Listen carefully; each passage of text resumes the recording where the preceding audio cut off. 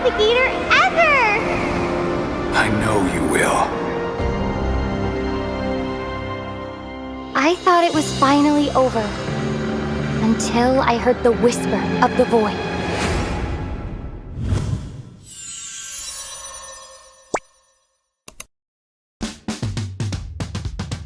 What's up guys? Kasama ko ngayon ang ating co-host sa Super Fan City, Ivan, dahil kami kanina ay nagkaroon ng awarding for MDL Philippines Season 6 where we awarded AP Rough World Era bilang champions ng ating season. We also awarded the All-Star Team, which is the whole lineup of AP Rough World Era din. Meron din sa kanilang regular season MVP, which is Tibor, and the finals MVP, which is Matt.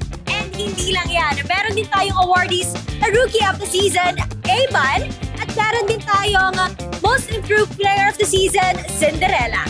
Of course, aside from that, we did have our meet and greet wherein our mythic ticket holders had the chance to meet the winning team, which is Team Liquid of Philippines. And right now, may makakasama tayong super fans para malaman how was the experience dun sa meet and greet natin.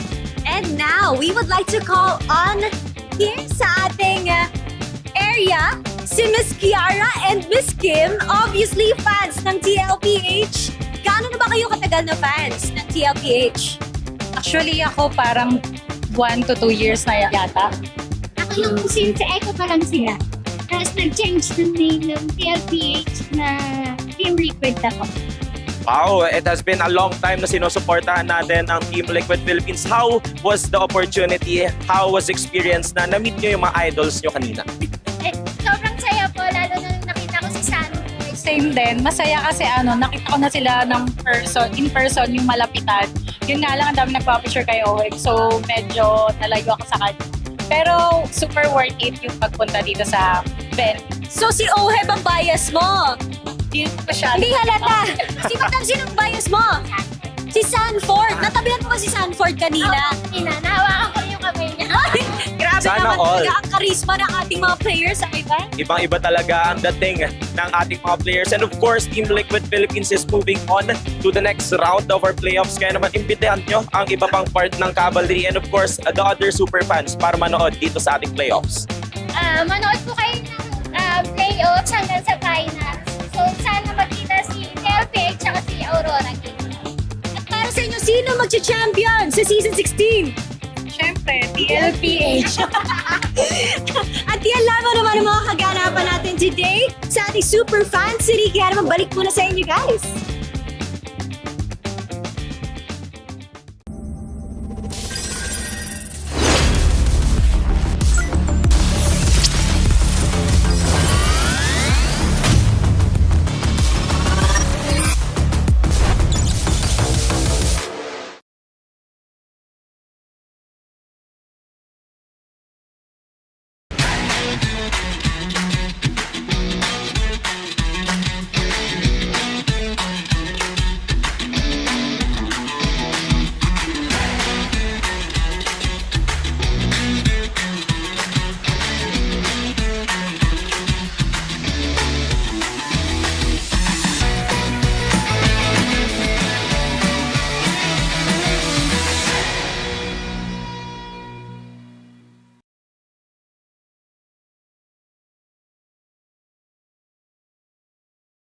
Di abutan dito! Defeat. GG bro! Don't worry! The Unli with Smart Power All 99. Hindi bitin with 10 gig data to power your games plus Unli Facebook or Unli TikTok. Load now!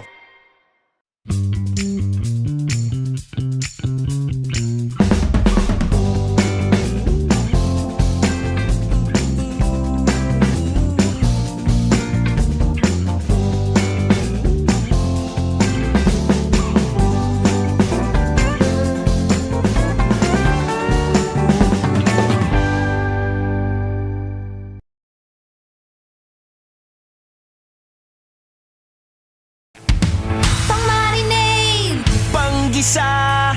Pampasarap! Ang daming ititimpla! Luto mo yan with Knorr Liquid Seasoning. Mula luto tong plato, sarap panalo. Luto tong plato, sarap panalo. Luto tong plato, sarap panalo. Luto tong plato, panalo.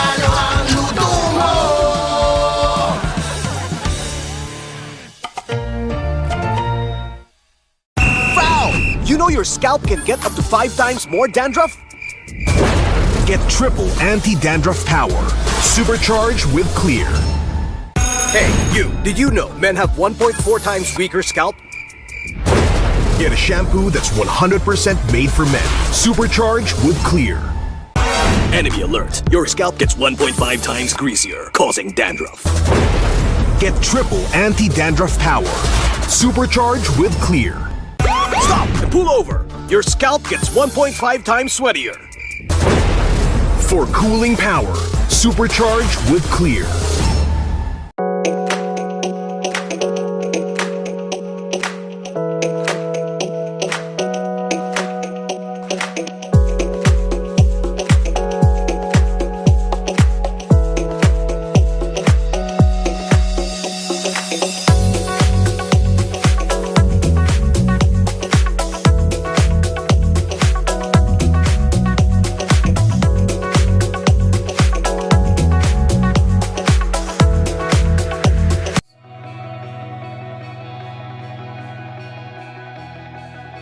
Contact Arctic Aircon today. Let our team of experts provide the perfect solution for your cooling needs. Stay cool, stay comfortable with Arctic Aircon, your trusted air conditioning rental and services provider across the Philippines.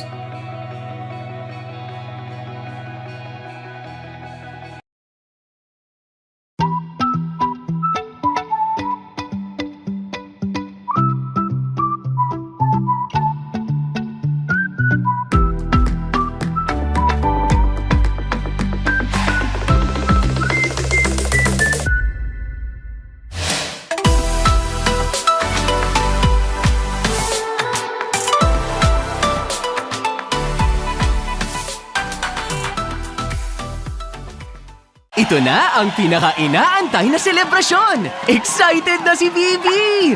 Marami pa siyang kailangang gawin para maging ready ang lahat. Bibi, huwag masyadong pen. Focus! Ganito ba? Ha! Ay, naku! Bibi! Gatot Katya? Need help? Injection! Wala ako. Ito na lang! Huwag na! Please, ibalik niyo na ako sa base! Huwag! Bibi! Bruno! Hello? Gising, Bruno! Okay na ako, Bibi! Let's go! Asikasong tunay si Bibi. Tumulong sa heroes, nag-set up ng event. Kahit koryo, hindi niya pinalagpas. Magsisimula na ang pinaka-inaabangang performance of their lifetime. Pwede nang huminga ng malalim si Bibi. Pero teka, tinatawag ata si Bibi sa stage.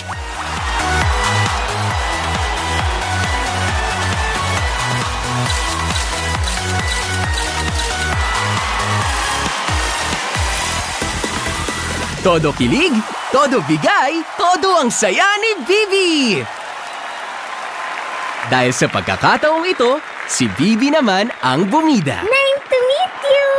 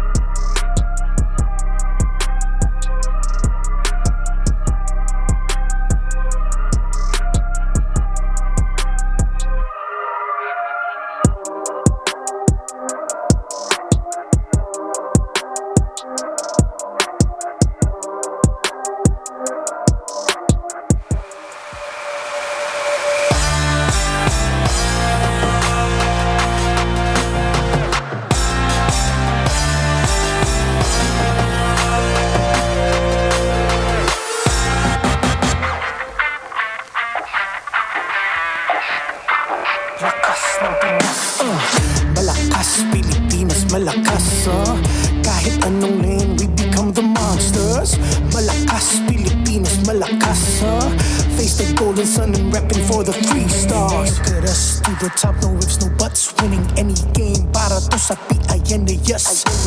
Di mo matitinag aming boses sa new level. Nasa kalye man o mobile, you know I become a legend. Listen, open fire, we unite, we winners. But with pressure, like diamonds are made of. Switching the lane na parang gera, HP racing made a setup. Pagkakatang buhat ni Hilda, full dome SS parang Laila. Susundan ko ang iyong bakas, kasama pataas, tagumpay natin to dahil tayo'y malakas. Para sa Pinas, nasa amin ang alas, hindi dito atas. Kinikilala sa taas kasi kami ang malakas.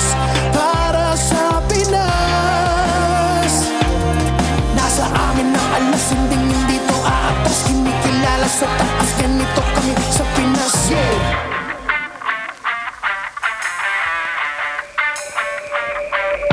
Laging MVP, no surrender, no retreat. Pag nagsama-sama, just imagine what we can achieve. Laging MVP, no surrender, no retreat. Giving 100 on my all, cause we just cannot be defeated. We are unstoppable, immune and invulnerable. Ready ang equipment, lahat frozen, mala, crowd control. Pakita on the jab, east to the southeast. Taas ang matawa, proud and loud, cause every enemy we devour. Susundan ko ang iyong bakas, kasama pataas, tagumpay natin to dahil tayo'y malakas. Para sa Pinas, nasa amin ang alas, hindi dito atas. Kinikilala sa taas kasi kami ang malakas. Para sa Pinas, nasa amin ang alas, hindi dito atas. Kinikilala sa taas, ganito kami sa Pinas. Yeah. Malakas, Pinas malakas. Kahit anong tumas. Malakas, Pilipinas malakas. Face the golden sun and repping for the 3 stars.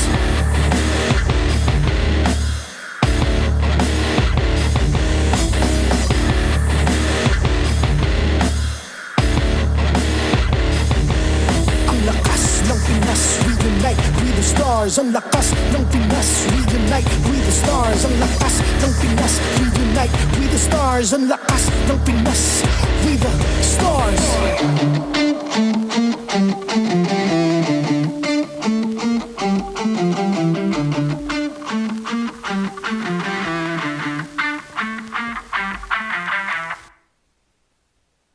The 16th season of the MPL Philippines is brought to you by the following sponsors. Infinix GT30, the power behind every madlang gamer. Smart, the simply reliable telco partner of the MPL. Victories you can count on. BPI, the official bank partner of the MPL Philippines. Mas epic na bukas, buksan sa BPI. Our partners in esports. Clear. Power up your dandruff-free scalp. Supercharge with Clear. NOR. Sarap panalo with NOR.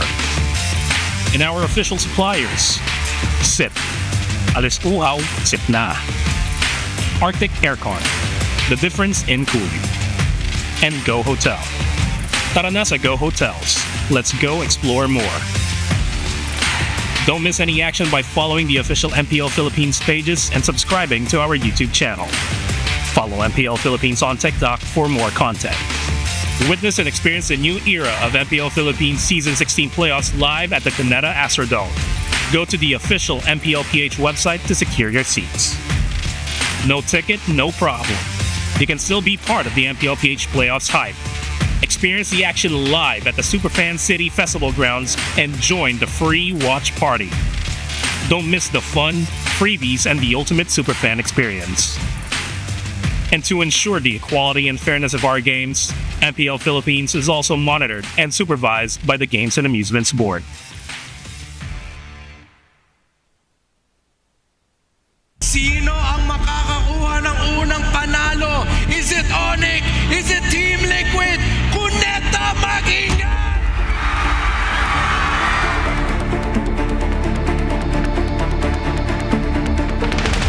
Sisimulan na natin ang araw sa laban.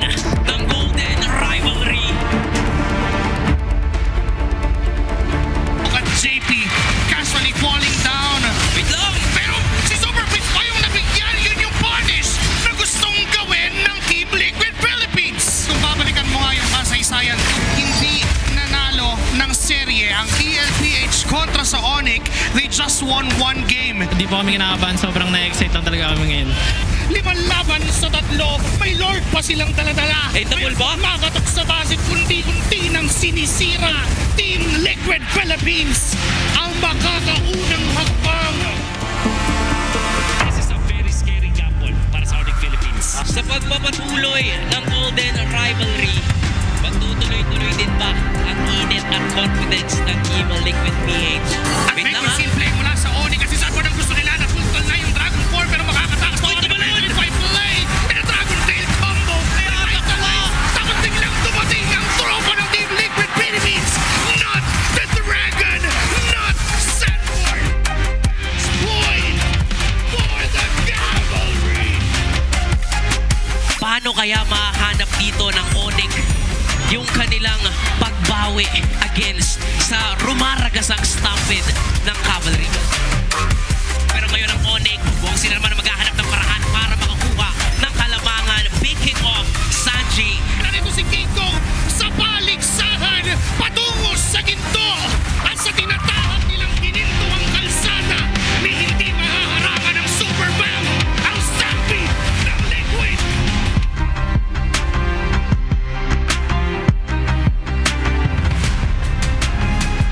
Game number 1 para dito sa dalawang koponan na kung saan para sa Aurora gusto nilang patunayan kung bakit sila ang top seed, samantalang sa TNC the challenger mindset. Lumayas kayo sa aming lupain pero mukhang sa mismo papatumbahin kaya naman Aurora. Sila ang unang magsasign at magliliwanag. Dito sa Black Dragon Force, ito aming kanyang gusto unahin pero may ayaw mapintin play. Pang counter-engage, ito'y marilawan rin pero tumatawag lang ang tropa ng TNC at sa isa pa. Ang game number 1 para tuluyang patayin ng apoy. Base ay tuloy pa rin na binabanatan ng Aurora. Tutong ba si Benny? Tutong pa isa-isa? Muling magliliwanag ang Aurora. We're heading to a game number 5. Saka pa na Edward goes in para kunin ang buhay ni Zaida Tribar at Shakno. Benny Cutie na lang ang mag-isang dedepensa sa apoy ng Phoenix Army pero mas magliliwanag pa rin ang Northern Lights.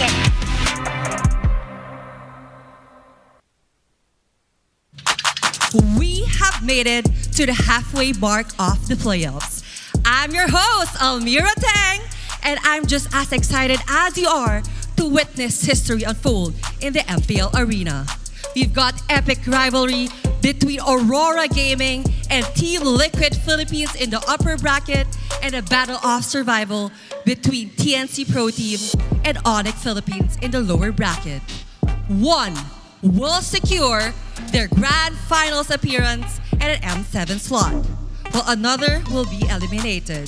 Kaya naman, handa na ba kayo maging saksi sa aksyon?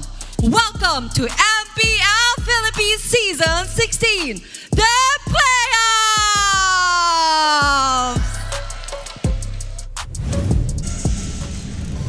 It's the third day of our playoffs here on Season 16, and so far we've seen some numerous level-up games for our players. Athena and Minute here for the third day. We're halfway through our playoffs, Midnight. Yeah, this is the halfway mark of the playoffs, and we've seen a lot of amazing MLBB games from day number 1 and day number 2. A lot of crazy moments, actually, and right now, I want to see more amazing matches, especially today with the upper bracket, having that M7 slot secured if they win, but also I'm a little bit sad because we're going to see a team drop out of the playoffs after today's matches. It will be a good run indeed, but still, we cannot deny that all of your games right now have been leveled up. Like level up your game with BPI by Vibe by BPI.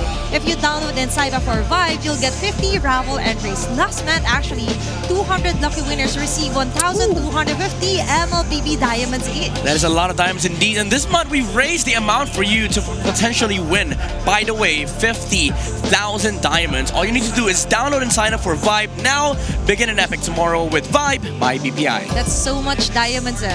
that you could buy any skin that you want, especially onto the aspirant skin. More skins. Even championship skins, by the way. Yeah. M6 for ONIC Philippines. And more data, more GG. Experience the winning power of Smart's only 5G and enjoy it with a Smart Digital Prepaid eSIM. Yeah, Smart, the simply reliable telco partner of the MPL. Victories you can count on. And we could count onto our teams to show us a very spectacular match today. And by the way, this tournament is also monitored and supervised by the Games and Amusement Board.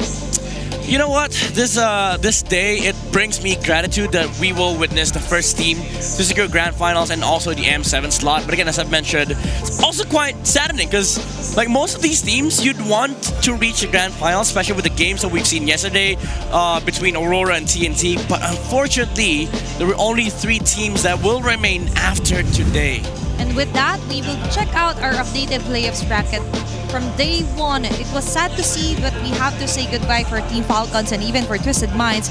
Moving forward from our yesterday's matches where TLPH completed their stampede, sending ONIC Philippines onto their lower bracket. Yeah. And so far, for our last match yesterday, a blockbuster. Game 5 games for RORA, eliminating or putting TNC onto our lower bracket where they will meet ONIC Philippines later on. You know, it's a lot of crazy matches that will happen today, but I just want to point out what happened yesterday was a complete opposite of a lot of the expectations from the community because people expected TLPH and ONIC to go the distance, go game 5, bring us amazing MVP action, but TLPH was like, no, we're gonna stampede our way through the grand finals. But RORA and TNT though, even though we see TNT in the lower bracket, they're gonna be up against ONIC Philippines. At this point, you don't even know who's gonna make it after this match because this is a hell of a blockbuster, as you've said. Yeah, honestly, by seeing TNC's performance so far for the first 2 days of our playoffs, they gave Aurora, our top-seeded team of the season, a very hard time. So for ONIC Philippines, this might be tricky. This might be a poison out to get them. And for our upper bracket finals, as Almira have mentioned, one will move forward onto the grand finals and also qualify to be our M7 representative. M7, baby. But it is interesting, like, after the first match, we'll get an M7 rep, but I'm more excited about ONIC and TNT. Like, who gets to drop each other? As you've said, this might be the poison that ONIC will have to find a cure with, because, hey, Chak Mamba is still in the playing field. So, you know what? Predictions, all out of the window. All predictions actually yesterday was broken off. Yes. Especially onto our last match. And you mentioned you are excited for the ONIC versus TNC. But first up is going to be the epic rivalry of Aurora versus TLPH here onto our upper bracket finals. And even onto our PH broadcast actually, we've seen some numerous KOLs, even streamers like Fuego, trying to predict what would happen or who will be able to see the first spot onto our grand finals. And I do not want to predict at all at this point because everything so far has been somewhat of a roller coaster of emotions, especially for our teams as well. Yeah, because the thing is, you could be wrong, you could be right, but at the end of the day, you don't get to project who gets to M7 first. And even if they lose, even if they drop to the lower bracket, they still have a way of climbing up, back to the grand finals. So again, TLPH and Aurora, there's a big thing at stake. Like it's M7, but most importantly, winning the championship all across the board for the Philippines, especially for Team Liquid Philippines, because they're still trying to vie for the Golden Road. And it's an international rivalry, of course. Aurora, knowing that they also have international experience as well. But Coach Knapp yesterday mentioned that he wanted to somehow see something new, especially under a patch or updates. And so far, the update has been in favor for the side of TLPH, most specifically here for Sanford. And looking closer also onto the junglers, Carl TZ and Demon Kite meeting again. And this time, it's going to be the upper bracket finals. Yeah, I mean, you want epic rivalry? This is as epic as you'd get. Carl TZ, Demon Kite, all throughout MPLPH history, these two guys have been at each other's necks and throats. Even though they wouldn't admit it, they would give PR answers, like safe answers to the public.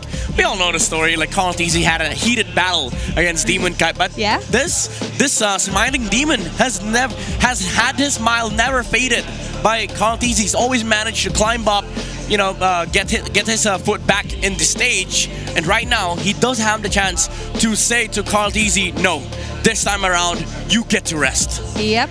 Even before the PR trained era of our players, actually, even Carl Tizzy and Demon Guide said some spicy things. Yep. But speaking of, very spicy start here for Aurora in the playoffs. Looking closer, since season 14, they are just getting higher and higher in terms of their finish. And now for season 16 so far is their highest with a 13-1 match win-loss. Yeah, that's the thing about Aurora. Like, even the community has mentioned that time and time again, Aurora's just progressed and continued to improve. Even though last season, they did fell short in the playoffs. That's where the inconsistent thing got to them. I think the key with this team is that they're just strong all together. And the beauty of Aurora in the season is that these players have bonded with each other. We have Light, Demon Guide, Light also bonding with Dominic Guide. And even in day one, we saw Yue having close relationships with Light. And I think that's the key. Like, they were a strong team fundamentally, but what was lacking was a solid foundation, the chemistry.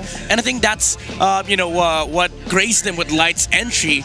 They were provided with like a good environment to actually start building up on the dominance that they've shown in the regular season. Dominance, and yes. Even the confidence here for Dominic. He mentioned that this season he's actually more confident onto the shot calls. Yes. Being more proactive, and confidence projects good results, and good results equals TLPH scores. We've seen a spectacular performance stampeding your way onto a 3-0 versus the reigning world champs. Looking closer here onto the GOAT during his playoffs mode zone. Look at the goal differential. Even under games that they lose, he doesn't have that much of a goal difference compared to enemy junglers. And as you've seen in the average, it's still very high. Like on average, Carl Tizzy's goal difference is 3 to 4K against enemy junglers, and when they win, it's almost like absolute dominance, as he's shown against King Kong yesterday, not just with gold, but also in terms of XP. By the time you reach the Lord Dance's 12 to 18-minute mark, Carl Tizzy is leading by 2-3 items. Hey, what do you mean? All I see is green. Kidding aside though, for Carl Tizzy, it just means that all of the time, or most of the time, is just really dominating, especially Onter's Lance Tizzy. I'm sorry, I combined it. Okay, his Lancelot. And so far, even their editors onto their pages are editing it onto a meet and greet, because he's always signing each and every player or hero that he is up against. So we will see if there will be an also meet and greet here for their battle versus Aurora. And for our game today. Oh, we have a game. Yesterday, I know viewers were actually curious onto our debates. Oh. When we say debates, there will be specific answer in here, and we have to defend it. And it really depends this one on what we will be picking here onto our Magic Crystal Ball. Okay, you go pick it. Blank I have bad is luck. the best MPL Philippine era. I will be picking up the answer, and Midnight will explain and defend why. Okay? It's the global power. Okay, there were two good answers here, Age of Crown and that.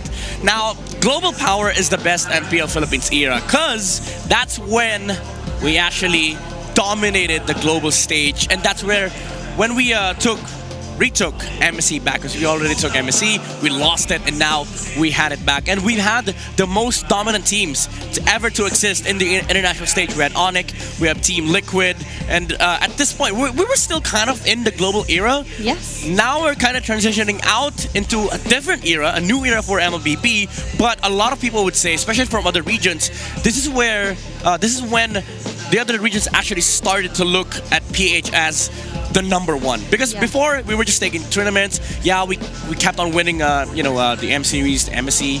Well, MSC got stolen from us, but outside of that, international events, some teams would still lose to like their top 1, top 2 from other regions.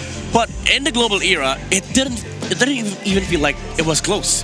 There For were a lot of global era. yeah, there were a lot of sweeps in the grand finals. Yeah, it also cemented the idea that Filipino players worldwide are the most sought after imports as well. That too. And the start of other regions looking at us as the strongest contender for the crown, for the throne. May it be MSC, Yeah. may it be the M World Championship. And now they are locked in here on MPL Philippines playoffs. So far, even other casters from different regions are speechless, especially onto the games that they're watching or restreaming. By the way, shout out to our streamers here Yay, for our that's you. playoffs. And succeeding on that is also our community supporting us live here on the Cuneta Astrodome.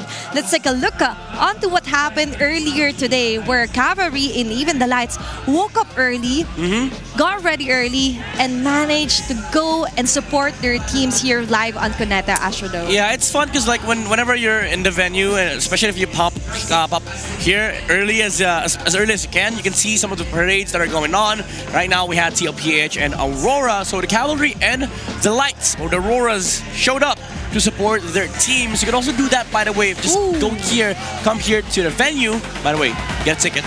Buy your tickets now, especially for day 4, day 5, because well, day 5 already sold out. Day 4 you can still make habol or you could catch up, actually. yeah, catch up. I was trying to look for the term, but And it's okay. But so far, even if you didn't manage to secure a ticket for the grand finals, MPL Festival onto our Super Fan Series is actually free for all. So Yes. you could get to enjoy different games. We have Odin there, hosting some of our lively games there, and even the booth and merchandise for all of the teams. If you want to buy a jersey, wear it to show your support, buy some merch here from our sponsors. A very fun indeed day that you could get here if you watch live here on Cuneta Astrodome. And so far, all of the teams right now are very active for their community. And so far, for our Infinix Keys to Victory, we will head on over to Hull with Wolf. No, you're actually going to hear from us first. Howdy, Athena and Midnight. It's me and Brigida. Yep. I'm so sorry. I just miss Wolf so much. Oh. It's reflected here But on you their don't screen. miss us. How about us? FOMO. 50-50. But kidding aside though, it's going to be Leo and Brigida 50 here. for Leo, 50 for Brigida. Don't worry. Yeah. It's full. So it's 100. It's a total of 100. Yeah, it's 100. Let's add it up. But to add up to that, do you agree? But you have to agree though that Yeah, you have to agree. Global Power. is Best the era. best era so far. What better time than now? Midnight is right, because this is where we are. This is the wake of the global power, and until we figure out what exactly that next stage is, this is the best time to be an MLBB fan. Yep, and I've always said that I feel this was the era, or not was, it's is Still. because we're currently still in Oh. it. This is the era that I've been most part of. I got to experience it firsthand. I got to really turn into a fan of the teams who kept representing and winning titles for the Philippines in this particular era. So it really resonates with me. It's an era that's very close to my heart. But I also cannot wait to see how are we gonna develop even further if or after we get past this era. It is the present and the gift to everyone from our players to present to the whole world that we are still the strongest contender for the throne. Global era had the power of Brigibuff. Yes. MLBB, Mobile Legends, Brigibuff. You cannot deny that there's still a Briggy buff here. Yeah. And looking forward to long games and maximum games. And so far, thank you so much, Leia and Brigida, for sharing your thoughts here onto the global power being the best era of them all. And we could catch them live later on here on Cuneta Astrodome for exciting matches, play-by-play matches. And here midnight, we could also discuss on what should we expect here. Is it going to be a game 5, sweeps? Quick prediction. Okay, quick prediction. 5 games. I would say Team Liquid. I'd have to, even though I did say this is the least chance TLPH will ever get the Golden Road because they started in the play-ins, but they were already breaking patterns from day 1. So why not continue breaking patterns all the way to M7 and actually finish the damn thing? Okay. Midnight 2025. Yes, finish That's the damn too thing. long to go there. Finish the damn thing. That's And the code. Even if others have mentioned that it could be a sweep, for me, I do believe that it's going to be a long game number 5 series. It is. Max out game number 5 for our first match. A lot is at stake. Aside from being the grand finals, M7 representative. So players and even the coaches are looking forward for this one. And even our viewers here live are actually getting ready. Yeah. Some are actually already riding M7 representative. May it be the Lights or RORAs or even the Cavalry are getting their banners ready. Yeah, I mean, even with us, like we're already preparing to kind of make the narrative switch from MPL to M7 because at the end of the day, it is an important aspect of winning an MPL. You get to go to an international stage and represent your country. And the preparation is indeed grueling, and we've seen them adjust, but a snappy adjustment here for TLPH. And I do agree that they might have the higher chance to actually finish off this first series into their favor, considering what they did to ONIC Philippines. And I do believe that momentum is a really great deal onto our tournament. Yeah, getting a 3-0 sweep against the reigning world champions. Matter of fact, they took down MCU's champions, Falcons, ONIC. Now they're about... I'm not saying they're about to take down Aurora, but if they want to get to M7, beating down number 1 is the way to go. There is a list, and they've managed to take down one of the famous titans here onto our flips. That's the first day, and they are on a 3-day streak playing here live on Cuneta Astrodome. And to know further onto this game, let's check out our Infinix keys to victory, the Howl with Wolf.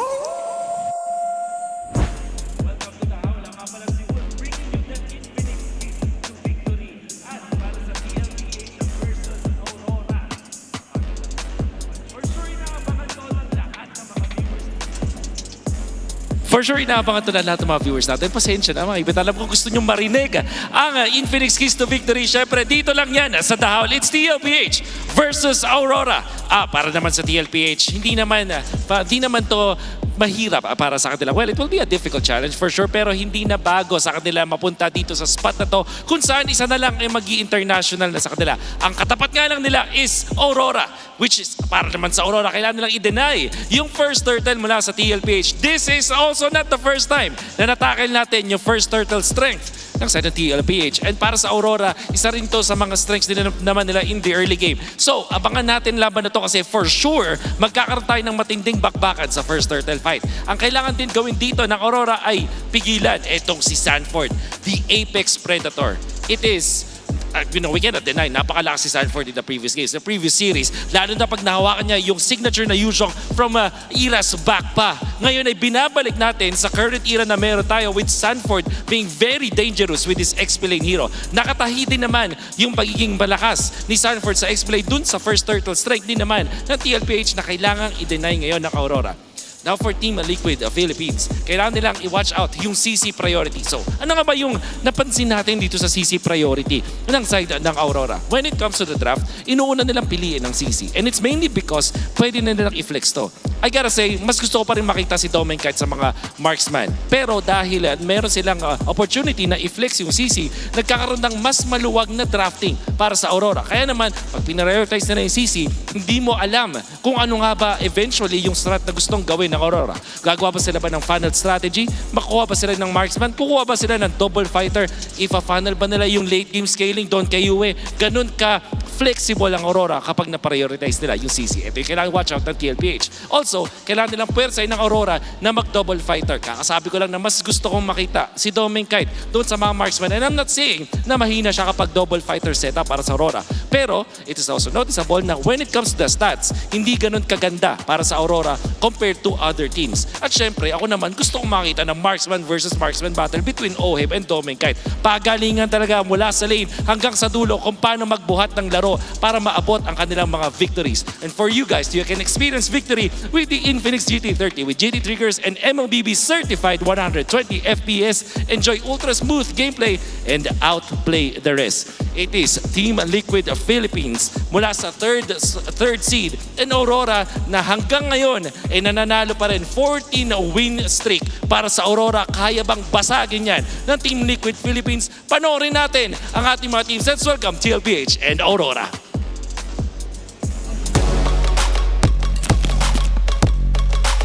To oversee and uphold the tournament's integrity, guiding us through the Smash Hour marshals, Juven, Chico, JJ, and Yaku Jeff. It's a 14-match winning streak so far. Can they extend their streak in this epic rivalry? Give it up for Edward, Demon Kite, Yue, Light, and Doming Kite. Lights up, it's Aurora Gaming!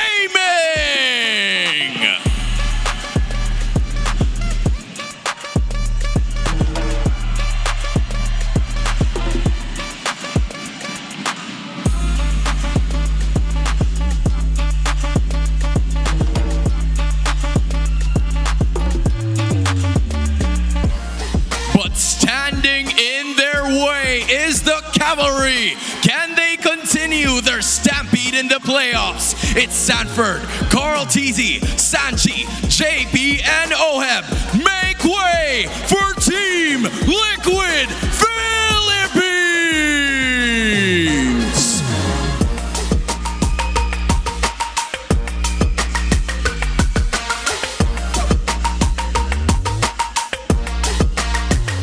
The two teams are also going to be joined by their respective coaches. It's Coach Master of the Basics for Aurora and Coach RC for Team Liquid.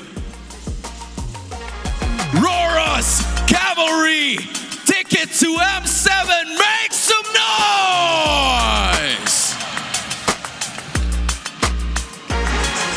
That is a very nice entry here for Aurora. We have Edward, Demon Kite, Yue, Light, and even Doming Kite. The bad boys of the playoffs, Aurora, vying for the M7 slot and also the grand finals. There's a lot of expectations for Aurora here. They have to keep the consistency in check because they're up against one of the biggest challenges in MPL Philippines. And a force to reckon with is TLPH, Sanford, Carl Teasy, Sanji, JP, and Oheb. I mean, it's the Stallion standing loud and proud, you know, rightfully so after sweeping ONIC yesterday. They just have to make sure that they play the same way, especially up against Aurora, who has beaten them in the regular season. It wasn't a close game, so there's a lot of challenges as well for TLPH. But again, that concept goes to both teams. And it also reflects onto our team head-to-head, wherein most of these facts are actually onto the side of Aurora. Yeah, I mean, objective-wise, you could definitely say that Aurora, they have the better control. But in terms of primal instincts, TLPH just have that down. Even though kill participation does still favor Aurora, the amount of first bloods that TLPH has accumulated all throughout the regular season is a shine that, again, part of that keys to victory. The first turtle, that's gonna be the the turning point for these two teams. I love how you mentioned primal instinct for TLPH. And remember, for one of the Infinix keys to victory for Aurora, Wolf have mentioned Cage the Predator. They gotta, the Alice's, the Lapu Lapu, the Yuzongs. And the crazy thing is, those are three heroes. Sanford, he has more. That is only 3, and so far, onto a best of 5, we could definitely see some cheese picks or even pocket picks that we have yet to see so far for the regular season here on to the first 2 days of our playoffs. But let's check out on how our players are prepared. Let's all watch our Smart 5G ping test. Sa TLPH, good luck. Oh, good luck. Bigyan nyo na sa amin to, nakakailang series na kayo, wala pa appearance, oh. Pwede ba kami muna? Pagkapasok namin grand final, sa inyo na. Uy, ba't slot lang, ha? Hindi, huwag ganun. Ay, huwag ganun. Mirror lang. Slot lang. Slot lang. Kami muna, mamaya. Saka sa mga fans na nanonood, thank you sa laging support tayo pagpunta din sa venue. Rinig namin lahat na sigaw nyo. Tama, solid. Sa girlfriend ko, mahal na mahal kita always. Uy. Oh, you got power. Lakas, di kayang tawas. Oh, you got power. Kay Daniel Madilla. Di, maliw, iba yun. Daniel Caesar na lang. Chico, paki-assist naman si Kalad. Bakit alis dyan? Di, dry yung lips ko, di. Oo, rin nga eh. Kailangan natin tubig dito ah. Oy. Kiss ata. Uy, iba naman sa'yo eh. Rory. Kaya mo ba yan, Rora? Kaya ba yan, Aurora? Feel ko hindi eh. Ako din eh. Puso na lang ata tayo. Pusong Pinoy na lang kami. Pusong Pinoy. Gagalingan namin sobra. Ano message mo kay Yue? Gagalingan mo kasi gagalingan namin. Yun. Bruce Goat yun ah. Gagaya kay Bruce Goat ah. What's that? I'm mic check again. Another words of wisdom. Give me some words of wisdom and that's in camera. You'll say whatever I say? Yeah. I love you all. I love you all. Boys. I love Again? Salamat sa inyo. Mahal ko kayo. Ang pangit ko. Full set. Salamat Sa inyo. sa inyo. Mahal ko kayo. Mahal ko kayo. Pangit ko. Ang pangit ko. Yeah. Let's go. And that is a smart 5G Pintas. All smiles and positive vibes here for our players from TLPH and Aurora. And somehow they're also wishing TLPH to let them go first. Yeah, go for it. That's a good trade, honestly. Like, okay, let us go to let us go to M7, and then maybe let's see who wins the grand finals. my But gosh. I don't think TLPH will agree with that because again, they're trying to build this golden road of theirs. But first pick, it does go to Aurora. Now I want to talk about like how Aurora should have approached this before they sat down to actually face off Team Liquid. I think we need a change. We need something different from this team because TLPH, they've brought on Gold Lane fighters, but so far even the community has discussed this last night. Gold Lane fighters for Domicat doesn't seem to work. There are some sentiments that after the first game, oh wow, Domicat actually stepping out of his comfort zone. But speaking of comfort zone, by the way, for Sanford's Yuzong history and historical stats, Midnight, you take over. Jesus, 10-0 in season 11, season 12, 6-4, 7-4, season 13. Those are still like good stats, relatively speaking. Because at that time there were a lot of like brawls in the XP, but now you bring it back to the semi-final meta. Yuzong once again shines because he just deletes people that wants to be in the team fight. That's a 3-0. 100% win rate here for Sanford's Yuzong. And the moment that this was actually picked for a first day, I was like, oh my gosh, Sanford's in the zone. Yeah. He is zoned in onto getting the throne. Yeah, if I'm not mistaken, he is number 1 Yuzong in Philippines, in MPLPH. Number 1 in kills too. So this is really the apex predator, but that's Yuzong. You still have to worry about Lapu, the Esmeralda, the Arlet, but you also have to worry about this guy, the man who is born out of consistency, Aurora's XP laner. You know, the accolades, they speak for themselves. That's why he's, Legend Zero. He has a lot of achievements under his belt. But I gotta talk about what happened yesterday. Even after facing the pressure of trying to beat TNT and proceed to the upper bracket finals, last game he had to sell his items and still play the game for the next 3 minutes. That was a really hot sentiment on why he did that. But thankfully there was an interview. Even VWise have actually messaged him after that game on what happened. Yeah, like what happened? And for me, it's important that he took accountability and explained it well. Yeah. That, to be honest, he thought that was an endable matchup, that was an endable clash. But so far, that was a really, really scary tactic and decision that he made. Yeah, that's why he is Mr. Consistent. The amount of composure that this guy has. Even if you block him in draft, you block him in game, you make his game miserable, he shows up. That's the thing about Aurora's XP lane. He is the pillar. He is the stability, the stable player of this lineup. Even in real life, actually. Yeah, even in real life. He's very chill. His grandma, actually, Lola Lucy, for the first time, actually watched live here on MPL Arena. He's a little pillar. Even outside the game, he's a shining protector. He's a guardian. He sets up his family for a better future, a better setup indeed. And we've seen a better setup here for Demon Kite as well yesterday. He's smiling. Very good performance. The smiling Demon is smiling yet again. Yeah, he's smiling. I mean, as much as I'd love to say the last Raider, Light kind of broke that deal for us because he went back. So there's 2 Raiders. The final 2. Yeah, the final 2. The last 2 Raiders of Aurora. But this isn't the last raid. They still have 2 raids left because upper and lower bracket is still waiting. If they win against TLPH, I mean, that's probably the last raid. But for M7, at least they secured that slot already. But for TLPH, this is a very comfortable spot for them to be in. Again, momentum is everything in playoffs, and you just swept ONIC Philippines. They wiped the floor against the Super Family. And I think the pressure and the burden of change is upon Aurora, upon Light and Demon Kite. Even Doming Kite might as well. Because the thing is, we've seen Aurora like utilize their strategy, their gameplay, the fundamental MLBB approach, the almost perfect MLBB. But we've seen that being broken so many times now, even in their last match against TNC, as we saw close games. And the thing is, Aurora were having so many troubles even yesterday. And against TLPH, who is going to be able to break your early game, who will depend on their mechanics to initiate fights, and will, execute chaotic breakdowns, I think Aurora has to really deep dive on how they wanted to approach this game. Maybe focus on you're setting up for the marksman on Doming Kite, and even consider pulling out utility junglers against Carl TZ. It's all about filling up the small cracks for Aurora. Because TLPH is the kind of team that once they see even the slightest of a hole, they could make it onto a window or even a door, an opportunity for them to attack you head on. And for me, some of the concerns is actually, if ever, this is just one of the scenarios that could happen today. If TLPH goes to the lower bracket, they might be playing for the first to the 5th day. All days here onto the playoffs. So stamina is also a question here in endurance for TLPH. But we will be heading over for our first bracket phase onto our upper bracket finals.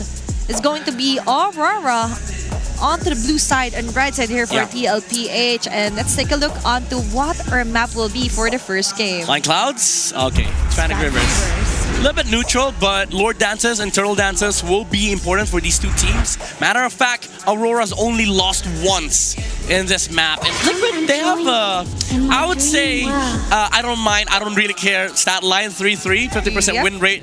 But it does matter in this match. And Aurora first bans Yuzong, full respect, caging the hero pool of Sanford. And that's it. Even for Coach RC, sorry Midnight, I just have to quote it. The CC ban as well. Yeah. Actually, Coach Wolf specifically highlighted, watch out for the CC priority, so why not just ban it all together? And even the Lunox actually for Aurora has been removed. Yeah, they're hitting a lot of stones here for TLPH. They removed Domic's best gold lane and also the flex route of the gold lane fighter. Now, if you wanna go to gold lane fighter route, there's only the Rubies, the Esmeraldas, Banes, but Aurora's only shown to use Ruby. But they haven't really performed with it. Even with the first match that they played Ruby with, Doming Kite, it lost against Team Falcon. So now, Aurora, they don't want to let Carl TZ get his hands on the Lancelot, but Yi Sun Shin is still up for taking, might consider picking it now. They don't want to reserve it for Red 3. And then, Gatot Kacha, this is a very stable draft for TLPH. For Aurora, though, might want to consider getting the Kimi for Yue as early as now, and then potentially a marksman, something like a Granger. They should. Or Uranus/Alice, honestly. Because honestly, for Doming Kite, we've mentioned his heroes onto this match. He's more on the 50-50 when it comes to the fighter coordinator. So you would want to set him up onto a hero he's more comfortable with. And a high loss here for Aurora to finish off their first phase of the draft. This is peak RORA week 3. This was what they used to do. Like, get jungle, and if they need to get gold for Doming Kite and then pair it up with a Hylos. This shuts down the YSS for TLPH, but Sanford gets his hands on the Arlot. This is going to be a good pick because now they will be able to block off XP laners that can deal with the Arlot, such as the Alice, Uranus. They don't even have to worry about Lapu Lapu, honestly. And this is honestly a very good draft here for Coach RC, considering that even though you've revealed your XP and roam as early as the first phase, but it's alright. And even banning out the Alice here. Just so they could ensure that no one will be somehow so flexible here onto the map to retain their position. Yeah, it doesn't matter because now they can just remove some of the problems for Sanford, make him very viable in the turtle fights. And now Aurora shutting down gold lane fighters, but I don't think they have enough. Because honestly, TLPH, now that this Arlot's lane is secured, they could just get whatever Oheb wants, like the Esmeralda. If he wants to go the marksman route, he can go for the Obsidia, last pick. They are red side, so that is a definite possibility. So many options still here for Oheb. Even the Cho Gold. Cho Gold, yeah, indeed. We've been seeing that here onto our playoffs. And for Aurora, I would love to see them bound the Kimi. Because if ever they would go for a route of a fighter for OHEB, the Kimi is still an option here for Sanji. But we cannot forget the Forza, of course, being banned out here for game number 1. Yeah, now Sanji, he has a lot of options here. Farza was the best. I wouldn't even consider it like best because there was a Hylos in the game. So maybe now you think about here's like Eve, Kagura, well, Lunox has been banned out. Even Valentina is okay here because you do get that Glorious Pathway steal, which is going to be good with the Gacha AOG. So that will be a good combo. If they want OHEB last pick, Valentina's a good red 4. Oh, or maybe the Eve. Yeah, Eve or Val. Yeah, for the pokes around here for the early game. But for TLPH, they might actually go for an OHEB hero this early. Oh! No, Wow. it's going to be a Selena. Okay. Okay, there's option E. Go for the Selena here Yeah. for Sanji. This is the TLPH normal picks. We don't care about meta picks. We care more about our signature heroes. In TLPH, I think this does accelerate their game from from the very first turtle, because now Carl-TZ has a choice whether he wants to contest turtle or not. They have side lane pressure and also the acceleration of farming speed for the Yi Sun-shin, because now you have the traps, you have the you can even get Season Hunter on Sanji just to boost the farm of Carl-TZ. So now RORA, he does get his hands on the Lapu-Lapu, and then Kimi or Novaria, Selena Novaria. This is what they used to run against ONIC Philippines. They keep matching the Selena with the Novaria. Yeah, and considering the map is the expanding rivers, they would want somehow to catch more vision when it comes to the objective game here for TLPH. And now all that's left is going to be a hero here for OF. Any predictions on this one, Midnight? Esme or Bane. I think Esme or Bane is good here. They don't really mind playing into the pokes of the Novaria, especially those two heroes have heals. Dragon is ready anytime. Okay, this is spicy. I just mentioned that earlier, but I didn't expect it to appear this early for game number 1. There's a big risk.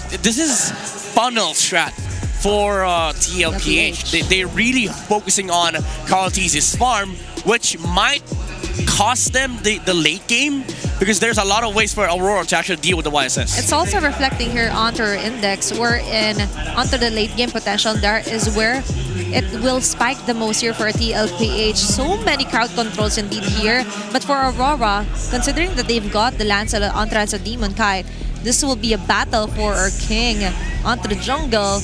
But moving forward, let's see if who will get the first blood, first game here for our first match of our upper bracket, third day of our playoffs.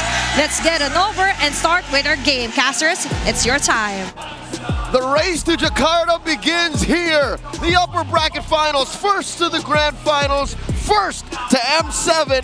Game 1, Aurora, Team Liquid Philippines. You could feel the momentum seep through the way both of these teams decided to go in with their drafts. Very comfortable picks so far that we're seeing on both sides, and I cannot wait to see the XP lane showdown. Brigida and Leo at your service for this long haul slobber knocker, expecting no less than 5. Aurora last night was sweated by TNC. I think that whole fighter side lane really gave them a run for their money. Now look at this, it's OHEB who's rocking a show against Dominkite, who is proven. Our panel mentioned it. Athena and Midnight, they said, hey, Dominkite, he's not so good on them fighters yet. And I feel like Aurora also started to realize a few things, especially after yesterday. Because it's not like teams don't get to adjust completely after observing that Aurora does stick with this plan, but Carl, barely dodging the Star Shutter. Revitalize already used by Daddy JP. There's no way he's gonna let one of his sons die. Not like that. Edward! Not Carl. It can't be Carl. Sanford here against 2 though. He gets to walk under the turret and Unbreakable from JP as well. But that's all the help we're needing for now. All right, 2 close calls for Liquid. Aurora, they get a small lead off of that. They get to push the cavalry back out from their side of the jungle. Let's go back to that gold lane matchup. Again, a Granger versus a Cho. I think this will really make more of a difference in actual team fighting. I agree. And when the more macro scale rotations come into play, because we saw it even from Benny yesterday. There was a time that the Cho got to complete a solo kill against a Ruby who was just trying to rotate and regroup with his teammates. So it's not impossible for this Tro to do the same against the Granger. You gotta watch out. Oh my god, the flicker from Oheb! Baby Cake's doing work, but Dominic refuses to fall! He gets to keep himself safe. That turret, the advantage that he gets, the additional sustain and defense, and that's a free turtle that Aurora takes. You know what? I think Aurora knew that something was afoot, that there was shenanigans around the lower half of the map, because Carl and Oheb, they don't usually do this. They don't usually telegraph where they are. So RORA, again, kudos to their coaching staff. Kudos to Master the Basics, to Dexstar, and to Khaled. They were like, Dominic, you watch out for yourself. You protect yourself. Yeah, and wasn't this one of the things mentioned in the Howl? That you gotta take away the first turtle from Team Liquid Philippines. Not that Team Liquid wanted to get it for themselves during that instance, but it feels like they didn't even allow for Team Liquid to consider even positioning themselves or contesting that objective at all. It was just that quick of a decision from Aurora. So Aurora is playing off of former knowledge. This is just, again, knowing Liquid inside and out from the playoffs, from the regular season, and this is going to be key to the Northern Lights getting a good start. Let's check out the items real quick. Not much of a difference between these two teams. Again, a paltry lead for either side. I guess it's the Encourage that's the most interesting. Again, Light on that high loss with an Encourage and of course an Elegant Gem. He's playing very low to the ground. Yeah, this has been Light's choice for the Roam Blessing since yesterday. And I feel like it suits Aurora so much. Hold on, he's finding Sanford here. I know I did mention wanting to see the XP lane showdown, but RORA, even though they don't get to take the kills, they're doing a great job at somehow caging the Apex Predator for now. Yep, by caging Sanford, you avoid him from making game-changing plays early on, delaying that rotation, delaying him from rotating out and affecting the rest of the map. So Edward's playing man-to-man defense, or should we say man-to-beast defense, because the Predator is currently just can't do much. Now we see them rotating down to the lower quarter of the map. Second turtle spawned. Liquid has a bigger presence here. Carl DZ with an amazing push and a pull. Sanford checking that pixel brush. Oh my god, 3-man echoes! Oh, that's a 4-man actually. Yue also caught by the final slash, and that's gonna be first blood for Team Liquid Philippines. Aurora still deciding to join in the glorious pathway already laid down. Demon Kite can't fight anymore though. He's very low, and Edward 2 will fall next. Light trying to run away, but then Team Liquid, they're able to take 3 and they actually want more. But will Light allow them to?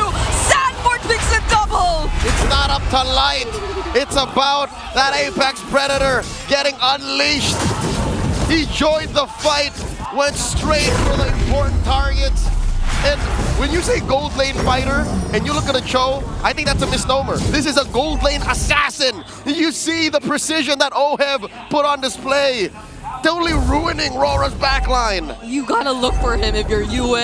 You want him to be part of that Astral Echo, but even then, you couldn't stop the surprise of a flicker way of the Dragon play. You can't entirely avoid that, especially if Oheb's just really keen on looking for the right targets. And just as we mentioned, the Apex Predator being caged, at that moment he just felt unleashed. No, he caged Ollie all. It was a total opposite. I'm not locked in here with you, you're locked in here with me, or something like that. Liquid up now by 3,000 gold. Brigida, 6 minutes in, they missed out on the first turtle, but that turtle was but a speed bump. It seems like the cavalry, the stampede is just getting started. Yep, it's gonna be a lot more terrifying if Liquid have learned how to adjust, even despite not taking the first turtle for themselves. Because I feel like that's a major thing. But JP already using the Revitalize, only fighting up against Light at this point though, so they won't necessarily be taking any kills from there. He's fine. This is what JP is built to do. He's a trailblazer. Checking how deep the rest of Liquid can dive in. The bottom lane though, this is definitely the recovery lane. It's totally in shambles. Again, 6.5 minutes in, I don't think Dominic expected to be this far out. I'm pretty sure he still expected that tier 1 to be there until he built maybe his third item. But now, what's he at even? Maybe he's on his winter, his Hunter Strike, and then maybe on the way to the Sky Piercer. Like, that is best case scenario for a Granger that was pushed out of his lane this early. But at the very least, he hasn't died just yet. And it's not like we don't see him suddenly pick up some maniacs every now and then when Aurora actually find that one big team fight. So that could be a possibility for them, but a two-man final slash forcing Demon Kite to move away. Carl TZ has the turtle all to himself, but not for now. That's another way of the dragon onto Demon Kite. What a perfect pickoff for Team Liquid Philippines. Edward coming in with the bravest fighter. Everyone getting hit hard via the help of that Echoes, but they're struggling to find the follow-through. Now Light might go down next, but Sanford has all his eyes set on Dominkite. He picks up Light for now. Dominkite runs away, but Edward will be the trade. The juice ain't worth the squeeze. Aurora are struggling to set up an amazing combo wombo across the big 5v5s, but they just can't make it work. Too much of a disruptor Liquid's picks are. The way the dragon, the final slash out, even that rogue arrow from Sanji ruins everything Rora's trying to set up. Because you could see Light. You could see Light trying to find a way to the key members of Team Liquid Philippines. He actually got to stand in front of Carl TZ. But that's the thing, he was all alone because of, again, the amount of disruption that's in Team Liquid's lineup. And that's why the setup seems so slow. That's why even when you think Aurora should have started take 1, 2, 3 down from Liquid, you're like, how do you do that when 2 have already died on your side? Aurora are down 5k gold. The stats say Demon Kite is down 5 minutes away from reaching level 15 away from Carl TZ, and Carl hasn't even gotten kills. He's just been farming like a madman. Yep, and he's already 2k up ahead of Demon Kite. This is a very unusual scenario that we're seeing right now where Demon Kite's behind in terms of levels, in terms of gold, and he's not able to keep up entirely. I mean, that's a 3-level gold lead we're seeing in the hands of Carl TZ. Gold and EXP, it's miserable. But these two mid laners, let's talk about this real quick. Astro Recall into the Star Shatter versus the Abyssal Arrow. Better hit rates on Yue, but what does it mean? Oh my god, the Purified has stopped! The final slash is Sanford! Gets shut down, the Hunter becomes the hunted. And AOG back! That's the first stack that they get on his Sky Piercer. Will they continue this fight though? Because they already lost 2. And that's right before this Lord actually spawned, Leo. So 3v5. Liquid, for the first time in a while, have to consider we have less bodies on the floor. Sanji throwing out an arrow. What? Light's already half HP with just that single combo. And now that's making things a bit awkward for Aurora. But they're still deciding to blitz the Lord. Carl TZ trying to make his way. He has to deal with Edward first. OM looking for a target. And it's going to be Light instead. But on the other side of the map, Carl TZ finding Edward, and Sanji has a double kill. Oh my god! Carl TZ and Sanji! What a chase from the cavalry! Nothing comes for free. A stampede in the wake of a stolen Lord. RORA, highway robbery up against Liquid when they were down 5,000 gold. Liquid with a punish. What Lord? That Lord's gone. Team Liquid Philippines. It's as if it never even existed. It wasn't even able to get past their tier 2 turret.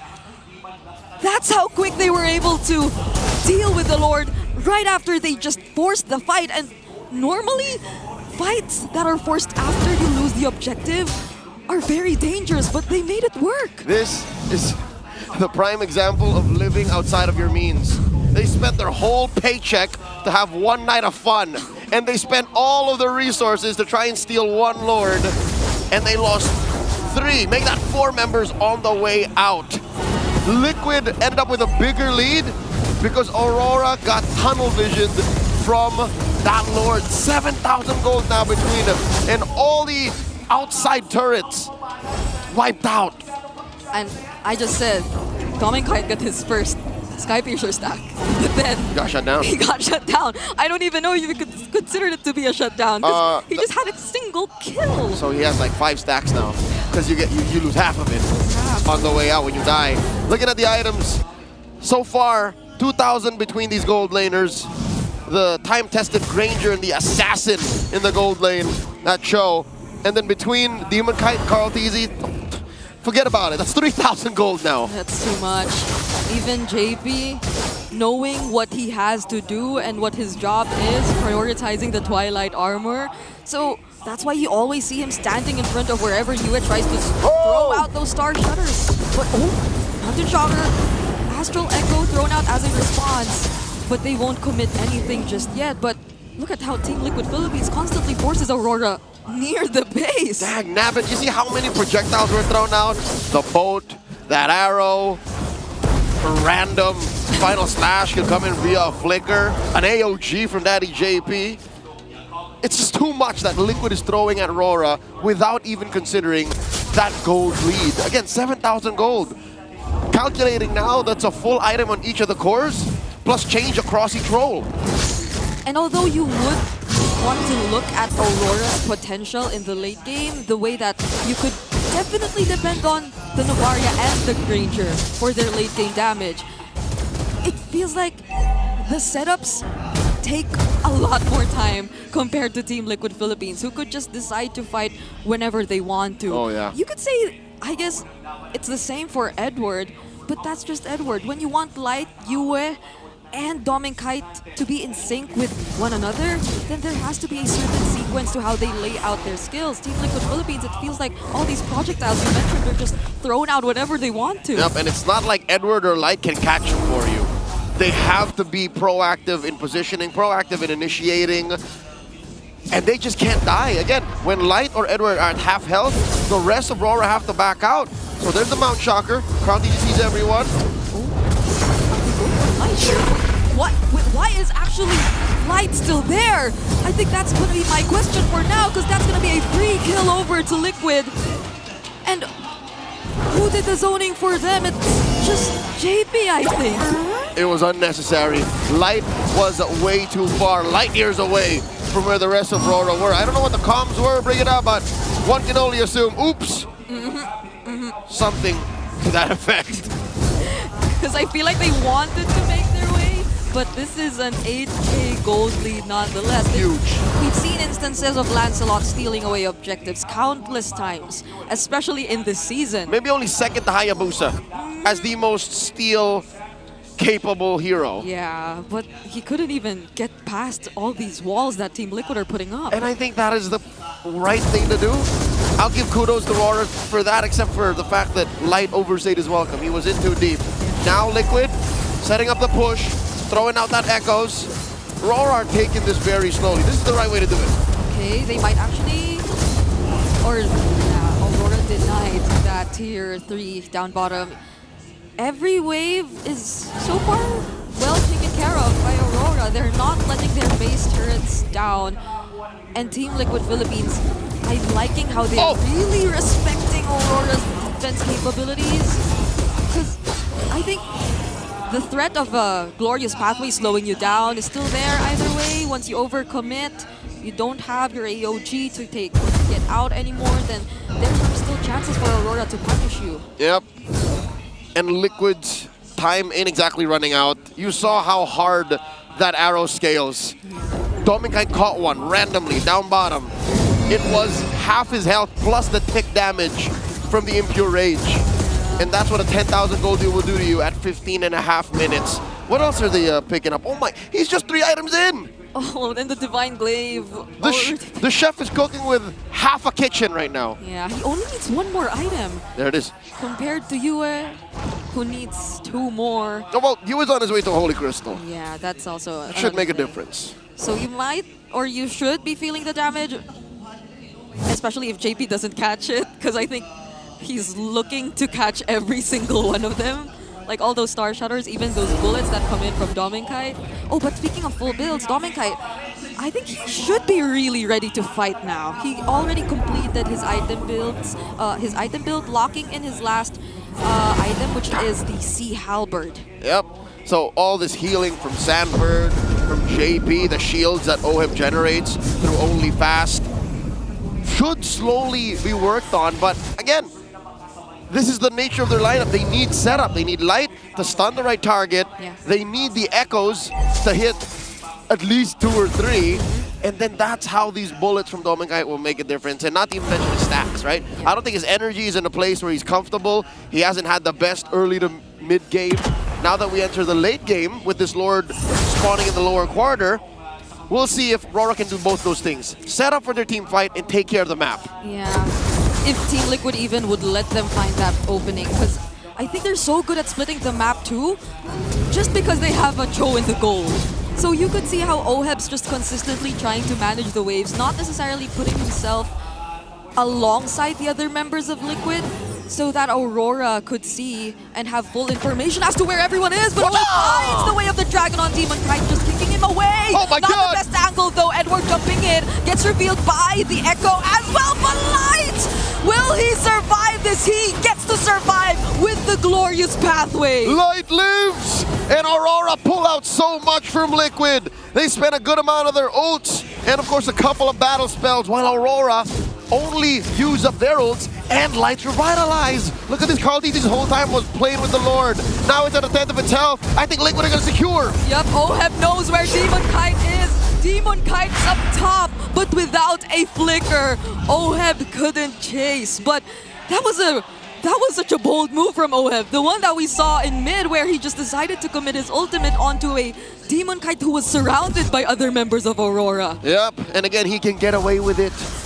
Look at his items. It's not exactly just pure assassination. He has the warrior boots, he has the breastplate, so he has extra resilience to be able to use his dashes to get out. Liquid got away from what could have been Aurora's possible clapback while securing the Lord along the way. Bottom lane, say goodbye. Was that just the single arrow from Carl that damaged Dominkite to almost half? Oh, but look at the damage from the Star Shutter. Ow! You gotta respect Yue at this point too. Bring it up, looking at Sanji. What are you talking about? I think the arrow hurts more than the shatter at this point. You cannot catch the arrows if you're Doming or you're Yue. Let Light do it.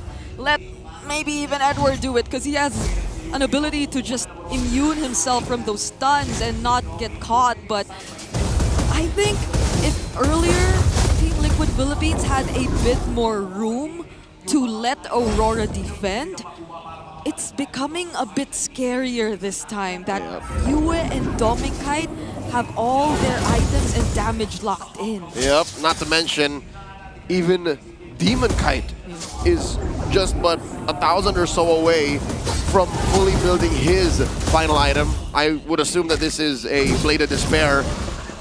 So that means RORA is in fighting form. If we do get to that point, which I'm guessing is what, the 21-minute mark? So just in time for this final Lord, which again, I'm not counting on RORA will get. Because look at the map, something that we haven't really been talking about much. Liquid structures are untouched. Oh yeah. Not a single turret. It's that bad. And even the placements of the arrows and every single member of Liquid, honestly, because Oheb's always opposite where the others are. Sanji, the way he just places all these arrows in areas where Aurora could just walk through, so they always have an idea of where they could potentially be approaching the next objective. It makes it so hard for Aurora, who, based on their lineup, just naturally need to walk towards wherever they want to go. Oh my God, they catch two! Oh, it's a flicker from Sanji, but a failed attempt to assassinate Dominkite. A pickoff just in time for Aurora. Overextension from the Lone Stallion. Not in a while has a nickname been so ironically perfect. Sanji was left out to cook. He flickered in for that. I think that's not the kind of Lone Stallion play we're used to seeing. Not like this. He's not here for the Lord. He's not gonna be there. Okay, Sanford picking up the Oracle, but still they're one member down. Oheb, does he want to join this? This is the best shape for Aurora to actually go for this major objective, but they have to keep eyes on the Filipino sniper. He might get away with this split push, the rat strat. He's actually forcing a reaction. Who's gonna work and deal with the waves? You know what? Edward? I think it's worse than what we think. It might not be a split push. He might actually intercept whoever goes to defend. Oheb makes himself known, visible. Lord being pulled in by Carl. Lord at an 8th of its health. Yep, they denied Aurora from potentially blitzing the Lord. Now Carl's holding it. JP catching the Star Shutters and even the Thorn Growth, but the damage has been too much. Phantom Execution already committed, and the AOG is used as well. All right, Light holds the Pixel Brush away from the Apex Predator. Dominkite pulling in. Oh, Demonkite's very low. He wanted to recall, but Sanford just keeps checking the brushes. And now it might be Light. That's the target. Oheb just in time. Stunning Light. Taking him down, and Carl TZ takes the Lord. Baby Cakes doing work. Looping RORA. Round and round. Defend down bottom. Take the Lord. Defend the base. Steal this objective, and Aurora couldn't make a decision. Liquid score their third major objective. What was the thought process of Oheb during the entire time? I thought he'd be a bit more pressured to join because they lost one member, but he just stayed down bottom, pushed the waves, and made Aurora let go of the objective. I think all the more he had to be as annoying. He had to be that much bigger of a menace to influence RORA's decision-making and to muddle their thought process. Because, look, Sanji's missing. I have to make up for both fighting with the Lord and this push down bottom. I'll do both. Yep. Oh, does this arrow land on someone? Dominkite fortunately gets to dodge it, but that's a good seal. Astral Echo revealing multiple members. Phantom Execution in. Demonkite briefly gets taunted, but is this enough time for Aurora? The deal with the Lord! And we're jumping in, stunning multiple members. Demonkite just waiting for Carl, and they take him down first. Sanford could only do so much when he's left alone. Oheb and Sanji have to run away, but he gets caught by the Star Shutter. Immortality won't be popped, but they have to let go of Sanford. Massive predictions from members of Aurora, considering where the vengeance might go. The dashes of Sanford, 2 free kills for Aurora, kicking Liquid out of their base. Sanford and Carl are nowhere to be found. Not for about 40 seconds. And they might just go for this one-way push to take the most that they can after Liquid's turrets being untouchable for how many minutes now? These three can't defend from the 5 on Aurora. Look at Oheb from the back line. What's the Filipino sniper gonna do? AOG! AOG from JP, but they get to burst him down. That's the immortality already popped. Does JP get away with this? It's a no! Oheb still hiding. Oheb, what's the plan? Star Shadow throw. Now Dominkite! Oh! Was that the way of the dragon dodged? Yes, it was! In a split second, Demonkite got to dodge! I could have sworn Oheb was gonna go straight for Doming, but instead it's Demonkite who flushes him out of the brush. No one taken out from Aurora in their attempt to go straight down mid. Lord spawned. RORA doing a little bit of homework, cleaning up their base as Sanji spots Dominkite. The Dominkite T40. Still not over it. How do you dodge a Way of the Dragon that was committed to you while he was inside the bush? But Sanji trying to look for targets here. Demonkite holding the Lord. Phantom Execution, spent in, Glory's Pathway. Oh, Sanford now is the target. He gets to use the final slash, but he doesn't survive for long. Now Aurora gain access to Carl. What can Sanji and Oheb do? Oheb coming in! Demonkite dashes through! But he gets stunned by Light, and he doesn't get to do his full combo. He's just trying to escape, but Demonkite finds Sanji instead. The chef gets cooked. It's a 3-man coalition from Liquid. RORA hunting Carl down. And with the flicker Star Shutter combo, the GOAT is taken down. Yue doesn't miss Lord to Aurora. As if the entire 20 minutes weren't in favor of Liquid.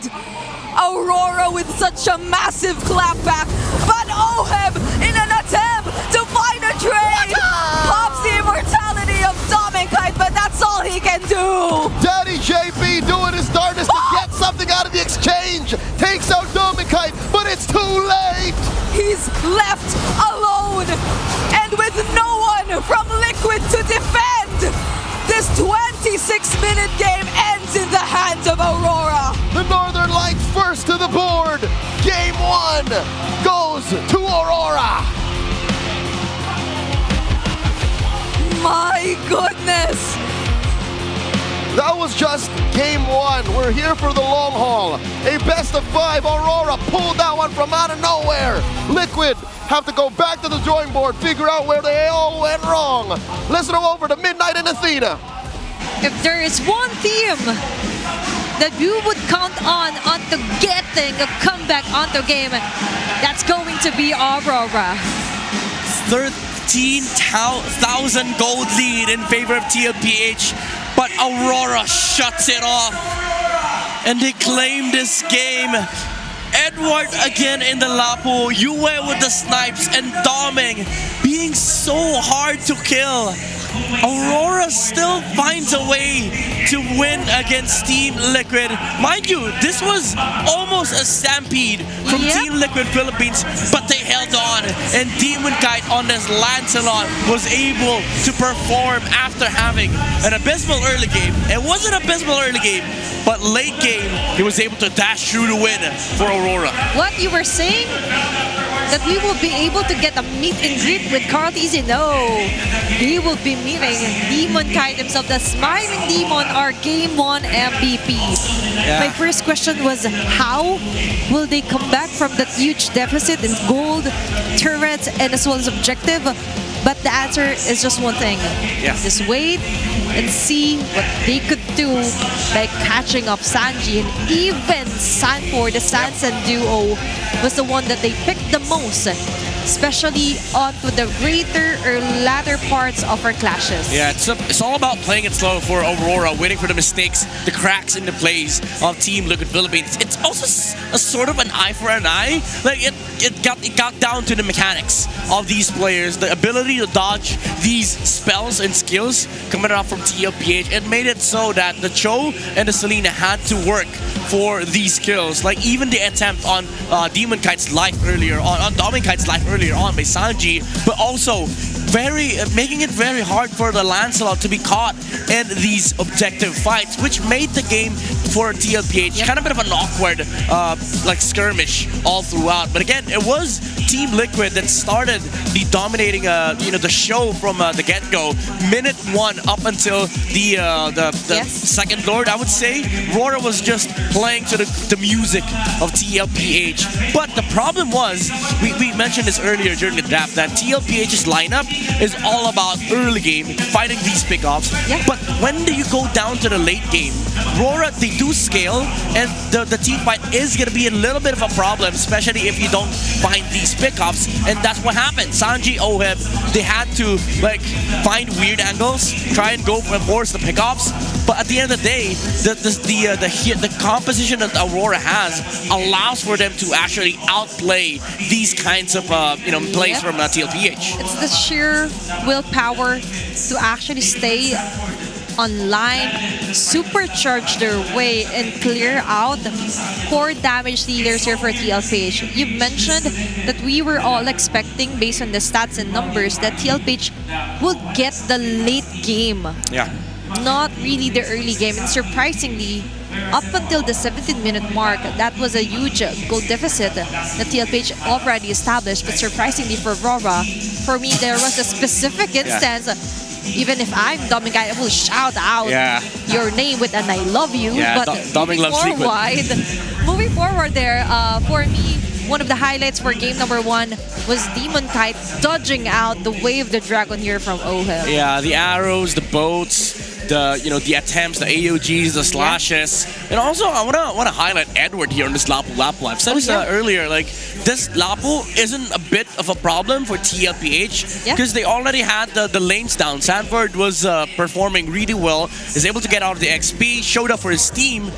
But the problem was late game, the assistance of having the Navaria and the Hylos allowed for the Lapu to actually find these targets, because there will be people that will force out these dashes coming out from TLPH. And I do have to say that even though Oheb played an amazing Cho game, this wasn't the spectacular Cho, but he was able to pressure the side lanes, force Aurora to react, get these crucial pickoffs. But at the end of the day, you lose the late game aspect, because now you're all Carl Teasy. So it was Aurora against the Yi Sun Shin up until the late game, and all Light had to do was force the traceless, and then land the glorious pathway with the astral echo from US, so that they are able to find the Yi Sun-shin out of position. And Edward, we saw that in the last clash. Yi Sun-shin or Carl TZ was so out of position that Edward just gave chase. Yeah, he took the opportunity. Yeah. Didn't waste any single drop of it. Moving forward here for OHEB, you mentioned that this is not really the traditional way or hero here for OHEB. Yes, he did a great job, but to compensate with that is you have the mobility. What? But what about the late game? But looking at their big four titles here, still going to be our BPI rich guy is going to be Carl TZ, because it really matters the most, the early facing, but it's all about the situations wherein TLPH was a bit too, let's say, a bit too greedy. Yeah, overzealous. You mentioned that was somewhat of a funnel strat, not considering that RORA is the kind of team that doesn't care when it comes to gold caps or even network caps. Yeah, this is how almost impossible that comeback was from Aurora. The big four came from Liquid Philippines, with Carl TZ leading the GPM charts and being the BPI rich guy. But at the end of the day, conversion was the problem here for TLPH. There was too much flex. Yeah, sure, they took advantage of having the Cho in the early game. They were able to like stampede their way through the mid game. But at the end of the day, you have to still take down the base, which they didn't have, because I mentioned this during the draft.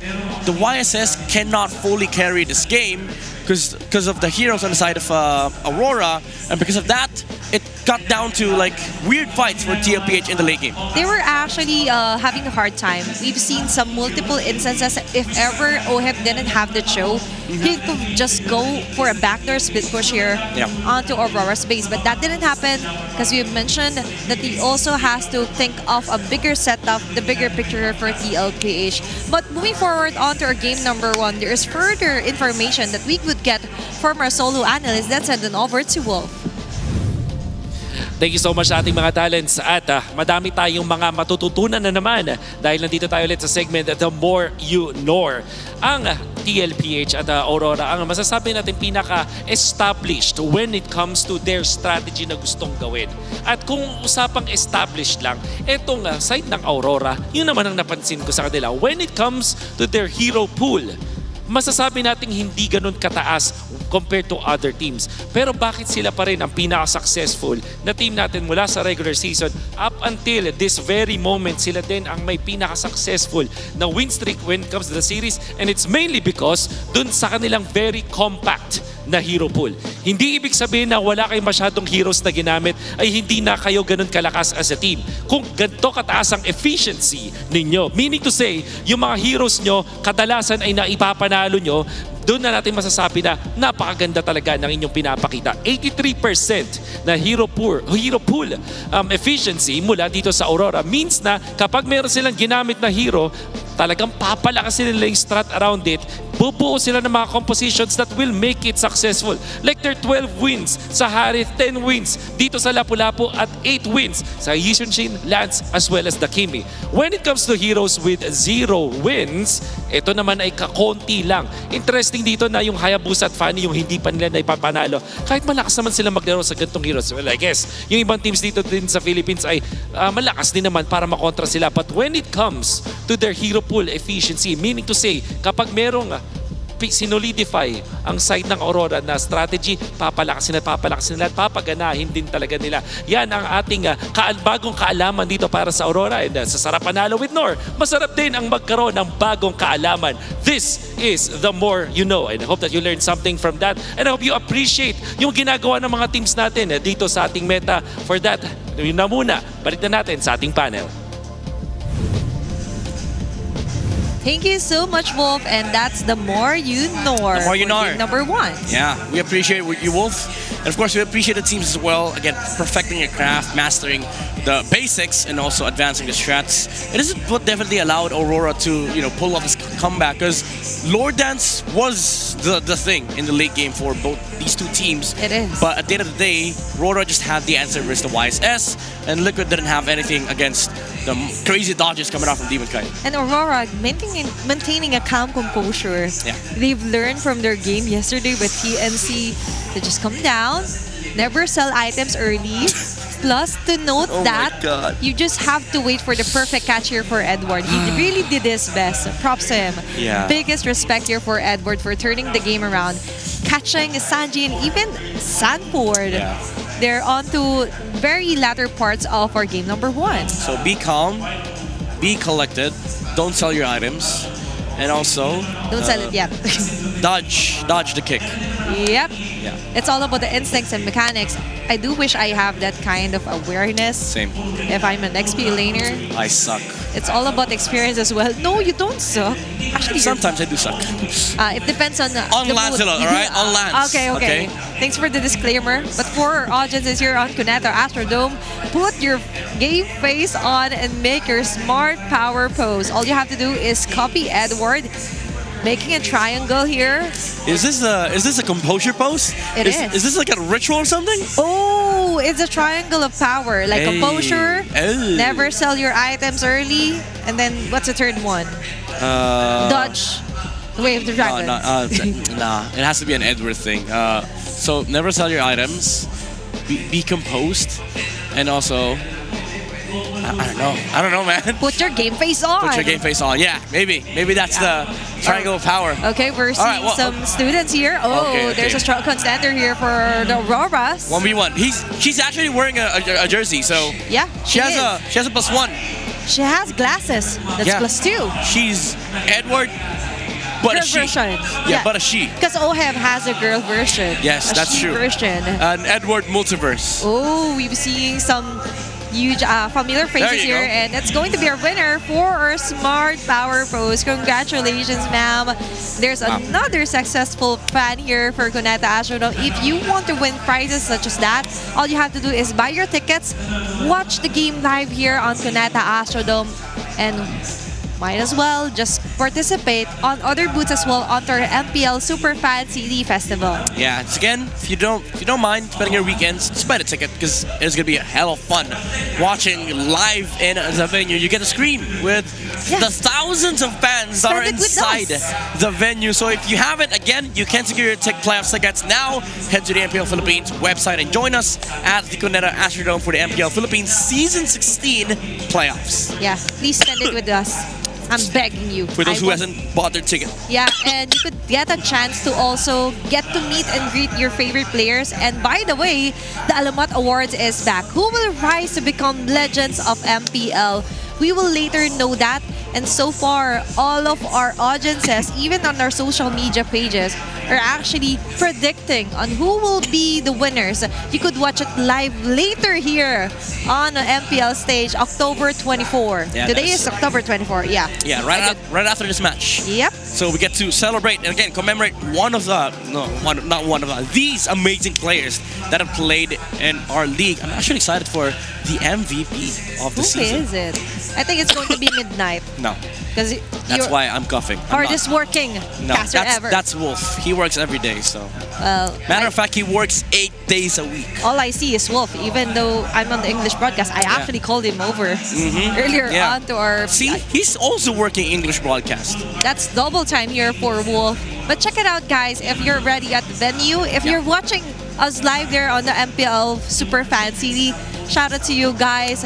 And I do know that our second match is also sold out match really? as well, from what I've heard. So let's check out for first match. Obviously, if you're seeing our backgrounds, some have already taken their restroom breaks, preparing their clappers, their banners, and as well as regaining composure of their cheers. Edward, the Edward composure. pose. Okay, yeah, composure. they're doing this while they go to the bathroom. That's not right. Edward. That's not right. No, it's a Zen mode. It's okay. It's a ritual. Yes, It's a it's a ritual here for Aurora. And going back to the game, surprisingly, everyone, I've also seen a glimpse of the comments. They were actually like, oh, this is automatically a TLPH game. And speaking of TLPH, you're going to be on the blue side for game number 2, Midnight. There's a lot of pressure for TLPH for sure. They almost won game 1. I don't know how the talks went on with TLPH. Of course, obviously, we're still working here, so I haven't had the chance to talk with these players. But again, these talks are very important because gotta reset.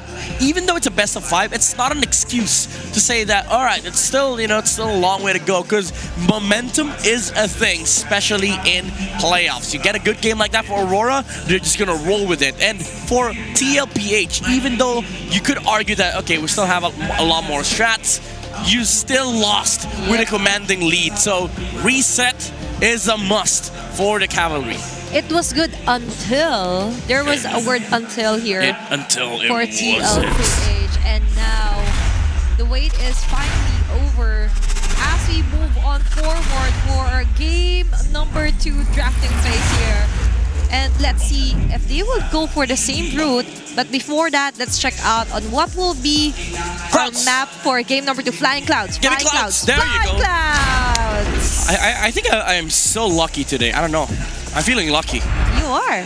Are you feeling lucky? I do feel lucky. I'm with you here on the English test. Okay. And let's see if your predictions will reflect also here on their game 2 drafting phase still. The Harik and CC ban here. Wait. And straightforward backshot approach, and then Yuzong and Lancelot ban here for Aurora Midnight. Is this Aurora giving TLPH the Yisun Shin? Like, it's I dare you. Yeah, it's both the Yisun Shin as well as the 1-1. First time this happened, TLPH won with 1-1 and no whip. I think it was a match against ONIC Philippines. So Aurora, they have a lot of things to consider here. Yisun Shin, 1-1, and then there's also the Zu Shin. The TLPH has not shied away from taking first. Yep, and now they're actually baiting out the Jushin pick here for TLPH. They could actually go for an Arlot still, a first prior pick here for TLPH. There you go. But it's going to be here for Sanji. Quick predictions here, Midnight. Farsa, maybe Farsa or Kimmy, and then potentially Gatot or Grok for line. I don't mind the honestly. I don't mind the Grok against Zushin, because you are able to sort of immune and even counter the Zushin initiation, because if you trap the Zushin, she's forced to use the Crimson Beacon because she has to dodge the Tectonic Charge. Or might as well get the Lapu again here for Edward. That too. If you want. And a Lapu is very viable option in terms of Flying Cloud statistics, but sorry, I don't have the papers. But moving forward here, the Gatot Kacha would be a nice deny pick also if you're on the side of Aurora. But let's see, as I'm hearing it, it's going to be an Arlot and a Ranger here.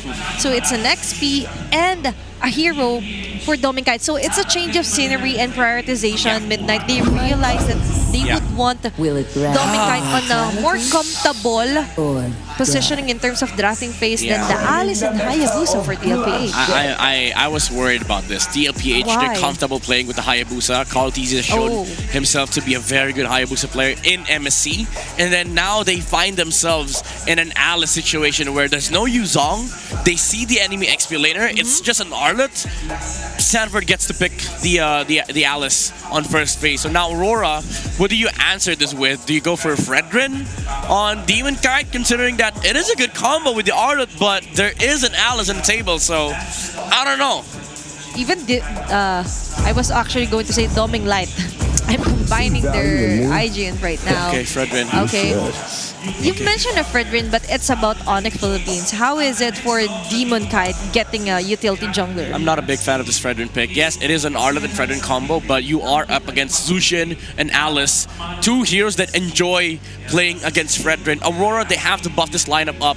They have to have huge damage on Mage or, well, Roam. I don't think they would go for that though, but Kimmy and Farsa is still available, so I think Aurora might want to gun for a Red 4 Farsa, but TLPH, they will have the opportunity to take it away. Thank you so much, and now we have the most pick heroes for Flying Cloud. So there is the Lapu for the top 5. Yeah. And still on None of them here, by the way. None of them here. None of them here. But still, none of a 1-1 for game number 2 and the crowd. Okay, yeah, that's a good ban. You mentioned this. Yeah, that's a good ban. That's a good roam for Aurora. That could have been a good roam for Aurora for the same reasons that we've said they needed damage, and also it supplements the the idea of being able to counter the Zushin while also attempting for the Red 4 bait. Because what TLPH could have done was give them red 4 possibility of the Grok. If they don't take it, TLPH runs away with an Alice Grok combo, but they don't have the opportunity to risk it, so they needed to take it away. That's too much of a giveaway if ever they don't ban the Grok. And for sure, Master of the Basics have already foreseen that. And now for our red 4, or rather, last ban here for TLPH and a possible red 4 for Aurora. It's going to be the mid laner. Oh, okay. And interesting. An interesting ban of a Franco as well here for TLPH. I think they trust Sanford enough to deal with the Farsa if ever it does show up. Even the Kimmy, honestly, for Yue. Kimmy, Cecilia, and Farsa, those 3 are good picks. You don't Eve here. They go for Gatot, so they save the best for last. They don't have to because they had to rush the Gatot because TLPH could have taken it away. But even then, I think you could run this lineup with a Hylos for TLPH on JP, even the chip, honestly. For me, for TLPH, if they do pick the chick and it's a Flying Cloud, to be honest, there are just not much differences. So it's more familiarity in terms of where. Yeah, it's more about the draft. Where, than the map. And the mechanic as well, and the Respo when it comes to Hylos. Hylos, and then the Moscow here for OHEB. What? I mean, late game, and it's also OHEB. So Moskov, good matchup against both the Granger, decent against the Arlet, but I swear this would have been a good carry game, honestly, for OHEB, but they go with the Moskov and then the Kimmy for you. I am feeling lucky today. Matter of fact, 1-1, let's go. I think it's your day. It's your lucky day. Yeah, it might be. It might be. Yeah, let's see if Aurora will also have a lucky day as they luck in the Kimmy mid lane here for Yue. Interesting choice as well here for the Moscow for OHEB, but it's because it's OHEB. Yeah. So it's possible. I would have preferred, honestly, the carry, because I think the Moscow is much too slow. Because the carry would have been useful mid-game. OHEB, he has to farm till late. And Aurora, they do have early game comp, so there is a window where RORA could actually punish TLPH with this gritty lineup. Let's see if the streak will continue here for Aurora Gaming. As we move on forward for our game number 2, Upper Bracket Finals. TLPH still missing a point. Let's head on over to the land of the Endcasters. It's your time. And I don't think there was enough time between game 1 and now to recover. We just came from a 26-minute slobber knocker. Leo and Brigida bringing you the second game in this best-of-5 series. Team Liquid Philippines looking to recover against Aurora. This was a surprising draft we're seeing from Team Liquid, mainly because it's a bit too obvious that they're trying to maybe play for the late game, and stats show that they don't really perform that well when we're past the 18-minute mark. This was an in-depth discussion you had with Hans in the panel over yesterday's matches, but also just to juxtapose the thesis on Midnight's draft. Oh my God, Yue! Okay. I think Aurora's draft, if we're gonna revert to something closer to pre-Project Next, looks better. Because I'm surprised that this Gatot Gacha went all the way through the second phase without anyone banning it. That's true. It's a mixture of them prioritizing the picks they really want to deny first, taking away the Arlot even from Sanford in the first phase of the draft, but it's not like they weren't able to prevent the Alice from coming into play, but then again, it just adds to how farm heavy Team Liquid Philippines and their composition is overall. So I don't think we'll be seeing them as aggressive to start things off, but at least they have a lot of ways to just deal with the macro and prolong the game as needed. But hold on, if it's about aggression we're talking about, I think Carl TZ wants to show us that. Light looking to be the target here, and Ogi shadow kill committed just to take first blood. That was a 3v2 fight that Demon Kite had to walk all the way through, and he just did not make it in time. That's just kind of the cons you have to live with if you have a Fredrin. It's been a hot minute since we've seen the Appraiser make his way into a game. Yeah, and it's understandable if you're Aurora that you get to extend that much. You have a Kimmy on your side, and the mid lane supposedly really favors whoever has the Kimmy in their lineup. But it seems like Team Liquid might not get to contest this. Carl soloing a small camp, and Light could not stop him. I got his eyes at the minute. So despite all that, Light still has his eyes on Carl TZ, not exactly letting go of where this, I'd say, all over the map Hayabusa is. Yeah. Because even just now, before that first blood, he already showed us how aggressive he wants to play this game. Maybe even being one of the main players to play aggressive in this entire lineup that we're seeing from Team Liquid. That's right, Carl TZ's Hayabusa is a thing of beauty. If you talk about his best heroes in Season 16, I'd say Lancelot, decent shit, and then this Hayabusa action breaking out in mid. Oh, Throne of Ruin for Sanford catching 3, SOD also landing, but the Aurora joins it. Edward doesn't land the final slash, but the AOG's bang! Appraiser's Wrath. Sanford gets taken down. JP might be next. There's just so much hold from Aurora. The Alice is just a sexier Uranus. Yes. Emphasis on Uranus. At the end of the day, no matter how sustainable you are, after your Throne of Ruin, oh, the perfect vengeance to evade and cancel out the Ogi Shadow Kill. It's not a flicker, but it acts the same way. Hold on, Oheb!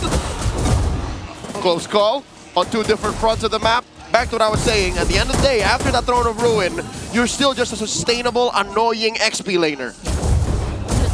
That's about it. You stand in front of everyone, you try to annoy them, but if they have enough damage, then what do you do next? Oh my goodness! 3-man stun! The 3-time MPL champion stops the forward momentum of 3-hero Dominicai! Oh, but what Oheb doesn't know is that there are 3 members of Aurora waiting for him! I don't know if it was just perfectly timed or predicted by Aurora, but that was painful to watch. Call it a sting operation.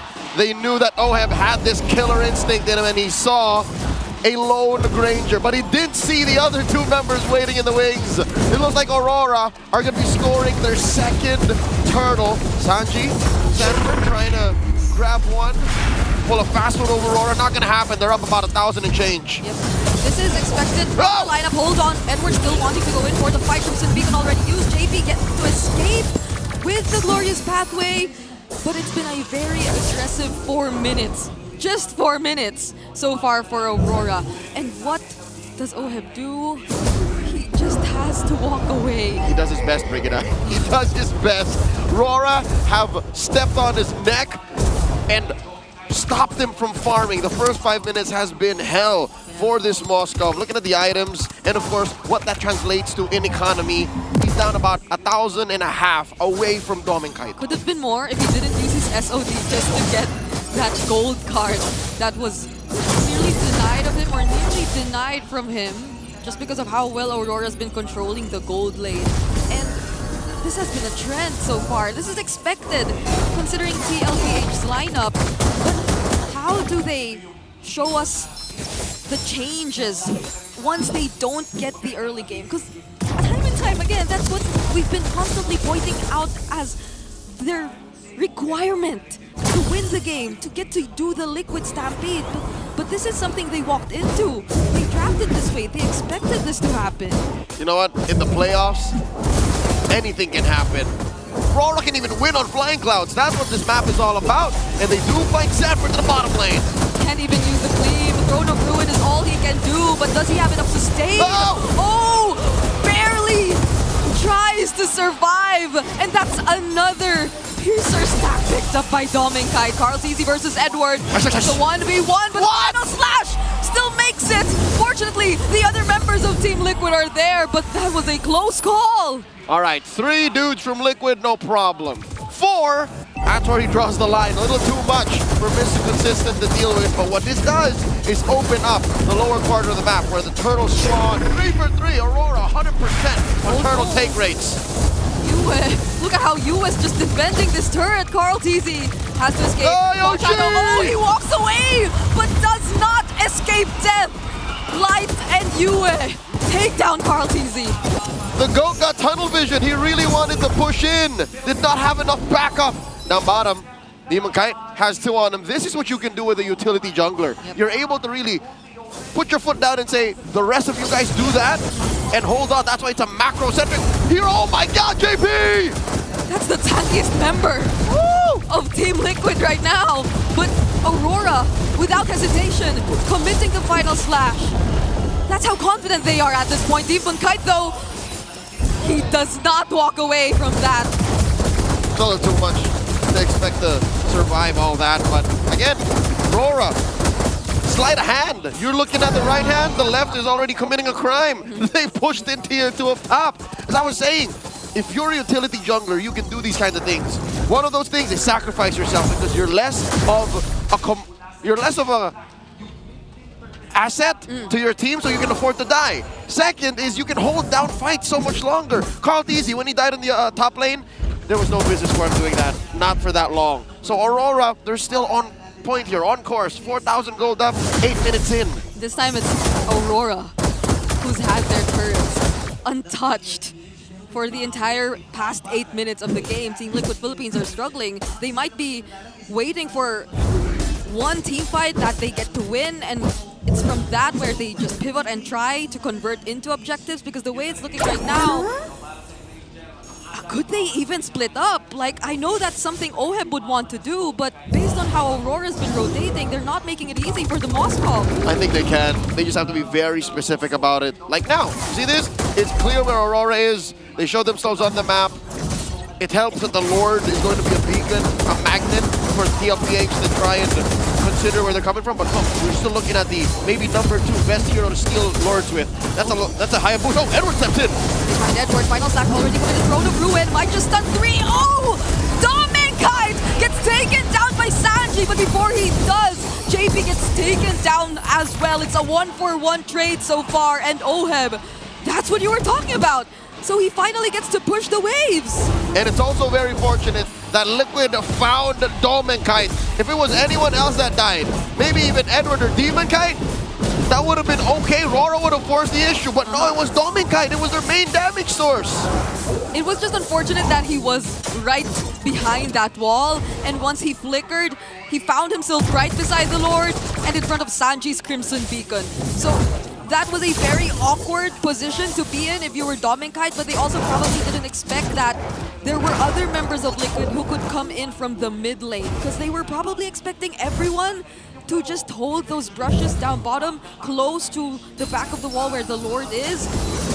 So now, it's a second chance for Aurora to potentially take this. I think it was premeditated. Liquid really cordoned off RORA's exit to compromise Dominkite's positioning, and then in turn they killed him. That was really good for Liquid. Now, Demonkite finds that taunt.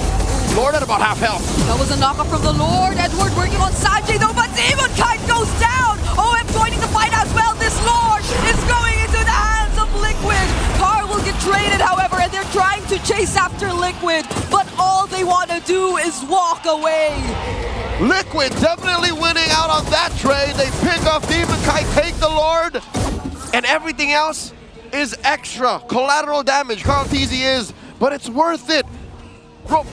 RORA did not see this angle coming. I didn't see this angle coming. I think Liquid just worked their way into closing this gap. 4,000 gold cut down to just 1. I think it was just normal movement from a Fredrin, from a utility jungle. It was the right thing. You switch targets, you stand in front of everyone. But where did the damage even come from for them to burst him down that much? Or I also think the Lord knockup had something to do with it, because it was an unexpected timing of Lord knockups that helped Liquid try and be a bit more aggressive.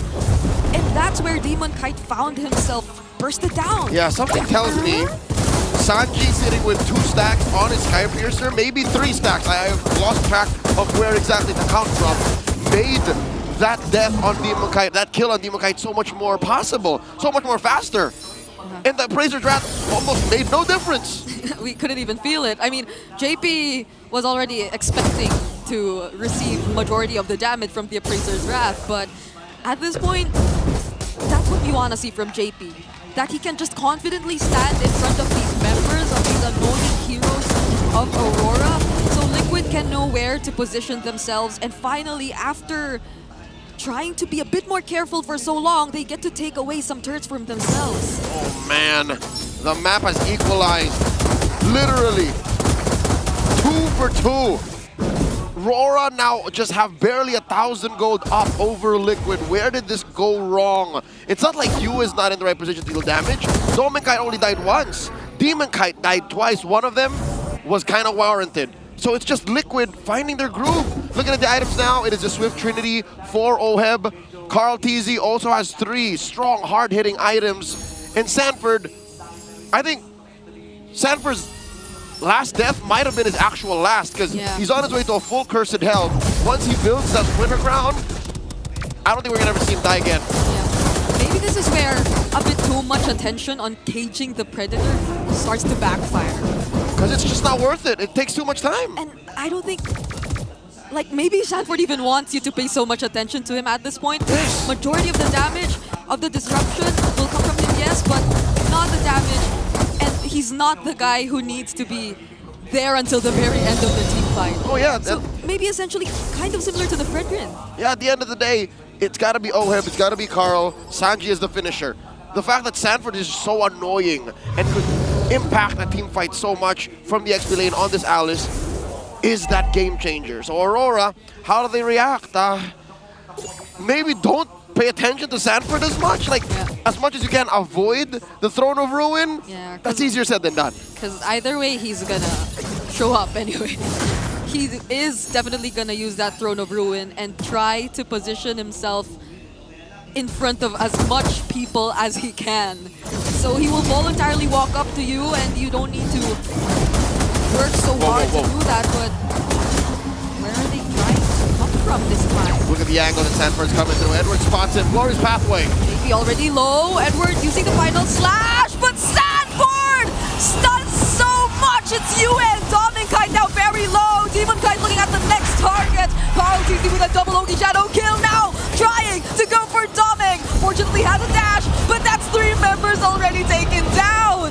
Easier said than done isn't even the start of it. Sanford almost single-handedly helped Liquid win that fight. 3 for none, the Throne of Ruin, everyone on a trampoline. Aurora have to defend. What do we say about Sanford just walking up to everyone and making it easy? And now they're trying to just take as much as they can. Dominkite defending. Oh, the Wind of Nature already committed. Sanford blocking the bullets. But that was such a great defense from Dominkite too. Rora lose 1 inhibitor. Almost lost mid. They're gonna lose their purple buff. Liquid are up 3,000 gold. Oh my lord, how do you stop Sanford? It's not like he even built his Winter Crown. He Brigitte, you said it right. You said it best. He just walked up and said, what are you gonna do about it?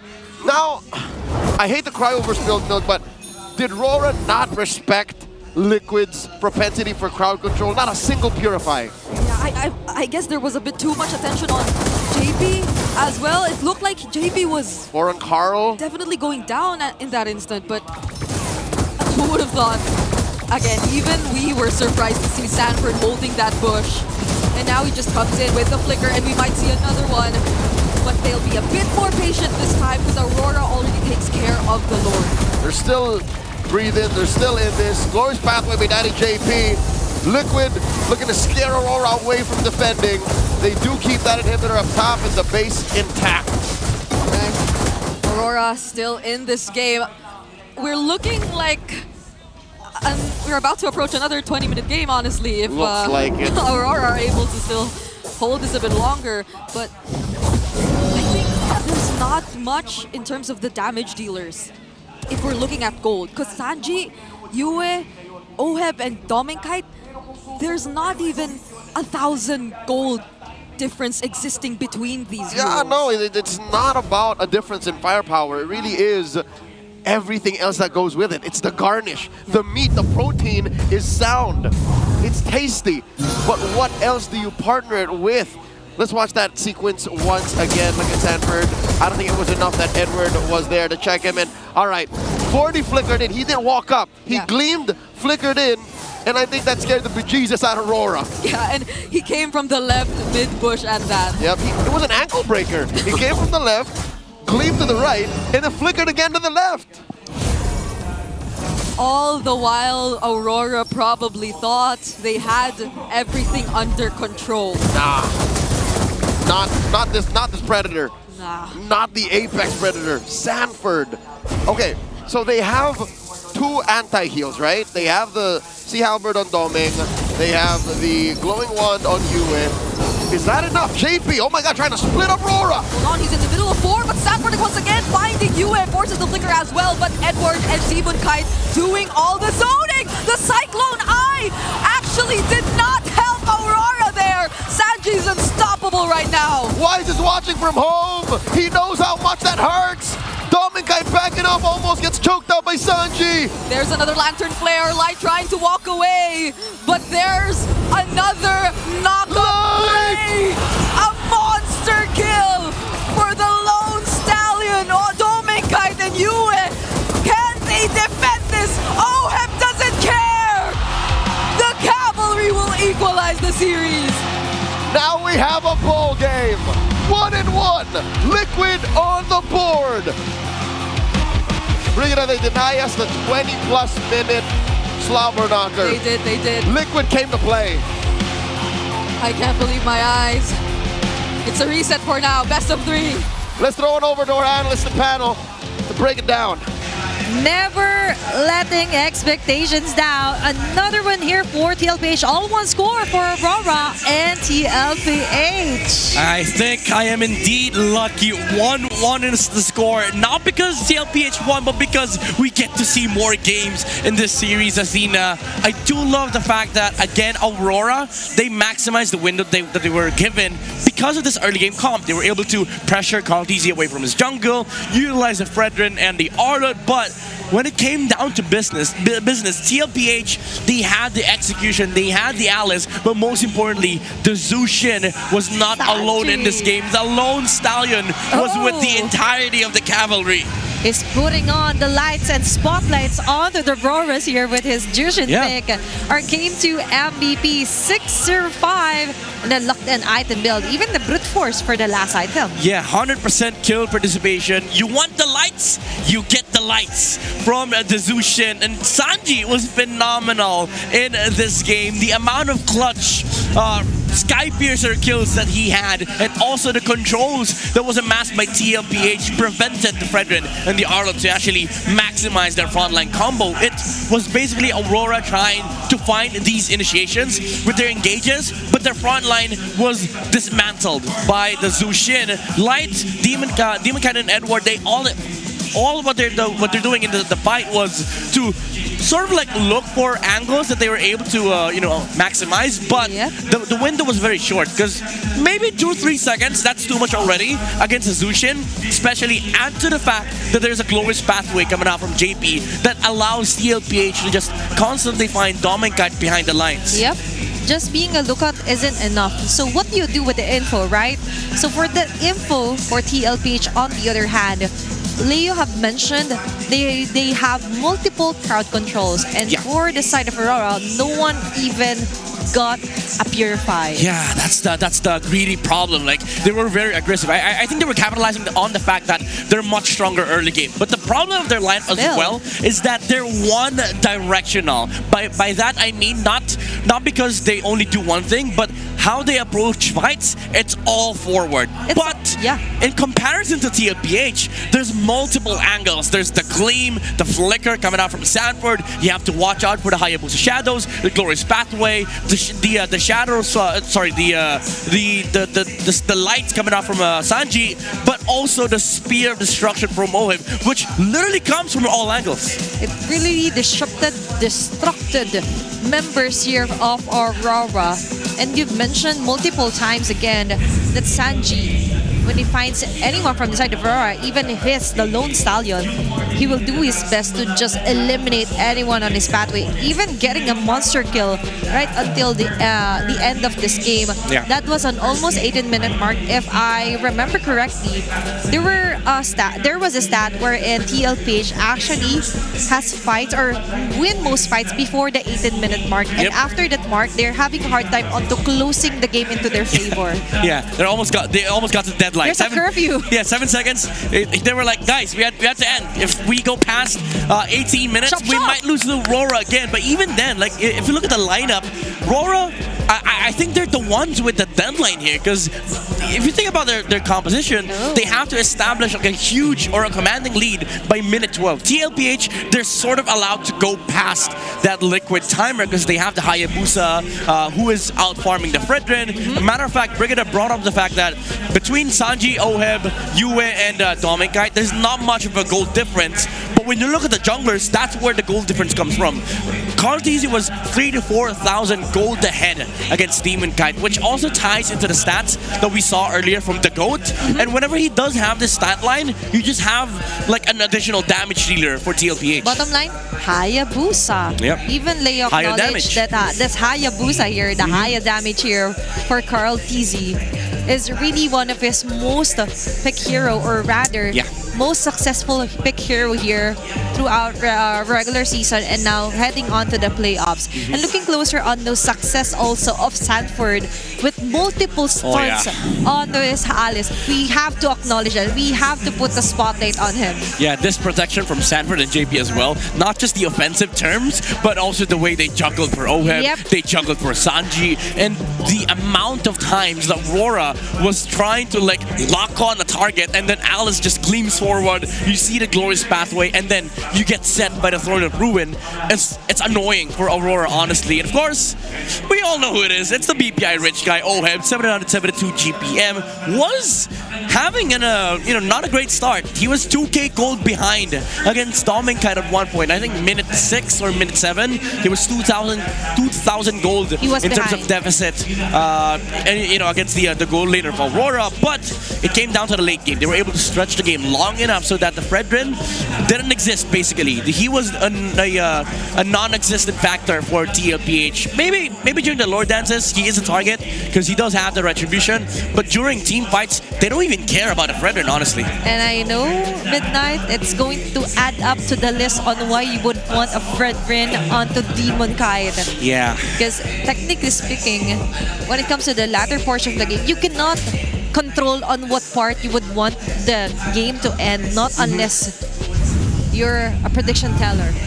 But no, you're not. So for Aurora, they need to think of let's say a plan B, a safety net in case all else fails. And for that round, it's going to be a successful defense and a successful point here for TLPH. There's a world though that I think MTB would still consider like utility junglers, because you might say that it's still okay. It just came down to execution, because the turning point was when Sanford hit that massive Throne of Ruin in front of the turtle, which allowed TLPH to just sort of play the map, allow for the Moskov to farm up, pressure side lane. So maybe game 3 they would still keep an eye on those Fredrin picks, ban out the YSS and the Lancelot, because I think that makes the game fair for both sides. Yeah, and to be honest, if you have a highly mechanical skilled player like Demon Kite, you would want to put him on a jungler heroes. It could better fit the whole persona of Aurora. Finish off being dominating, being superior, like establishing your supremacy all around our playoffs.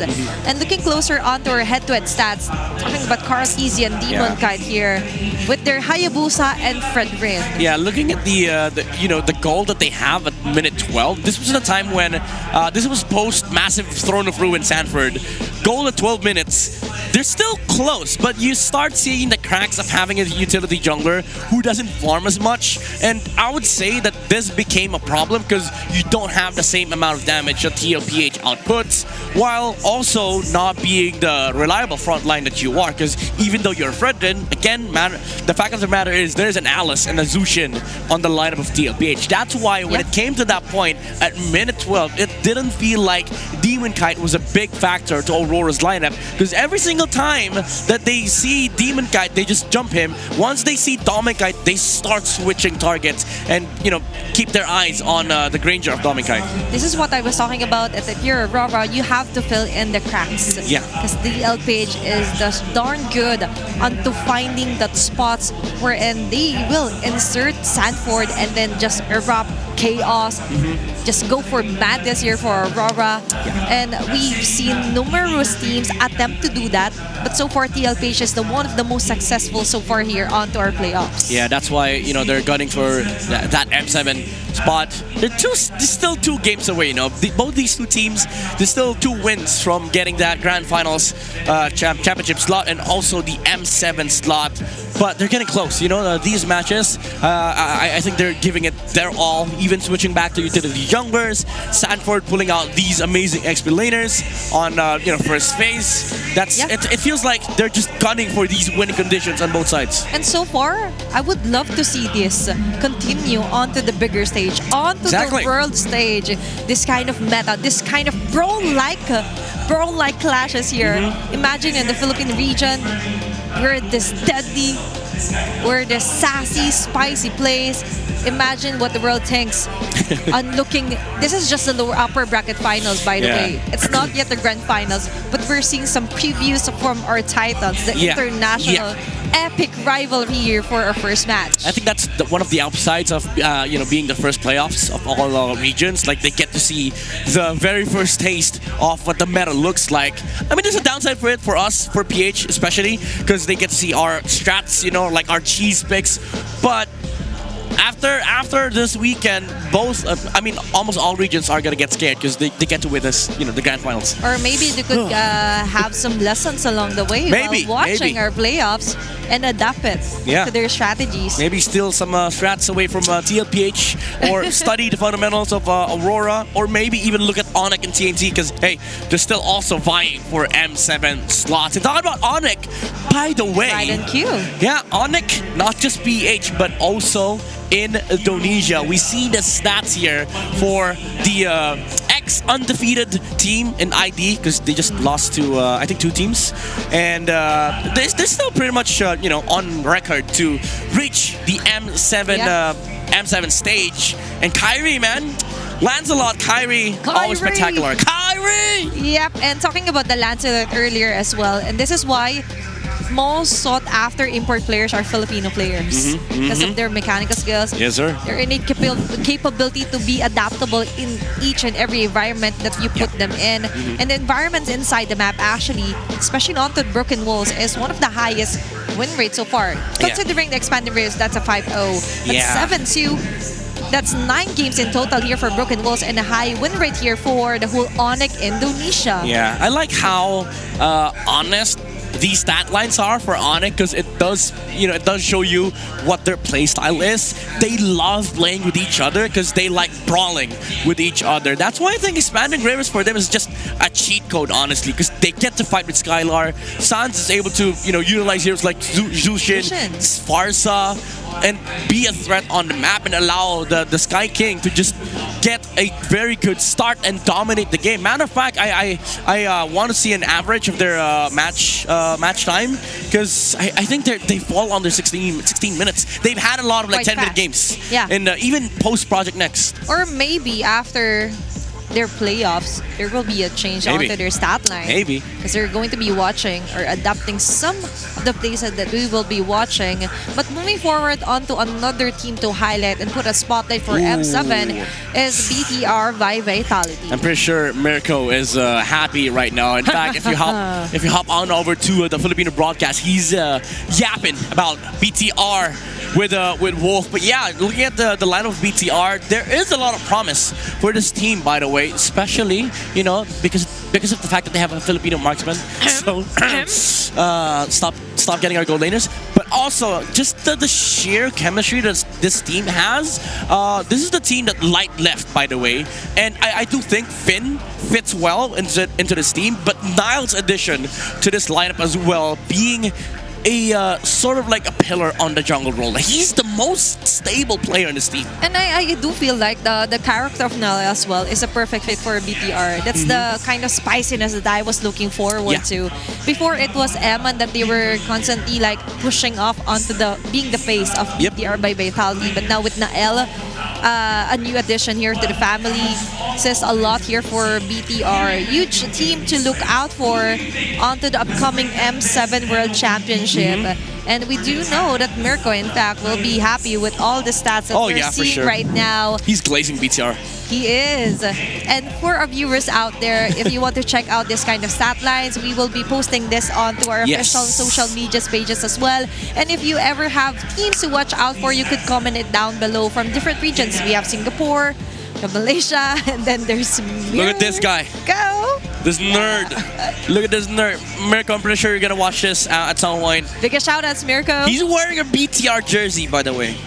He ain't scared. Such a fanboy. Such a fanboy.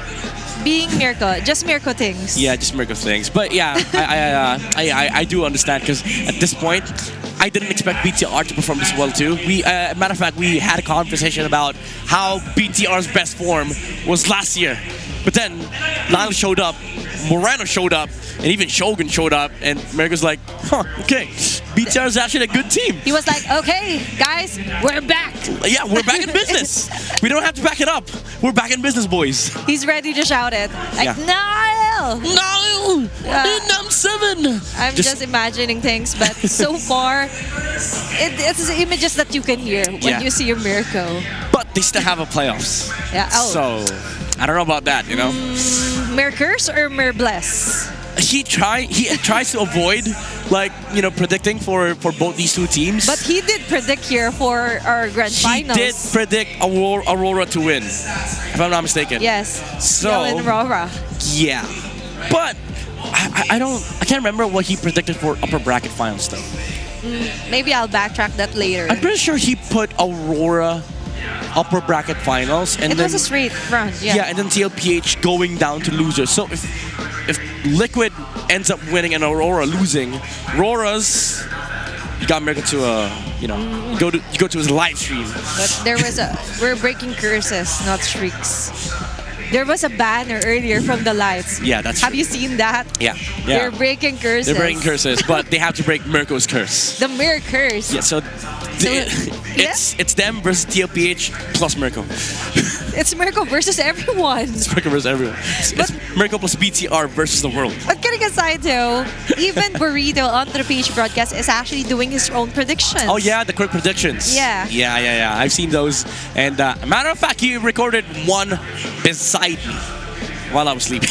Yeah, and even onto our first day, I don't usually do predictions because of what happened onto M6. Yeah, you don't. I don't want predict. anyone to like, Atina, what's your prediction for M6 or M7? And now, moving forward, the first team to win this upper bracket finals will be your first M7 representative, and that's why it all interconnects onto which region will be the strongest. But of course, it's going to be the Philippines. But aside from that, who? That's not a prediction, by the way. It's a statement. It's a statement, by the way. But you don't who's get to contest going to be the team for our country? Yeah. To send off to Jakarta, Indonesia. Yeah, because that's the only remaining question. Like, which team do the other regions get the favor of being graced with a defeat? You know, like no, I'm just kidding. But what I'm saying is that there's still ample of time for other regions to prepare against these teams. I think that's it. I think that's why it's also an upside to have PH go first on the playoffs so that you get to prepare. But the problem is, even PH gets a lot of time to prepare because M7 is next year. Yeah. January next year. And our playoffs ends even before November starts. Very perfect timeline here for our Philippine representatives if ever. Plus, not only that, for TLPH, they're eyeing that golden road. So a lot is at stake here. True. We've mentioned that Light is trying to negotiate some terms earlier by let us win. Bro, come on. Get us to finals. We want to get. It's a win-win. You get to represent the Philippines. Yeah. Still complete the golden road if ever we give you the grand finals. But that just isn't how this works. But now, how it works for game number 3 is Aurora going to be on the blue side here. Yeah. Being the first pick, and so far, the prioritizations onto the hero mid. Let's discuss that. I wonder if they want to hone in on the early game aspect of this this lineup, because even game number 1, I think Liquid was the one focusing on late game, and Aurora didn't really think about it. They still ended up winning, but I don't think they were happy with that kind of win. So they switched to early game tactics in game number 2. Problem was the Alice was too much, and the Zushin from Sanji was just destroying the Spreadrin. So there might be a couple of adjustments from Aurora for game number 3. Maybe they still retain the Fredrin, but also add some late game heroes to the mix. Let's see if there will be a change onto the map as well. I think it's going to be Dangerous Grass. Oh, okay, right on cue. You're feeling lucky. Feeling lucky today, Athena. Oh, that's a good stat line for these two teams. 100% win rate here for Aurora 2-0, and even for Team Liquid, it's quite high. Yeah, 75%. But what matters here is that they actually get a dub. So Aurora removes the Yuzong, they remove the Yuzong Gen 2. So TLPH, they get two choices here. Either they ban 1-1 or they ban the Lancelot. But Aurora, I think they're expecting to get the Lancelot for themselves. But even then, there's a lot of trades for TLPH. The Karthis can just take up the Hayabusa again on Red 3.Maybe they even first pick Granger and Granger Gadot just for two picks. Just to take away the momentum here for Dominica, although it's already been broken for game 2, because for first and second game, so far it's still a Granger Prayo here for Aurora. So just not to make it too obvious that you're like nurturing too much or you're protecting Dominica so much, and now for TLPH, it's up to them to try and get the deny, or Aurora gets a hero as early as an Arlet here for Edward. They were trying to trap TLPH into thinking that they're gonna get the Lancelot. So yeah, first pick Granger, because they don't want the Granger going over to the side of TLPH. But this does favor TLPH because we just came from a game where both Yushin Shin and the Lancelot was off the table. So now TLPH, they get to pick whether they take the Fredrin or they take the Hayabusa. I think the Hayabusa is the safer route because I don't think you go Fred Arlet here because there's still the Phobius on the side of Aurora. I do agree with you with the Hayabusa pick, considering that this is a Ranger, and just give the Fredrin to Demon Kite if you're TLPH, but if you're Aurora, might as well just don't pick the Hayabusa. We want that for Demon Kite. And a hero for Sanford, I believe, Alice? will be a perfect opportunity. But Hayabusa and Lunox Midnight. I think the idea is you can't go Uranus, you can't even go Alice on the side of Aurora. This is smart from TLPH. So I think for Edward, you go Lapu or Arlet, but the problem is you set up such good heroes for Sanford that he gets to decide whether he wants Alice or Phobius on Red 3. TLPH being consistent onto attacking Mr. Consistent here for Aurora. Such a good draft, honestly. You cannot just ban out heroes here for Sanford if you're Aurora. You have to consider with this first pick, Lunox, that you have to be capable onto being buffed up, and a buffed up Fredrin and get that catcher here for Aurora. Yeah, Athena, he gets to pick Alice again for Sanford.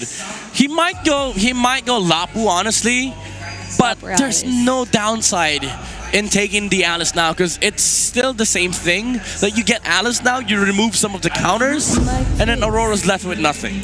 So you go Alice, and now they remove Lapu, there's no Yuzong anymore.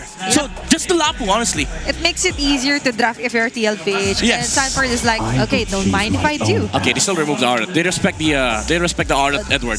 Arlet Edward making miracle plays with the finals. Vengeance, actually. The Vengeance is the Vengeance plays, the cream of the crop here for Aurora. And now, there are certain heroes like the Lapu still viable, but in my opinion, you could just go for the last pick here for Edward and look at what the Red 4 will be for TLPH. Yeah, they have to sniff it out. But for Aurora, I think Kimmy still works here. Kimmy, Farsa.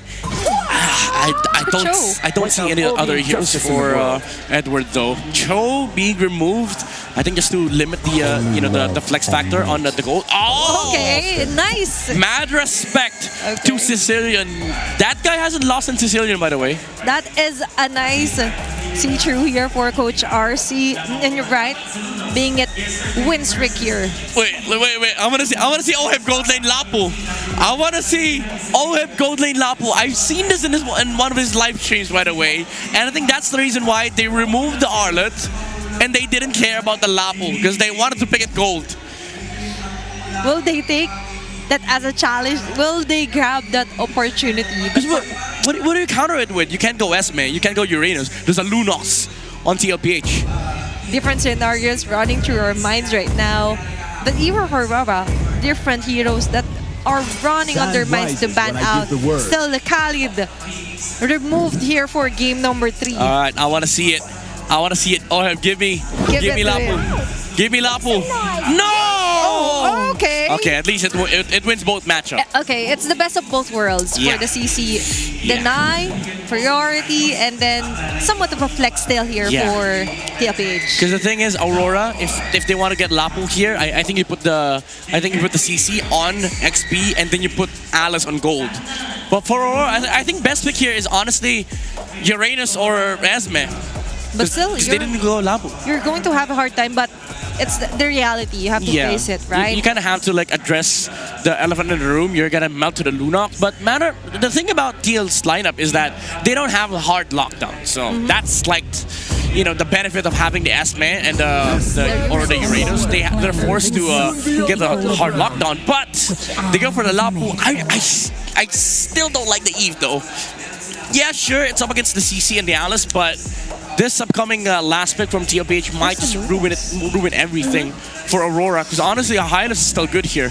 Considering it's also the dangerous grass for Eve, it's also one of the heroes that I find it having a hard time when it comes to multiple ganks. Because for an Eve, all you have is the flicker, then the ultimate for the slide shield. But after that, you're so vulnerable to the attacks. But they've gauged the situation Midnight, and maybe they found more pros here for Aurora. And then the Hylos for Daddy JP. Gold lane CC here for OEB. It's such a good draft for both sides, honestly. Even though I don't like the idea of the Eve, the thing is, Yu is on the Eve, so he's gonna make this work. But he has to. This draft from TLPH just allows Carl TZ to go wild, honestly. And looking at their index as well. Yeah, it's all TL. It's all about TLPH. Yes, you have card controls for Aurora. Yeah.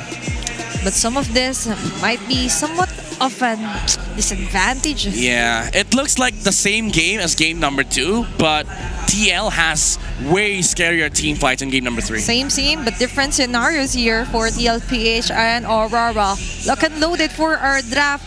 Let's head on over for our game number 3. Who will get another point? Casters, it's your time. You know what? I agree with Midnight and Athena. In addition to the draft, the way Liquid played in game 2 definitely dictates the pace. They have the momentum going into game number 3. And I also have to say that I'm really Legends. feeling how much Coach RC wants to get his revenge back. He's been so commendable in terms of drafting for how many games in a row now. It was a bit surprising to see the Lunox immediately come in, but for the past few games, it's been such a high priority. But for Sanji to go this route, I'm hoping this is still signature aggressive Sanji, but that's a bit more balanced compared to game number 2. I think it's signature aggressive everything for Liquid. Looking at the early game start, RORA posting up towards that Little Wanderer, stopping a majority of Liquid from crossing over. Even this XP Crab coin will be contested very hardly, and JP coming in, looking for a sneaky pull. Can confirm, ladies and gentlemen, it is an undefeated Lunox in the hands of the chef, the lone stallion, Sanji. Yep, but it seems like they're really trying to make things a bit harder for Sanji. Yue on the Eve clearly has the range advantage, and they're probably gonna stay like this for a while. That's right. More on Aurora's draft before any more action breaks out. It's a very M4 looking draft. Like, look at it. Look at it. These heroes are old school. Yeah. Just now we had this, or I was asking you about, what was Sansan looking like again back in M4? Because now Sanford, it seems like the heroes are becoming a bit similar to that, but Sanji's been sticking with a very particular hero pool. He's been using less, I think, even compared to last season. So there are just certain options on the board for Sanji. Yeah, if you ask me if this version of Liquid looks close to how they look when they won in Jakarta in M4 a few years back, it's It's very different now. They've definitely grown. Turtle already very low. Okay, Shadow kill. Going to ruin just in time, but it's still not enough for Carl to steal away the objective. Oh! Now Sanford has to go down. Fool me once, shame on you. Fool me twice, shame on me. RORA learned. Not like that, 4D, not again. He spent everything. The flicker, the Throne of Ruin, did not work this time against Aurora. Not so fast, RWM! And the AOG to try and provide a bit more pressure. JP could not get out of that. So Aurora have been using so much, but OM down bottom. Can he take down Domingkite? It's not going to be enough. Vengeance committed too, but Doming survives. That is elementary MLBB. When a vengeance is popped, you just stop. Stop. Hands off. Move away. No means no. Don't attack. Don't Sanji. do it. Oh, okay. Synchronized shrieks. Yes, he is not having a good time. Next level synergy. Across the map, they're not done! Sanford, Gleam gets to keep him safe, but Carl cannot farm in peace.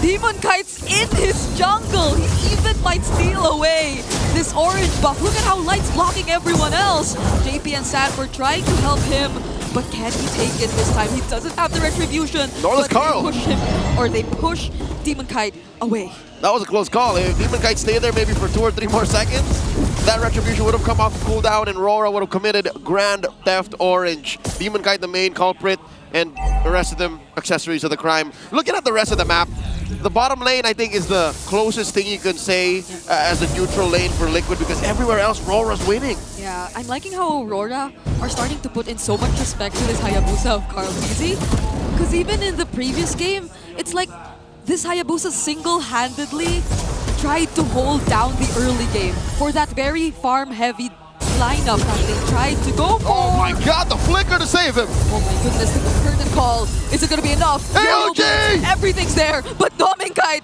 under the turret will not fall. Bring it up. That's still a good chunk of damage reduction. They changed a lot of things in Project Next, but not the gold lane turret shield damage reduction. Turtle now at a 1/5 of its health. I think RORA can easily secure. Even when Light had to respond to what was happening down bottom, Edward and Demon Kite were more than enough to take this objective freely from Liquid. But there's another conceal play. Does Oheb sense that there's something going on? Yep, he does. He had Daddy JP to check for him. Yue already made himself known, and then Light just flushed out those bushes. RORA up by 3,000 gold, under 5 minutes. This is a great start for Aurora. Yeah. What happened in game 2, I think, woke up a beast in him. I agree.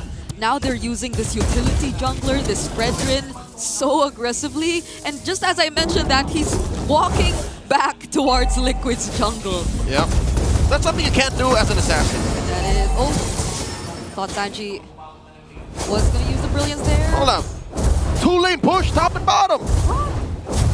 The cavalry got a little cross-eyed, like they didn't know where to defend. That was free. Is this the effect of just how good the pressure is from Aurora? That their jungler doesn't feel as free and that they are a bit more pressured to provide some assistance to Carl Tizzy? I think, yeah, the answer is simply yes, because Liquid, look at this, they are a team fighting lineup more now than ever. The other game they had a Moscow, so they could have split the map, but now they just really want to convert. They really want to win big and then take turrets. Without winning big, they can't take turrets. Oh no, Carl! Oh!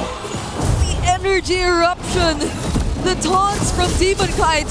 Now they gain access to the purple buff. Embracer's Wrath is dodged, but not the real world manipulation. JP gets stuck inside, but Oheb's just trying to do what he can. But they inevitably have to let go of that purple buff. They stole away Carl Tizzy's buff, and they go straight for the turtle. Demon Kite closing off the entry to anything from Liquid. No contest, even for this turret in mid.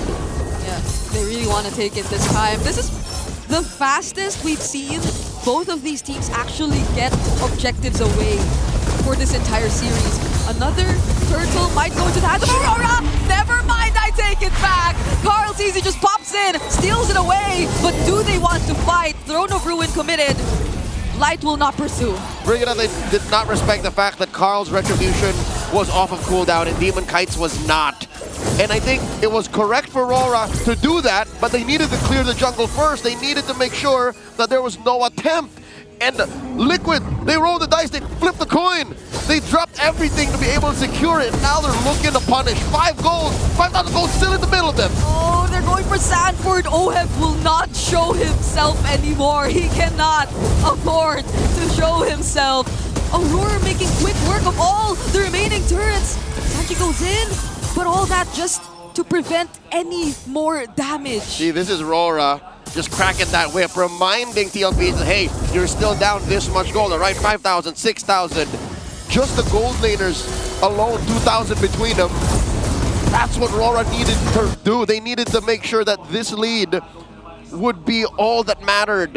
And the fact that they did not check that little avenue, that little entry from Liquid side of the jungle to that turtle pit meant all the difference. So, you know, it's a final turtle. A little bit of mojo boost for the rest of the cavalry, all the fans here in Cuneta watching the blue side of the arena. Well, technically the red. Let's look at how Liquid can clap back, all right? Number one, stealing objectives. It's clear that CarlTZ has it in him. He got that dog to steal stuff, but are we waiting for Sanji to come online? Because Oheb, sure, is a gold laner, but he's a fighter gold laner. Is Sanji going to be the next in line to be that, you know, clean source of damage? Yeah, I guess if it's Sanji we're talking about, he just needs to watch out for Demon Kite. Like, if he does go in, or maybe not just even Demon Kite, the real world's there, the Unbreakable's there. So positioning, as you would say to any Lunox user, is very, very crucial. They cannot just go in and make themselves vulnerable to Aurora, because that's going to be one of their main strengths. It's just blocking every single member who wants to dive in. And that's why the Lone Stallion is keeping himself scared. Look at where he's positioning himself. Very far away, hidden from RORA. They'll never know where this Lunox bomb might come from. That's Sanji DD. Turtle at half health. Yeah, but Yue's holding this brush too. Lord, rather. Here we go. Oh, now Sanji goes for Yue, but the damage doesn't seem to be enough. Edward jumps in with a Raven Spider as a response, but Light, he's holding CarlTZ down. Sanford touches the Appraiser's Wrath just barely, and Oheb goes in from behind, but for some reason, Carl, he's bursted down. And Oheb goes as well. Where one baby cake goes, the other follows. Sanji, the only one left. It's a 2v1, Yue and Edward chasing him down. Sanji tried, we saw it. He did, and he was doing the right thing up until the rest of Liquid could not hold the line. Again, a huge gold diff. Items just were the main factor, firepower, and that's why Light was able to push back 3 and delay the inevitable. I think he even had to use his flicker there just to get close enough to Yue, which we might get to confirm in this instant replay. Which again, we will keep saying, oh, he didn't use that flicker. So it was just in this moment where he used it to find the right target. The final reposition. Oh, he got to take down Donald, but the damage, even when I think that... Okay, maybe we talk about that later on. Demon Kite takes the Lord. Edward holding down 2 AOG from Light. But will this be enough? Throne of Ruin already committed. CarlTZ's the first to fall. Not like this, says Aurora. Not again. As Demon Kite takes down 40 after taking Edward. It's a wipeout pending. Vengeance committed, but does that keep him alive? It's a no. A wipeout by Aurora. The blinding lights stumble into the Stallions, and the Stampede is quelled. A Lord and 5 kills over to Aurora. Now they will definitely be clearing the outer turrets, possibly even the top lane turret, base turret of Team Liquid, and that's exactly where the Lord is approaching, but there are no Holy Shields left. Even bottom lane still standing. About 40 seconds left for that to make it work. Make it worth it to protect. In Aurora, they know that this Lord won't stand for too long. Liquid are in the danger zone. They are in self-preservation mode right now. I just gotta say, I can't recall the last time CarlTZ got his hands on his purple buff. And that's probably making things a lot more harder for Liquid at this point. Sanji just trying to defend this mid-lane base turret. But they're struggling to do just that. Liquid, again, the way that they've been so successful all throughout the later half of Season 16, even in the playoffs, is fighting in the paint. They like to really give it to their opponents and then, with conviction, dominate them. They convert. They don't steal. They don't try and go through technicalities and slip through the cracks. They convert. And they just haven't been able to. Again, one thing you mentioned is the purple buff. Honestly, if Carl DZ can't get his purple buff, that means he can't get to the rest of his jungle. That means he is so down on resources. And what's scary is that even if he tries to just look for pickoffs and potentially trades across the map, Yue and Dominkite, I believe, have winter crowns. So even when there's a chance of a potential pickoff, that's just not gonna turn out good for Liquid. Nothing. Shadow kills, forget about it. Brilliance into a Darkness Blast, forget about it. Hell, they've already learned Sanford's propensity for an ankle breaker Throne of Ruin. It worked in game 2. They were able to steal a game from out of nowhere, a stampede through RORA in an 18-minute bout, but not this time. Aurora are choking Liquid out of these major resources that they so badly need. That was such quick adjustment from Aurora just after that game. They're no longer caught by surprise, by any Throne of Ruin, by any Shadow kill, not even the quad shadows. They're able to time their reactions perfectly. And I actually take it back. I stand corrected. It's not because of the lack of Purify. Liquid just went too hard and too fast. RORA can actually play this way. Flicker their way out of that Throne of Ruin. Lord Dance began. Light with a conceal. Who's he looking for? Carl DZ seems to be the target. Unbreakable land onto him. Edward is there, but he does not use the bravest fighter just yet. Oh, look at Sanji and Sanford. This is already enough to provide some zoning. Sanford decides to go in too, though, but Light can just AOG out of there. But he spots Sanji! Edward commits the bravest fighter, Lord of the Eighth of its health. Oh, now they're after Dominkite, forces out the Winter Crown, but the Throne of Ruin again landing onto multiple members, and Carl! He gets the objective for Liquid, and they're fighting back! Oh, have both fitted out for Demon Kite, and that is Sanford gleaming on out! He doesn't get to escape, and Sanji, he's trying to look for more! Brilliance Blast takes out Dominkite, and it's just Edward and UL left. They take out JP. The GOAT stands alone. He can clear the waves, but Yue and Edward, what could the plan be? The Lord is spawning right now, and they might not get to push any further. Carl still taking him on. Edward's all alone, receives majority of the Ogi Shadow kill, but he's so tanky. All right, Edward here is doing his best to distract Liquid from taking that purple, and it's already too late. Yue yeeted away the purple buff once again from Carl TZ. Let's check out that instant replay, that moment, that play that led to this very moment.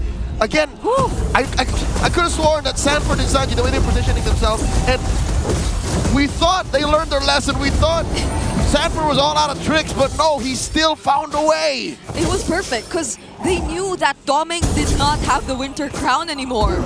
And I couldn't even recall when Yue used his, or did he just choose not to? Oh, that's the moment he used his. There it is. So that's why he survived.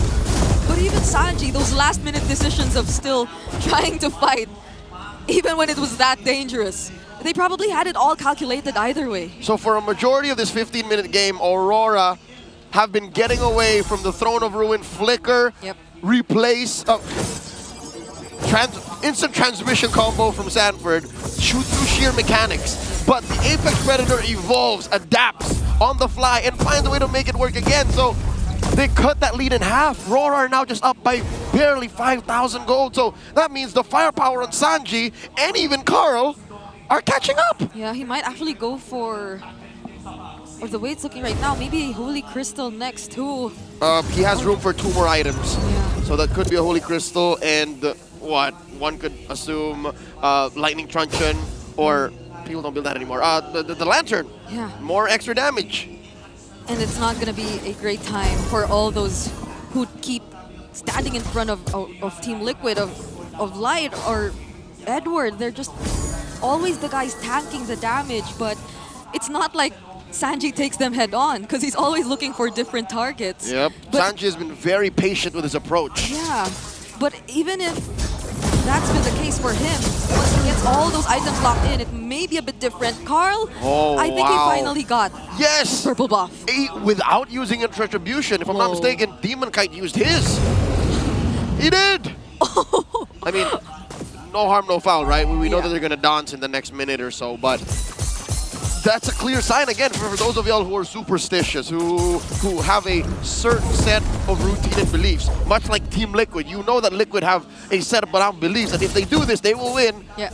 If Carl TZ gets his purple, then maybe this changes things.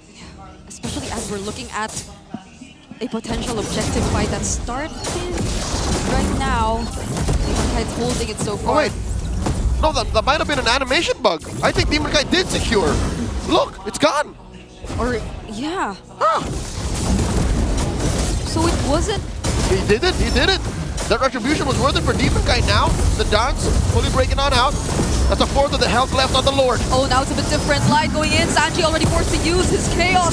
But Demon Kite, while those were happening, he just took the objective for Aurora. JP, can he get out of this? Oheb still not going in. Now he does. But look at the real world manipulation.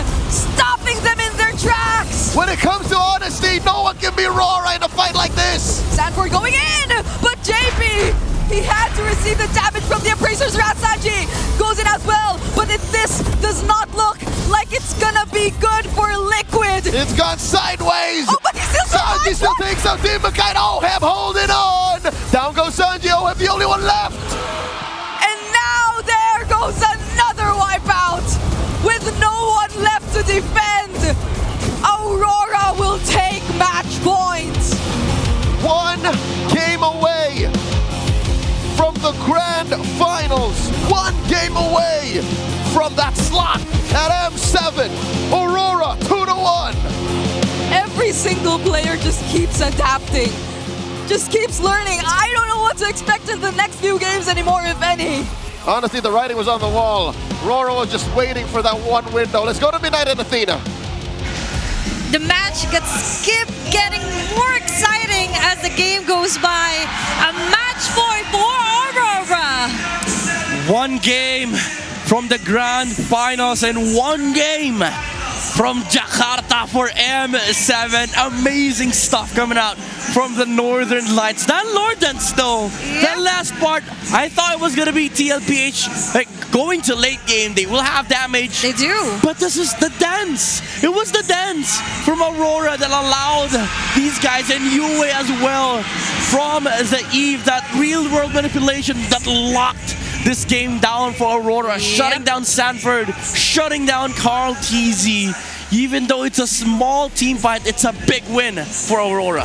Bow down to Yue. What an amazing performance. Plus, they were able to polish off their mistakes from game number 2, which in fact for game number 3, very consistent, and as well as Demon Kite able to outmaneuver, deny buffs from Carl TZ himself. Yeah, I mean, even though TLPH looked like they would have answers in the late game, the positioning from these RWMs or real-world manipulations from Yue were immaculate. But also, just the overall early game presence coming out from the Eve with the supplement of having the Fredrin on the front line, they were able to sort of scare Liquid away from these resources that Demon Kite was just taking.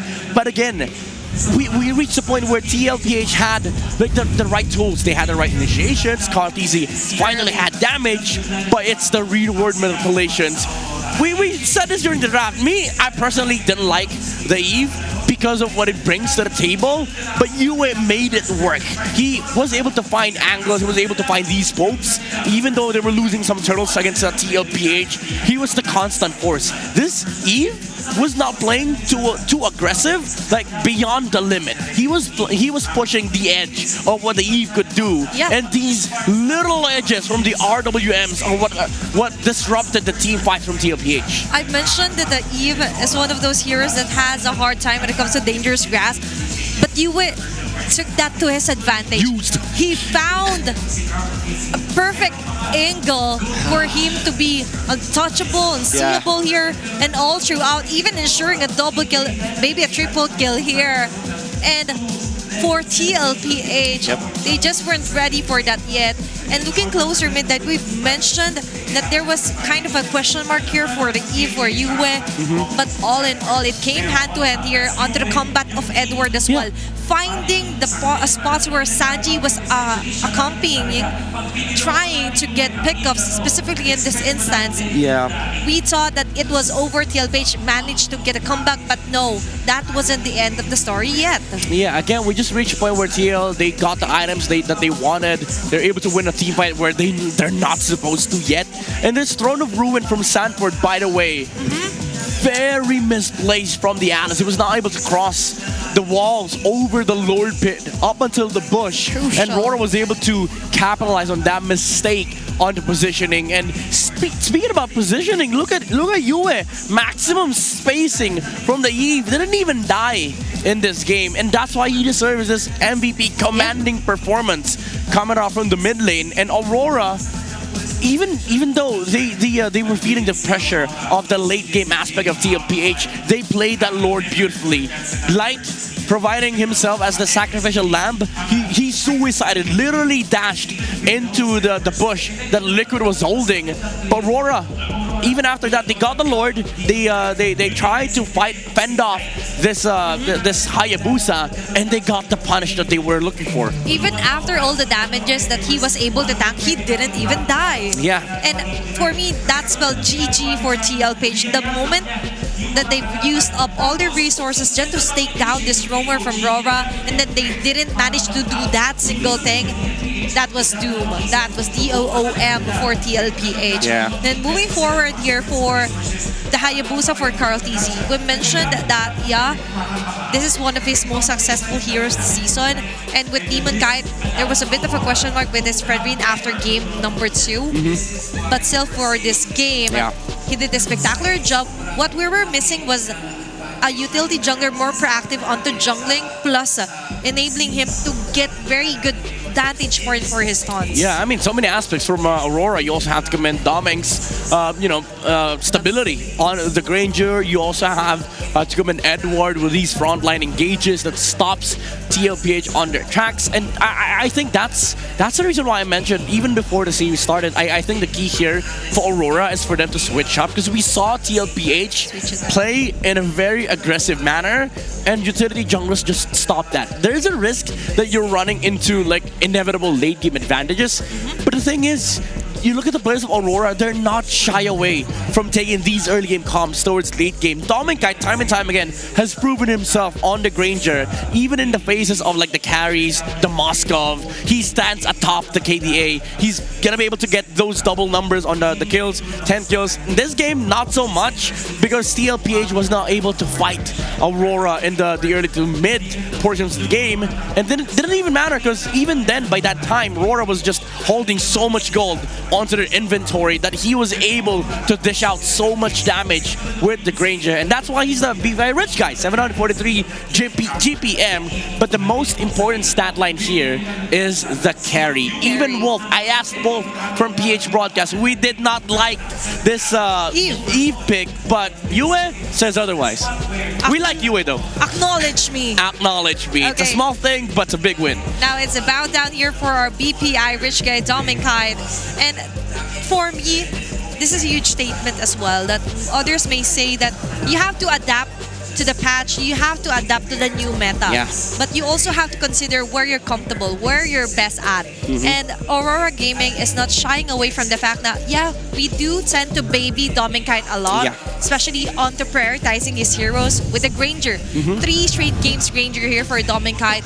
But if it works, why change it, right? Yeah, it's also come down to now a battle between strategy and tactics. And Aurora's been pulling off a lot of crazy strats before, but they got down to stability, which they preferred, and now they switched it up again. They put utility junglers on Demon Kite, and so far, their strat has worked against the cavalry. Yeah, the patch or the meta doesn't necessarily mean fighter onto gold alone, but also switching up onto other roles as well. But to further elaborate onto what happened for game number 3, let's head on over and throw this over onto Wolf. Napakagandang senaryo na naman mula dito sa Aurora when it comes to maintaining their box.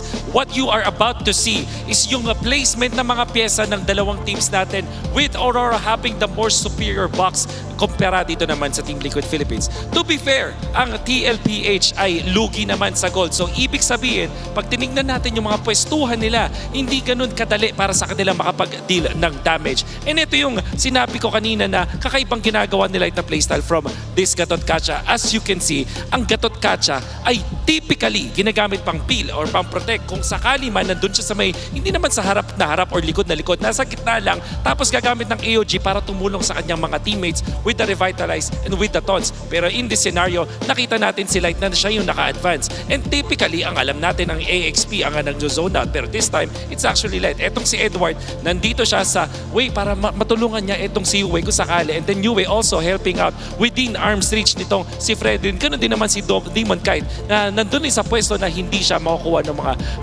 kanyang mga kalaban. And to be fair, etong TLPH, napakaganda ng kanilang plano heading into this match with Sanford nailing this one in the back. Napakaganda ng initiation as Light just utilizes the strength of his hero to be the zoner dito sa laban na to. And then eventually, papalag ang mga members ng TLPH. Makakahanap sila ng opening dito sa Lord fight na to. Pero makikita pa rin natin na si Light ay nakatakas and then eventually, si Yue na ang makakakuha ng magandang usage ng kanyang ultimate in this team fight. Of course, nakita natin yung Winter Crown usage mula dito sa ating idol na si Dominic Kite. Napakaganda na kanyang performance and this Eve ultimate that sealed the deal. Hindi na natin kailangan tapusin pa itong clip na to dahil alam nyo na yung mangyayari. Eventually, TLPH will get a little bit of win in this team fight, pero etong si Yue, napakaganda ng kanyang placement, nabigyan siya ng way para mag-snowball, binigyan siya ng chance ng Aurora na maging malakas at hindi niya sinayang ang opportunity na yon. Balikan na natin ang ating panel for game number 4.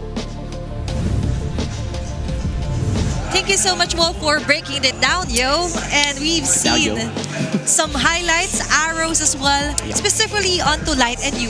Yeah, it's a very clear point made by Wolf here. A lot of good entries coming out from Aurora, effectively shutting down what TL wanted in these mid-game skirmishes, especially around lore dances. And I think that speaks of the volume of how RORA just completely understands how these lore dances work. And we do think that for Aurora, that was a very tactical draft as well. Yes. Like letting Liquid know that, yeah, we're still heading for the red win, but watch this. We have the heave for the last pick here for Yue. Reserving that very spammable mage, by the way. Yeah. So far, it's one of my favorite on the mid lane. Yeah. And looking at the map as well, like it's more of the battle of the mind games here for our coaches as well. And looking at the head-to-head right on cue, it's Yue and Sanji here, the E versus the Lunox for game number 3. Yeah, I mean, if you just look at the bottom 3 stat line, these are the important ones. Gold at 8, XP at 8, and KDA at 8. This basically just means that this is their stats at 8 minutes. You can see some clear gold and XP disparity, but most importantly, the KDA. 5 kills or 5 total kills and assists without any deaths on Yue at minute 8, while you have Sanji sitting at 0. And that just translates into how dominating Aurora's lineup was in the early game in terms of execution, but overall just in terms of their composition as well, because Liquid had to wait for late game. Basically they had to sort of like turtle it up and wait for the farm on Carl TZ, farm on the Sanji as well, because they don't deal that much damage up until that point where they were able to win one Lord fight, that they were able to climb out of this trench that they were in, but because at that time they were already sitting at a 9k deficit, they managed to bring it down to at least 4k, but then the Lord dance happened. There was just too much effort that need to be exerted if you're TLPH. Yes. While for Aurora, it was a very clear, like our clear head super fan of the day. Congratulations, sir. That is how you power up your dander-free scalp, supercharged where clear. There you go. Look at the hair swipes. Very nice. You call it so. I don't know what you call it. The hairbrush. I don't know. To brush your hair. Yeah. That important thing is he has a dander-free scalp. Very clear. So there is no hesitations at all. It's hard to play MLBB if you're constantly itchy. Falling. Yeah, you're constantly like what's the word? Comment it down below if you find Scratching. it. Yeah, scratching your head. Sorry, not our native language. Okay, delete your comment, sorry. You don't need to comment it down below. You still could. I mean, no one's stopping you. Like how, no one's stopping Yue from playing very amazing series, honestly. He's probably one of the best players in Aurora. He is. It's crazy how he, you see the grit from this guy. 3 seasons with Aurora. If you count, the time with Edward, maybe 4 seasons. It's been so long since Yue, has had the taste of being in the grand finals. And remember, Yue is the lone player with a moniker of his own name. Yeah. Yue. Enough said. But some are actually trying to incorporate some titles as well here for Yue. But that was an epic comeback in game number 1. RORA won versus TLPH after recovering from a 13,569 goal deficit. This is actually the highest goal deficit a team was able to overcome this season. Yeah, I think the next record was 12.6. Still, it was them and Falcons, if I remember. Yeah, and now Aurora just overtook the record with 13,569 goal deficit against Liquid. Against Liquid, for the love of God! And against the Stampede! And we're not yet onto the grand finals. Remember, this is the Upper Bracket Finals. Wow. And for them to be able to do that onto their first game where it was really dominating here for TLPH says a lot here for Aurora. They are ready to get their game face on. Yeah, I think at this point, these two teams, they know the assignment. They're looking at the binders. They're looking at the records. If you look at the draft recap, Zushin is the #1 problem that these two have to worry about. And also, the Fredrin. I don't think they worry about the XP anymore. Oh, yeah. So this does come down if banning out or picking up either the Zushin or the Fred. But I do think that it will boil down to our drafting phase for game number 4. Before that, might be a broken walls map here. Oh, are you feeling lucky? I'm feeling lucky. How about you? Are you feeling lucky? I'm Rivers. I'm Rivers. Oh, okay, we're not lucky. It's okay. Because it's hard to predict here. That's might be an advantage for Aurora considering there are 3-0 still onto dangerous grass. They did just win. And for our picking phase, by the way, TLPH is going to be the blue side and red side here for Aurora. Jushin automatically picked here for TLPH. So, game 2, this was the same first pick. It is. But let me add one problem for Aurora. Granger's banned. So, Dom and Kite, what do you play? They still go back to the Fredrin. They take up the Gatot Kacha. TLPH, they can just go back with the Hayabusa Hylos or Hayabusa Kimi, honestly, if they want to remove some of their heroes from Yue. So, matter of fact, this is once again advantageous for TLPH when it comes down to the draft first phase. This is what I was talking about, just ban out the Granger altogether here for TLPH. And that might solve most of the problem because Domikite was able to get great vantage point with his Granger. Plus, TLPH, I remember they're kind of a superstitious team. So by removing someone, but mind you, they steal the Arlet. Okay, Arlet and Baksha here for TLPH. I was wondering what was the hater that Granger replaced. It was the Baksha. And I think the mindset is for TLPH, they know RORA's gonna take the Fredrin no matter what. So this steal allows them to play the Arlet with the Zushin while also not worrying about the Phobius, because now you have a Baksha to deal with the Phobius if ever. And then if you think about these first 3 picks by Aurora, there's no answer against the Baksha. Yeah, and now we're able to see 2 from the top 5 most contested heroes for Season 16 all onto the side of the LPH and right for Aurora.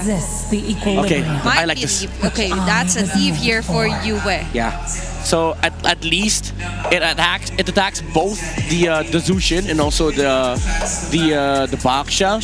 Kimi could have been good as well, but the problem was it was against the Baksha. So this Baksha pick blocked a lot of heroes from the side of Aurora, but MTB found a good answer. Let's rush the Eve pick. We don't have to worry about XP because we do have Red 4.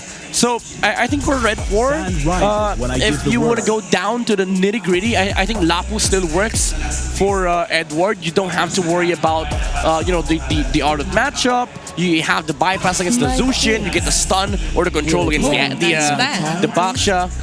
Alice for sure is not going to be played for both sides. Again, Red 4 Lapu is a thing. So TLPH could just also remove that, and then maybe we go down to the Uranus of Edward. Yeah, and also for the Baksha, they tend to go for a flex around this. Yes, remember, that's JP true. is That's also true. using a Baksha onto the roam. And for Aurora, they could dance around what this child is also doing here. Yeah. Big shout outs to the fans of the Cavalry and even the lights here present on the Konata Astrodome. But what is not present is still the Khalid being banned out here for Aurora. Might be a hero here onto Oheb. Claude ban. I think Claude works here. Oh, Chip. Interesting. It's an interesting ban, by the way. JP ban. You mentioned a Chip for game number 1, right? Yeah, but I don't think Chip is okay here because you have a Gatot, you have an Eve. I think they overreacted too much. There goes the Lapu ban. So now Aurora, you go down to the Uranus or Esme? Boss. I don't Esme like. will have a hard time. Yeah, I don't like the Esme here, honestly. Basic options here for Edward. Glue? Glue is a possibility. Yeah, I think Glue, but they have to worry about these two picks coming out from TLPH because it could be a Claude, but then there's also a world where Oheb just picks up an Esmeralda. What if we go back to a Hylos Edward? Just That could work. Hylos XP or maybe Hilda. Okay, they still go for the Phobius. Okay, somewhere in the setup here in the Dark Wave for Aurora. TLPH. Moskov for Oheb. I don't like this Moskov.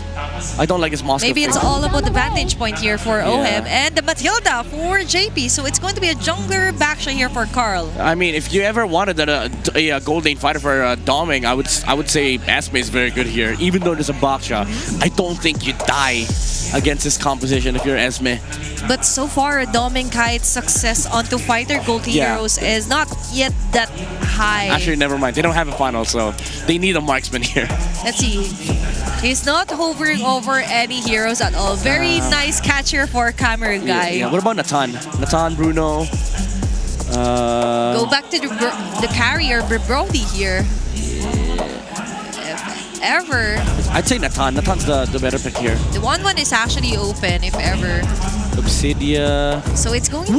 No. Do you lock it? It is an Ixia. There's a Matilda in the game. He was actually touching the Matilda before he picked off and locked in the Ixia. Yeah, maybe they're worried about it. Maybe he was like, are you sure, guys? Are you sure? There's a Matilda in this freaking game. There's an Arlet as well. But maybe somebody was like, don't worry, we'll protect you. All right, let me lock it in. That is a very huge statement to get a Nixia against the Matilda. And I do feel the contemplation there for Doming Kai. Yeah. And that's a very nice POV to see as well. To be fair, before he was Aurora, when he was in Minana Evos, this was his most successful hero. But still, risking it all for the match point here for Aurora. Let's see if this will be the final game. Will they be a representative and go to the grand finals? Let's head on over to our casters. One win away for Aurora to cement themselves in the grand finals and book their ticket to Jakarta. One more game for Liquid to win to take us all the way. And in that very crucial game, we see Doming Kite pick up an Ixia in the gold lane. This is a debut and a re-debut, if you'd like to call it. Midnight did throw back an allude to Doming Kite's early days, once known as Doming Der or Doming R. He was with Minana Evos. That's, I think, when we started calling him Pal Doming. When he started, really rack up the farm. And Brigida, you mentioned how you saw this on like a TikTok or something. Ixia and Eve. there's this certain combo between the Iksha and the Eve, which lets you just lock down all your opponents if you get to put or launch the real-world manipulation with the full barrage. And the full barrage at the perfect spot. So it's like geometry, like a triangle with a square or a rectangle. But what I'm thinking about is that Sanford has a vengeance. Carl TZ may be somehow affected, but he does still have the Backshot Shield Unity.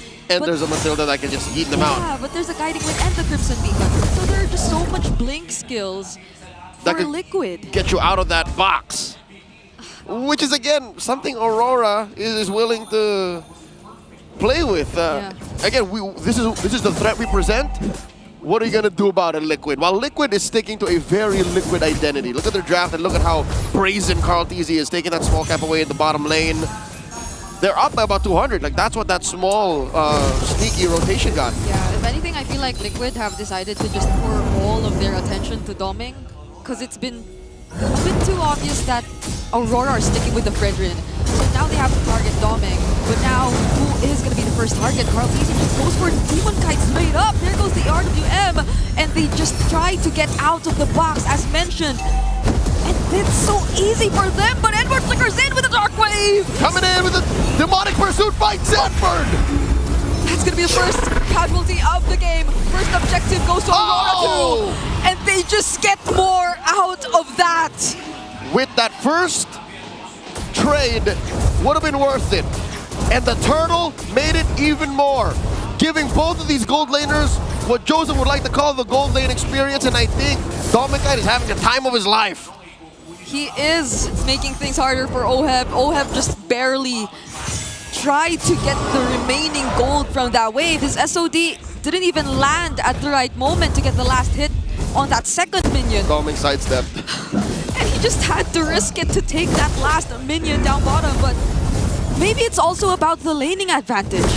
For Dominic, the Iksha arguably can handle herself in the lane, not until someone decides to, like JP, rotate down bottom. Change the math significantly. In a 1v1 situation, she has better sustainability, a little more reliable crowd control. Oheb kind of has the angle, that Spear of Misery. Yeah, the passive and all that. And as you can see, though the wave is at equilibrium, but still, Dominic has that XP advantage. I wonder if there's a significant gold advantage as well. As you can see, Aurora, 3.5 minutes in, has 1,000 gold up. So that's what you get with one more kill and that turtle that you scored. Yeah, it's so good for Doming that they won that first objective fight too, because it just allowed him to be a lot more confident here in the laning phase. The bottom lane doesn't seem to be a problem for Aurora, at least for now, because you would expect that Light might have to pay a bit more attention to this Iksha. JP could be a bit more aggressive on this Matilda, but all I'm seeing are guiding winds provided to Oheb to reposition and keep himself safe. They're not guiding winds that try to push forward or threaten Dominkite. Yep, so it looks like Liquid are hunkering down for what could be the inevitable defensive state that they'll be in if they have to give up every single turtle in the early game. This is the second one spawning in the lower quarter. Quite the pull from Aurora. Again, we have two utility junglers, so expect that these dances will last a little longer. Turtle approaching half health.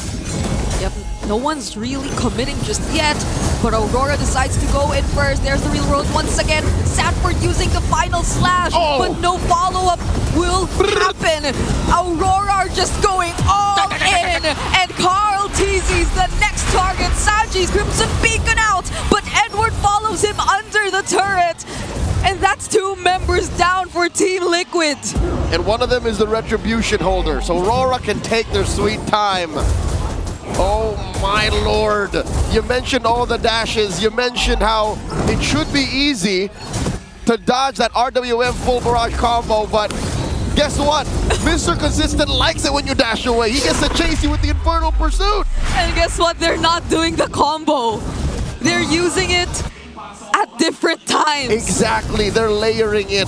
They're not getting their cake and eating it too. They're getting their cake and keeping it in their back pocket for a rainy day. And that rainy day is today as Aurora take mid lane. Aurora on the way to taking the bottom lane. They're up 2,000 gold.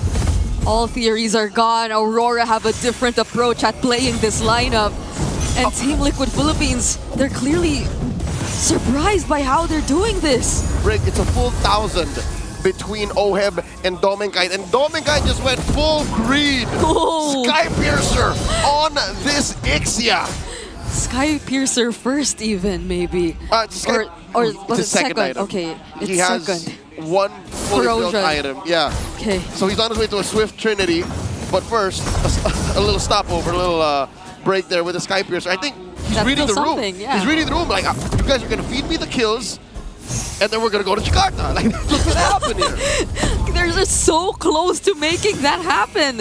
Because at this point, not even Sanford can look for those final slashes to make things work. Not without triggering Edward. And not with the real-world manipulation in front of them. That too, he has to stop. Again, sure you can dash through. You can, train on your targets with the Vengeance, but it's not like the front line of Rora's making that easy. Yeah, I think Carl, TZ, and Sanford have to be a lot more calculated in terms of the timings in which they go in, because it's so hard to back out when Aurora decides to punish you. You know what? Here's one of those times when I wish Liquid had that Hayabusa to hunt down this Ixia. Because the last time it was picked was Season 14, about a year ago, September 27, 2024, by Kozin, when he was playing for TNC. So the last time it happened in MPL Philippines, Rora was on the receiving end of an Ixia. Yeah, and that was a completely different TNC that we're talking about at the time. A year ago, Edward again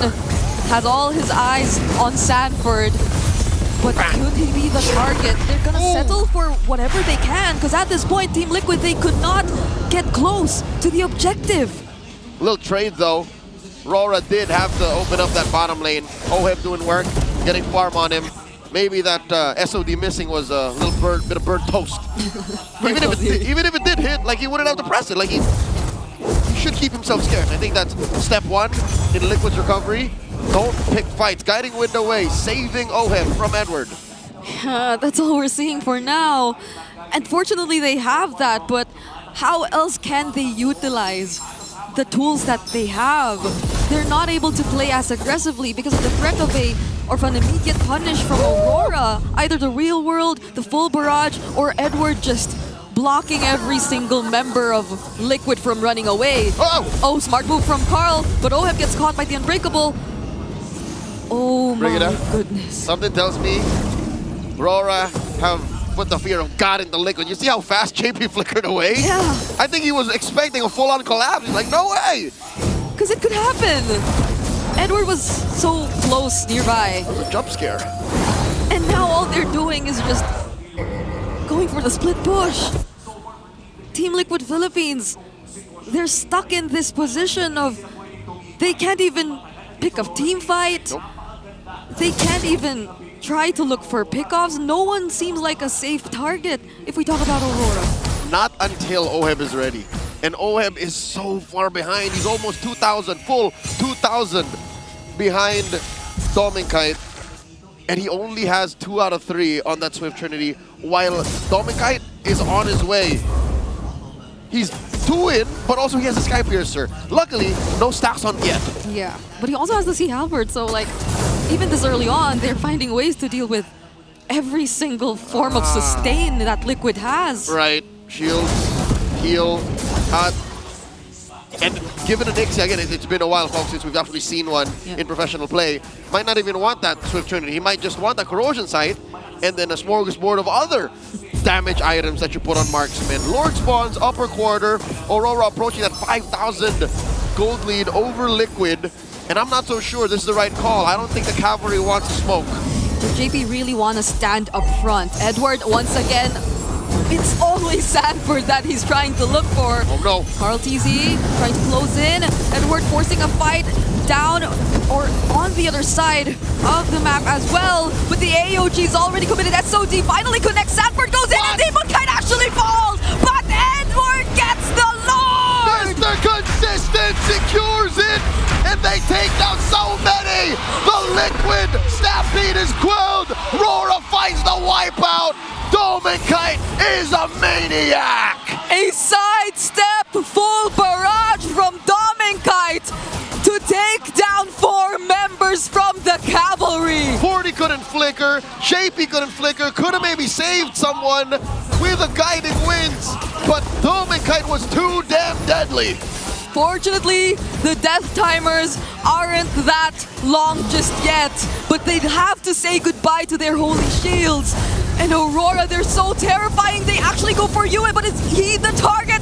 Dominkite! It's Dominkite they want! It's a shutdown from Sanji! OHEB coming in from the back line. Dominkite trained on him.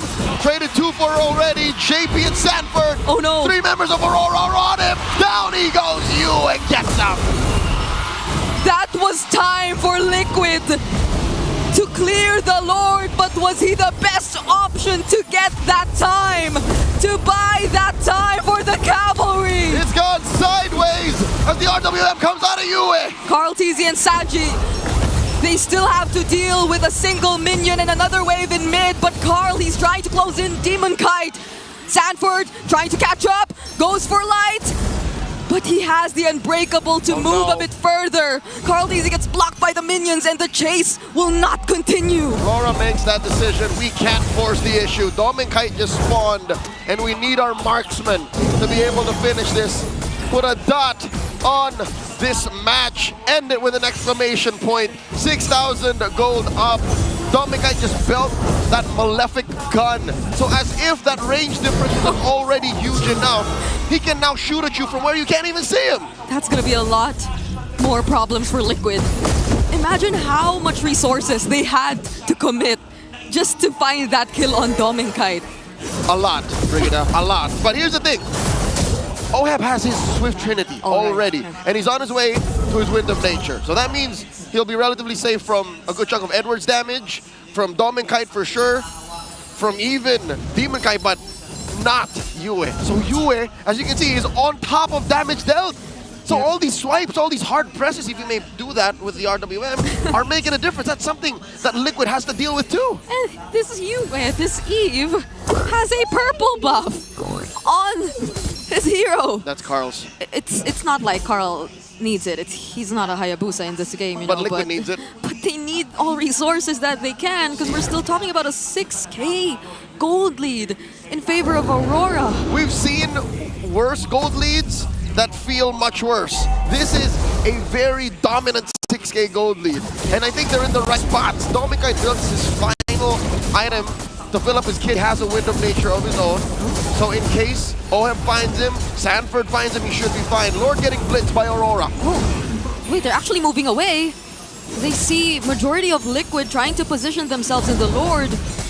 What could be the call for Aurora? Deadly Dawn starting up Vital Slash! Sanford finding some targets, but they're not the best just yet. Light jumping in, Dominkite secures the Lord, Demonkite rather, and now they're going in JP! All in! Sanford's next! They're losing members one by one, Aurora! They're going for the chase, but Liquid has to run away! The Stampede goes backwards, they roll out. The Lord spawns up top. RORA is inside the base. They crack through mid. Do they have enough wave clear? Can OHEB deal with this alone? Sanji, what can they do to delay the siege? Full barrage! OHEB is down. There's no one left to clear. It's a double for Doming, and the Northern Lights, towards their redemption, are headed back to the world stage. Aurora are going to Jakarta, 3-1. They're going to M7. They lock in for the grand finals. Brigida, they didn't end the regular season at #1 for nothing. Top 1, 14 win streak, now make it 15 this season. And they're so close to potentially ending the entire season with only a single series loss. GG well played to the defending champions, to the MSC champions, Team Liquid Philippines. Tonight they take their bow, but they will be back they will be competing in the lower bracket. But tonight, it's all about the Northern Lights. Tonight, we know one of two M7 representatives. It's gonna be all blue. Aurora. We'll be hearing from them on stage. They're joined by our hosts. What a moment. Here are our victors. RORA's your winners, grand finalists, and the M7 representative, Aurora Gaming! Wow! Incredible! What a moment!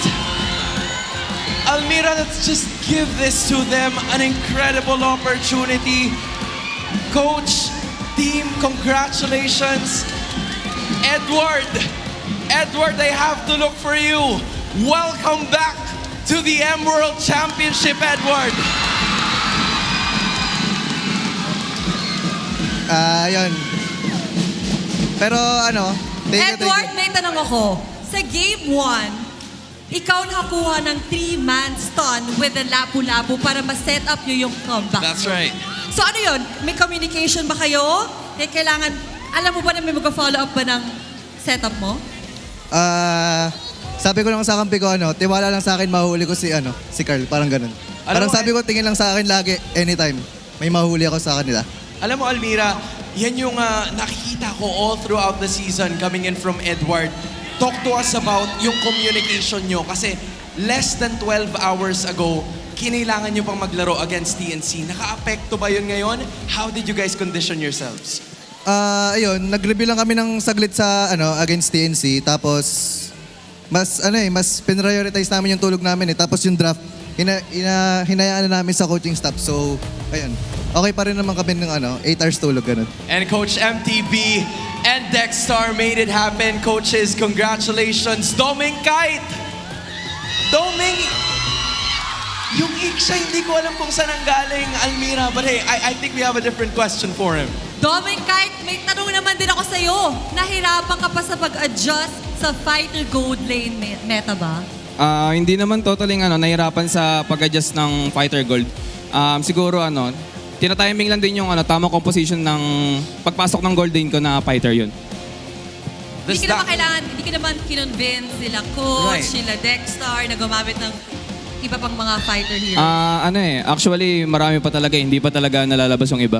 So this means na mas marami pa kaming makikita sa inyo heading into the grand finals. Yun ba ang binibigay mo sa amin? Mas marami pa kaming makikita sa inyo. Possible kasi long series So hindi naman natin masasabi kasi PH to. Malalakas talaga yung team. So parang composure lang din tamang lang. Yung magagamit ko pa yung ibang hero ko talaga. Ibang klase, ibang hero. I said ibang klase, ipasa mo sa katabi mo who has been very emotional all throughout. Light! You were the light at the end of Aurora's tunnel. You made it back into the grand finals. What makes this so special for you? Kasi nung mga times na malapit na ako sa grand finals, lagi ako natatalo sa TLPH Laging kinakapos. Tapos after nun, parang napunta na sa Indo, tapos parang napil ko na di ko na kaya. I mean, parang baka hindi ko na kaya makapag-international gano'n. First appearance ko rin kasi sa Worlds, kaya sobrang special talaga sa akin. Tapos ayun, para din sa girlfriend ko na lagi sumasupport sa akin. And RORA's, this is Light's first M World Championship! Woo! What a statement, Almira. What a moment for Light. Once again, give it up for your winners and grand finalists, Aurora Gaming! You may now take your walk of victory. Almira, I have no words with this series. They battled tooth and nail. grabe, first time ko ma-feel to sobrang intense ng crowd dito sa MPL Arena. I just can't believe it. And you know what? hindi pa tayo nangangalahati. Marami ka pang makikita at ang karamihan sa atin ng mga fans, at we toss it right back to the panel. Panel, over to you. Na para bang ako yung lumaro. I forgot to speak in English because of that emotions. Yes. In translation, it feels like I was part of that stage. Very emotional day for the RORAs, the Lights, by accomplishing and completing being our first representative for M7 World Championships. But props to Dominkite by getting the Iksha for this final game for our Upper Bracket Finals. Man, it feels like Dominkite. He had the season 16 regular season as his playground, and this was his proving ground. Doesn't matter, you remove the Granger, you remove the Harrod, you remove the Fighter Gold Lane. Let me bring back the Minana Iwasira. Yeah. You talk about heroes of the league. Welcome back to my Ixia. You can take the Iksha out of the meta, but you can never take out the Iksha from his hero pool. Oh my goodness. With this Aurora. Iksha pick, many were concerned because with the heroes that TLPH has already locked in multiple escapes, but what can escape the final slashes is Yue as well, Yeah. complementing this full-on barrages, not letting anyone out of his sight. This is what I meant with like close to perfect MLBB. Like they just understood their own assignments. Edward sitting in front of the Arlet every single minute, every single second of this game. Yue landing the RWMs even before the final slash comes through. And when TLPH fully commits, that's when you see the full barrage, the full might of the Ixia coming out from Dominkite, really enabling each other. Yes, he did get punished one time because he did not have the flicker, but this play from Ohib was kind of questionable to me. It was a safe haven already for TLPH. They took down the Ixia, they just needed to defend the Lord, but because of this mistake and the amazing play once again from Aurora, capitalized on these mistakes and punished TLPH to the point of sending them to the lower bracket. That was just too much to handle. Even after ending the game, we could definitely feel the emotions rise here. Ending that game before the 15-minute mark. Dominkite celebrating. The tears of joy coming up from Light, his first ever Emerald Championships. Aurora still continuing their match win streak as the playoffs days goes by. 15-1 for the Northern Lights. You don't ask, you don't cast a doubt, you don't ask the question. You look at the light at the end of the tunnel. And also Yue, again, immaculate performance from this Eve. One letter away from the main hero, Yue to Eve. Literally work this Eve with the magic on the grand finals. Usually, this guy has a curse. But with Yue, doesn't matter. You don't lose the last game with the Eve because Yue makes you lose the last game. Because they break curses, not streaks. They break the patterns, they break the curse, they cast the curse onto TLPH. They even broke Light's curse of losing, constantly losing to Echo. Back then, RSG Echo had a friendly rivalry. And now, this ends the story for Aurora's question whether they can make it to the grand finals or not. Because now, they're Jakarta bound. And now for our story, of course, the Demonkite Curl TZ saga continues. Yeah. It's not done yet. All the objectives midnight. That is a huge statement. Without words, yes, that's a statement. Yeah. 3 straight turtles. Even all the lords, all onto the side of Demonkite. Like even the buffs. He was like, take a few hours rest before your match tomorrow. He was like, Carl, I know you took a lot of turtles and lords for the past 2 days. Maybe you want to take some rest. Let me farm these up. Let me get your greens. Let me get your buffs. Sometimes Yue comes in and he was like, let me get a share of that. And it left TLPH scouring for resources and they were starved. And at the point where Ohib was looking to just, you know, get a, I would say a desperate pickoff against Aurora. That's why these mistakes were heavy and it cost the TLPH the advantage in the late game. And I think that's the reason why this lineup worked for Aurora, aside from the fact that they brought up the utility jungler strategy that we did harp on even before the series started, when they brought up the Eve and also the Ixia with the Phobius as well, it felt like TL didn't have damage in the early game. They had a Baksha, they had a Arlot that was heavily countered by the Eve, and then when you fully commit, you just melt under the full barrage. That's why Dominkai was just able to again free up the map, get some farms, and Yue as well being a threat, landing the reload manipulations first before the final slashes, allowing them to really not just cage the Predator but also cage the GOAT. They cage everyone for TLPH, and still our BPI rich guy is going to be Dominkai with his Ixia. A lot of his net worth came from the fact that there was no one that really could stop him from farming up the minion waves, even on the Turtle and Lord fights or dances, as we mentioned, was all covered here for our BPI rich guy Dominkai. And big props to Edward as well for covering up the final slash that Sanford was attempting to do just so he could reach Yue. He was on Predator duty. He was, no, you can't, sir. No, That sir. is not allowed slash here. for you. Not on my watch. Yeah. And again, Aurora, they just played this massively. Like the tactic, the strategy was there. It was beautiful when they tried doing the old techniques with the assassin junglers, the switch up between the YSS and the Lancelot. Didn't work out. Immediately switched to the utility jungler strategy. And it worked out, perfectly for Aurora. And I think this was an amazing planning from the coaching staff. I know it's too early to celebrate, but for this moment, I think we could bypass that saying. Yeah. Because it is a moment to celebrate, considering that they are heading for Jakarta, Indonesia for the next year's M7 There you World go. Championship. Yeah, that's M7. I was all right, M7. There you go. Hey, okay, spells M7. Congratulations, Aurora. You deserve Only it. one spot is left. Yeah. And considering that TLPH will be going down onto the lower bracket finals midnight, waiting on whoever wins for ONIC Philippines versus TNC Pro Team. It's a tight pit.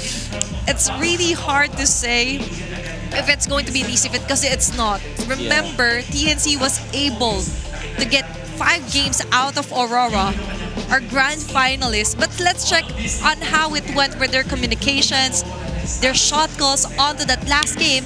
Let's all check out our Infinix mic check.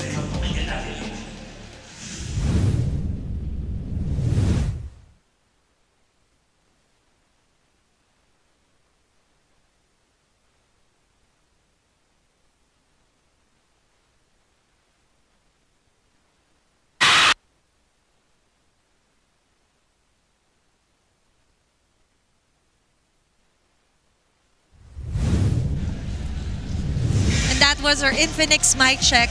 If it would love to translate some of what they were saying, I would imagine like, okay, let's go. Yeah. Let's go.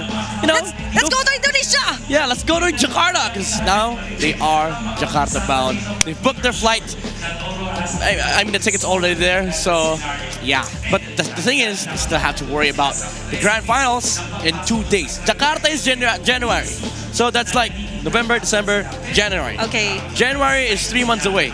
And Playoffs is 2 days away. I mean, grand finals. And this is also somehow of a huge block to TLPH because remember, they are trying to accomplish the Golden Road midnight. And to accomplish the Golden Road, they have to be the grand finalist and the champion for our MPL Season 16, plus to be able to get the M7 World Championship. And the way to get that is to climb back up to our grand finals. Beat TNC, beat ONIC, beat Aurora, beat the other regions, beat ONIC ID, beat BTR, SRG. Seven tall tasks The for list M7. is just getting longer. Yeah. Now that they've went down onto our lower bracket. For That's a our lot. viewers as well here, I know you have your own analysis onto what went down for that last game. But for me, even though there are doubts for the Ixia, you mentioned way back Minana, Evo's days here for Dominkai. He was actually very efficient and proficient with this pick. Yeah, he was the best Ixia player from my perspective. He was the best Ixia player in Season 12, Season 13. Nobody came close, honestly. Because that was the era when I was actually looking at. Matter of fact, I don't think they were. No, yeah, they were Minana back then. And I told Kaizen and Dominic at that point, I was like, I hope you don't disband, because I see this team having a good future. But then they disbanded.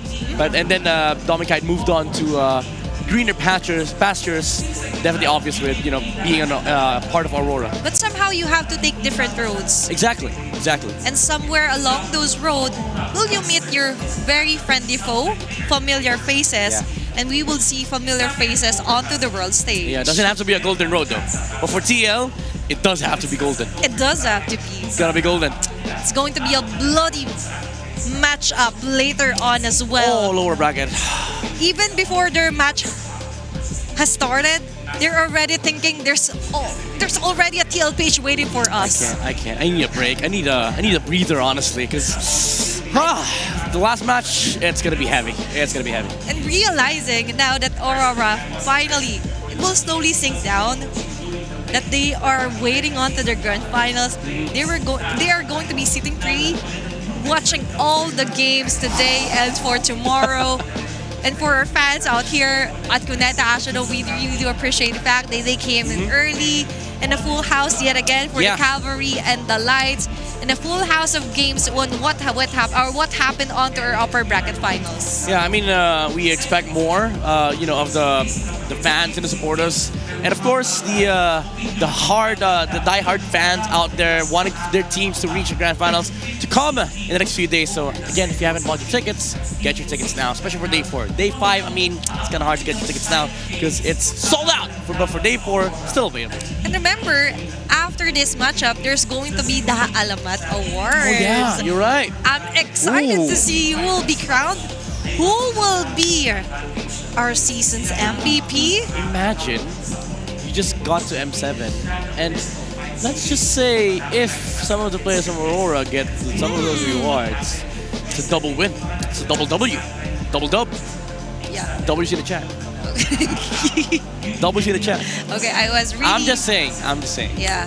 And for TLPH still, we've seen a very solid performance for them for the past few days. And as I've mentioned, now that they are going on to the lower bracket, all days of the playoffs they are present here at Cuneta Ashodo, right? For the first day, they were up against a very worthy foe as well. A Titan has fallen, but still we recognize the efforts. And then for the second day, yesterday, they were able to sweep ONIC Philippines. And for today, unfortunately, they will have to go down and bow down to Aurora. Oh, so there was a premonition, bowing down. So Aurora, with their opening, right? With Yue at the center of it all. The actual MVP. Well, if you ask me, I would actually put Yue as the actual MVP, like overall series MVP. They were able to pull off the full barrage with nobody moving from TLPH, all because Yue was the initiator with the RWM. And for our next matchup, it's going to be ONIC Philippines elimination and TNC Pro Team. It's going to be a sad day and a happy day for one of them. I don't want to see an eliminated team, but we can't have to because we got to proceed with the lower bracket matchup. It's the reality. But who will win? It's going to be another best of 5 series for our lower bracket match later on happening today. If you're still on the way, take care, stay safe. We still have plenty of seats for later for ONIC Philippines and for the TNC Pro Team matchup. And we're looking forward for another long game. Game 5. Max out games. Game 5 against ONIC, Game 5 against CNC. Who knows? Like at the end of the day, I just want to see some fannies, some wild cheese picks, Huckett Rome. I'm just kidding. The fanny, yeah. I want to see some fannies. I will never eliminate the Huckett Rome from my list again. On Game 5? Well, maybe not. Maybe not Game 5. Maybe Game 1. Yeah, maybe. If they want to. Yeah, Masha Gold, no. But considering the Masha Gold, I still have some flashbacks. Yeah, some nightmares. I still dream about Masha, honestly. You guys decide whether it's a good or a bad flashback. It's not a good flashback. I tell you, it's not a good flashback. Actually, one of Burrito's content was what hero would you want to see for the playoffs, right? And one hero was mentioned, but not the Masha Gold. Not the Masha Gold, right? Masha was mentioned. But still, for our players as well, what I want to see is who will be awarded. I know you guys are excited, so are we. It's Athena and Medite here on the English panel. Let's head on over to our Alamat Awards. One of the most awaited events when the playoffs hit the league. This is where legends are created. Welcome to MPL Philippines Season 16 Alamat Awards! For our first batch of awards, the Infinix All-Star Team 1, presented by Mr. Kenji Noel Sabido, Infinix Philippines' Gaming Operations Manager. These awards recognize the top players in each role selected for their exceptional performance all throughout the season. Players were selected based on their impact and overall contribution to their teams. Winners of this award will receive a trophy plus an Infinix GT30 Pro. First, we have the Infinix All-Star Gold Laner. Congratulations to Dominkite of Aurora Gaming!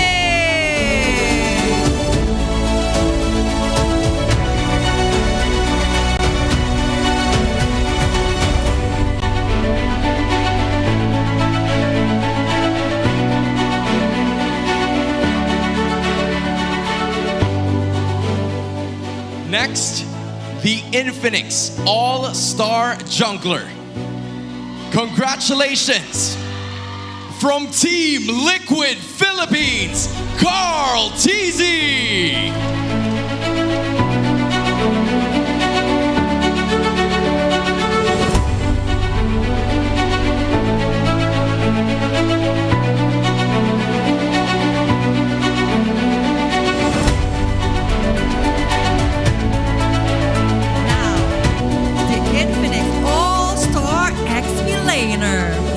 Let's give it up for Aurora Gaming's Edward!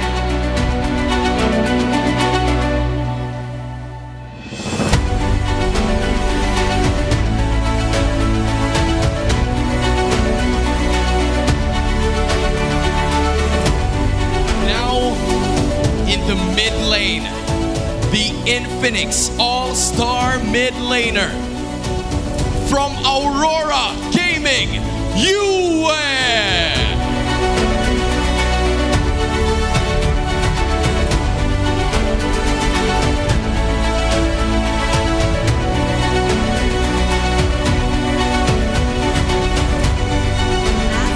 Certainly not least, the Infinix All-Star Roamer. From Aurora Gaming, live!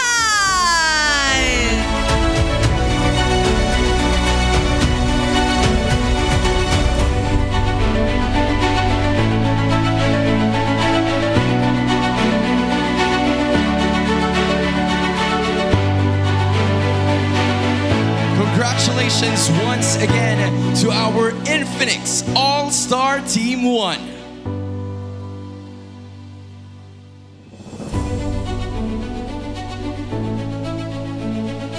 Our next set of awards, the BPI All-Star Team 2. Winners of this award will receive a trophy and 5,000 cash credits, each to be credited to their Vibe accounts. This will be presented by Ms. Maria Clarissa Lazaro, BPI's Brand and Customer Experience Officer. For our first award, the BPI All-Star Gold Laner. From ONIC Philippines, Kelra!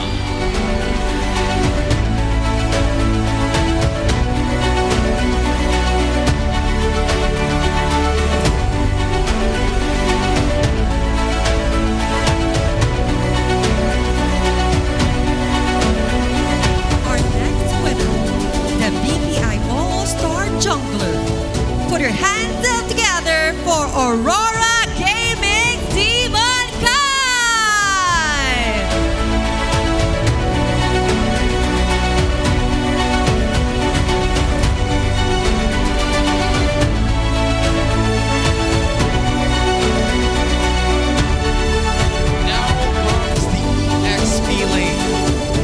our BPI All-Star EXP laner.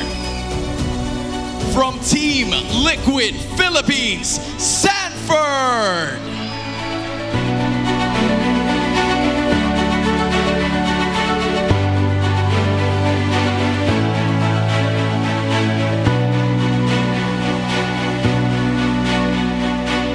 Presenting next our BPI All-Star mid laner.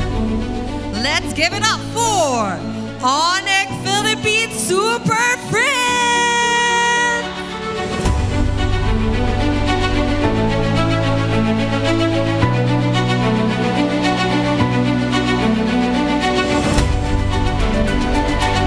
And finally, our BPI All-Star Roamer.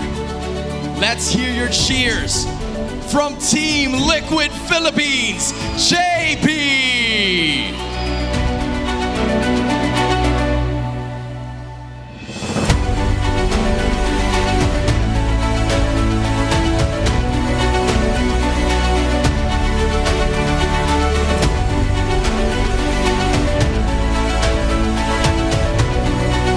Congratulations once more to our BPI All-Star Team 2.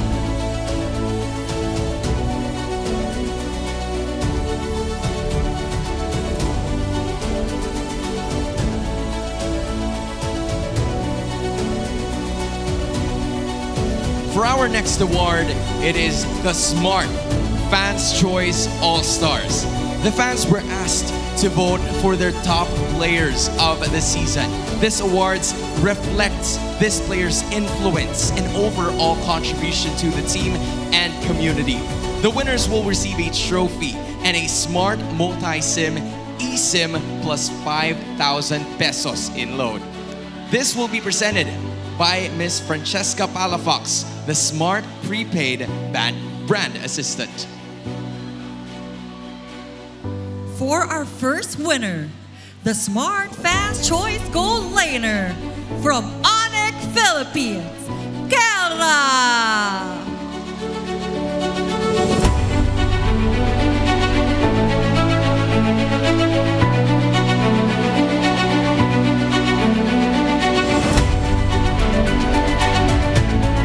Next up is our Smart Fans Choice Jungler. Also from ONIC Philippines, King Kong!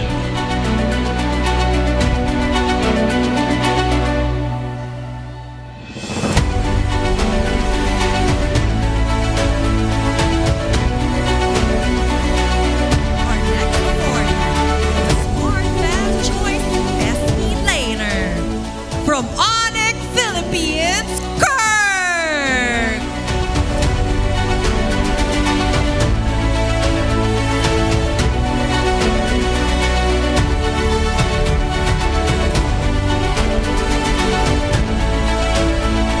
Next up, the Smart Fans Choice Mid Laner. You guessed it, from ONIC Philippines, Super Friends!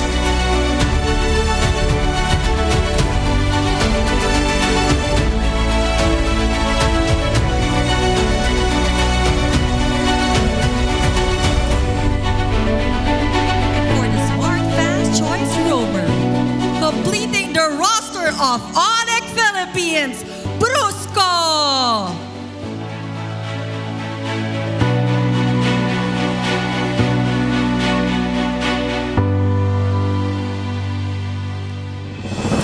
Congratulations once again to ONIC Philippines for sweeping the Smart Fans Choice All-Stars.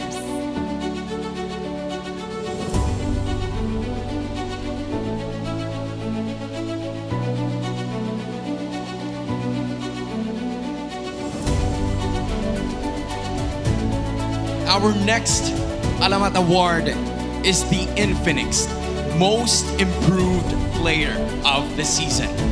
The Most Improved Player of the Season award recognizes the player who has shown the most significant progress and development in their performance. This highlights the player's dedication, hard work, and improvement, reflecting their enhanced skills, impact in games, and contribution to the team. the winner will receive a trophy and an Infinix GT30 Pro. Presenting this award is Mr. Sherwin Madarang, Infinix Philippines Digital Manager. And now, our Infinix Most Improved Player of the Season, Dominic Kite!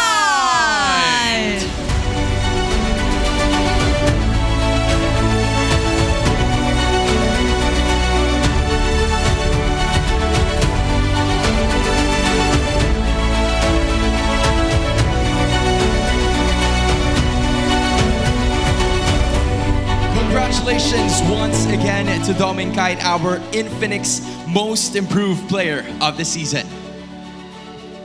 Next up, we will be having our Coaching Team of the Season. The Coaching Team of the Season award recognizes the coaching staff that has shown outstanding leadership, smart strategies, and a positive impact on their team's performance all throughout the season. Let's give a round of applause for our Coaching Team of the Season. Congratulations! From Aurora Gaming, Coach Master the Basics and Coach Dexstar.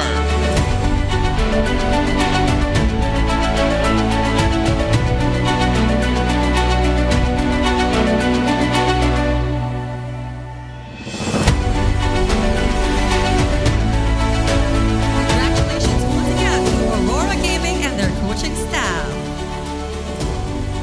Onwards to our next set of awards. Next up, our BPI Rookie Player of the Season. The Rookie of the Season award recognizes the best performing new player who made their debut during the current season.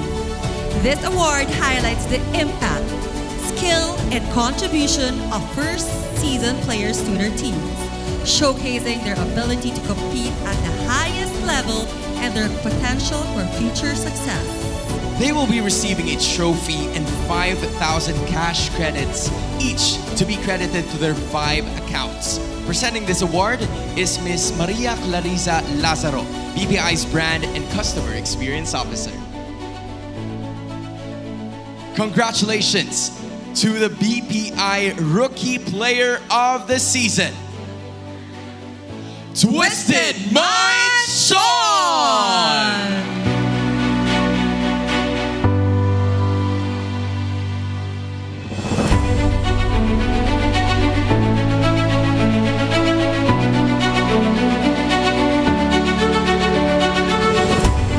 Once again, congratulations to our BPI Rookie Player of the Season, Sean. Next, we award our Storytellers of the Season, those who tirelessly tell the tales of our players, league, and community members. This is the Best Media Award categories to commemorate the members of the press who have greatly contributed to the growth of MLBB esports in the Philippines. Winners will receive a smartphone from Smart.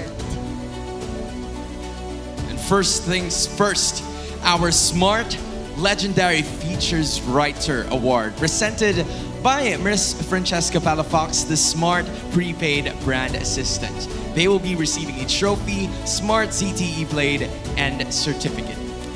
Congratulations to our Smart Legendary Features Writer, Spin PH!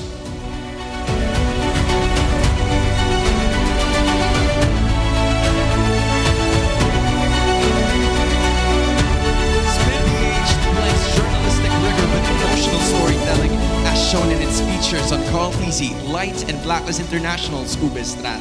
Their piece on Blacklist International's Ubistrat further exemplifies their mastery of esports storytelling, chronicling how one tactical innovation relapsed or reshaped an entire era of MOBB. Next, our Savage Storyteller Award, presented by Mr. Ron Muyot, our Moontoon Philippines PR Manager. Congratulations to the media entity that has created the most impactful content, igniting discussions and engagement within the MPLPH community. Tiebreaker times!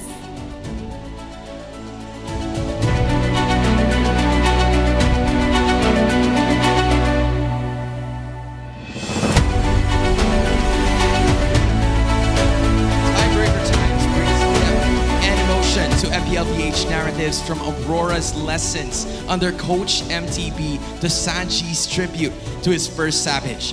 Tiebreaker Times showcases how far the league has come, capturing not just matches, but the legacy being built season after season. Finally, our Infinix Mythic Media Award, presented by Miss Irish Camille Del Rosario, Infinix Philippines' PR Supervisor. They will be receiving a trophy and an Infinix GT30 Pro. Congratulations, All Star Magazine!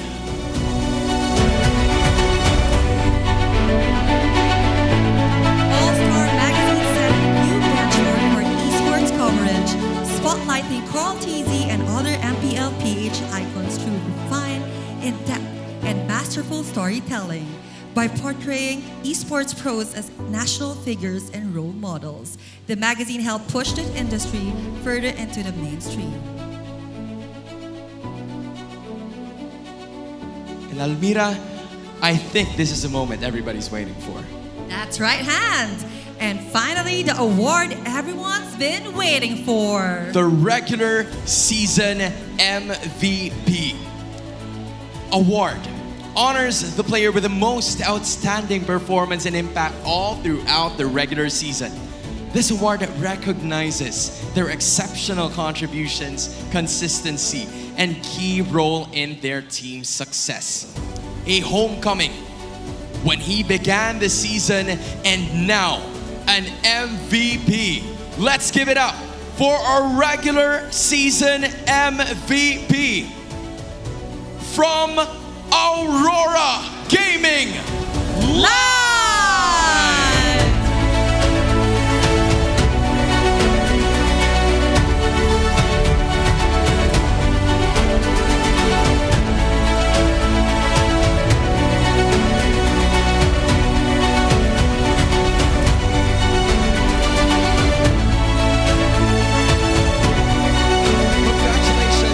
More to Light as our MVP of the regular season, and that marks the end of our Alamat Awards. And of course, we can't wait to see them soar higher and higher, Hands, I right? am sure about that. Congratulations once more to each and every winner that has managed to take over each achievement. Pero marami pa tayong laban na masasaksihan. I'm sure me, Almira, and the rest of the Champions Arena are very excited. Magbabalik ang MPL Philippines Season 16, The Playoffs.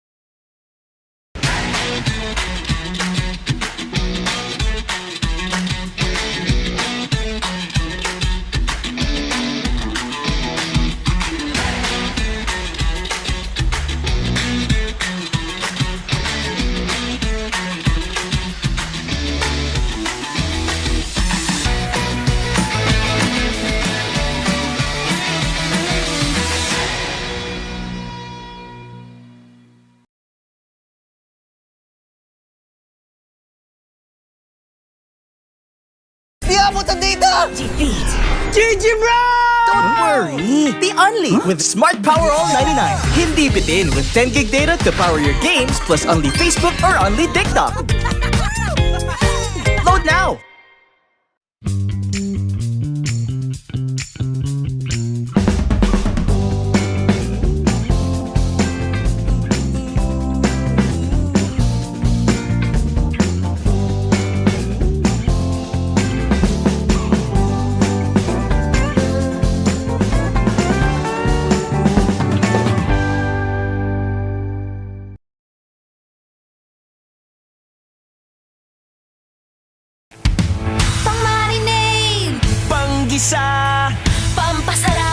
aming ititimpla!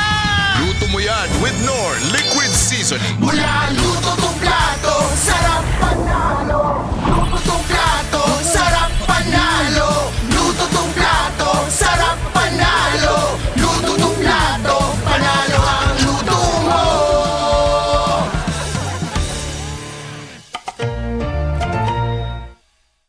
Foul! You know your scalp can get up to 5 times more dandruff? Get triple anti-dandruff power. Supercharged with Clear. Hey, you, did you know men have 1.4 times weaker scalp? Get a shampoo that's 100% made for men. Supercharged with Clear. Enemy alert. Your scalp gets 1.5 times greasier, causing dandruff. Get triple anti-dandruff power. Supercharged with Clear. Stop and pull over. Your scalp gets 1.5 times sweatier. For cooling power, supercharged with Clear.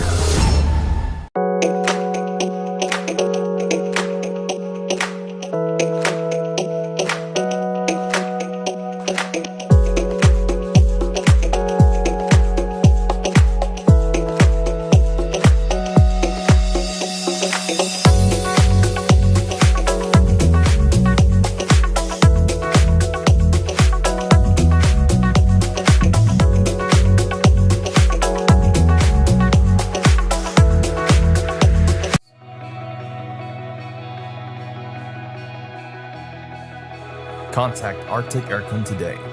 Let our team of experts provide the perfect solution for your cooling needs. Stay cool, stay comfortable with Arctic Aircon, your trusted air conditioning rental and services provider across the Philippines.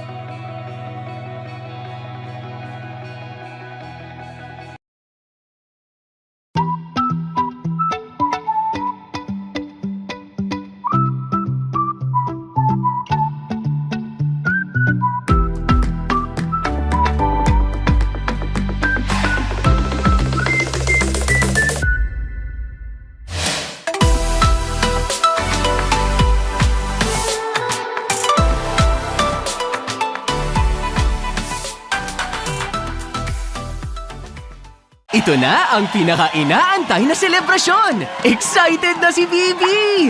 Marami pa siyang kailangang gawin para maging ready ang lahat. Bibi, huwag masyadong pen. Focus! Ganito ba? Ay, naku! Bibi! Gatot kacha? Need help? Injection! Wala ako. Ito na lang! Wag na! Please, ibalik niyo na ako sa base! Wag! Bibi! Bruno! Hello? Gising, Bruno! Okay na ako, Bibi! Let's go! Asikasong tunay si Bibi. Tumulong sa heroes, nag-setup ng event. Kahit koryo, hindi niya pinalagpas. Magsisimula na ang pinaka-inaabangang performance of their lifetime. Pwede nang huminga ng malalim si Bibi. Pero teka, tinatawag ata si Bibi sa stage.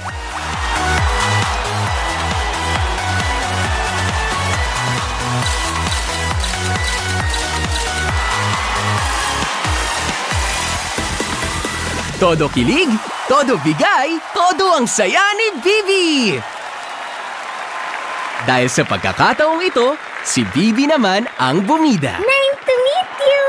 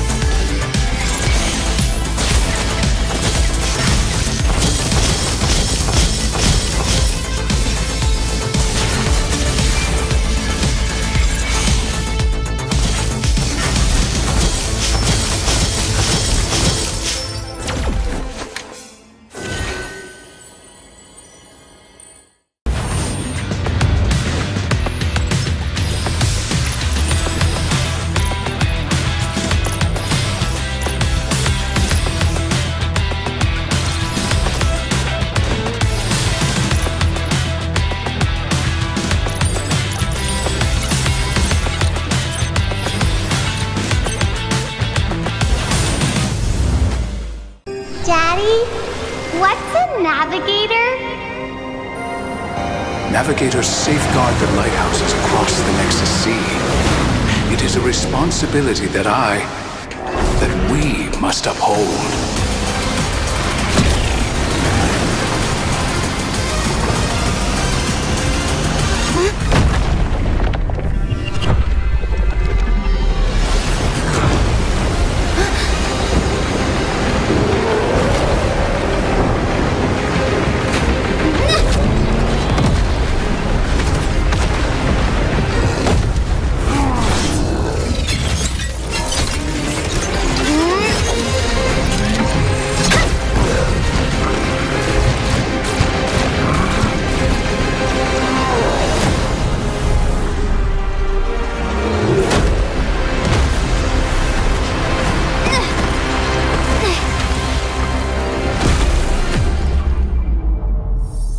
Dad?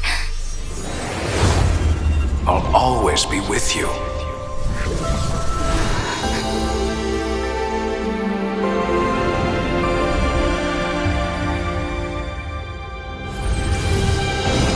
Target acquired! Frontier Justice! Ready, go!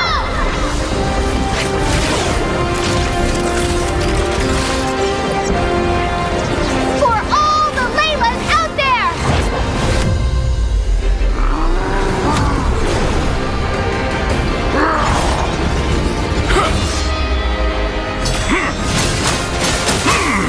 Layla, now!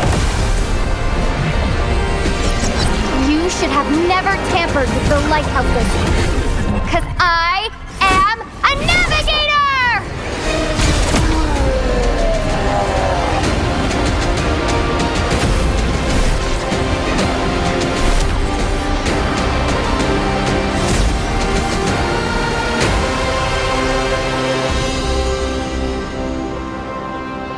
I'm gonna be the best navigator ever! I know you will. I thought it was finally over. Until I heard the whisper of the void.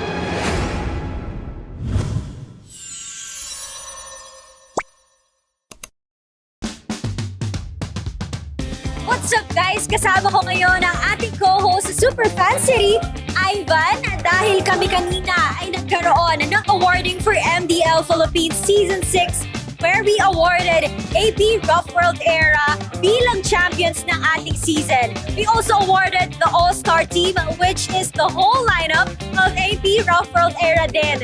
Meron din sa kanilang regular season MVP, which is Tibor, and the finals MVP, which is Matt. And hindi lang yan, meron din tayong awardees na Rookie of the Season, Eman, at meron din tayong Most Improved Player of the Season, Cinderella. Of course, aside from that, we did have our meet and greet wherein our mythic ticket holders had the chance to meet the winning team, which is Team Liquid Philippines. And right now, may makakasama tayong super fans para malaman how was the experience dun sa meet and greet natin. And now, we would like to call on here sa ating area, si Miss Kiara and Miss Kim, obviously fans ng TLPH. Gaano na ba kayo katagal na fans ng TLPH? Actually, ako parang 1 to 2 years na yata. Ako yung since Echo pa lang sila. Tapos nag-change ng name ng TLPH na Team Liquid ako. Wow, it has been a long time na sinusuportahan natin ang Team Liquid Philippines. How was the opportunity? How was the experience na na-meet nyo yung mga idols nyo kanina? Sobrang saya po, lalo na nung nakita ko si Sanford. Same din. Masaya kasi nakita ko na sila in person yung malapitan. Yun nga lang, ang dami nagpa-picture kay Owen. So, medyo nalayo ako sa kanya. Pero, super worth it yung pagpunta dito sa venue. So, si Oheb ang bias mo? Hindi masyado. Hindi halata. Sinong bias mo? Si Sanford. Natabihan mo ba si Sanford kanina? Nahawakan ko yung kamay niya. Grabe Sana naman all. talaga ang karisma ng ating mga players, Ivan. Ibang-iba talaga ang dating ng ating mga players. And of course, Team Liquid Philippines is moving on to the next round of our playoffs. Kaya naman, imbitahan nyo ang iba pang part ng Cavalry and of course, the other super fans para manood dito sa ating playoffs. Manood po kayo ng playoffs hanggang sa finals. So, sana magkita si TLPH at si Aurora King. Sino magcha-champion sa Season 16? Siyempre, TLPH. At yan lamang naman ang mga kaganapan natin today sa ating Super Fan City. Kaya naman balik muna sa inyo, guys. Sa TLPH, good luck. Good luck. Bigyan nyo na sa amin to. Nakakailang series na kayo. Wala pa appearance, oh. Pwede ba kami muna? Pagkapasok namin grand final, sa inyo na. Uy, Slot lang, ha? Joke lang. Huwag ganun. Ay, wag ganun. Mirror lang. Slot lang. Slot lang. Kami muna, mamaya. Saka sa mga fans na nanonood, thank you sa laging support tayo pagpunta din sa venue. Rinig namin lahat ng sigaw nyo. Tama, solid. Sa girlfriend ko, mahal na mahal kita always. Oh, you got power. Lakas, di kayang tawas. Oh, you got power. Kay Daniel Madilla. Baliw, iba yun. Daniel Caesar pala. Chico, paki-assist naman si Kalad. Bakit alis dyan? Di, dry yung lips ko, di. Oo, rin nga eh. Kailangan natin tubig dito, Oy. Kiss ata. Uy, iba naman sa'yo eh. Rory. Kaya mo ba yan, Rora? Kaya ba yan? Feel ko hindi eh. Ako din eh. Puso na lang ata tayo. Pusong Pinoy na kami. Pusong Pinoy. Gagalingan namin sobra. Ano message mo kay Yue? Galingan mo kasi gagalingan namin. Yun. Bruce Goat yun Kaya gaya kay Bruce Goat What's that? I'm mic check again. Another words of wisdom. Give me some words of wisdom and I say in camera. You'll say whatever I say. Yeah. I love you all. I love you all. Boys. I love. Again? Salamat sa inyo. Mahal ko kayo. Ang pangit ko. Oh my God. Full. Salamat. Sa inyo. Sa inyo. Mahal ko kayo. Mahal ko kayo. Pangit ko. Ang pangit ko. Yeah. Let's go.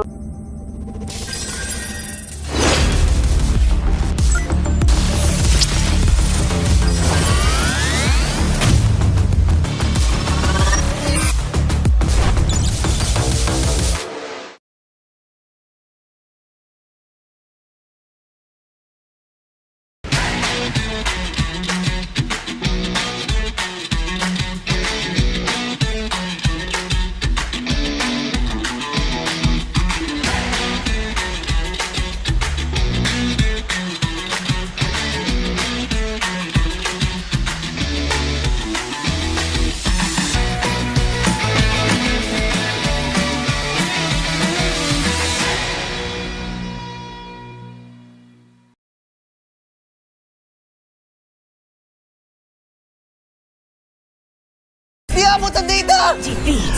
GG bro!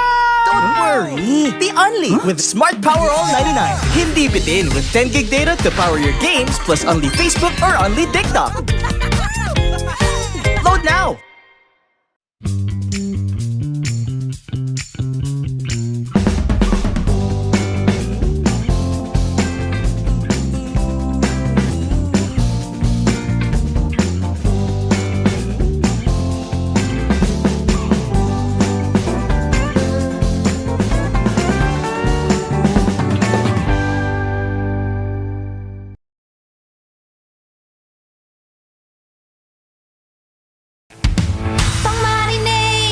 Panggisa, pampasarap, ang daming ititimpla. Luto mo yan with Knorr Liquid Seasoning. Mula luto tong plato, sarap panalo. Luto tong plato, sarap panalo. Luto tong plato, sarap panalo. Luto tong plato, panalo ang luto mo.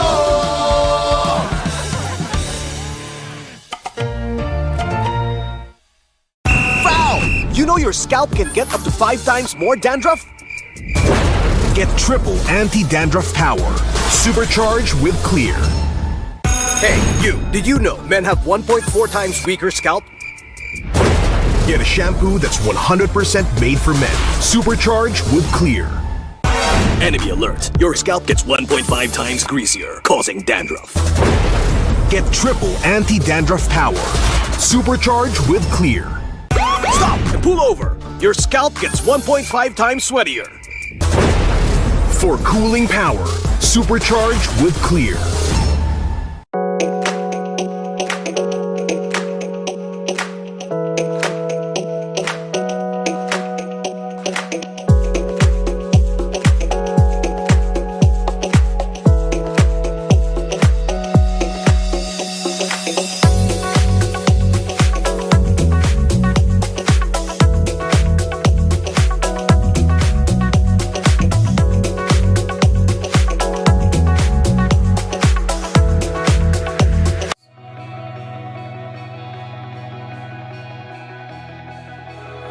Contact Arctic Aircon today. Let our team of experts provide the perfect solution for your cooling needs. Stay cool, stay comfortable with Arctic Aircon, your trusted air conditioning rental and services provider across the Philippines.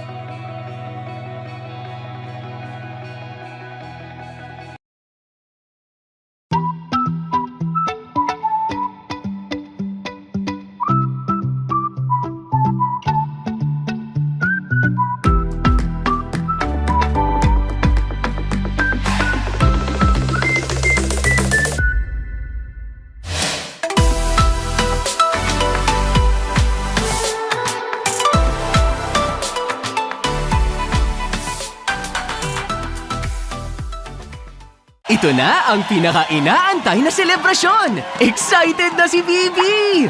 Marami pa siyang kailangang gawin para maging ready ang lahat. Bibi, huwag masyadong pen. Focus. Ganito ba? Ay, naku. Gatot Kacha? Need help? Injection! Wala ako. Ito na lang. Wag na! Please, ibalik niyo na ako sa base! Wag! Bibi! Bruno! Hello? Gising, Bruno! Okay na ako, Bibi! Let's go! Asikasong tunay si Bibi. Tumulong sa heroes, nag-set up ng event.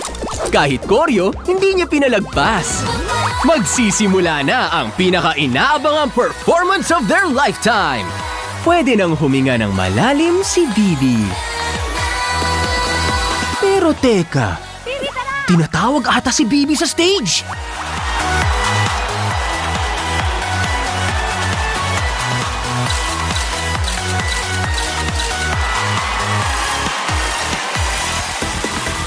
Todo kilig, todo bigay, todo ang saya ni Bibi.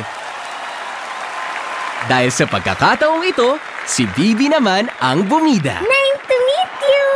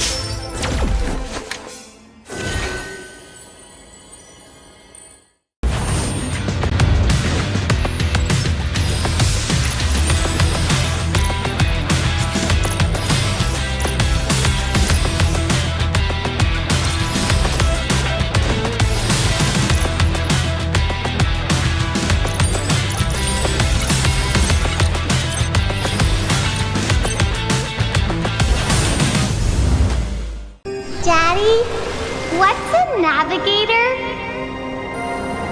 Navigators safeguard the lighthouses across the Nexus Sea.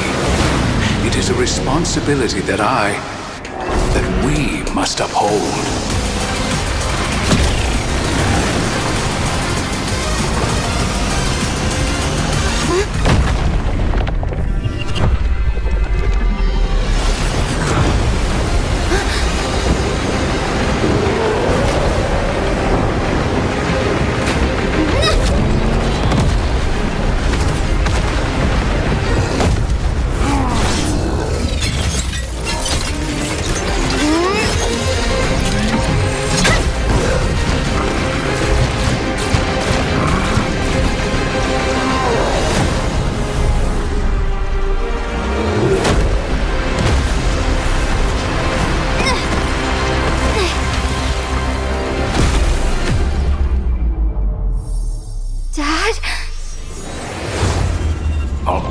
always be with you.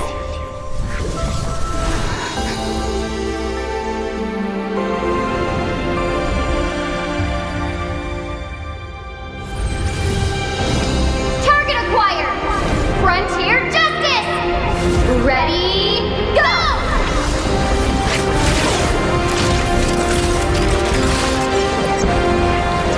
For all the Laylas out there!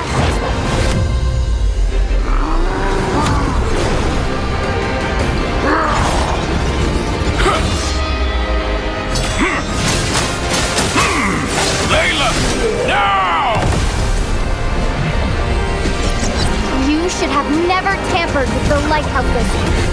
Because I am a navigator!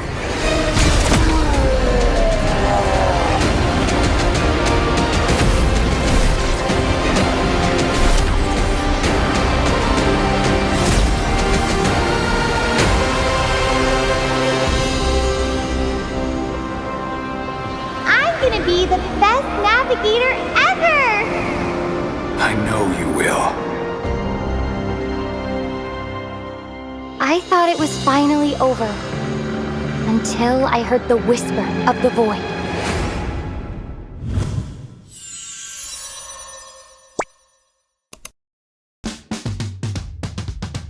What's up guys? Kasama ko ngayon ang ating co-host sa Super Fan City, Ivan, dahil kami kanina ay nagkaroon ng awarding for MDL Philippines Season 6 where we awarded AP Rough World Era bilang champions ng ating season. We also awarded the All-Star Team, which is the whole lineup of AP Rough World Era din. Meron din sa kanilang regular season MVP, which is Tibor, and the finals MVP, which is Matt. And hindi lang yan, meron din tayong awardees na Rookie of the Season, Evan, at meron din tayong Most Improved Player of the Season, Cinderella. Of course, aside from that, we did have our meet and greet wherein our mythic ticket holders had the chance to meet the winning team, which is Team Liquid of Philippines. And right now, may makakasama tayong super fans para malaman how was the experience dun sa meet and greet natin. And now, we would like to call on here sa ating area si Miss Kiara and Miss Kim, obviously fans ng TLPH. Gaano na ba kayo katagal na fans ng TLPH? Actually, ako parang 1 to 2 years na yata. Ako yung since echo pa lang sila. Tapos nag-change ng name ng TLPH na Team Liquid ako. Wow, it has been a long time na sinusuportahan natin ang Team Liquid Philippines. How was the opportunity? How was the experience na na-meet nyo yung mga idols nyo kanina? Sobrang saya po, lalo na nakita ko si Sanford. Same din. Masaya kasi nakita ko na sila in person yung malapitan. Yun nga lang, ang dami nagpa-picture kay ONIC. So, medyo nalayo ako sa kanya. Pero, super worth it yung pagpunta dito sa venue. So, si Oheb ang bias mo? Hindi ko siya. Hindi halata. Si Madam, sinong bias mo? Si Sanford. Natabihan mo ba si Sanford kanina? Nahawakan ko yung kamay niya. Grabe Sana naman all. talaga ang karisma ng ating mga players, Ivan. Ibang-iba talaga ang dating ng ating mga players. And of course, Team Liquid Philippines is moving on to the next round of our playoffs. Kaya naman, imbitahan nyo ang iba pang part ng Cavalry and of course, the other super fans para manood dito sa ating playoffs. Manood po kayo ng playoffs hanggang sa finals. So, sana magkita si TLPH at si Aurora King. At para sa inyo, sino mag-champion sa Season 16? Siyempre, TLPH. At yan lamang naman ang mga kaganapan natin today sa ating Super Fan City. Kaya naman balik muna sa inyo, guys. Sa TLPH, good luck. Good luck. Bigyan nyo na sa amin to. Nakakailang series na kayo. Wala pa appearance, Pwede ba kami muna? Kami muna? Pagkapasok namin grand final, sa inyo na. Uy, ba't Slot kami lang. muna? Ha? Dadyak Hindi, lang. huwag ganun. Ay, wag Huwag ganun. Mirror lang. Slot lang. Slot lang. Kami muna, mamaya. Saka sa mga fans na nanonood, thank you sa laging supportan at pagpunta din sa venue. Rinig namin lahat ng sigaw nyo. Tama, solid. Sa girlfriend ko, mahal na mahal kita always. Oh, you got power. Lakas, di kayang tawas. Oh, you got power. Kay Daniel Madilla. Di, baliw, iba yun. Daniel Caesar pala. Chico, paki-assist naman si Kalad. Bakit alis dyan? Di, dry yung lips ko, di. Oo, rin nga eh. Kailangan natin tubig dito ah. Oy. Peace ata. Uy, iba naman sa'yo eh. Rory. Kaya mo ba yan, G? Rora? Kaya ba yan, Aurora? Feel ko hindi eh. Ako din eh. Puso na lang ata tayo. Pusong Pinoy na nga rin. Pusong Pinoy. Gagalingan namin sobra. Ano message mo kay Yue? Galingan mo kasi gagalingan namin. Yun. Bruce Goat yun ah. Gaya kay Bruce Goat ah. What's that? Mic check again. Another words of wisdom. Another words of wisdom. Give me some words of wisdom and I say in camera. You'll say whatever I say. Yeah. I love you all. I love you all. Boys. I love. What again? Salamat sa inyo. Mahal ko kayo. Ang pangit Oh my ko. God. Full. Salamat. Sa inyo. Sa Ikanyo. inyo. Mahal ko kayo. Mahal ko kayo. Pangit ko. Ang pangit ko. Yeah. Let's go.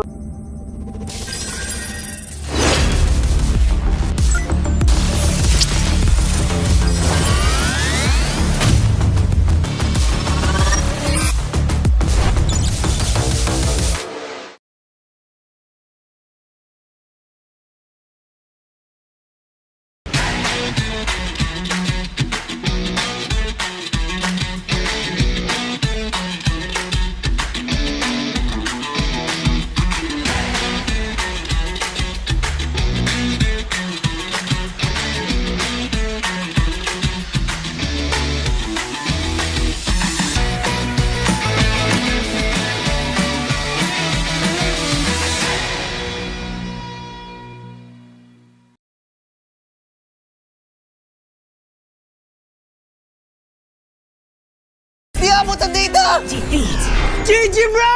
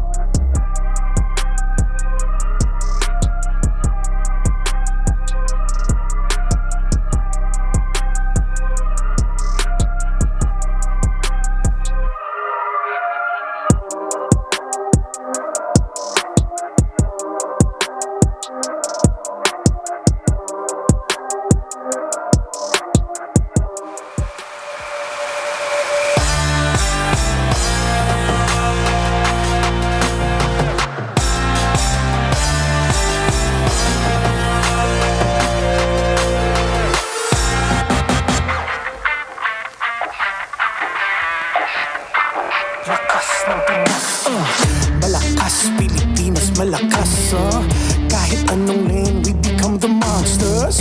Malakas, Pilipinas, malakas face the golden sun and repping for the 3 stars. Look at us, to the top, no ifs, no buts. Winning any game, para to sa PINAS. Di mo matitinag aming boses sa new level. Nasa kalye man o mobile, you know I become a legend. Listen, open fire, we unite, we winners. But with pressure, like diamonds are made of. Switching the lane na parang gera. HP Racing made a setup. Pagkakatang buhat ni Hilda, full dome SS parang Laila. Susundan ko ang iyong bakas. Kasama pataas, tagumpay natin to. Dahil tayo'y malakas para sa Pinas. Nasa amin ang alas, hindi to atas. Kinikilala sa taas kasi kami ang malakas para sa Pinas. Nasa amin ang alas, hindi to atas. Kinikilala sa taas, ganito kami sa Pinas.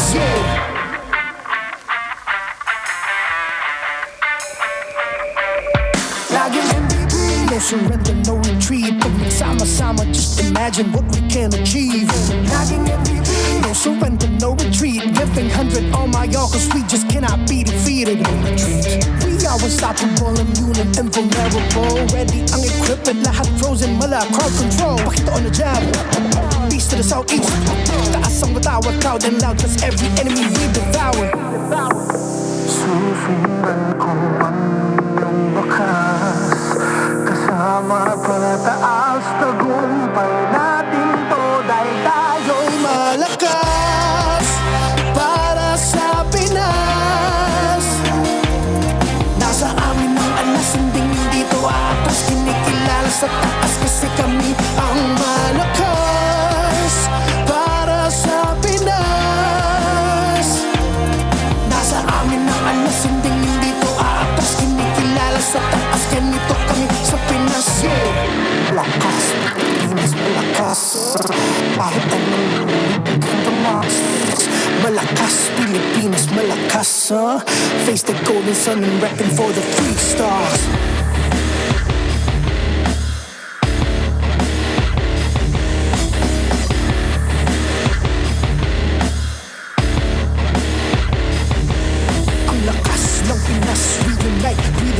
Ang lakas ng Pinas, reunite with the stars. Ang lakas ng Pinas, reunite with the stars. Ang lakas ng Pinas, with the stars.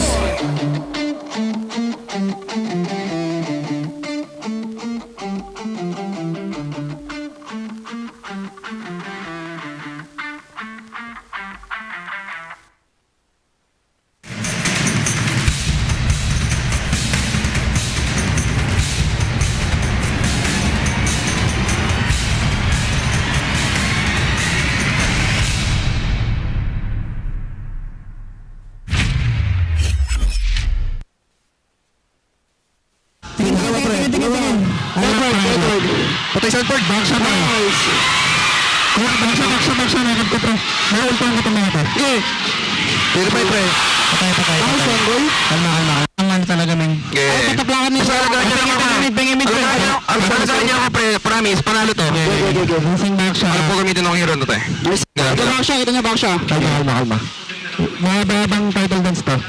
Gawin pa, pre, reset. Sige, tama na. Pag lumalalim eh. Ready kayo Sanford daw? Mamaya kayo pag ready na. Pang Sanford pro. Pandawi ako. Ready dito. Pandawi pa lang ako. Sanford.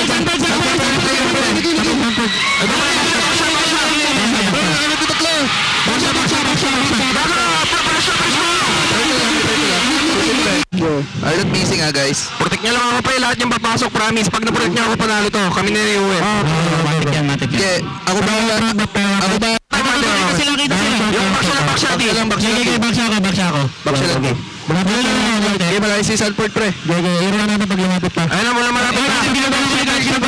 Baksa. Nakad ko baksa daw. Si Sanford ha. Nakad ko pre. Sanford. Nakad pre.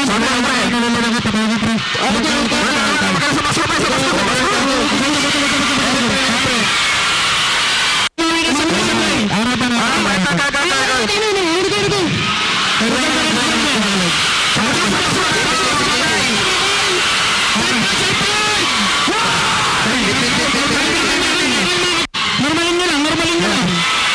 pre.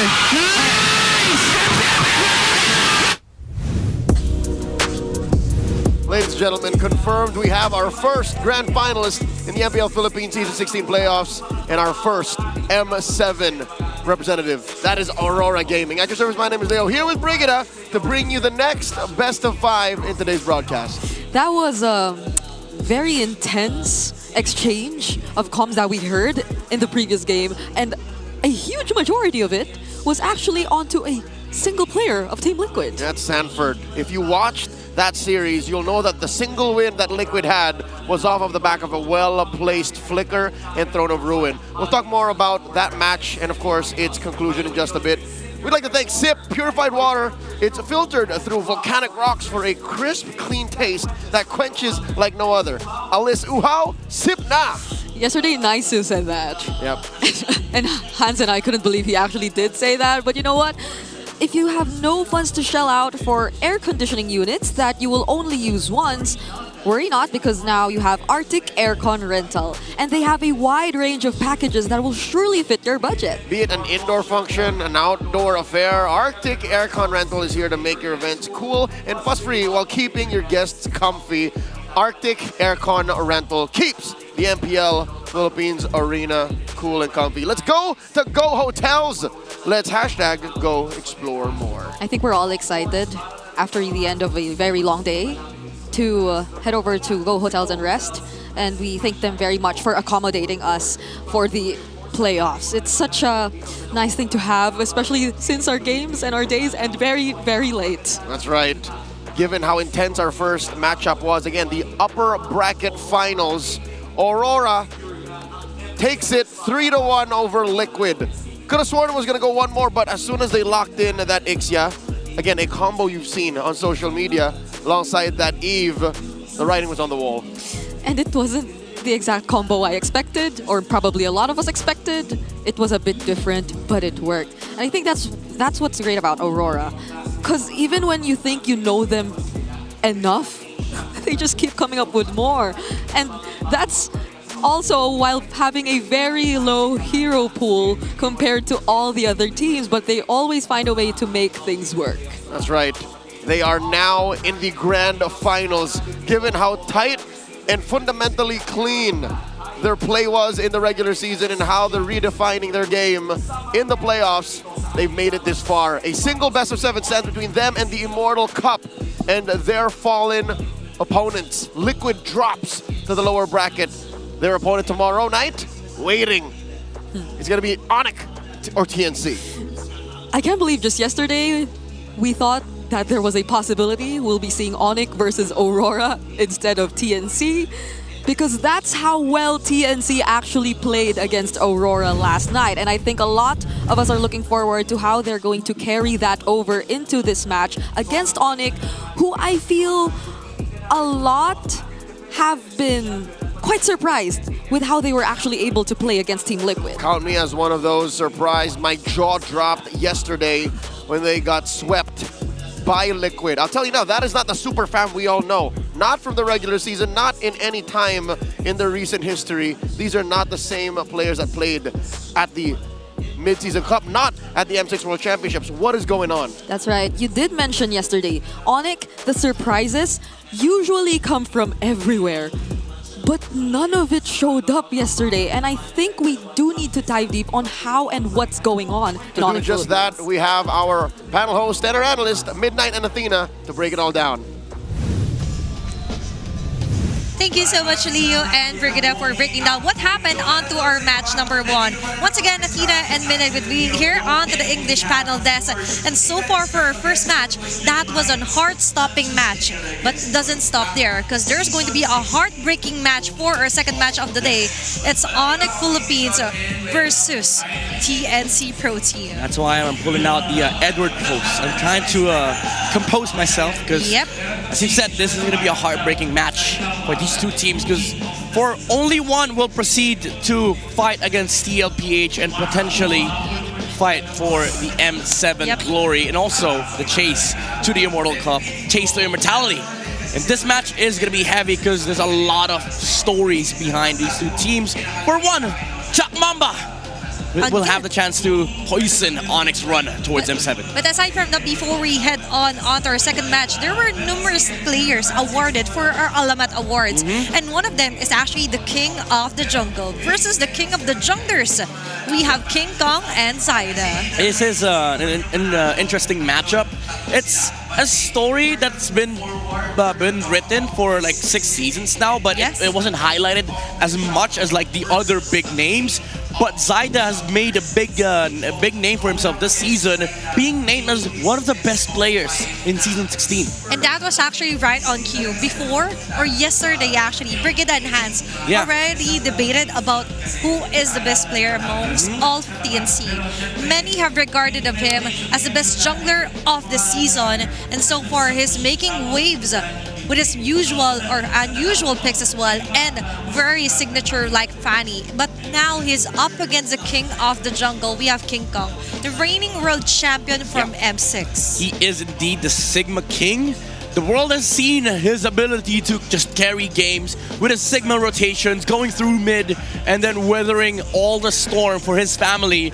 But he's faced up with one of the rising junglers in the league from the Phoenix Army, from the very team that he left to conquer the world. Zaida shows up, and phenomenally so, because in the current playoffs, if you look at the standings, if you look at the stats for junglers, Zaida actually leads a lot of the charts. And so far, you've mentioned like conquering all the storms. You have Storm here for TNC Pro Team Benecutie. But looking closer at King Kong's mid-game stats during the 8 minutes, this is his total numbers so far. Yeah, if you look at the overall stats, it's down in the current playoffs. I mean, it's kind of a bit of a skew for King Kong because they did get swept by Team Liquid Philippines, but even then, if you have to quantify his performance in the playoffs, this is what you get. For the first 8 minutes, King Kong has been down and about, being gapped in almost all aspects against Carteezy, but I mean, this is a little bit unfair because they did play one series, but in terms of overall statistics, he is underperforming for ONIC Philippines. And this is very, very frustrating and concerning for ONIC. That's why I think in this upcoming match, they have to, hone in on the focus with their jungler, because most of the time we say King Kong usually dictates the tempo here and momentum for ONIC Philippines. And so far, he's up against Zaida. If he lost against Carteezy yesterday, now Zaida is also part of Team Liquid before. Yeah. And considering his playstyle, of course, he's up on par. He's actually overall onto the rankings, first into the total kills this season. Yeah, even yesterday we saw he leads the pack in terms of overall kills of the season. Even in playoffs, he still leads the pack. 41 kills, that's the first. I mean, they did play a lot of games, but in terms of GPM, gold share, and turtle control, he is still like a very consistent force in the playoffs. And mind you, this is a team that nobody expected to perform this well. Nobody expected for this run to go this deep. And who leads that charge for the Phoenix Army? It's Mama Coco. And aside from that, I see Coach Hito pressuring him to flex some of his muscles. But for me, the overall rankings is enough of a flex here for Zaida. That is true. Considering the TNC Pro Team was someone who forced out a Game 5 out of Aurora, our top-seeded team from yesterday's match. But so far, let's discuss further for our head-to-head for our junglers. Let's see if we will remind you of whatever hero comes first. Is it Zaida or King Kong? This is first pick.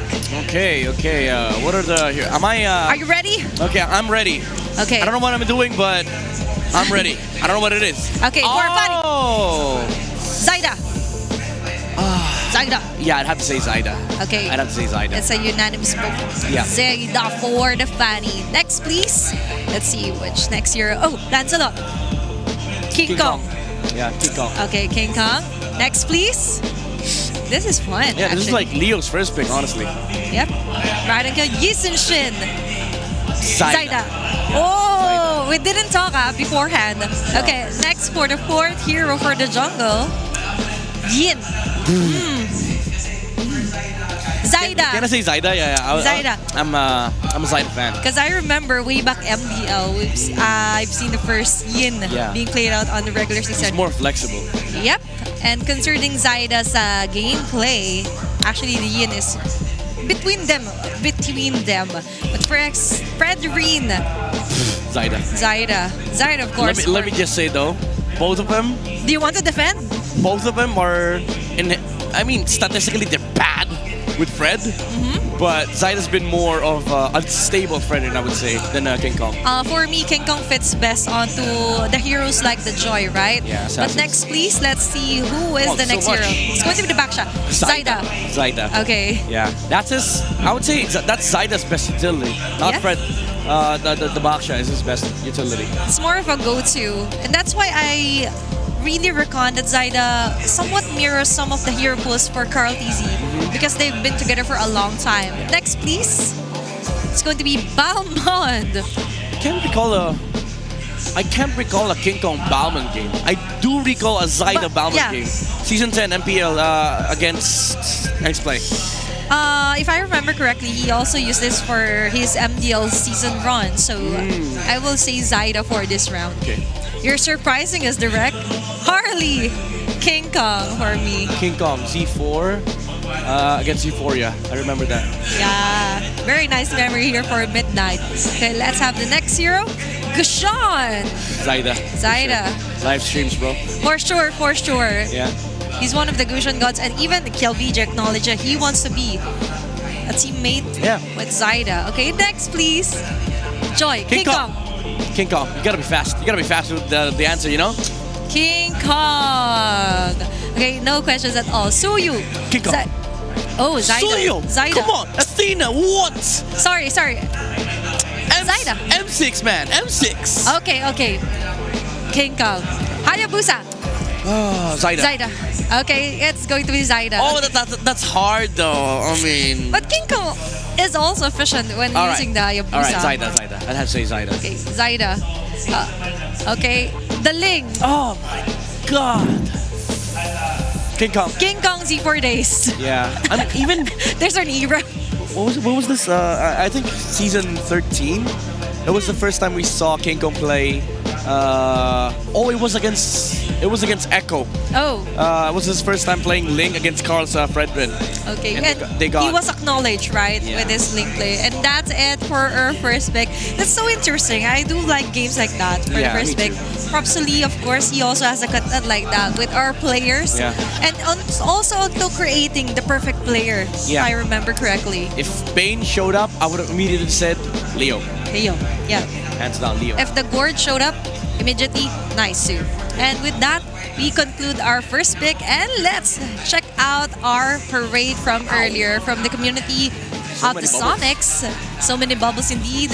Lively atmosphere before heading off here onto Cuneta Astrodome. A lot of faces here from our players. They're in spirit. It's so funny seeing this bubbleheads from the community. Yeah. Like it's just cute and also creepy at the same time.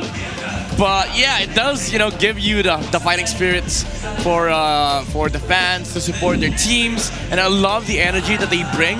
And also now you have the Phoenix Army coming into the venue. Matter of fact, I saw them outside. I've met a couple of them, and man, oh man, I commend the energy.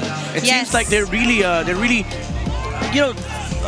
how do I say this? Like they're fully committed in supporting TNC in this campaign towards not just the M7 slot, but also the grand finals. And to everyone watching right now here on our live stream, you could also join us on the fun on our community parade. There are a few seats left for tomorrow's matches as well. Yeah. And some of those are going to be somewhat closer to the stage if you want so. And for our match today, let's focus on to the heartbreaking part, Midnight. Yeah. We've mentioned that these two teams are currently crowd favorites, of course. We've seen some Sonics and even the Phoenix Army going here onto Cuneta Astrodome, but the reality is only one can move forward and face Team Liquid Philippines. I hope a day comes when the M Series invites 3 PH teams. That's gonna be unfair though for the other regions, but just to prevent this, kind of heartbreak. But to each his own. If you win, you do deserve it. But even if you lose, you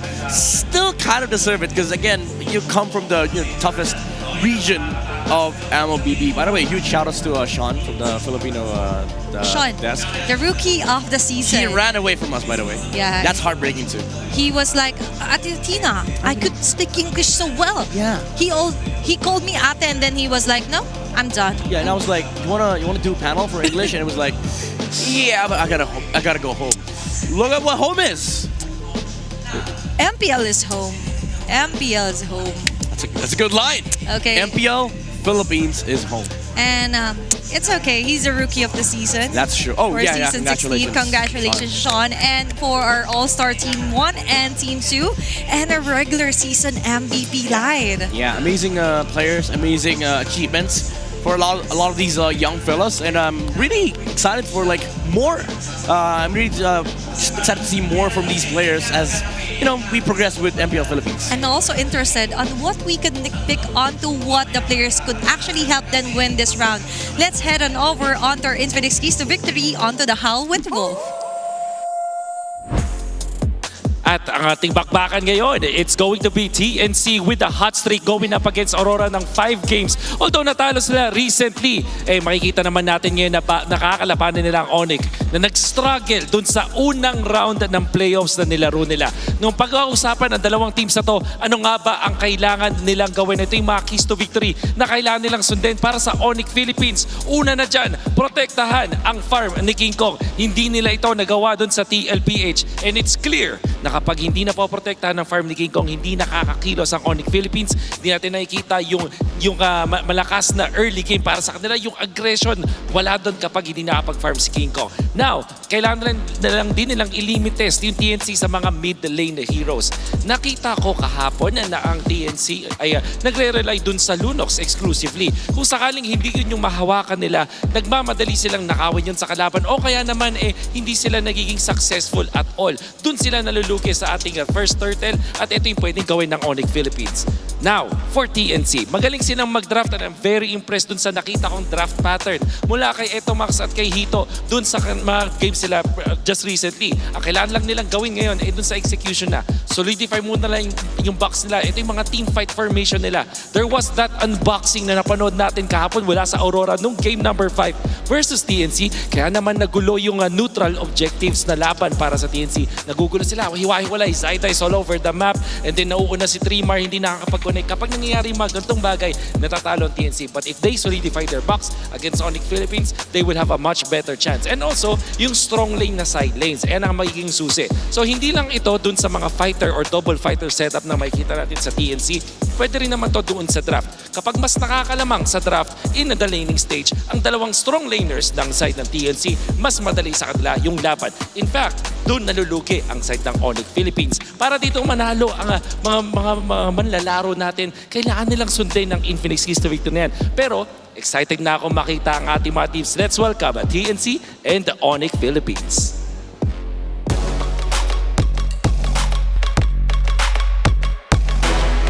To oversee and uphold the tournament's integrity, guiding us through the Smash are our Mark Sons, Joshua G, JJ, Patrick, and Yaku Jeff. It is now time for the King of the Jungle to take the stage. It is a do or die here at the Champions Arena. Introducing Kirk, King Kong, Super Prince, Brusco, and Galera. Give it up for ONIC Philippines!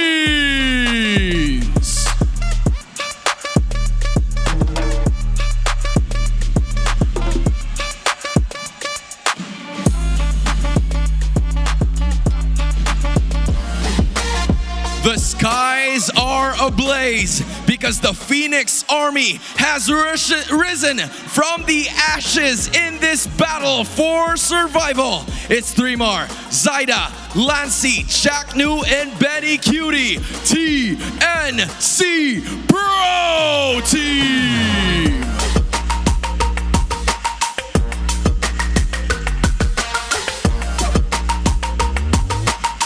The two teams will also be joined by their respective coaches. It's Coach Wynot for ONIC PH and Coach Etomax for TNC. Sonics, Phoenix Army, make some noise!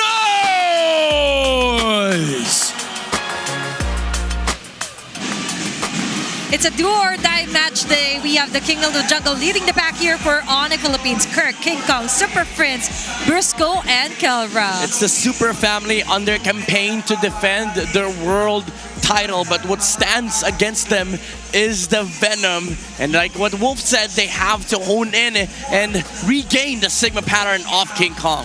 And for the side of TNC Pro Team, still have three more: Zyda, Lancy, Chaknu, and Benny Cutie. A very strong contender and able to inject their venom from yesterday's matches. Yeah, they're now in this, their deep run. It's their deepest run since Season 9. And TNC, they're looking like they're in good shape, looking at the first blood rate. This is the point of contention that these two teams have to make. The early game aggression, especially for ONIC Philippines, it's sort of like a requirement from the squad. But for TNC, I feel like it just comes naturally. And we could definitely see that slowly reflect and slowly integrated onto their draft and patterns as well. And later on, we would see more if there will be surprise picks as well. Will Benny Cutie stick to the Fighter Golden meta, or will we see something new from TNC Pro Team? You know what? Maybe even Kelra goes for the Fighter Golden. Maybe we see a fighter to fighter. It's a little tongue twister. It's a fighter and fighter Golden bout between Benny and Kelra. Or maybe we just go down to the traditional marksman. I don't know. Maybe.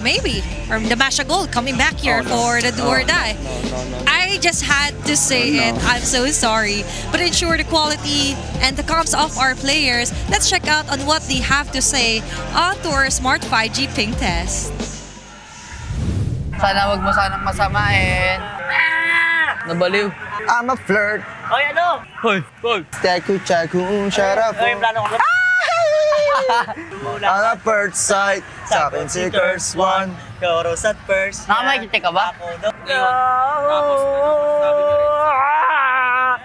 Ang masasabi ko sa preparation namin ngayon is, we are born ready.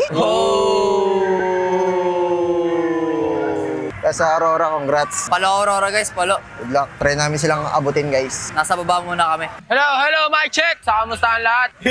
Panalo tayo ng last mic check ko ah. Paano nga ba kami babawi? Babawi kami ngayon. Paano ka babawi? Talo kami kahapon eh. Gapang malala to guys. Gapang tayo parang pagong. Mabagal lang pero... Bagal. Buhay ID karera tol. Congrats sa Aurora Gaming guys. Lalo na kay Dom. Nakaka-proud ka Dom. Love you. Message ko sa message ko na guys yun. Siyempre, sobrang nakaka-proud. Kasi nakalaban namin sila kahapon. Ngayon, nasa M7 na sila. Let's go. May sinasabi si Bonok guys. Shout out sa mga trapahan ko dyan na dadalo sa laban na ito. Anong lugar sa shoutout mo? Ay nak! Shout out sa Quezon City boys dyan. Pasay, mga taga-Pasay. Sana nakangiti pa rin kami paglabas ng venue na ito. Watch and learn guys. Ang laki niyan ah. And that is our Smart 5G ping test, leading you against Data C. And they've mentioned, although life is not a race, but this match is the race towards the grand finals. But before that, this is the first pit stop, the do or die match between them and TNC Pro Team. Yep, now ONIC, they take first pick. They will lead the tempo of the draft in the very first game, and I feel like this is their side for the entirety of the series. You want to see some of the heroes from Chapno come out in the first phase, and I feel like even though there is magic to being red side, TNC's draft tendencies has been okay, but it's sort of like predictable. If you're ONIC Philippines, you would expect these comfort picks come out, and they would know that these lineups or these heroes are what Etomax is going to be drafting for these players. Basically, you'd see it from a mile away. Like from time to time, you also have to spice it up, right? Because if you're too predictable, you're like an open book that's going to be easily manipulated and countered out. Now, for TNC Pro Team, you've mentioned and highlighted Etomax, but I would also like to acknowledge Coach Hito.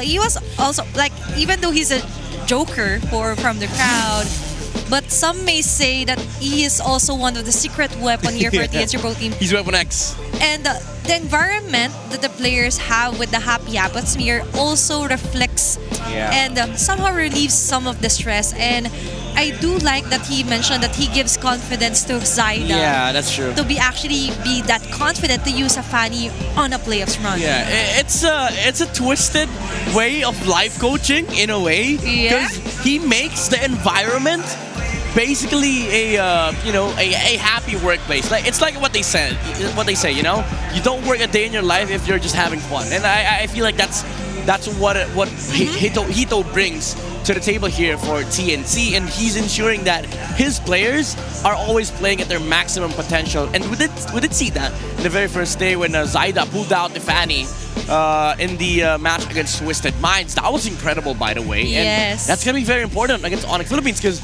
let's face the reality here. ONIC is a tall task for TNC to actually finish. People work best when they're inspired and motivated. And who wouldn't be motivated if there's a crowd, you have your loved ones supporting you? Biggest shout-outs, of course, to the Phoenix Army and to the Sonics as well. Yeah. And some also flew from different country. Yeah. I also saw Waifu, if I'm not mistaken, taking the effort to watch Brusco live here on the Cuneta Astrodome. Yeah, the support is all there.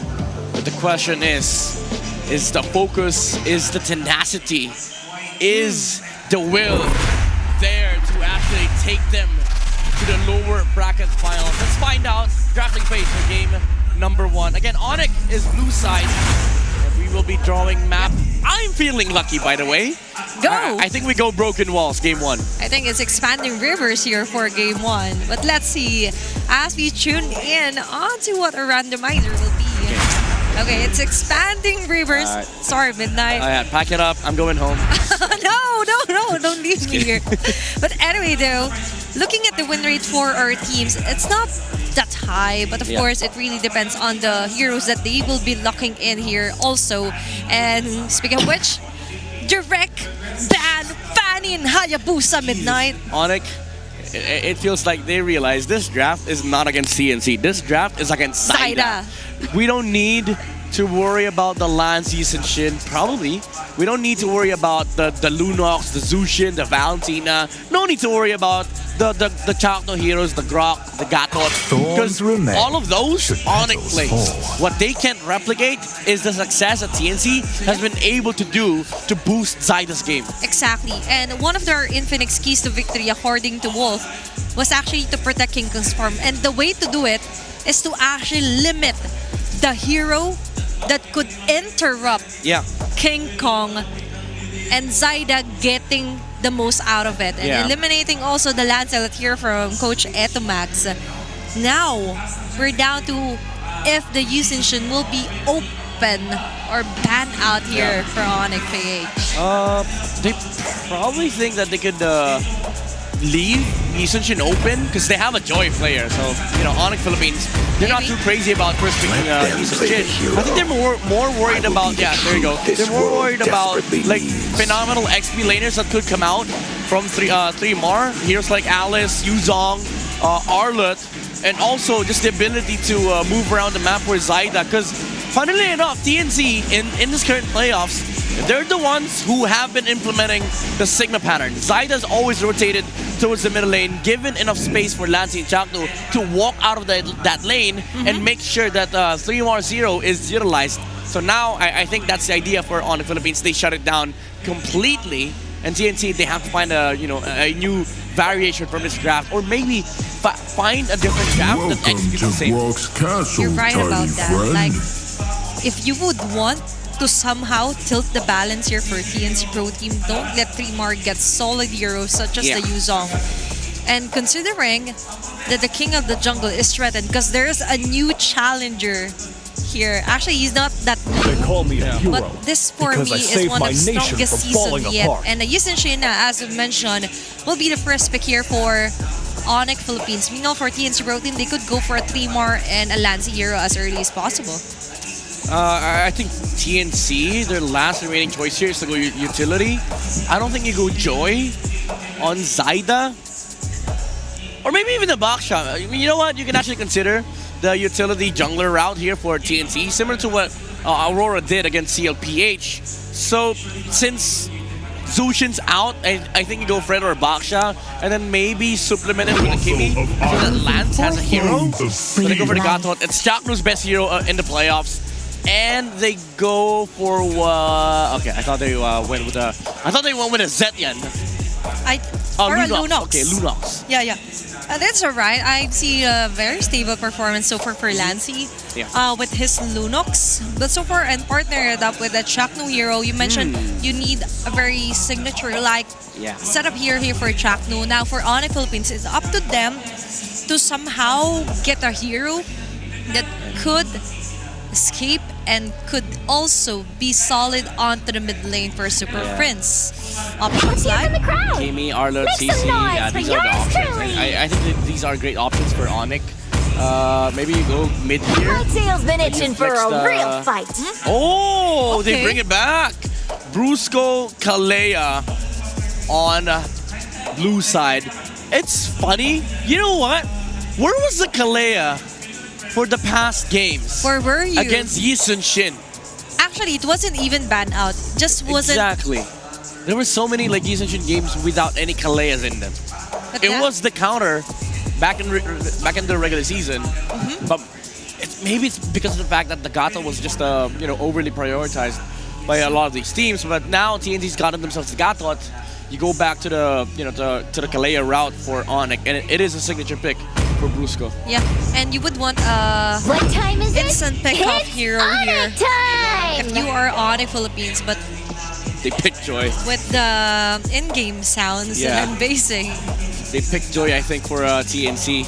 This is Zyda's. I can't remember when was the last time he played Joy, but I'm pretty sure it wasn't that great because it does need a lot of time, and TNC usually loses steam in the mid game if they don't have that mid game down with their comp. So this is a little bit worrying, even though late game comes, this lineup is a monster against a YSS. His secondary problem is that he's playing Joy into a Kalea, so that's another layer of issue that they have to solve in the late game.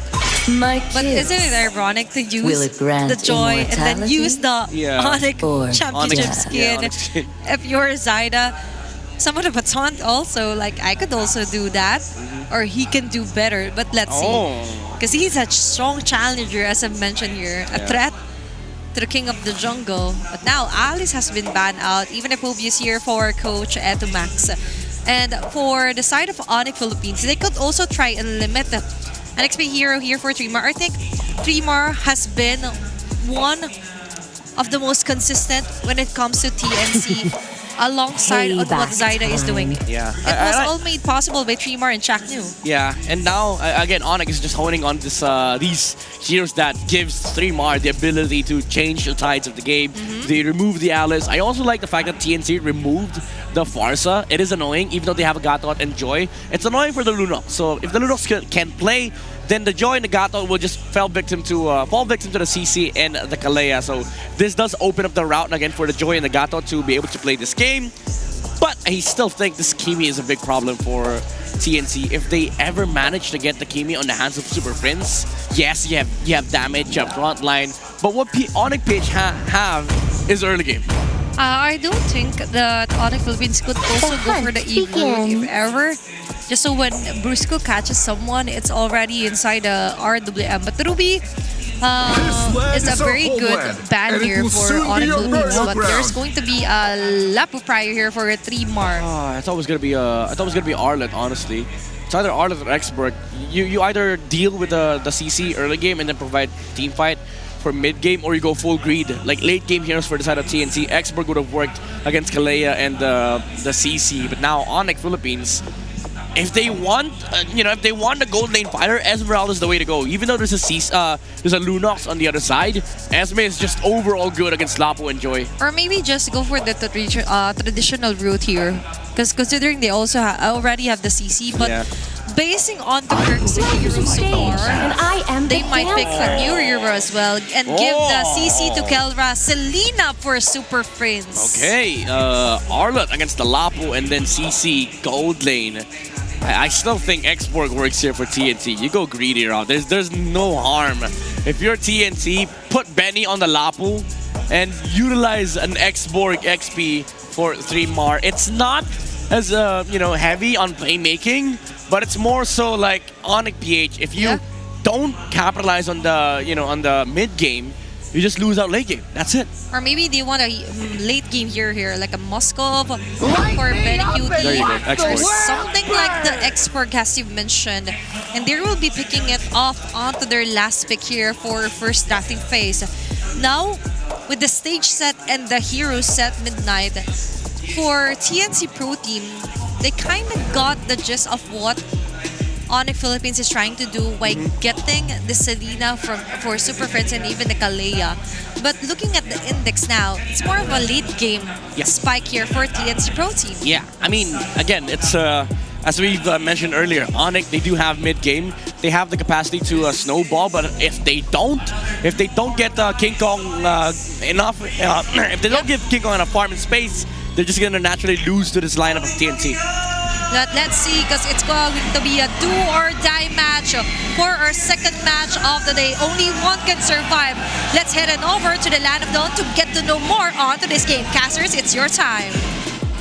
And it's time for a lower bracket bout between TNC Pro Team and ONIC Philippines. Last night, TNC came so close to locking in for that upper bracket bout.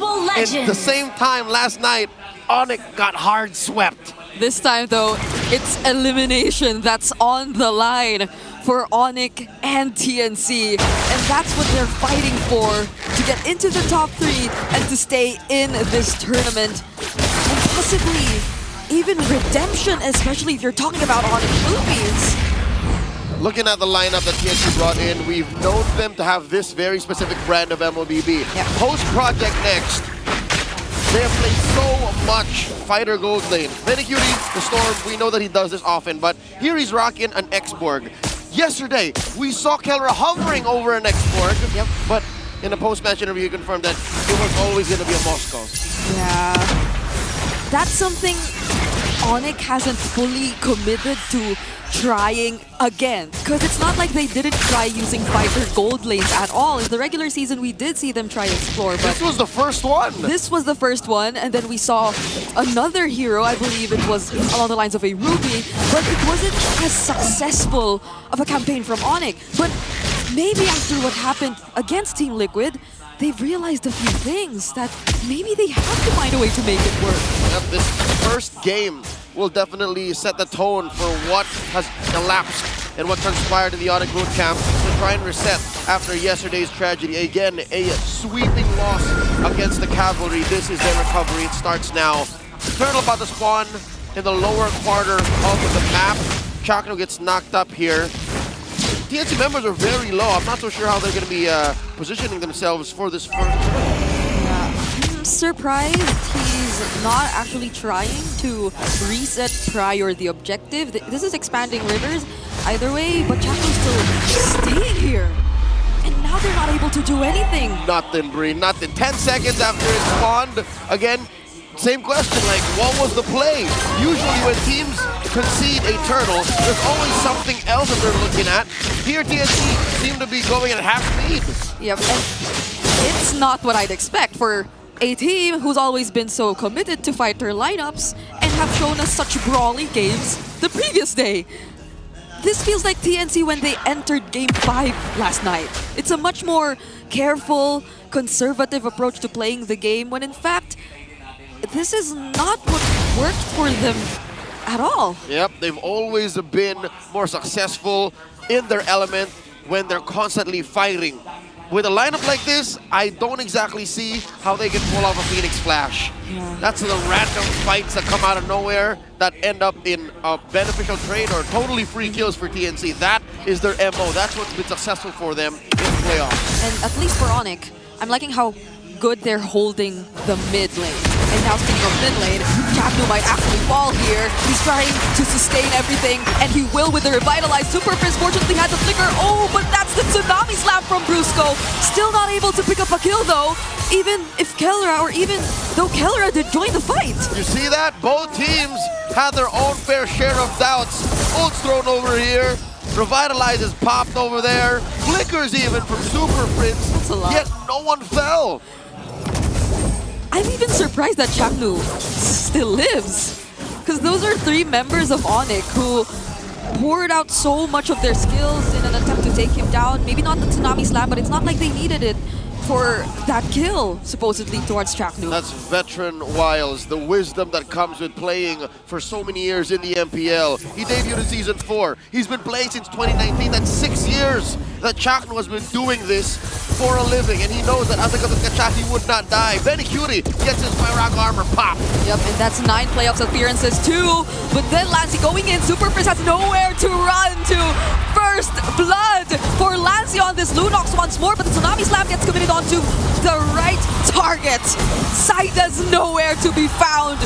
And there's another kill that goes into the hands of King Kong. Oh my god, Kirk going from target to target. Kellra dealing damage as well. All enough time for King Kong to take the turtle. That was such a quick decision from ONIC Philippines. Even though the fight was still on, King Kong did not decide to join at all. No. He just had to focus on his priorities, and being a Yisun Shin, this is such a great start. And that puts them almost 2,000 gold ahead. 5 minutes in, 2 turtles in the back pocket. This is the ONIC we've been looking for. Penny again gets his Myraga armor popped. A trap triggered. It's not a good game to be an X-Borg. It's not a Farsa mid lane you're seeing in Super Prince, but the way he keeps bursting the Firaga armor essentially feels the same. The rotations towards the top lane have been so frequent, and this is the first time we're seeing Benny on the X-Borg, but we're not able to see much from him just yet. Nope, we've always seen him get his Firaga armor pop. No last insanities that actually mean anything. So TNC have to find a way to recover elsewhere. And it looks like the EXP lane ain't gonna be it. Folks, in case you've just joined us recently and are not aware of how things work, there are gold lane fighters now, so this is not a mistake. You're seeing an Arlen versus a Lapu-Lapu in the EXP lane, and a CC and an X-Borg in the gold lane. Do not be confused about which is the EXP lane, because it's still the Arlot Lapu. It's just that we're currently at a point where even the gold lane mostly revolves around fighters now. Yep. And maybe it's also because of, oh, hold on. Tsunami Slam! Now that's an XP lane pickoff. We were just talking about it, and 3-Mar gets taken down. Boris James Paro has had it. Since yesterday, he's been struggling to get his team to a good position, and now he said he'll just put it into his own hands, literally, serving up kills. 3-2 now, still keeping that 2,000 gold lead, and King Kong farming. I think he's had it with this question of, so really, who's the king of the jungle? It's him! Individually, he knows it's him! Right, it's like individually they woke up. Brusco now deciding to pick the Kalea. Oh, he is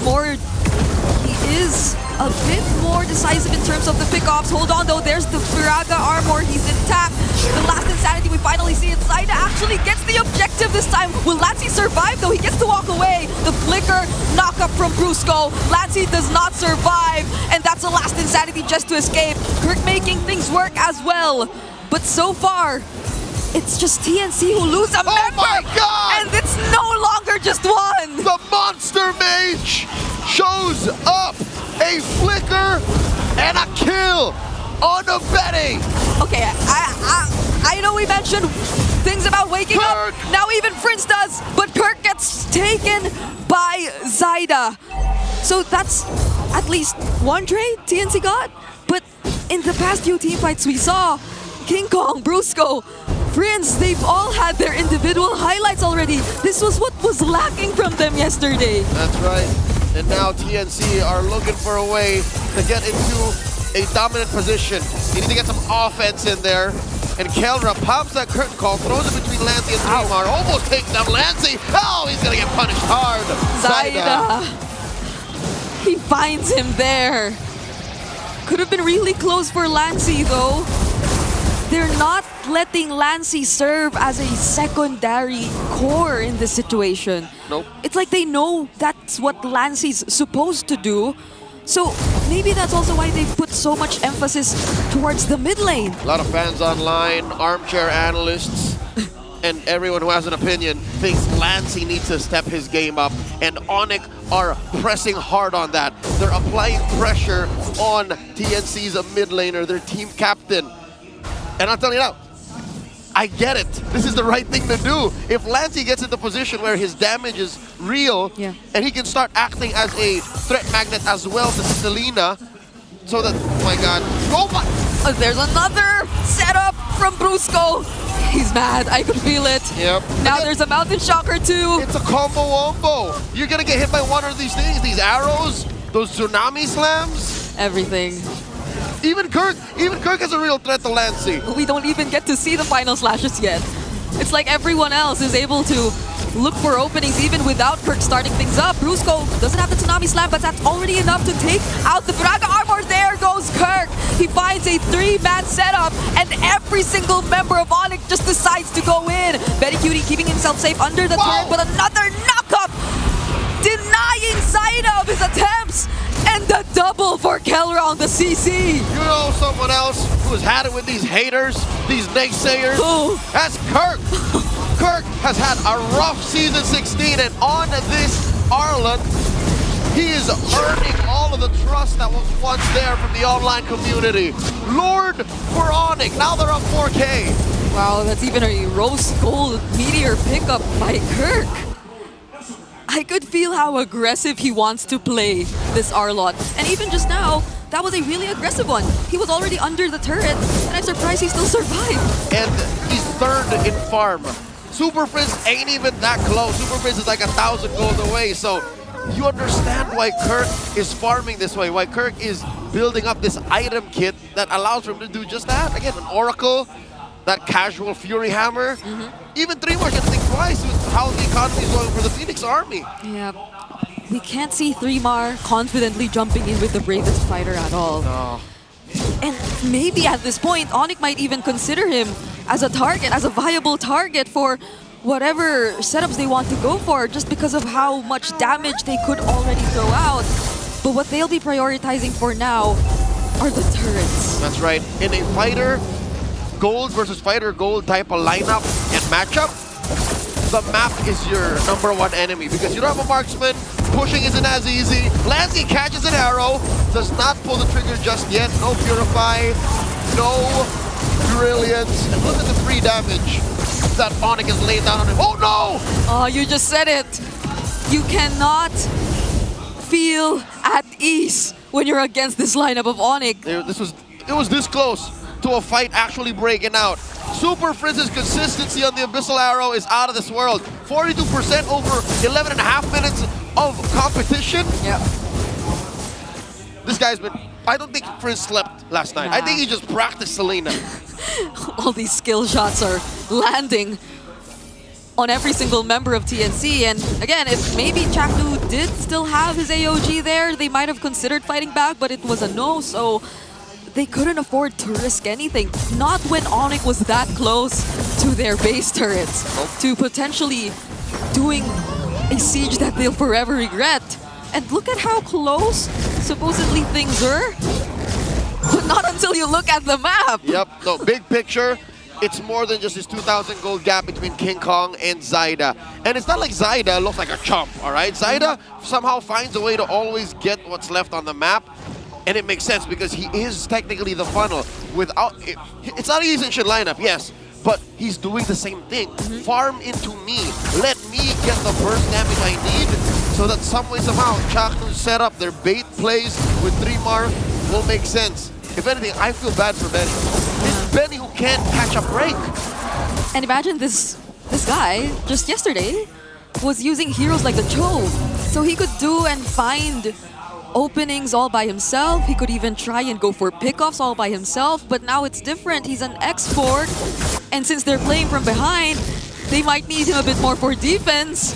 But is that really the way Benny wants to play? The truth is much closer into a high-tech pinata. That's exactly what he is. ONIC's gonna throw stuff at him, he's gonna break, and then he throws more stuff at him again. And it's rare that he finds them with his Firaga armor intact, is what I'm trying to say. 7,000 now as ONIC secures their second Lord. Item game is looking so much worse. TNC are getting depraved, even these small camps. You see here, Super Friends and Brusco are checking this purple. I think they understand that Zaida needs the purple more than the orange. It's another situation of choking out resources from an assassin jungler. And arguably, maybe that's why we're seeing a lot more less joys come into play, because again, the joy feels as if it needs a bit more time, it needs more farm. Yep. And now ONIC know exactly how to prevent Zaida from getting to that point where he could just fight head on. Oh my goodness, the brilliance was already used. And it was quite a point-blank arrow. It's just, you can never tell when Super Prince decides to flicker in and jump you. Approaching a 9,000 gold lead ONIC has, and it's miserable. The purple does finally spawn, but King Kong's gonna take it away like your lunch money. Joy is in this category of junglers like Hayabusa, like Ling and final slash on 3! Now they're looking for action. Zaida trying to go from behind, but the Tsunami Slap was ready to deny him of another trade. They actually get to take down 3mar with that setup by Kirk. And that's 3mar, that's a Lapu-Lapu. Mind you, did not have the time to get the damage reduction, did not have time to get some spell vamp, and that's the last enemy! Oh my goodness, because of the brilliance, the arrow landed on Benny.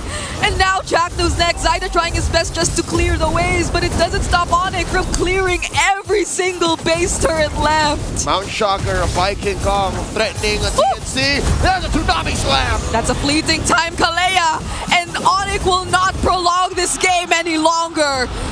A 15-minute game that goes over to ONIC.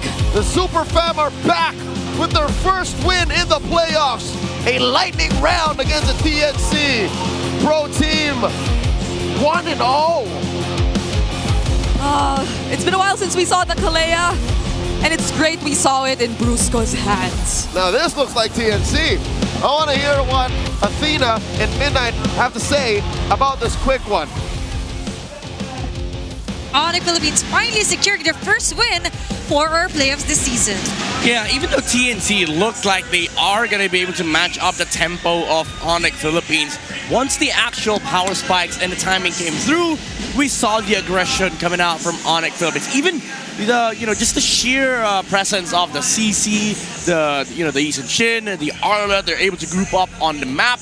Matter of fact, Kelra's sometimes over greedy with his map movements, but when they group up, TNC couldn't really fight in terms of the skirmishes because they have to wait. They have to, scale up to the late game. But ONIC Philippines didn't allow them to, and it's because all of these shots were landing from Super Prince, the Monster Mage with the Selena, crazy arrows in the late game as well. Our Game 1 MVP, Super Prince, the Monster Mage, making waves here for our first game. Aside from that, long-range arrows, point-blank arrows, he's the man that you need. And even onto the highs of Zaida, you would expect that he would have the luxury to try and deny, farm up as much as he can, but that didn't happen at all. Yeah, I was gonna say, like, playing Selena in this game is kind of awkward. Like, there's a lot of ways for TNC to sort of dodge away from the arrow. I mean, the traps are gonna be kind of annoying, especially for both Zaida and Chakno, but Benny Cutie and 3mar, they're fine playing against the Selena,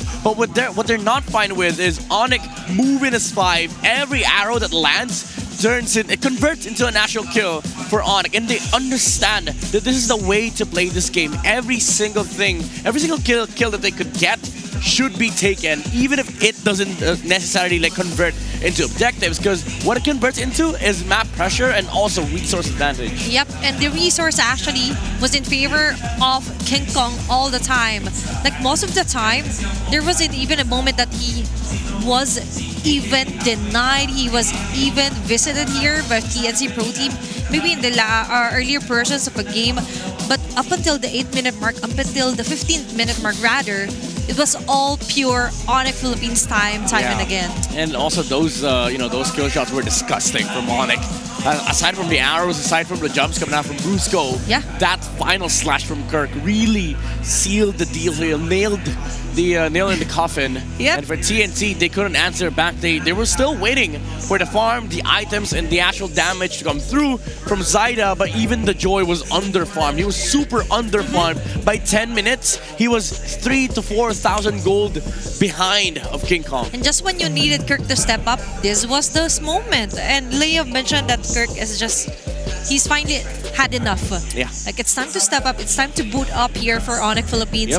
And you mentioned Zaida here. For me, the early pick of the Joy was kind of a question mark. There are multiple assassin here if you want to go the route here for Zaida that they could have gone. And even the Lapu.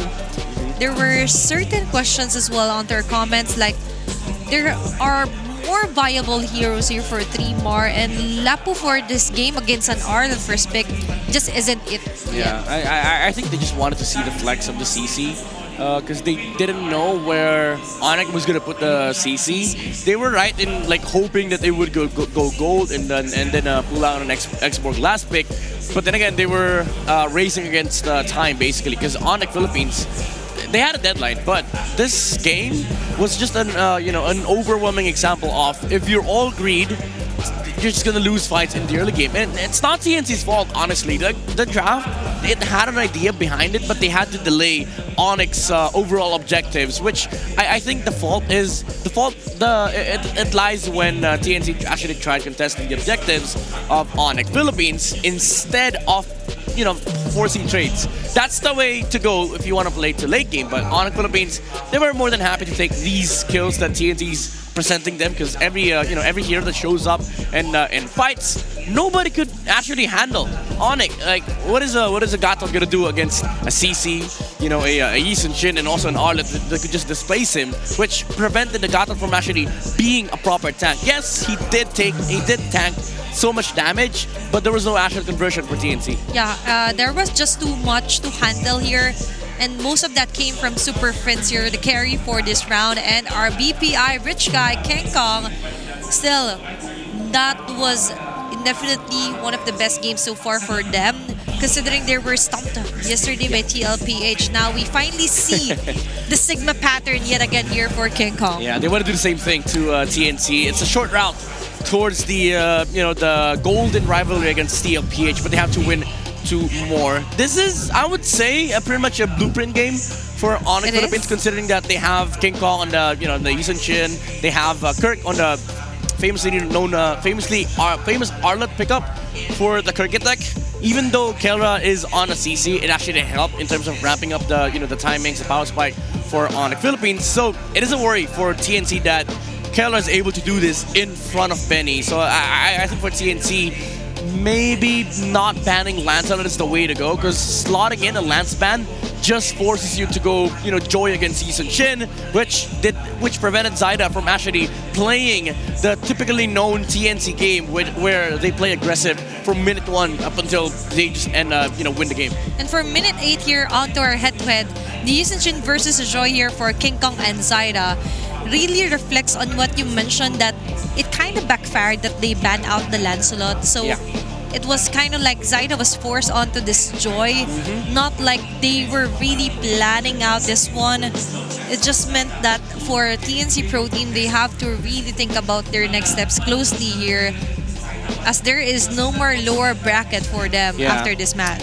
I'd have to say this is more of a draft problem for TNC. Not that they had a bad draft, but they were forced into the situation where they had to deal with the heroes by the individual lanes, and it allowed ONIC to just not worry about existing counters, because sure, you have Joy, it's a late game hero. There's also Kalea, so if you want late game, ONIC just has a lot of farm by that point. Even when Zaida hit the 9k gold mark, King Kong was sitting at like 13k. So it didn't even matter, because at that point, they were just waiting to end the game. And so far for our match 1, we've seen a full house, and even so, there are still Phoenix Army here coming inside the Croneta Astrodome. And by the way, guys, you could also join the new season of MLBB Rising Open as an in-game mode designed to provide players a platform to engage in competitive gameplay and earn in-game rewards.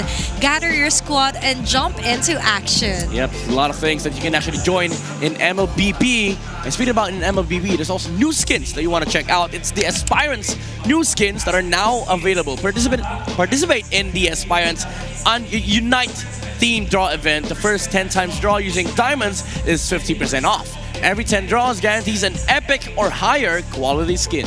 Come and join the draw and witness the power of aspiration together. What a beautiful skin. I do hope I get the chance to be lucky today to draw the Vexana Aspirant skin. Please, please, please. Please, please. I do hope It's a flex. But why are you doing this if you I'm just already helping you. have... I'm helping you with the luck. Come on. Thank you so much. We're teammates here. We're family. We're family here. We're super family. Because And it's also home. Phoenix Army. MPL is home. Yeah, MPL and is now home. Yeah. let's see who will go home later on. But so far, we all have to go home. It's such a bad thing to say. I'm so sorry. They all have to go home. We're gonna have to send somebody home. Yes, we That's do true. have to send somebody home.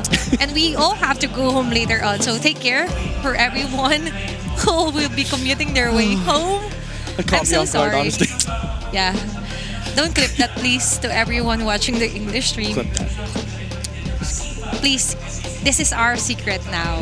You are part of the inner circle. But for that circle, there was a pearl circle mood here. Like, I was like, oh, picking a joy against against a player who has his own skin. Yeah. And then how ironic it is, like, was it a trigger to, like, actually, you know what, guys? Let's bang them. Yeah. Yeah. And too violent. I'm so sorry. Yeah, you're sending somebody home and you're also being violent on a player. But don't do that. Don't worry, King Kong denied all of that. He was like, you're not Sigma. But so far for our matches today, there will be so much surprises. But let's head over on to Odin with our merch giveaway. What time is it? It's ONIC time! 1-0 now for ONIC Philippines against TNC Pro Team. This is your very own Odin on the side with Ate Aliana. Napakaganda mo naman, Ate. Ay, thank you so much. Ate Aliana, gaano ka na ba katagal na fan ng MPL Philippines? Simula nung nag-start yung kapatid ko sa EXE. Okay, Season 7 pa. At sa mga hindi po nakaka-alarm, siya po ay ate ni... Kelra. Ate ni Kelra. And etong jersey mo ngayon is one of the jerseys na meron tayo sa ibang seasons pa. Kailan pa ba tong jersey mo? Nung nag-start siya na lumipat sa ONIC. Okay, so nung nag-start mag-ONIC Philippines, meron ng jersey si ate. And ano ba ang mensahe mo ngayon kay Kelra? Ngayon na, do or die na kasi tong match nila eh. Ayun, sanay na sanay ka naman dyan sa ganyan. Pero yun nga, natutuwa ko kasi hindi sila lahat nawawala ng pag-asa. Message ko lang, consistent lang, tsaka kaya natin yan. Naniniwala si ate sa kakayahan mo na gumapang at ipakita ang iyong lakas hanggang sa dulo. At dahil matagal ka na super fan ni Kelra, since birth ni Kelra, meron kaming hinanda na merch para sa'yo.